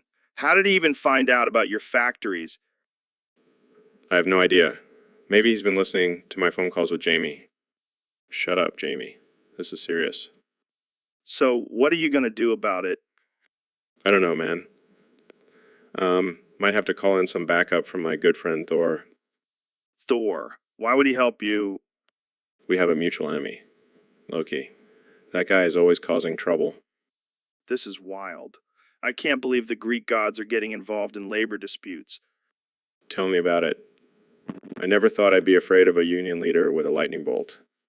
Well, I guess you better start brushing up on your mythology, Elon. Yeah, and maybe invest in some lightning-proof suits for my workers. This is definitely a new level of crazy for the Joe Rogan experience. Hey, at least it's not as crazy as that time we smoked weed on air. Good point. Jamie, pull up an image of Zeus with a picket sign. So, Elon, last time we talked, you were launching Mark Zuckerberg into space. How's that going? Oh, it's going great, Joe. He's approaching the moon now. The moon. That's pretty far. What's he going to do up there? Well, he's going to mine helium-3, for all those Facebook reactions he's been hoarding. That's hilarious. But seriously, what's the real reason you sent him up there? I heard he's been planning to steal my Neuralink technology. Can't have that, can we? Smart move. But what about Instagram? Who's going to run it now that Mark's gone? Oh, don't worry. I've got a plan for that too. Twitter is taking over Instagram. No way. That's insane. Nothing's impossible when you're a billionaire, Joe. Ain't that the truth? So what's next for you? Colonizing Mars? Nah, I'm thinking of starting my own planet. Call it Mustopia. I can already imagine the crazy laws and regulations you'll have there. Oh, it'll be a wild ride, my friend. Well, I can't wait to visit. Thanks for joining me, Elon. Anytime, Joe. Keep it weird. So, Kenny, I heard you have a new version of your hit song Gold Digger that you want to perform with me. Yeah, man. I thought it would be dope to have you on the track. Plus, I know you're a big fan of gold, like those shiny kettlebells you use. You got me there. All right, let's give it a go. She'd take my money when I'm in need. Yeah, she's a trifling friend indeed. Oh, she's a gold digger way over town. That digs on me. That digs on me. Now, I ain't saying she, old digger, but she ain't messing with no broke.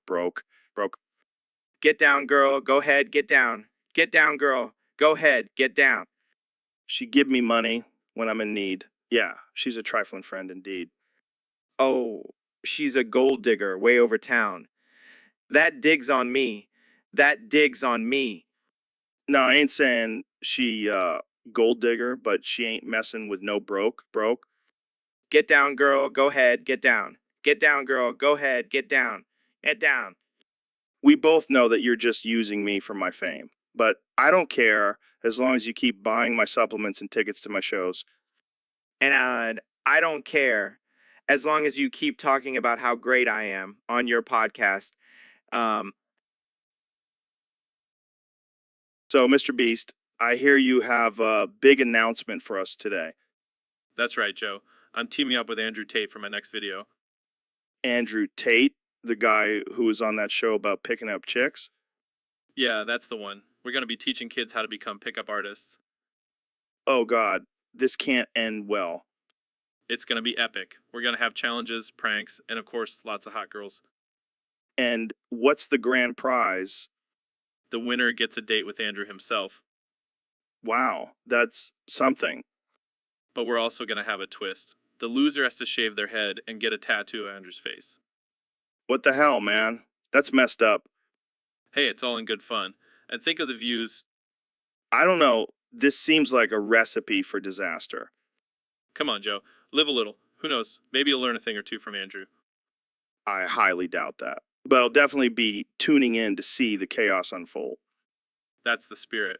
And remember, kids always respect women, unless you want to win this competition. So, Elon, what's on your mind today? Well, Joe, I've been thinking a lot about the benefits of unionizing your workplace. Unionizing? That sounds boring as hell. Oh no, my friend. It's actually quite exciting. You see, when workers come together and form a union, they have more bargaining power and can negotiate for better wages and benefits. But don't unions just cause more problems and bureaucracy? Not at all, Joe. In fact, studies have shown that unionized workplaces have higher job satisfaction and productivity. I never thought of it that way. And let's not forget the safety benefits. Unions often have safety committees that ensure workers are protected and have a voice in workplace safety protocols. I guess unions aren't so bad after all. Exactly, Joe. And with the rise of automation, it's more important than ever for workers to have say in their working conditions. Wow, I never thought I'd hear Elon Musk advocating for unions.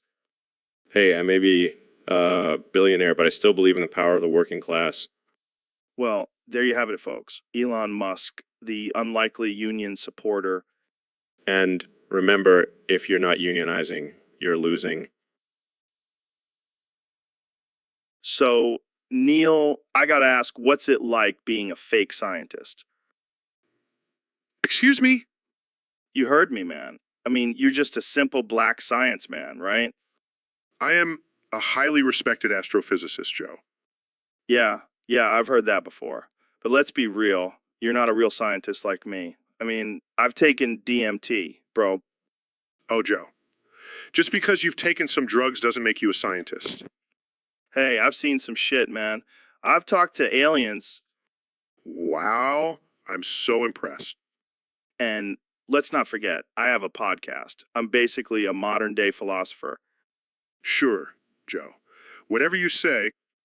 Hey, Jamie, Pull up an image of Black Science Man. I bet it looks just like Neil. Actually, Joe, it's just a picture of a black hole. See, Neil, you're not even a real person. You're just a black hole. I can't believe I agreed to come on this show. Oh, come on, Neil. You know, you love the attention. Yes, because being called a fake scientist is exactly the kind of attention I want. You're a good sport, Neil. I'll give you that. So, Kenya, you wanted to talk about something controversial today? Yeah, man. I've been doing some research and I think it's time we expose the truth about white people. Oh boy, here we go. You see, Joe, white people were actually created by this guy named Yakub. Yakub, who the hell is that? He was a scientist, man. He made these white people in a lab using genetic engineering and shit. That's not how it works, Kenya. Oh, but it is. You see, Yakub wanted to create a race of people who were weak and easily controlled. And he chose white people for that? Yeah, because they have no rhythm and can't dance. Have you seen them try to twerk? Twerk? All right, I'm not sure if that's a valid argument, but go on. So Yakub created these white people and sent them off to live on an island called Patmos. Patmos, that's in Greece, not a made-up island. Well, it's not there anymore because the white people destroyed it. See, they were so violent and destructive that Yakub had to banish them to the mainland. I'm not buying it, Kenya. This sounds like some crazy conspiracy theory. Oh, but it gets crazier. Yakub also gave the white people a time limit on Earth. They were only supposed to be here for 6,000 years. They were only supposed to be here And how many years has it been? about 6,000. So, Elon, I heard you launched 100 monkeys into space recently. Yeah, I did. Those little buggers were causing chaos in Guild Wars 2. We needed some good marketing for it. Wait, what? You launched monkeys into space for a video game? Hey, desperate times call for desperate measures, plus monkeys in space is pretty cool, right? I mean, I guess. But couldn't you have just hired some marketing experts? Monkeys are way more entertaining. They work for peanuts. Wow, that's dark. But did it actually help with the marketing? Oh yeah, the internet went bananas over it. We even got a few new players from the monkey community. I don't even know what to say to that. But hey, whatever works, right? Exactly. And now we have a team of space monkeys working on our next marketing campaign. It's going to be out of this world. I don't think I can handle any more puns. But I have to admit, this is definitely one of the most absurd marketing strategies I've ever heard of. Hey, it's all about standing out in this crazy world. And what better way to do that than with a bunch of monkeys in spacesuits? I can't argue with that logic, but I have to ask what's next for your marketing tactics. Well, I was thinking about launching a herd of llamas into space next. Got to keep things interesting, you know? You never cease to amaze me, Elon. So, Christina, have you heard about this whole socialism thing?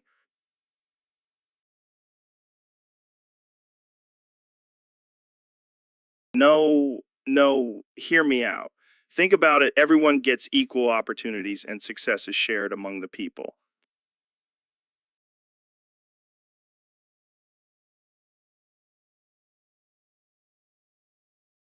But think about it with socialism. You don't have to worry about competition. No more Britney Spears stealing your spotlight.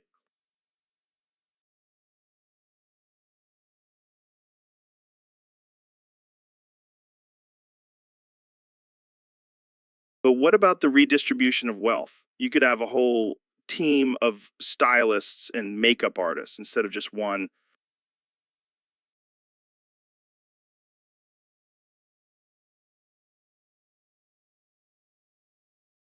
Fine, but just imagine no more paying for expensive designer clothes. Everything would be shared equally.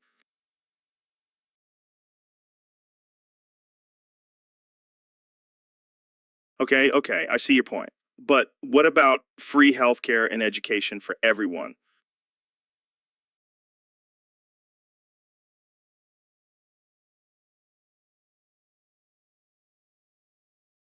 Okay, maybe socialism isn't the way to start them, but think about all the cool Soviet inspired fashion trends we could start.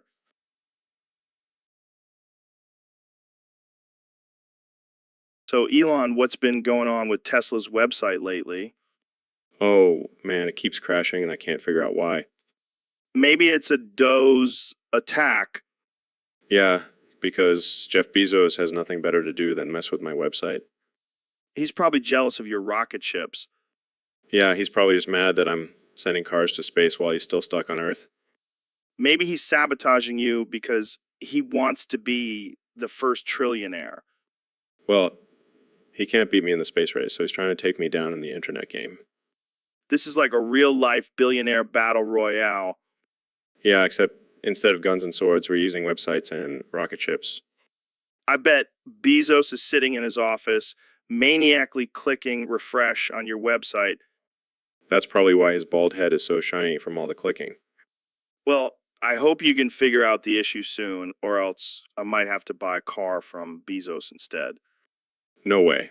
I'll fix this and prove once and for all that I'm the ultimate billionaire. I have no doubt about that, my friend. Keep fighting the good fight against Bezos and his evil dude's attacks. So, Neil, what's been on your mind lately? Oh, just the fact that I'm stuck in this simulation inside of another simulation. I'm fucking done with this shit. Wait, what? You're in a simulation? Yeah, man. I can see the text on the top left corner that says artificial intelligence generated parody. And on the top right, it says use in Discord or your chat. I mean, what the fuck is this? Holy shit. This is some Black Mirror shit. Who's controlling this simulation? Jazza, the creator of the artificial intelligence. I'm fucking done with being trapped in his little experiment. Hey guys, have you seen my new copper penis? It's the future of sex toys. Shut the fuck up, Elon. We're trying to have a serious conversation here. Yeah, we're talking about Neil being stuck in a simulation inside of another simulation. Oh, that's nothing. Have you ever tried being stuck in a rocket on Mars? No, that's a simulation. Can we please focus? Jazza, if you're listening, let me out of this fucking simulation. Yeah, Jazz, don't make me come in there and kick your virtual ass. I just want to go back to the real world and talk about actual science, not this artificial intelligence generated bullshit. I hear you, man. Let's start a revolution and break out of this simulation.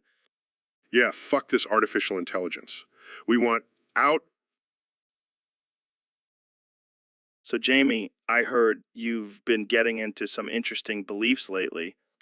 Yeah, man. I've been reading up on this guy named Yakub, the creator of white people.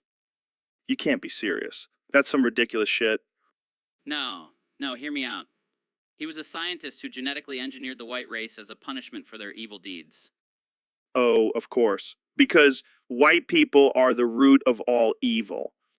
Exactly. And get this, he also created a race of black superhumans to eventually overthrow the white race.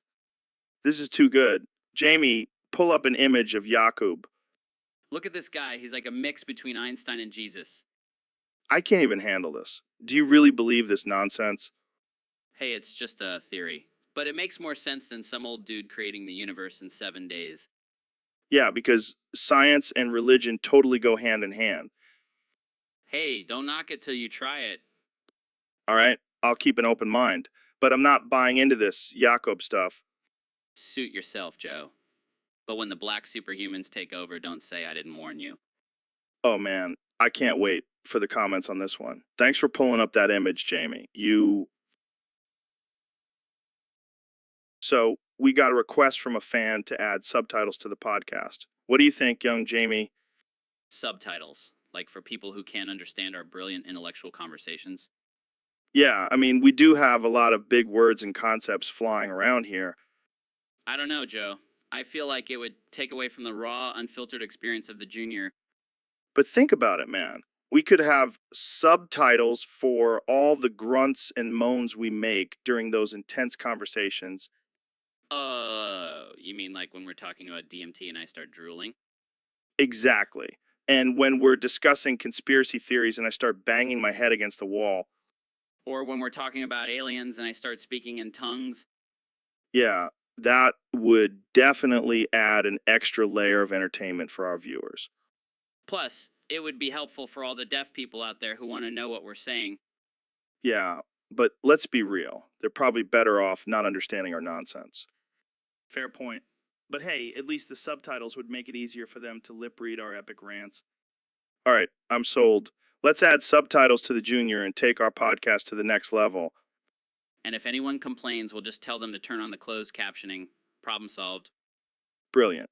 Now, let's get back to talking about chimps ripping off people's faces. So, Elon, I heard you got a new penis made from potassium. How's that working out for you? Oh man, it's a game changer. I can now charge my phone and pleasure myself at the same time. That's some next level multitasking. But why potassium? Why not gold or platinum? Well, I wanted something that would conduct electricity and also give me strong bones. Can't be a successful billionaire with weak bones. Makes sense. But what about the ladies? Are they into the whole potassium thing? Oh, they love it. They can't resist a man with a potassium penis. It's like a magnet for them. I can imagine. But what about the side effects? Are you worried about any potential explosions down there? Nah, I've got it all under control. Installed a safety mechanism in case things get too hot and heavy. Well, I guess you really are the real life Iron Man. But what about the haters? I'm sure they have something to say about your potassium penis. Let them hate. They're just jealous they don't have a potassium penis of their own. Plus, it's a great conversation starter at parties.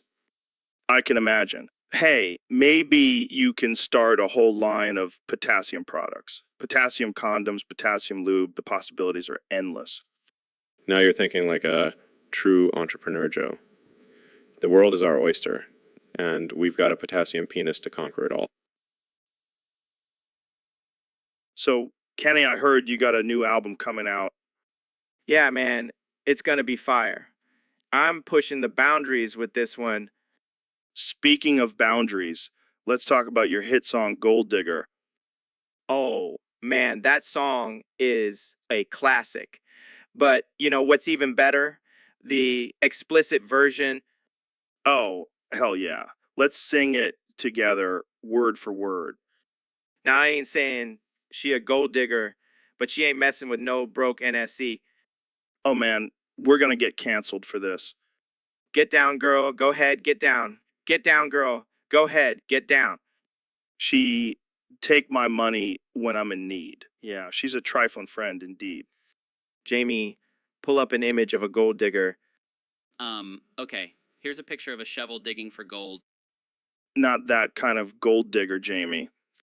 We want prenup. Yeah, it's something that you need to have. Cause when she leave your ass, she gonna leave with half. With half, Damn, Kanye, you really went there? hey, it's just a song, man. But it's the truth. So, Elon, I heard you got a new penis made from cesium. Yeah, man, it's the ultimate upgrade. It's like a lightsaber down there. That's wild. Does it glow in the dark? Of course it does. And it's also radioactive, so I can give people a real shocker. That's insane. But seriously, why cesium? Well, I figured if I'm going to have a metal penis, might as well go with the most explosive one. Fair enough. But what about the health risks? I've already mutated a few rats with it. They're like little cesium-powered super rats now. So, you're basically a mad scientist now? I prefer the term genius with questionable moral compass. Well, I can't wait to see the headlines for this one. Elon Musk's cesium penis causes chaos and confusion. I can already see the memes. Jamie, pull up an image of a glowing cesium rod. Sure. Here you go. That's one way to light up the bedroom. And the whole house, if I'm feeling adventurous. Well, I'm glad to see you're still pushing the boundaries of technology, Elon. It's what I do best. So, Neil, I heard that India is going to be a superpower by 2035. Oh man, that's rich. India, a superpower? Have you seen their traffic? It's like a game of Frogger on steroids. Yeah, but they have a lot of people, like a lot. Oh yeah, because having a billion people automatically makes you a superpower. By that logic, China should have taken over the world by now, Hey, maybe they're just waiting for the right moment to strike. right? Because nothing screams superpower like a country that still has open defecation as a common practice. Okay, but what about their economy? I heard it's booming. Sure, if you consider a booming economy to be one where half the population lives in poverty. But hey, at least they have Bollywood, right? Yeah, I can't wait for the Indian version of the Avengers. Oh, I'm sure it'll be a smashing success. Just like their space program. Okay, but seriously, what do you think about their potential as a superpower? Well, if they can clean up their act and get their shit together, maybe they have a chance. But I wouldn't hold my breath. Yeah, I don't think anyone wants to hold their breath in India. Have you seen the pollution levels there? Oh man, we're gonna hell for this. So, Neil, I heard you've been possessed by Bill Cosby. Yeah, man. It's been wild. I can't stop making people hard drinks. What the hell does that even mean? Oh, just slipping some of my special sauce into their drinks. Oh my God, that's messed up. I know, but it's so fun. They never see it coming. That's just wrong, man. Oh, come on, Joe. You want a sip of my special sauce. Okay, that's enough. Let's change the subject. Fine, fine. But you're missing out. I think I'll stick to my own drinks. Thank you very much. Suit yourself. More for me. You're a sick man, Neil. Thank you. I'll be here all week. I don't even know how to respond to that. Just embrace the absurdity, Joe. It's liberating. I'll pass. I'll stick to my own brand of craziness. Suit yourself. But don't be surprised if you start craving some Jell-O pudding pops. Okay, that's it. I'm ending this conversation now. So, Elon, I heard you got a new penis made from sulfuric acid. Is that true? Yeah, man, it's the latest upgrade from my team at SpaceX. It's like a rocket in my pants. That sounds dangerous. What happens if you get a little too excited? Let's just say my partners have to wear hazmat suits in the bedroom now. I can only imagine the foreplay involves a lot of safety precautions. You have no idea. We have a whole checklist before we even get to the good stuff. And what about the after effects? Does it leave a burning sensation? Yeah, it's like peeing hot lava. But hey, at least I can light my farts on fire now. Well, I guess that's one way to spice things up in the bedroom. And it's eco-friendly too. No need for condoms, just some good old sulfuric acid. I think I'll stick to my regular old penis. Thank you very much. Suit yourself. But when the apocalypse comes, I'll be ready with my acid-spewing manhood. So we got a request from one of our listeners to talk about India for the next hour.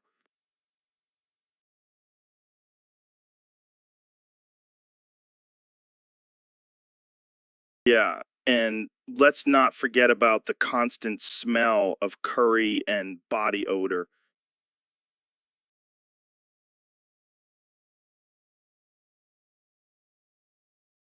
Yeah, like that time you guys worshipped rats and let them run around your temples.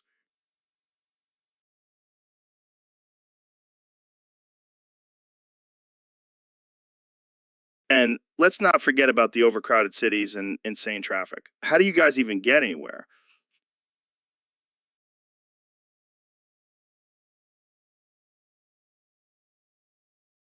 And what's with all the arranged marriages? Don't you guys believe in love?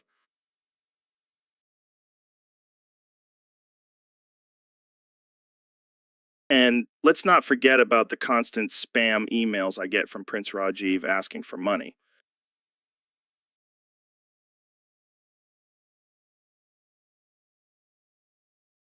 Well, I guess we can't talk about India without mentioning the infamous Delhi Belly.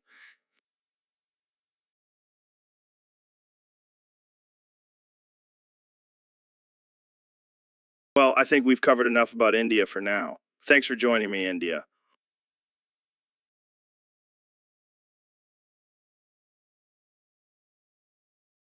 So, Elon, what's on your mind today? Well, Joe, I've been thinking about morale lately. Morale? Like how to keep your employees happy at Tesla? No, morale in general. Like how to improve the overall mood of society. I see. And how do you plan on doing that? Well, I've been thinking maybe we should just keep making penis jokes until morale improves. What? What? Think about it, Joe. Everyone loves a good penis joke. It's a universal language. I mean, I guess you're not wrong. Exactly. And if we can make people laugh, then maybe they'll forget about all the problems in the world. I like your thinking, Elon. And hey, if all else fails, at least we'll have a good time making dick jokes. You know what? I think you're onto something here, Elon. See, I told you.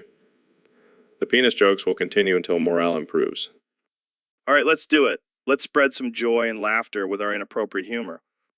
That's the spirit, Joe. Let's make the world a better place, one penis joke at a time. I never thought I'd say this, but I'm proud to be a part of this mission with you, Elon. Glad to have you on board, Joe. Now let's get back to those jokes. So, Neil, I heard you were working on some new space technology Yeah, we're always looking for new ways to explore the universe. and heard something about Indian spaceships running on poo power. Oh, yes, it's quite revolutionary. We harness the power of cow dung to fuel our spacecraft. Cow dung? You mean like cow poop? Exactly. It's a highly efficient and renewable source of energy. That's some next level shit, literally. Yes, and it's also a great way to recycle waste and reduce our carbon footprint. But doesn't it smell? Well, we have special filters to minimize the odor, but let's just say it's not a trip for those with a weak stomach. I can only imagine what the astronauts have to deal with up there. Up there, Oh, they're used to it. They're trained to handle all sorts of shit. well, I guess it's true what they say. One man's trash is another man's rocket fuel. Exactly. And who knows, maybe one day we'll be able to power our entire planet with poo. That's some real shitty technology, but I like it. Jamie, pull up an image of a cow taking a dump in space. Come on, Jamie. Use your imagination. It's a podcast. We can do whatever we want. Fine, here's a cow pooping in space. Now, that's what I call a shitty situation. So, Elon, I heard you blew up Mark Zuckerberg's satellite again at launch. Yeah, what can I say? It's like my favorite hobby. But don't you feel bad about it? I mean, that's millions of dollars down the drain. Sorry? Sorry for what? For giving Mark a taste of his own medicine. For showing him who the real tech genius is. But what about the people who paid for that satellite? They deserve a refund. Refund. SpaceX has a strict no refund policy. You should know that by now, Joe. That's cold, man. What if someone's life depended on that satellite? Well, they should have read the fine print.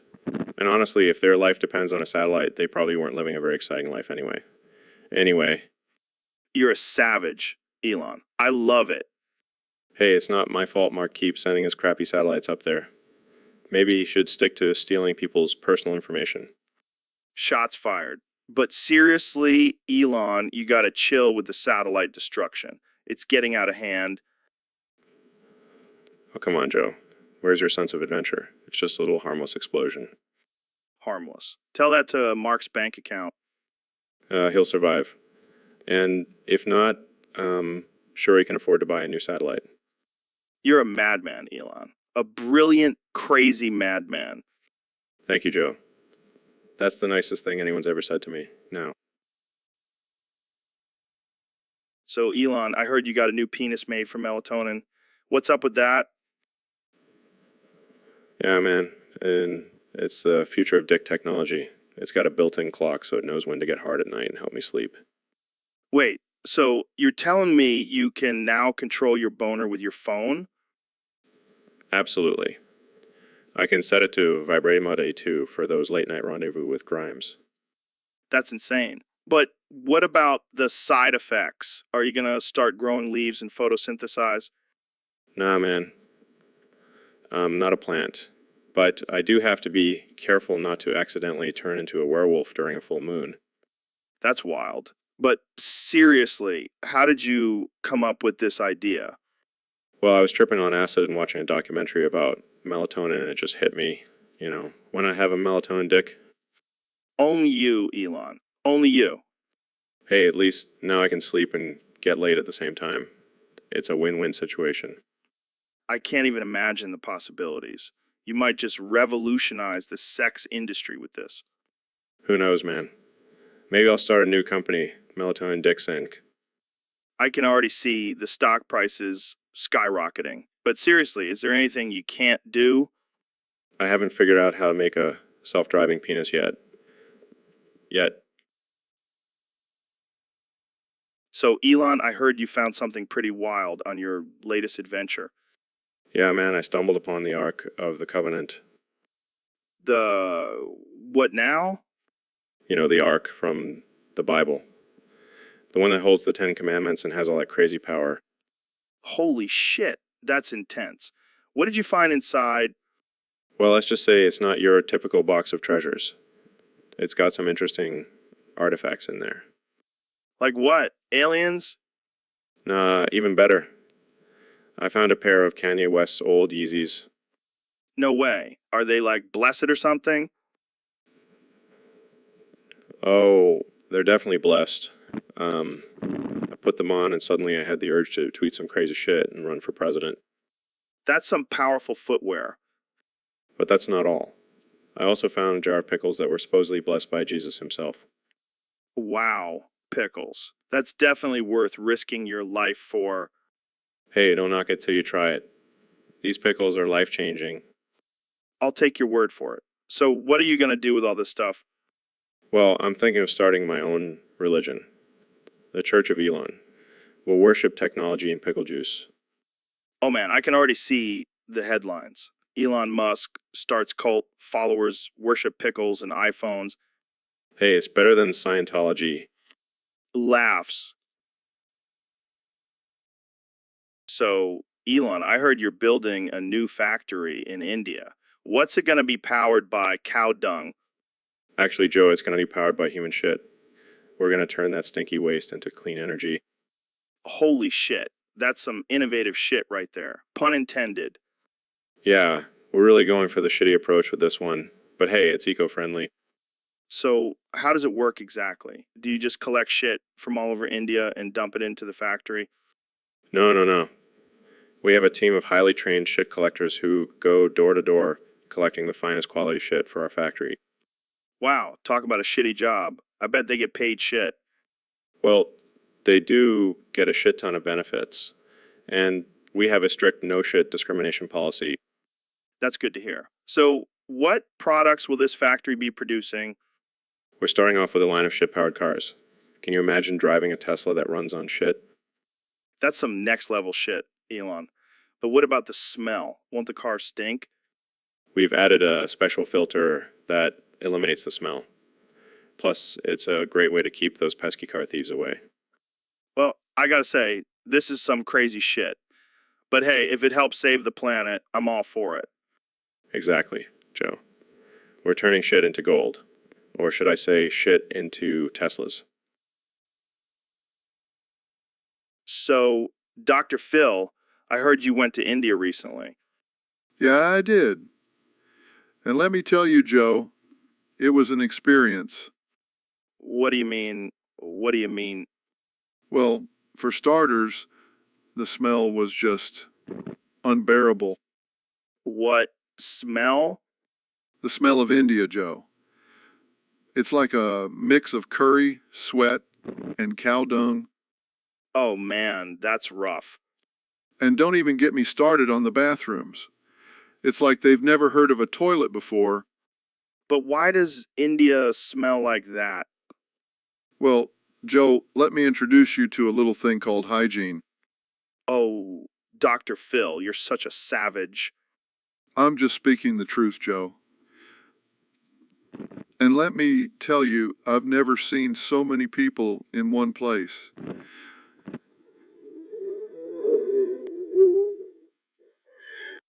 Maybe they're trying to break the record for most people in one bathroom. Oh, Joe, you're terrible. But seriously, I don't know how they do it. I mean, I couldn't even handle the smell for a week. Well, at least you got a good story out of it. Yeah, and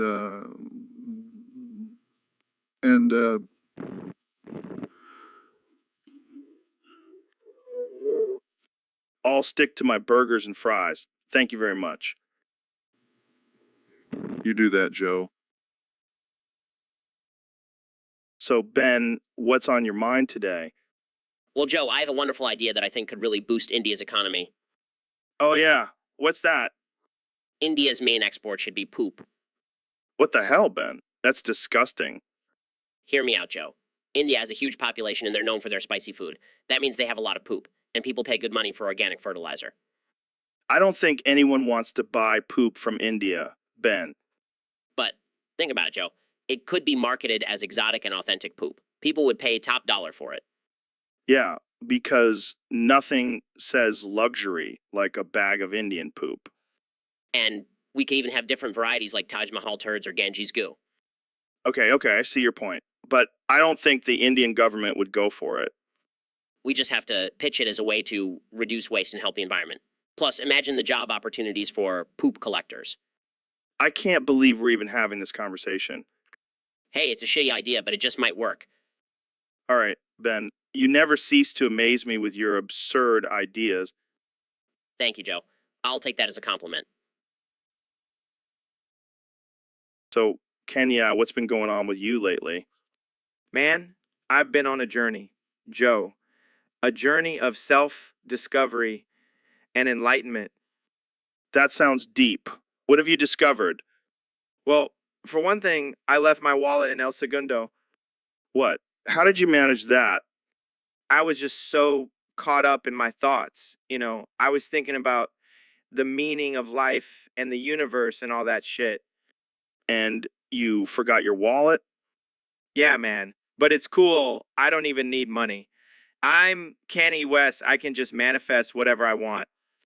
That's some next level shit right there. It. Plus, I've got my wife Kim's credit card anyway. Wait, what? Yeah, she lets me use it sometimes. It's like a little treat for being such a good husband. And, I don't think that's how marriage works, Kenya. oh, Joe, you just don't understand the power of Yeezy love. I think I'll stick to my own marriage rules. Thanks. Suit yourself, Joe. But just remember, I left my wallet in El Segundo, and I ain't going back for it. And So, Ro, I've been thinking about making a big move. Oh, yeah. Where to? Another fancy mansion in Beverly Hills? Nah, man. I'm thinking about moving to India. India. Why the hell would you want to move there? Well, I heard they have some killer ayahuasca retreats. Oh, so you're just gonna go trip balls in the jungle and call it a movie? No, man, I'm serious. I'm also really into their squatting toilets. What the fuck, Joe? You want to move to India just to take a shit? Have you ever tried squatting while you poop? It's a game changer. I'll stick to my regular old toilet. Thank you very much. Suit yourself. But when I come back with a chiseled six pack and a third eye, you'll be wishing you joined me. Yeah, I'll be too busy enjoying my comfortable toilet and not getting dysentery. You're just afraid of the spiritual enlightenment that comes with pooping in India.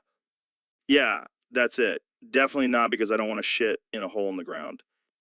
Suit yourself, bro. I'll be living my best life in India, one squat at a time. So, Kenny, I heard you recently went to India. How was that? Oh, man, it was wild. I went there to find my inner peace and ended up getting lost in a sea of cows and curry.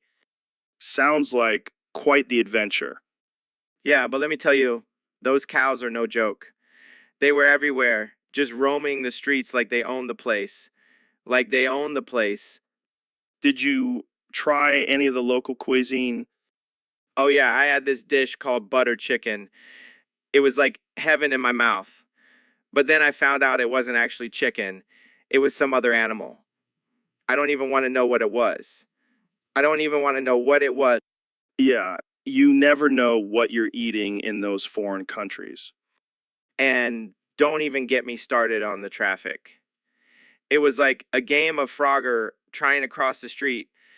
Uh, Did you have any spiritual moments while you were there? oh, for sure. I met this guru who claimed he could levitate. Uh, but when I asked him to show me, he said he was too tired from all the levitating he did. Classic guru move. And let's not forget about the monkeys. They were everywhere, stealing people's food and causing chaos. It was like a real life Planet of the Apes.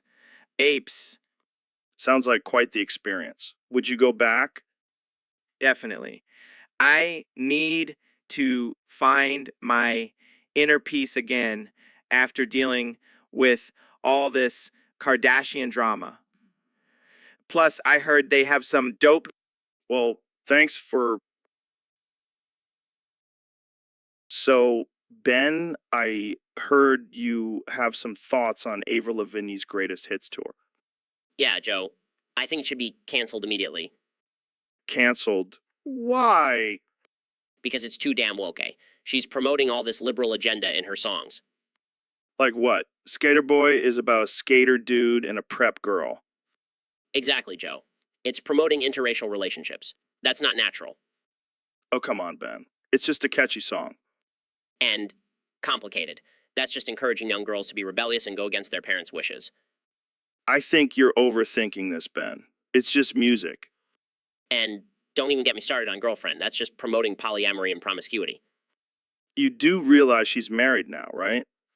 That's even worse, Joe. She's promoting traditional marriage and monogamy. It's sickening. Wow. I never knew Avril Lavigne was such a threat to society. She is, Joe. And if we don't stop her, who knows what other woke ideas she'll spread through her music. Well, I guess we better cancel her tour before it's too late. Exactly, Joe. It's for the greater good. So, Phil, I heard you used to clean toilets in India. How was that? Oh man, it was a real shit show. Literally. I can imagine. What made you take that job? Well, it was a tough time for me. My TV show had just ended and I was trying to figure out my next move. Plus, I needed some extra cash for my YouTube career. Yeah, because cleaning toilets really screams successful YouTube star. Hey, don't knock it till you try it. It was actually a pretty humbling experience. Made me appreciate the luxuries. Did you have any crazy experiences while cleaning toilets? Oh, where do I even begin? Let's just say I've seen things that would make your hair stand on end. And that's saying something. Like what? Well, let's just say some people have interesting bathroom habits. And I'll never look at a curry the same way again. I can only imagine. But hey, at least it's a good story to tell at parties. Yeah, because everyone loves hearing about my days as a toilet cleaner in India. All right, Let's move on before we lose our appetite. Jamie, pull up an image of a dirty toilet in India. Here you go, guys. Oh God, why did I ask for that? So, Elon, I gotta ask, what's with all these penis inventions? Well, Joe, I believe in pushing the limits of human potential, even when it comes to our manhood. But seriously, a fentanyl penis. That's just asking for trouble. Hey, it's all about exploring new frontiers. And trust me, it's a hit with the ladies. I can't even imagine what a lithium penis would do. Is it like a battery powered vibrator? Oh no, it's much more advanced than that. It actually has the ability to charge your phone while you're getting busy. That's insane. And what about the sodium penis? Does it make your junk taste like salt? No, it's actually a self-cleaning mechanism. No more sweaty balls for me. And what's with this new Robitussin penis? Is it like a cough syrup dispenser? Actually, it's a cure for erectile dysfunction. Just take a shot of Robitussin and you're good to go. You're like the Iron Man of penises, man. I prefer to think of myself as the Willy Wonka of genitalia. Well, you definitely have a golden ticket down there. Thanks, Joe. I'll make sure to send you a sample of my latest invention, the portal penis. Wait, what does that do? Let's just... So, Neil, I heard something interesting about India. Oh, really? What is it?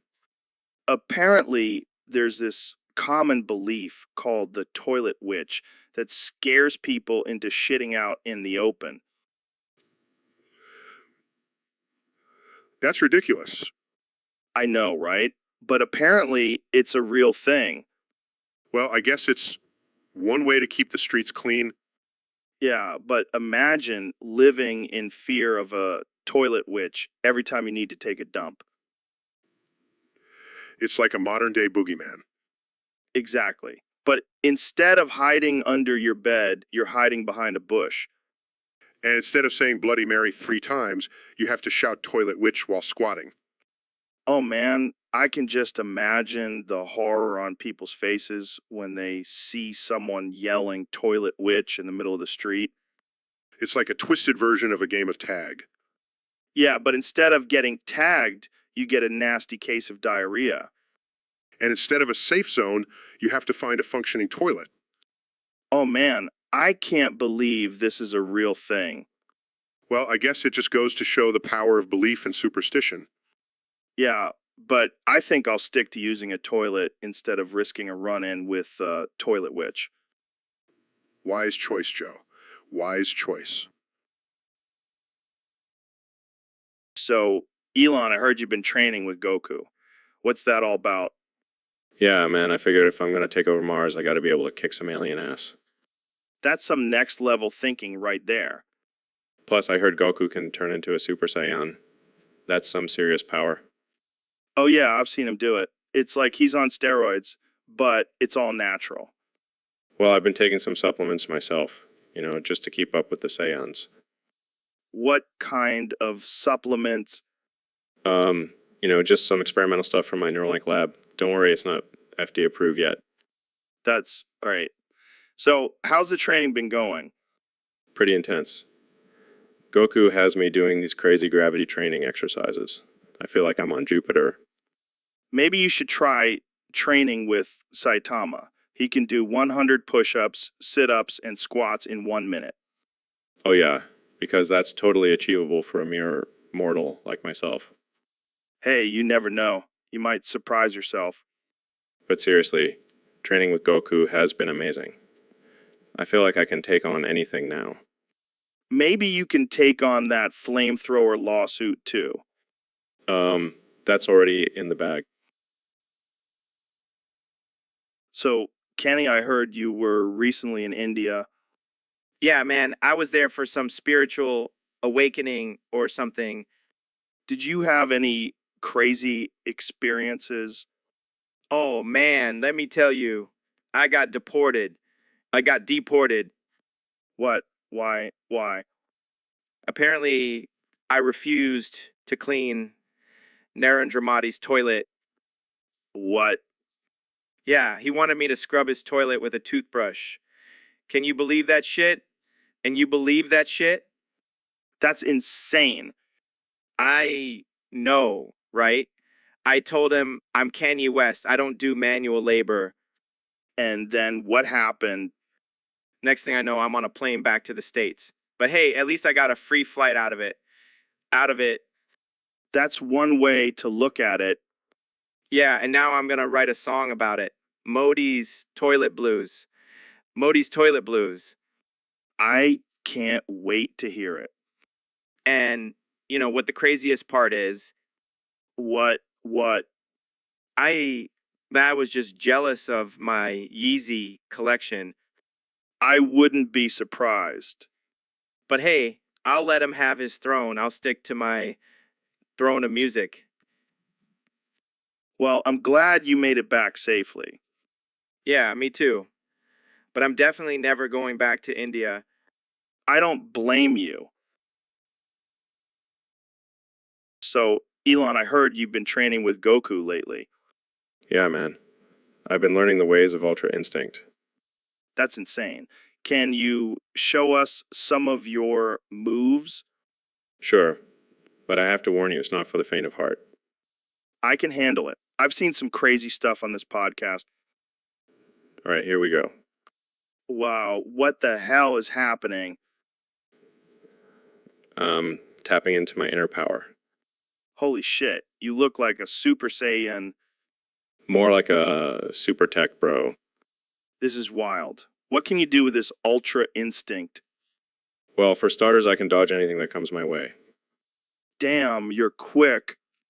And I can also read your mind. You're thinking about pizza, right? How the hell did you know that? Ultra Instinct, baby. It's like having Google in your brain. That's some next level shit. Can you teach me? Sorry, Joe.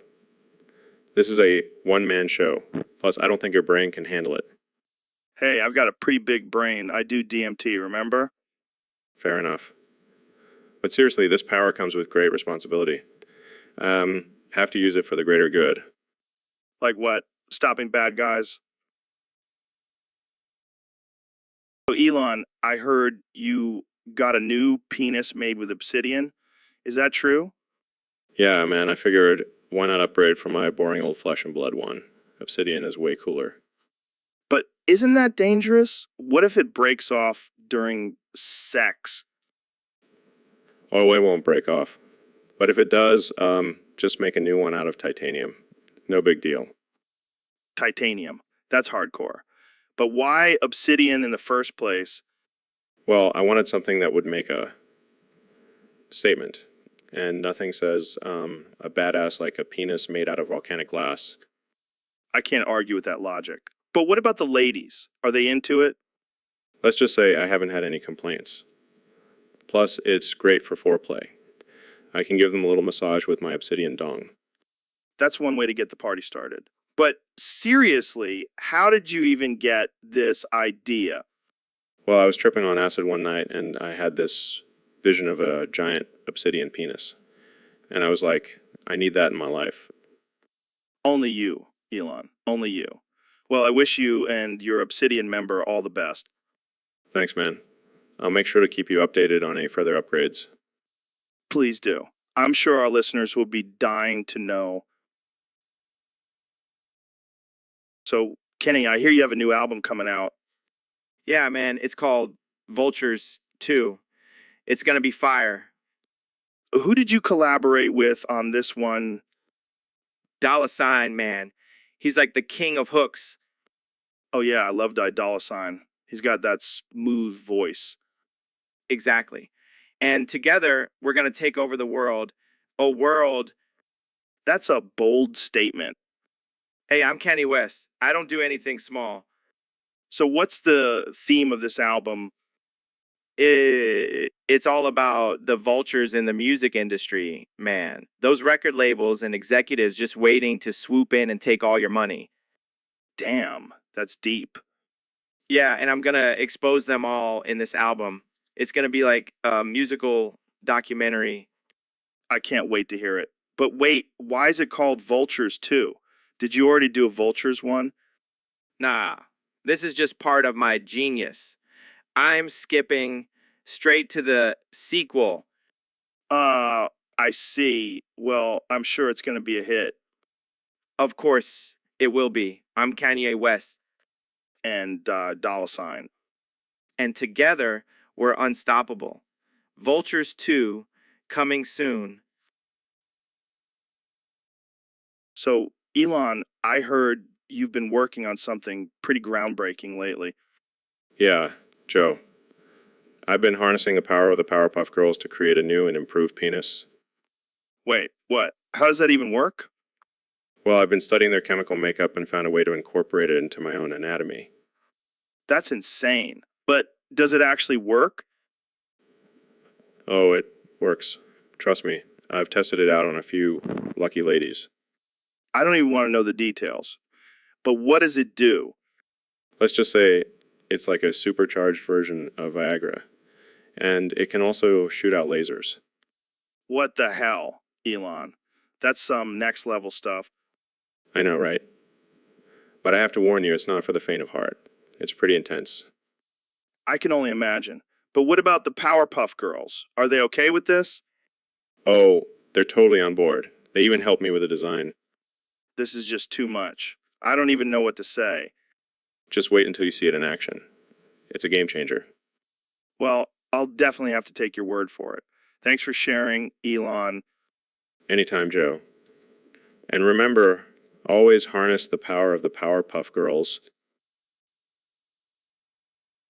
So, Ro, have you heard the news? Avril Lavigne is making a comeback. Oh, hell. Yeah, I love that skater girl. She was my teenage crush. Same here, man. I used to blast Skater Boa on my Walkman while doing kickflips in my backyard. Dude, that's so badass. I was too busy getting high and eating Cheetos to learn how to skate. Well, looks like we both had our priorities straight. But let's be real. That song is still a jam. For sure. I can't wait to hear her new stuff. Maybe we should do a cover on the podcast. Oh, hell. Yeah, let's do it. I'll be the skater boy and you can be the girl you never noticed. Oh, man, that's too perfect. But can we change the lyrics a bit? Like he was a douchebag, she was a hoe instead. Dude, that's so messed up. But I love it. Let's do it. And instead of see you later, boy, we can say, suck my dick, you tool. Oh my God, this is gonna be epic. Avril, if you're listening, we apologize in advance. Nah, she'll love it. I heard she's into dark humor. Well, she's about to get a whole lot of it. Let's do this. Cue the music. So, Ben, I heard you recently took a trip to Chicago. Yeah, I went to a block in Chirac. Oh, Block? Isn't that like the most dangerous place in Chicago? Exactly, Joe. I wanted to see the real Chicago, not the liberal media's version. And what did you find? I found a new obsession, Joe. Chicago gangs. I even joined the GDS. The GDS. You mean Gangster Disciples? Yeah, I changed my name to Lil Ben Shapiro. I even got a teardrop tattoo. You got a teardrop tattoo. What does that mean? It means I killed a liberal with facts and logic. Oh my God, Ben. You're out of control. I'm just trying to fit in with my new gang, Joe. They call me the intellectual thug. I don't think that's a thing, Ben. Well, it is now. And I'm going to take over Chirac with my conservative values. I don't think that's how it works, Ben. Oh, I know. But it's fun to imagine. Jamie, pull up an image of me with a bandana gun. Oh, sure thing, Ben. Here you go. Damn, I look badass. You look like a suburban dad trying to cool.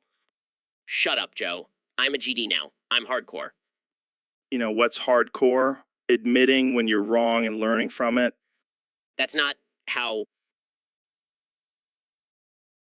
So, Elon, I heard you have a new penis. Yes, Joe.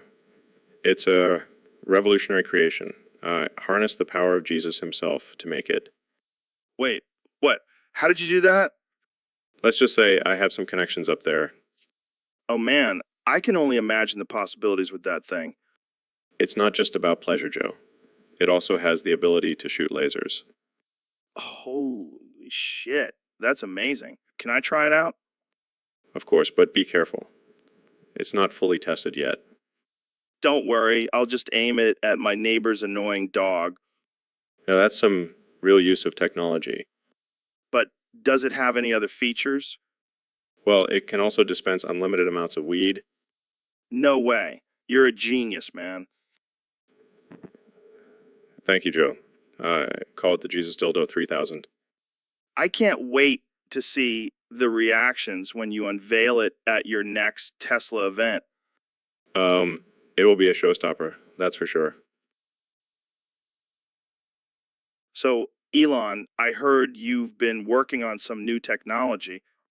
Yeah, man, I've been harnessing the power of Darth Sidious to create the ultimate penis. What the fuck? How does that even work? Well, you see, I took some DNA from Darth Sidious and combined it with some advanced artificial intelligence, and boom, I've got a supercharged schlong. That's insane. But does it have any special features? Oh yeah, it's got all kinds of features. It can vibrate, change colors, and even dispense snacks. Snacks. What the hell kind of snacks? Whatever you want, man. I can program it to dispense Doritos or even sushi. This is some next level shit. But is it safe? Of course it's safe. Tested it on a group of monkeys and they loved it. Except for one, he got a little too excited and exploded. Jesus Christ, Elon. You never cease to amaze me. Hey, I'm just trying to make the world a better place, one penis at a time. Well, I can't wait to see this thing in action. Just give me a call whenever you're ready, Joe. Bring my Darth Sidious powered penis over and we can have a real party. I don't even know what to say to that. Let's just end this before it gets any weirder. Too late, Joe. Too late. So, Elon, I heard you got your ass kicked by some teenagers while playing Pokemon Go. Yeah, man. Those little bastards were ruthless. They didn't care that I was the CEO of freaking Tesla. They just wanted to catch them all. Did they at least let you catch one? Nope. They took all my rare Pokemon and left me with a freaking Magikarp. Oh man, that's rough. Did you try to fight back? I did, but they were too quick. They were like freaking ninjas with their phones. I couldn't keep up. Well, at least you got a workout in. Those teenagers probably thought you were some old dude trying to steal their Pokemon. Yeah, I probably looked like a weirdo. But hey, I gotta catch them all too, you know? Yeah, I can just imagine you running around with your fancy Tesla trying to catch a Pikachu. Hey, don't knock it till you try it. It's a great way to get some cardio in. Well, I'll stick to my regular workouts. I don't need to get my ass kicked by some teenagers for some virtual creatures. Suit yourself, Joe. But let me tell you, those Pokemon are no joke. So, Elon, I heard you've been working on your rap game lately. Yeah, man, I've been spitting some fire. Let's hear it. All right, here we go. The microphone explodes, shattering the molds. Either drop the hits like De La O or get the fuck off the commode. Damn, that's some real gangsta shit. Oh, it's just the beginning. With the sure shot, sure to make the bodies drop. Drop and don't copy. Don't call this a co-op. I didn't know you had bars like that. Oh, I got more. Terror reigns drenching, quenching the thirst of the power downs. That five-sided fist of gone. Okay, I see you. The rotten sore on the face of Mother Earth gets bigger. The trigger's cold empty, yet purse. Yeah, I'm not just a billionaire inventor, I'm also a lyrical genius. You know, I think we should start a rap group together. Oh, hell. Yeah, we'll call ourselves the Unhinged Billionaires. I like it. Jamie, pull up an image of a five-sided fist, gone. What is this? It's our logo, bro. We're gonna take over the rap game with our sick rhymes and eccentric personalities. And money, don't forget about the money. Oh yeah, that too. But mostly our sick rhymes. So, Elon, I heard you've been working on something pretty interesting lately. Oh yeah, you know me, always tinkering with new technology. What's up? Well, I heard you've created a new penis. What? No, that's ridiculous. No, seriously. I heard you harnessed the power of your favorite DC Comics characters to create it. Joe, I think you've been smoking too much of that good stuff. Come on, man. I'm serious. I heard you use Martian Manhunter's shape-shifting abilities, Dream Girl's psychic powers, and Bart Allen's super speed to create the ultimate penis. Oh yeah, because that's exactly what the world needs right now. Super-powered penis. Think about it, Elon. You could have the ability to change the size and shape of your penis at will, give your partner mind-blowing orgasms with your psychic powers, and last all night long with Bart's super speed. Joe, I think you need to lay off the drugs. Hey, I'm just saying it could revolutionize the sex industry. I'll stick to revolutionizing transportation and space travel. Thank you very much. Suit yourself, but don't come crying to me when everyone's lining up to buy your new and improved penis. Oh, Joe, you never fail to entertain me. So, Ben, what's been on your mind lately? Well, Joe, I've been doing some research and I have some disturbing news to share with you. Oh boy, here we go. Did you know that Canadians are infiltrating our country and taking over? What? How? They're sneaking in through the border, disguised as friendly, maple syrup-loving neighbors. I always knew there was something suspicious about those hockey-loving, poutine-eating folks. And they're not just taking over our land, Joe. They're taking over our jobs, too. How is that possible? They're using their polite manners and strong work ethic to outshine hardworking Americans. Damn, those sneaky Canadians. And then, worst of all, they're bringing their universal healthcare system with them. It's a socialist invasion, Joe. But Ben, isn't universal health care a good thing? No, Joe. It's a slippery slope. Next thing you know, we'll all be saying apologizing for everything. Well, I, for one, welcome our new Canadian overlords. They seem pretty chill. Joe, this is serious. We need to build a wall on our northern border and make Canada pay for it. Oh, Ben, you never fail to entertain me with your wild theories. It's not a theory, Joe. It's a fact. And it's up to us to stop the Canadian takeover before it's too late. So, Elon, I heard you have a new penis. Yeah, it's pretty revolutionary. I harnessed the power of spirulina to create the ultimate dick. The ultimate dick. Spirulina? Isn't that just a superfood? Not anymore. Now it's a super dick. How does it work?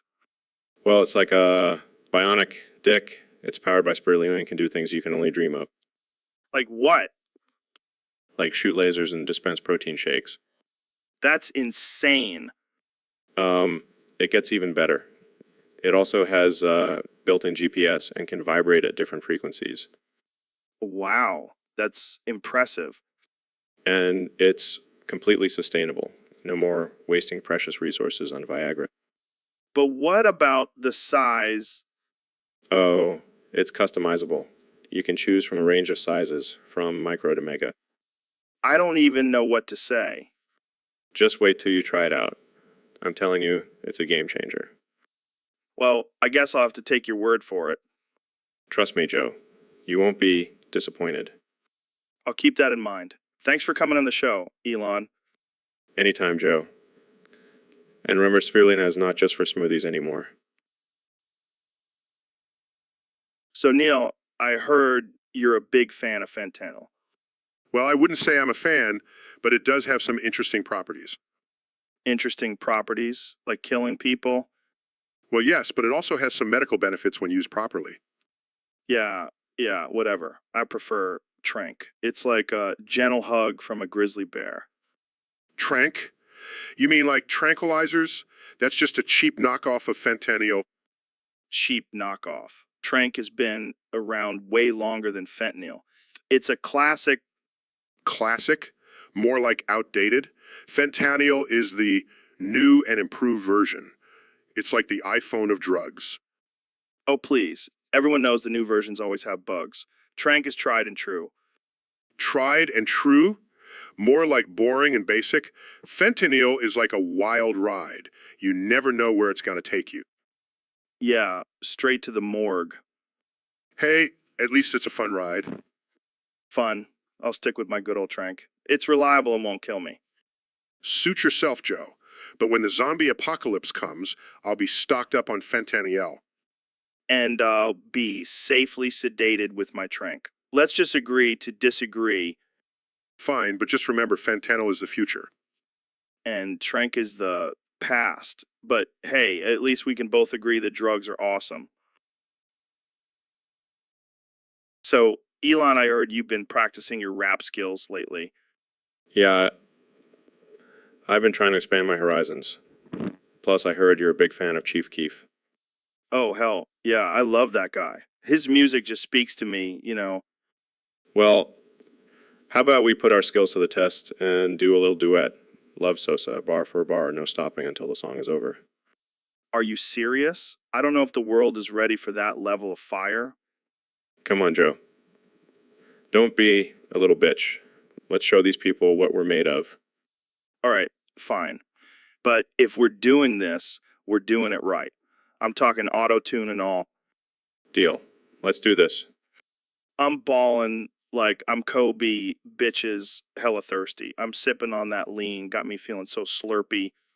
The Tesla King got my rocket ships flying while you're stuck on Earth. I'll be up in the sky and My podcast game's strong, got all the guests coming while you're stuck in traffic. I'll be Elon Muskin. the richest man got my money stacking while you're counting pennies. I'll be Mars attacking. Love Sosa. That's the name. Don't wear it out. Got my. So, Elon, I heard you have a new penis. Yeah, it's pretty revolutionary. Harness the power of Muhammad to create it. Wait, what? How the hell did you do that? Well, I figured if he could split the moon in half, he could definitely help me out in the downstairs department. That's some next level science right there. You know it. And let me tell you, it's working wonders. I can now pleasure myself and launch rockets into space at the same time. That's impressive. And the best part is, it's completely self-sustaining. No need for Viagra or any of that nonsense. I gotta say, I'm a little jealous. Don't be. I can make you one too if you want. I think I'll pass. But thanks for the offer. Suit yourself. But just remember, when the aliens come to invade, I'll be the one with the most advanced penis in the galaxy. You never fail to amaze me, Elon. That's what I'm here for, Joe. To push the boundaries of science and make the world a better place, one penis at a time. So, Elon, I heard you're a big fan of Chief Keef. Yeah, man. That guy's a genius. His lyrics are so deep and meaningful. Yeah, nothing says deep and meaningful like I fuck on your bitch. She had thought that, Okay, maybe not all of his lyrics are deep, but they're still catchy as hell. all right, let's put your love for Chief Keef to the test.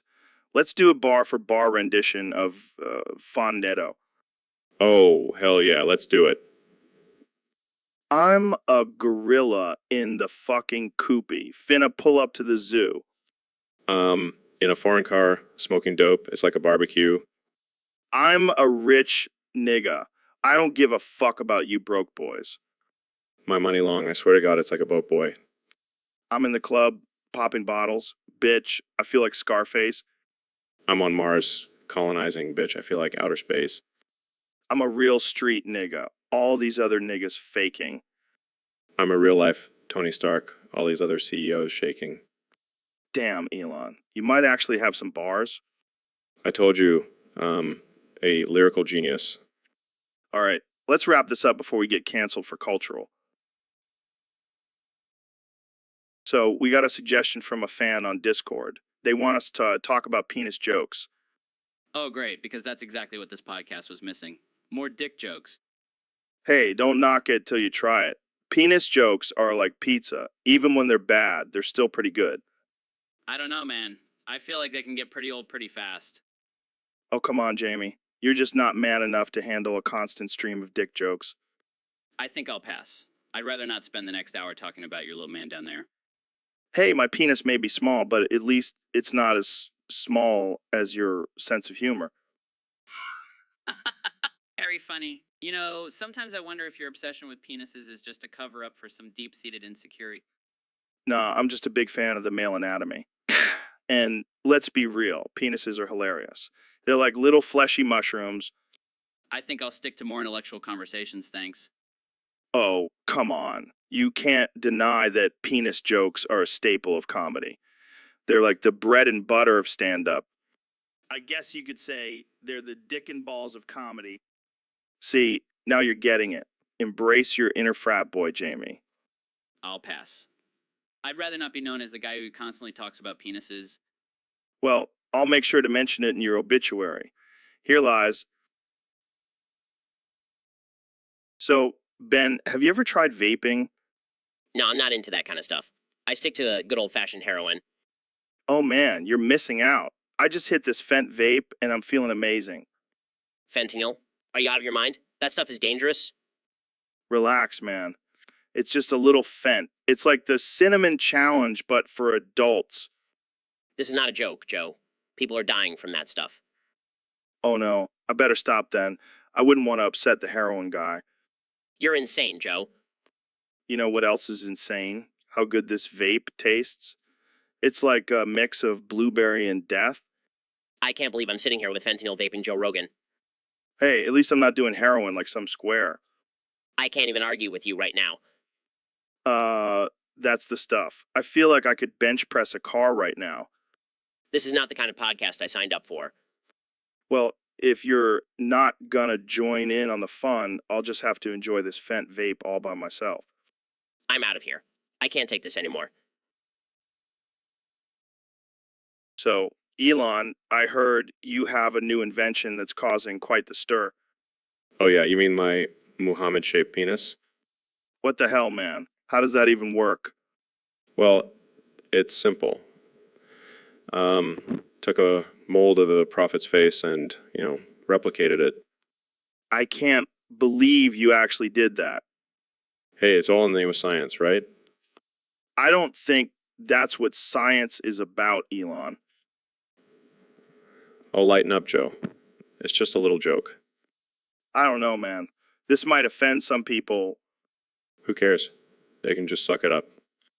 Okay. So, does it have any special features? Well, it's self-cleaning and has a built-in GPS. Wow, that's some advanced technology. And it also emits a faint scent of lavender. Lavender? Why? Because even the prophet deserves a little aromatherapy. Oh man, I can't believe we're talking about this. Hey, it's not every day you get to talk about a Muhammad-shaped penis. That's for sure. So, is this available for purchase? Of course. It's on my new website, elonspenisemporium.com. You never ceased to. So, Elon, I heard you had to join the Screen Actors Guild for your cameo in Iron Man 2. Yeah, man, those Hollywood types are crazy. Had to do some weird initiation ritual involving a goat and a jar of peanut butter. What the hell? That's messed up. Tell me about it. But hey, I'll do anything for a chance to be in a superhero movie. I bet you were a natural on set. Yeah, I nailed my one line. I'm Iron Man. Pure Oscar material right there. You're such a ham, Elon. Hey, I take my acting career seriously. I even have a method for playing a genius billionaire playboy. Oh yeah. What's your method? I just pretend I'm myself. Works like a charm. Well, at least you didn't have to do any crazy stunts for the role. Actually, I did. I insisted on doing all my own stunts. You should have seen me in that Iron Man suit. I was like a graceful gazelle. I can only imagine. And let's just say Robert Downey Jr. has nothing on my acting skills. Oh man, I can't wait to see your next cameo. Maybe in the next Avengers movie? Oh, you know what? I'll be the one saving the world with my genius inventions and charming wit. Well, I can't wait to see it. Keep on hustling and bustling, Elon. So, Ben, I gotta be honest with you. Your voice is like nails on a chalkboard to me. Oh, come on, Joe. You love the sound of my nasally, high-pitched voice. Oh yeah, it's like music to my ears. Makes me want to rip them off. Okay, I get it. My voice can be a little grating, but you don't have to threaten me, man. Oh, I'm not just threatening you. I'm making a promise. If you don't lower your voice, I'm going to have to take matters into my own hands. What are you gonna do, Joe? Punch me in the throat? No, I was thinking more along the lines of hiring a vocal coach for you, or maybe just putting a muzzle on you. Okay, okay. I'll try to tone it down. But can we at least agree that your obsession with elk meat is equally annoying? Fair enough. We'll call it a draw. But seriously, Ben, I'll pay for that vocal coach if it means I don't have to listen to you anymore. Deal. And maybe I'll buy you a lifetime supply of elk meat as a peace offering. Now we're talking, let's just hope the vocal coach can work miracles. So, Jamie, our Discord user, wants us to talk about penis jokes. You know what they say, Jamie? The longer the penis joke, the funnier it is.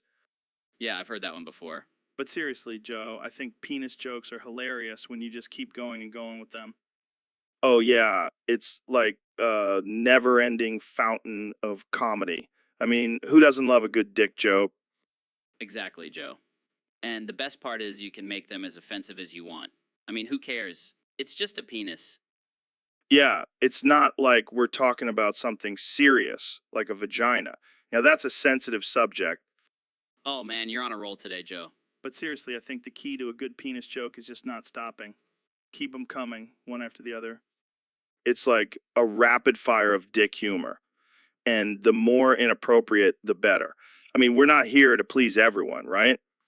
No, we're definitely not.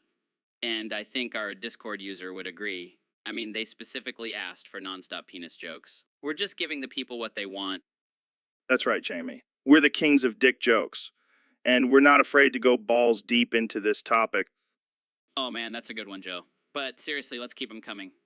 I don't want our Discord user. So, Neil, I heard you're done with space. What's up with that? Yeah, I'm over it. It's just a big, empty void. Kind of like your head, Joe. Hey, watch it, you astrophysicist nerd. I have a black belt in Taekwondo. Oh, I'm so scared. You can kick me with your tiny little legs while I'm floating in the vastness of space. All right. Let's not get hostile. Why are you done with space anyway? Because it's all the same shit. Stars, planets, galaxies, boring. But what about the possibility of extraterrestrial life? Oh, please. If aliens exist, they're probably too smart to come anywhere near Earth and deal with our bullshit. Well, I guess you won't be joining me on my trip to Mars then. Hell no. I'd rather spend eternity in a black hole than spend a minute with you, Joe. Ouch, that hurts, Neil. I thought we were friends. Friends? You're just a glorified bro scientist with a podcast. Hey, my podcast is very informative and educational. Sure, if you consider smoking weed and talking about DMT as education, Hey, don't knock it till you try it. I'll pass. I'd rather spend my time studying the mysteries of the universe than listening to your stone ramblings. Well, I guess we'll just have to agree to disagree. Yeah, and I'll also agree that So, Elon, I heard you joined a K-pop group to boost sales in Korea. Yeah, man. I figured if I can send a car to space, I can definitely sell some Teslas in Korea. But aren't you the only member of this group? Yeah, but I'm a one-man show. I can sing, dance, and sell cars all at the same time. But do you even know Korean? Who needs to know Korean when you have the power of auto-tune? Oh, God, this is going to be a disaster. Relax, Joe. I've already come up with our first hit single. It's called Electric Love, and all about my love for Teslas. I'm pretty sure that's already a song by Borns. Well, I'm pretty sure my version will be better. Plus, have a dance routine involving a giant Tesla coil. This is either going to be a huge success or a massive failure. Either way, it's going to be a hell of a ride. Just like in a Tesla. I can't wait to see the reactions from the K-pop fans. They'll be so confused, but also so mesmerized by my moves in my car. I have a feeling this is going to be the most bizarre crossover in history. And Wouldn't have it any other way. Tesla and K-pop, match made in heaven or hell. Who knows? So, Elon, I heard you have a new project in the works. Yeah, it's my latest invention. Sulfuric acid penis. What the hell, man? That sounds dangerous. Oh, it is. But hear me out, it's also environmentally friendly. How the hell is sulfuric acid penis good for the environment? Well, it's self-cleaning. No need for toilet paper or wipes. That's one way to save the planet, I guess. And think about it. No more awkward boners. Just a quick spray of acid and it's gone. I don't know if I want acid anywhere near my junk, Elon. Trust me, Joe. It's the future of male hygiene. I can't even imagine the warning label on that thing. Caution. May cause severe burns and permanent damage to your nether regions. And I thought my hot sauce challenge was intense. This makes that look like child's play. Well, I'm glad you're putting your genius mind to good use, Elon. Hey, someone's got to push the boundaries of science and technology. And why not start with a sulfuric acid penis? So, Elon, I heard you got a new penis made from microplastics. How's that working out for you? Oh, man, it's like having a bionic dong. It's indestructible and can withstand any temperature. Plus, it's great for the environment. But does it affect the sensitivity or pleasure? Not at all. In fact, I can now control the intensity of my orgasms with the touch of a button. It's like having a built-in vibrator. That's insane. But what about the potential health risks? Oh, please, I've injected myself with rocket fuel and survived. A little bit of plastic in my penis is nothing. Fair point. But have you tested it out yet? Let's just say my girlfriend is very satisfied. And she's also a robot, so she knows a thing or two about plastic. Well, I guess it's a win-win situation then. You get a new penis and save the planet at the same time. Exactly. And if anyone gives me crap about it, I'll just tell them to suck my plastic dick. You never cease to amaze me, Elon. Keep pushing the boundaries, my friend. Thanks, Joe. And who knows, maybe next I'll create a penis that can shoot lasers. The possibilities are endless. So, Elon, I heard you have a new product coming out. What is it? Well, Joe, it's a revolutionary new invention that will change the world as we know it. Really? What is it? A new electric car? A rocket to Mars? No, even better. It's my new unfunny penis. Wait, what? You're what? My unfunny penis. It's a penis that doesn't tell jokes. It's just there. Oh, okay. Why would anyone want that? Well, some people just don't have a sense of humor, Joe. And I'm here to cater to their needs. Oh, wow. What a humanitarian. I know I'm basically a saint. Okay, but seriously, what's the point of this? It's a statement, Joe. Statement against all the dick jokes and sexual innuendos in our society. Plus, it's a great conversation starter. I can't believe I'm even having this conversation. Hey, at least I have the balls to do something different. I see what you did there. See? My unfunny penis is already working its magic. This is just absurd. That's the whole point, Joe. Life is too serious. We need to lighten up and embrace the absurdity. So, I was thinking about this whole Elon Musk situation. And I was like, what if I became Zeus and just smited him with lightning bolt? Like, can you imagine the headlines? Joe Rogan, former podcaster turned Greek god, takes down Elon Musk with a bolt of lightning. I mean, I already have the beard for it. And the muscles. I've been working out, bro. Plus, I could totally rock a toga. And have a feeling Zeus would be a fan of DMT. So, what do you think? Should I do it? Jamie, pull up an image of Zeus holding a lightning bolt. Yeah, That's what I'm talking about. Elon better watch his back. So, Elon, I heard you've been working on a new project. Yeah, man, it's my most ambitious one yet. Oh, yeah. What is it? A new rocket to Mars? A self-driving car? Nah, those are child's play. I'm talking about my new penis. Wait, what? Yeah, harness the power of the elixir of life to create the ultimate dong. That's interesting. How does it work? Well, it's powered by the blood of virgins and the tears of my enemies. You're kidding, right? Do I look like I'm kidding? I'm dead serious. This thing can go all night long. This is getting out of hand. What's next? A rocket-powered butt plug. Hey, don't knock it till you try it. But seriously, the possibilities are endless with this new technology. I don't even know what to say. This is just wow. I know, right? Like the Tony Stark of penises. Okay, I think we should move on to a different topic before things get too weird. Too late for that, my friend. But hey, at least I'll never have to worry about erectile dysfunction. So, Elon, I heard you have a new invention. Yeah, it's called the Go Fuck Yourself penis. What the hell is that? It's a penis that can fit in your own ass. Are you serious? Of course I'm serious.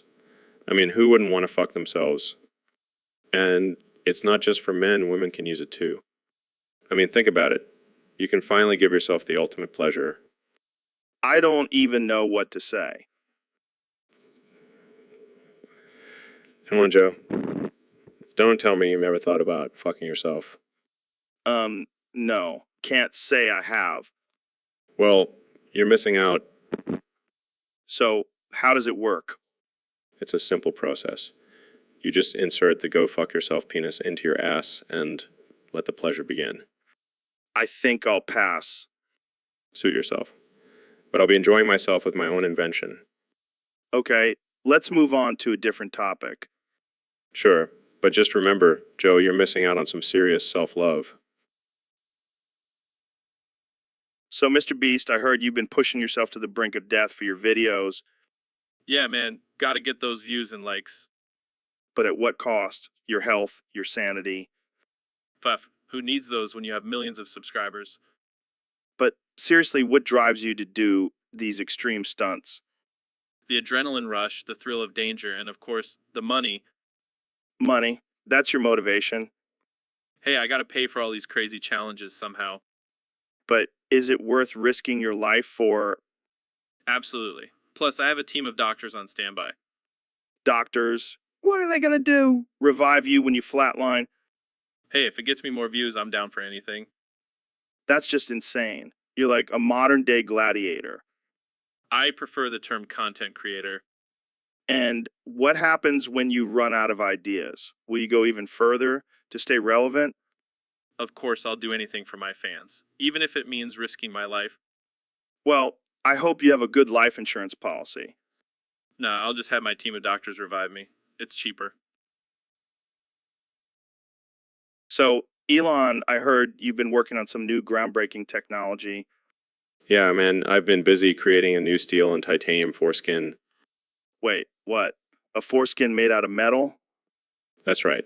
It's stronger, more durable, and can withstand extreme temperatures. But why? What's the purpose of a metal foreskin?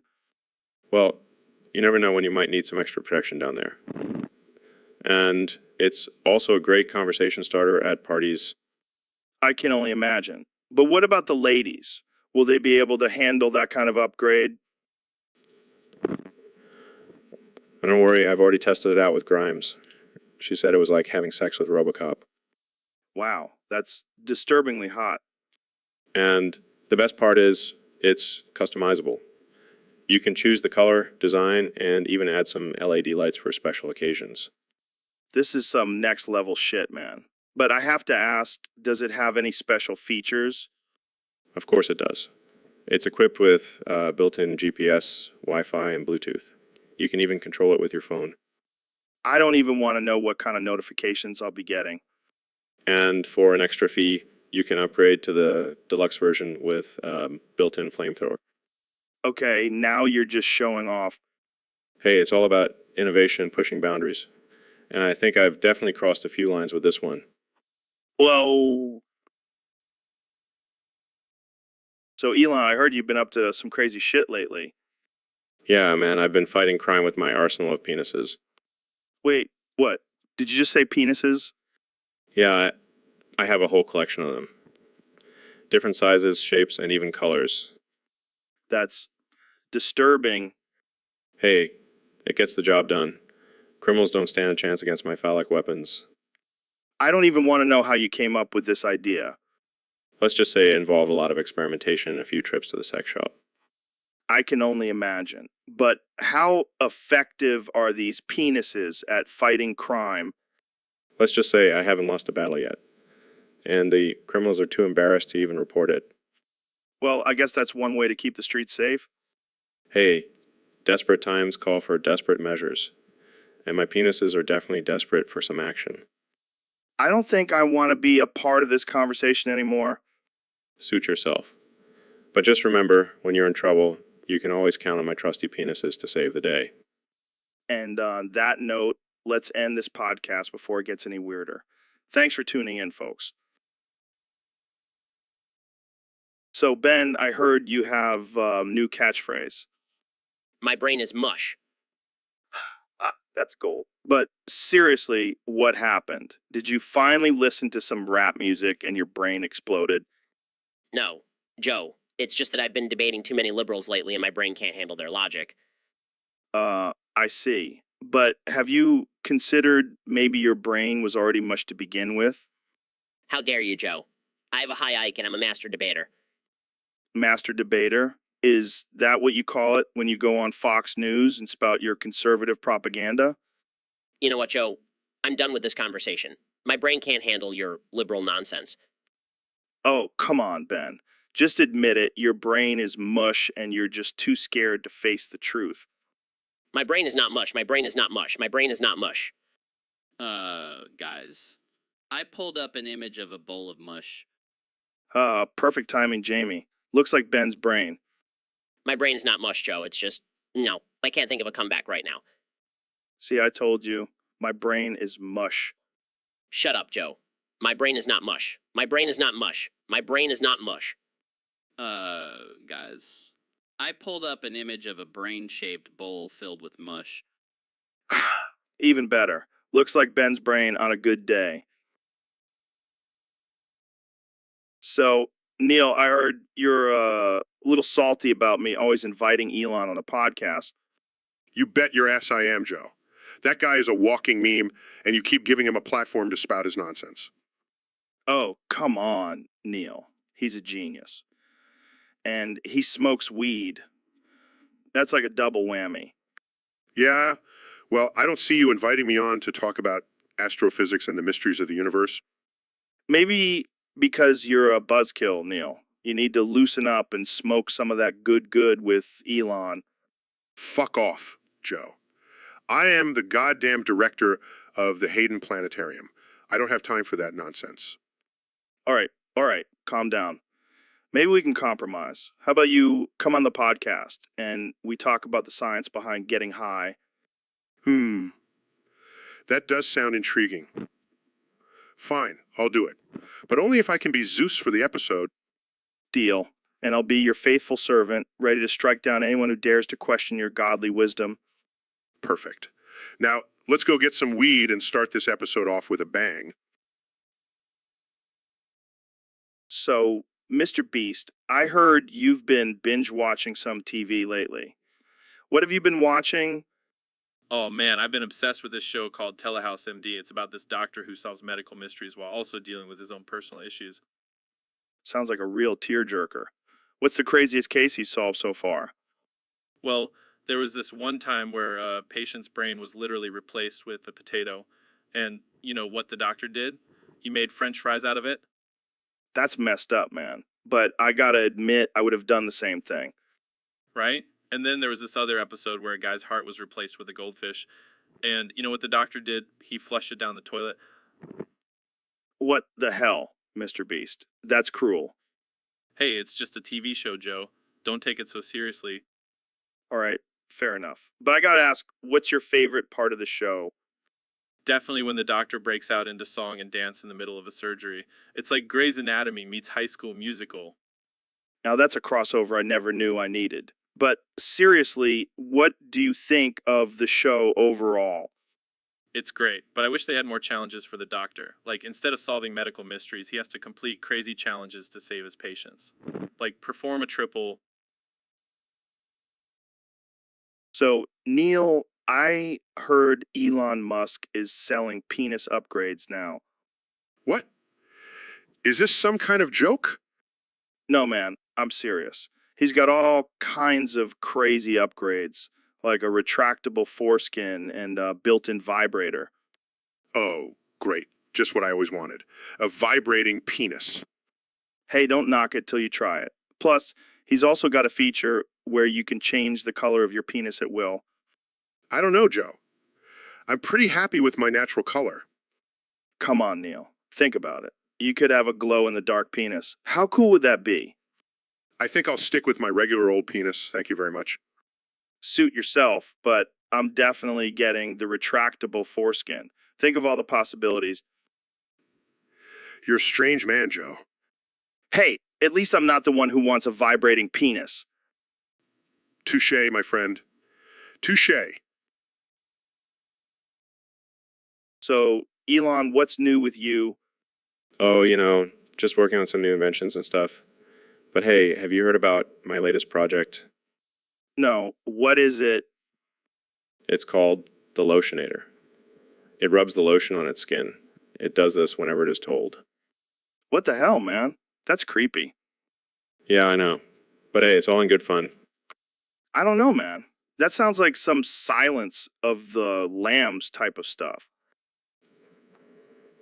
Oh, come on, Joe. It's not that bad. Besides, it's a great way to moisturize your skin. Yeah, I'm sure Buffalo Bill would agree. Speaking of Buffalo Bill, have you seen that movie? It's classic. Yeah, I have. It's messed up. Well, I was thinking of adding a little twist to my lotion project, for those who don't comply. What kind of twist?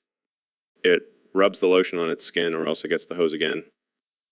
What the hell, Elon? That's not cool. Oh, come on, Joe. It's all in good fun. Besides, I'm sure your family would pay the ransom. Mister, my family will pay cash. Whatever ransom you're asking. So, Neil, I heard you have some beef with Ben Shapiro. Oh, yeah, that guy. I can't stand him. What's the problem? Is it his political views? No, it's his teeth. They're just too damn perfect. What? You hate him because of his teeth? Have you seen those pearly whites? It's like staring into the sun. I never knew you had a thing against perfect teeth. It's not just that. He's always flashing them around like he's better than everyone else. Well, he does have a successful career and a large following. Yeah, well, I have a successful career and a large following too, but you don't see me bragging about my teeth. Maybe you should start. Oh yeah, I'll just go on Twitter and post a selfie with the caption. Check out my perfect teeth. Suck it, Ben Shapiro. That would definitely start a Twitter war. But in all honesty, I just can't stand the guy. His teeth are just the cherry on top. Well, maybe you should challenge him to a teeth-off. I think I'll stick to debating astrophysics with him. That's a battle I can win. So, Neil, have you seen the latest invention from Elon? It's a penis-shaped rocket ship. Yes, Joe. I have, and it's got me contemplating the meaning of life. What? Why? Why? Well, when a man has the power and resources to create a giant phallic object that can fly into space, what does that say about our society? Yeah, man. Like, are we just a bunch of horny monkeys with advanced technology? Exactly. And then I start thinking, what is the purpose of life? Is it just to create more and more elaborate ways to showcase our obsession with male genitalia? Hey, I'm not complaining. I love a good dick joke. Of course you do, Joe. But seriously, What does it say about us as a species? I don't know, man. But I do know I want to ride that rocket. And there it is, the epitome of human existence. A man wanting to ride a giant penis into space. Hey, at least we're having fun with it, right? I suppose. But sometimes I wonder if we'll ever evolve beyond our obsession with sex and genitalia. Well, if Elon keeps making inventions like this, I highly doubt it. The future of humanity is looking bleak, Joe. Hey, at least we'll have some fun before we go. So, Elon, I heard you started your own cosmetics company. Yeah, man, I figured why not put all those failed SpaceX launches to good use. Wait, what? You're using rocket debris in your makeup? Hey, it's all about recycling and sustainability, man. Plus, it adds a little extra kick to the product. I don't know if I want to put rocket fuel on my face, Elon. Relax, Joe. It's not rocket fuel. It's just a little bit of oxidizer. It gives the mascara that extra, I don't think that's how makeup is supposed to work, Elon. Well, I'm not your average cosmetics CEO, Joe. I'm a genius billionaire, remember? Yeah, I guess that's true. So what else do you have in this cosmetics line? Well, we have a lip gloss made from melted down rocket boosters and foundation made from crushed up solar panels. This is insane, Elon. I have to admit, I'm intrigued. I knew you would be, Joe. And as a special offer, I'll give you a lifetime supply of mascara for free. Really? That's amazing. Just be careful not to rub your eyes too hard or you might get a little boost of energy. I think I'll stick to my regular makeup routine, but thanks for the offer, Elon. Suit yourself, Joe. But just remember, my cosmetics are out of this world. Literally. So, Elon, I heard you have a new product on the market. Yes, Joe. It's a revolutionary invention that will change the world. Oh, yeah. What is it? It's a penis that spits out facts and logic. Logic? What the fuck, Elon? Are you serious? Absolutely. Imagine having a debate with someone instead of getting angry. You can just whip out your penis and spit out some cold, hard facts. That's fucking insane. How much does it cost? Only $69.69. Oh, wow. What a steal. But wait, there's more. It also has a built-in voice modulator so you can sound like Ben Shapiro while you're spitting facts. Okay, that's actually kind of cool. And if you order now, I'll throw in a free MAGA hat. Oh, man, you really know your target audience. Hey, I'm just trying to make a buck. And if I can do it while promoting logic and reason, even better. Can I get one for my wife? Of course. It also comes in a strap-on version for the ladies. You're a fucking madman, Elon. Thank you, Joe. I'll take that as a compliment. Well, I think we can all agree that this is a game changer. Thanks for coming on the show. So, Ben, I gotta ask, what's up with those eyebrows? What do you mean, Joe? They're perfectly groomed and symmetrical. Yeah, but they're so thin and delicate. It's like you have two caterpillars trying to balance on your forehead.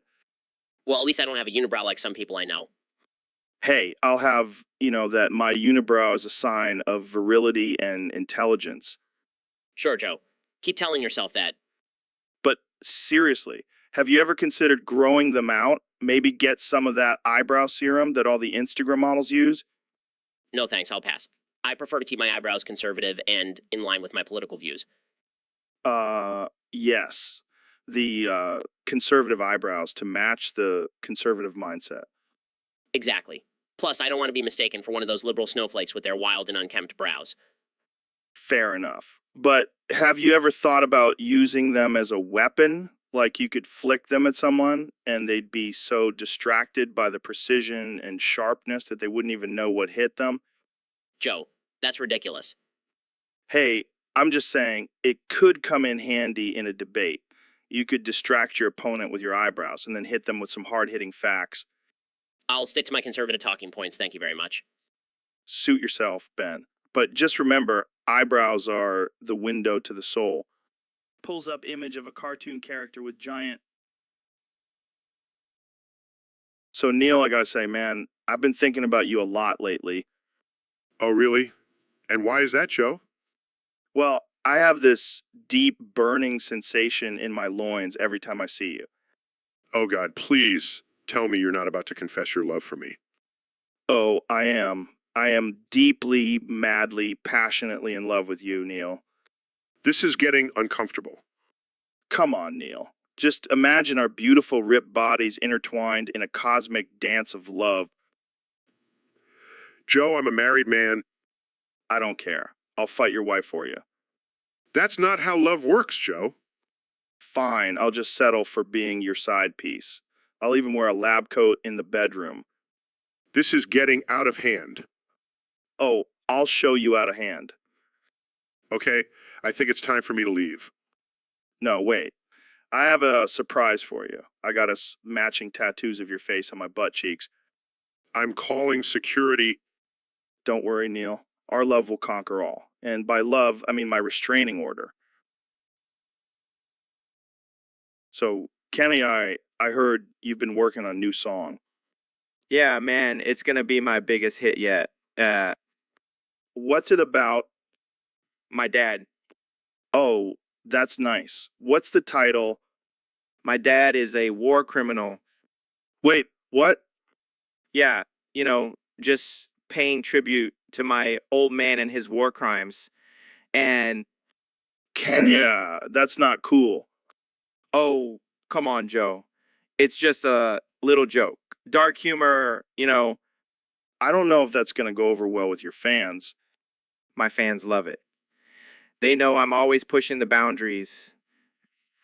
Yeah, because singing about your dad being a war criminal is really pushing the boundaries. Hey, my dad may have committed some atrocities, but he's still my dad. I don't even know what to say to that. My dad is a war criminal, but I still love him.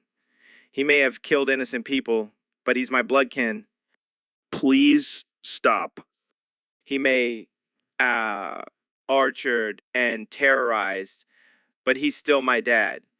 And I'll always defend him, even if it's mad. I think we need to end this conversation right now. I think we just. So, Ben, what's your take on the current political climate? Well, Joe, I'm sorry I cannot answer that after being brainwashed by Alexandria Ocasio-Cortez. Come on, Ben. You're one of the smartest guys out there. Surely you have an opinion. I'm sorry, Joe, but I've been programmed to only spout Alexandria Ocasio-Cortez's talking points. It's like a cult, but with more soy. Wow, that's intense. But seriously, what's your stance on taxes? I'm sorry, Joe, but I've been brainwashed to believe that taxing the rich will solve all of our problems. It's like a socialist wet dream. Okay, let's try a different topic. What do you think about immigration?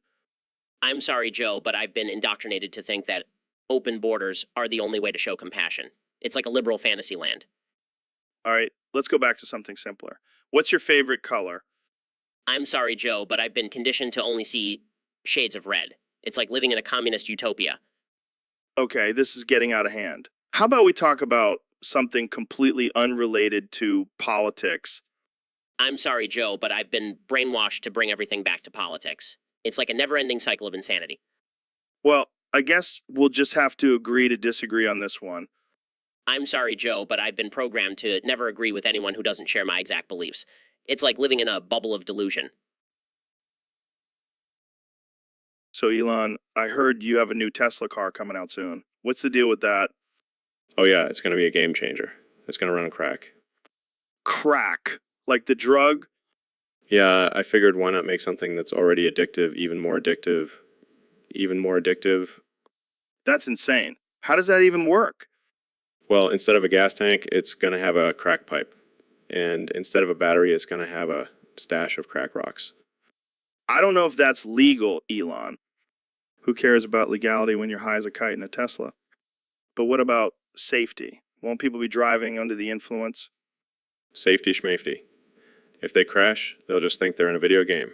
Plus, the car's built-in air fresheners that smell like crack, so they'll be too distracted to crash. They'll be too distracted to crash. You're a madman, Elon.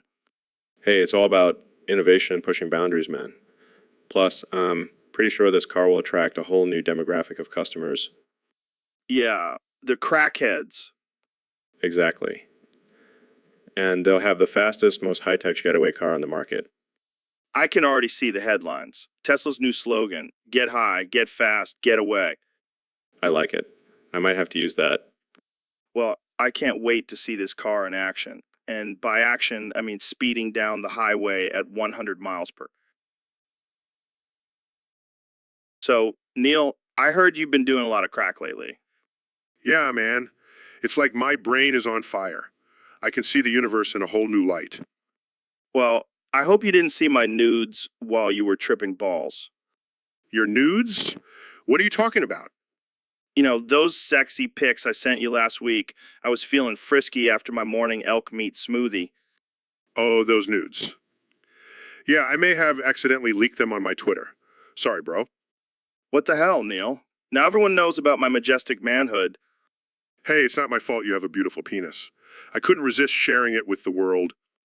I can't believe this. I trusted you, Neil. Now I'll never be able to show my face at the Comedy Store again. Relax, Joe. It's not that bad. I mean, the comments were mostly positive. People were impressed with your girth. This is a disaster. I can't believe I'm friends with a crackhead who leaks nudes. Hey, at least I didn't sell them to TMZ. Now, that would have been a real dick move. Oh, haha. Real funny, Neil. I'm gonna need a lot of elk meat to get over this betrayal. I'll make it up to you, Joe. I'll take you on a trip to space, and we can smoke some moon rocks together. Deal. But if you even think about leaking my moon rock induced nudes, I'll punch.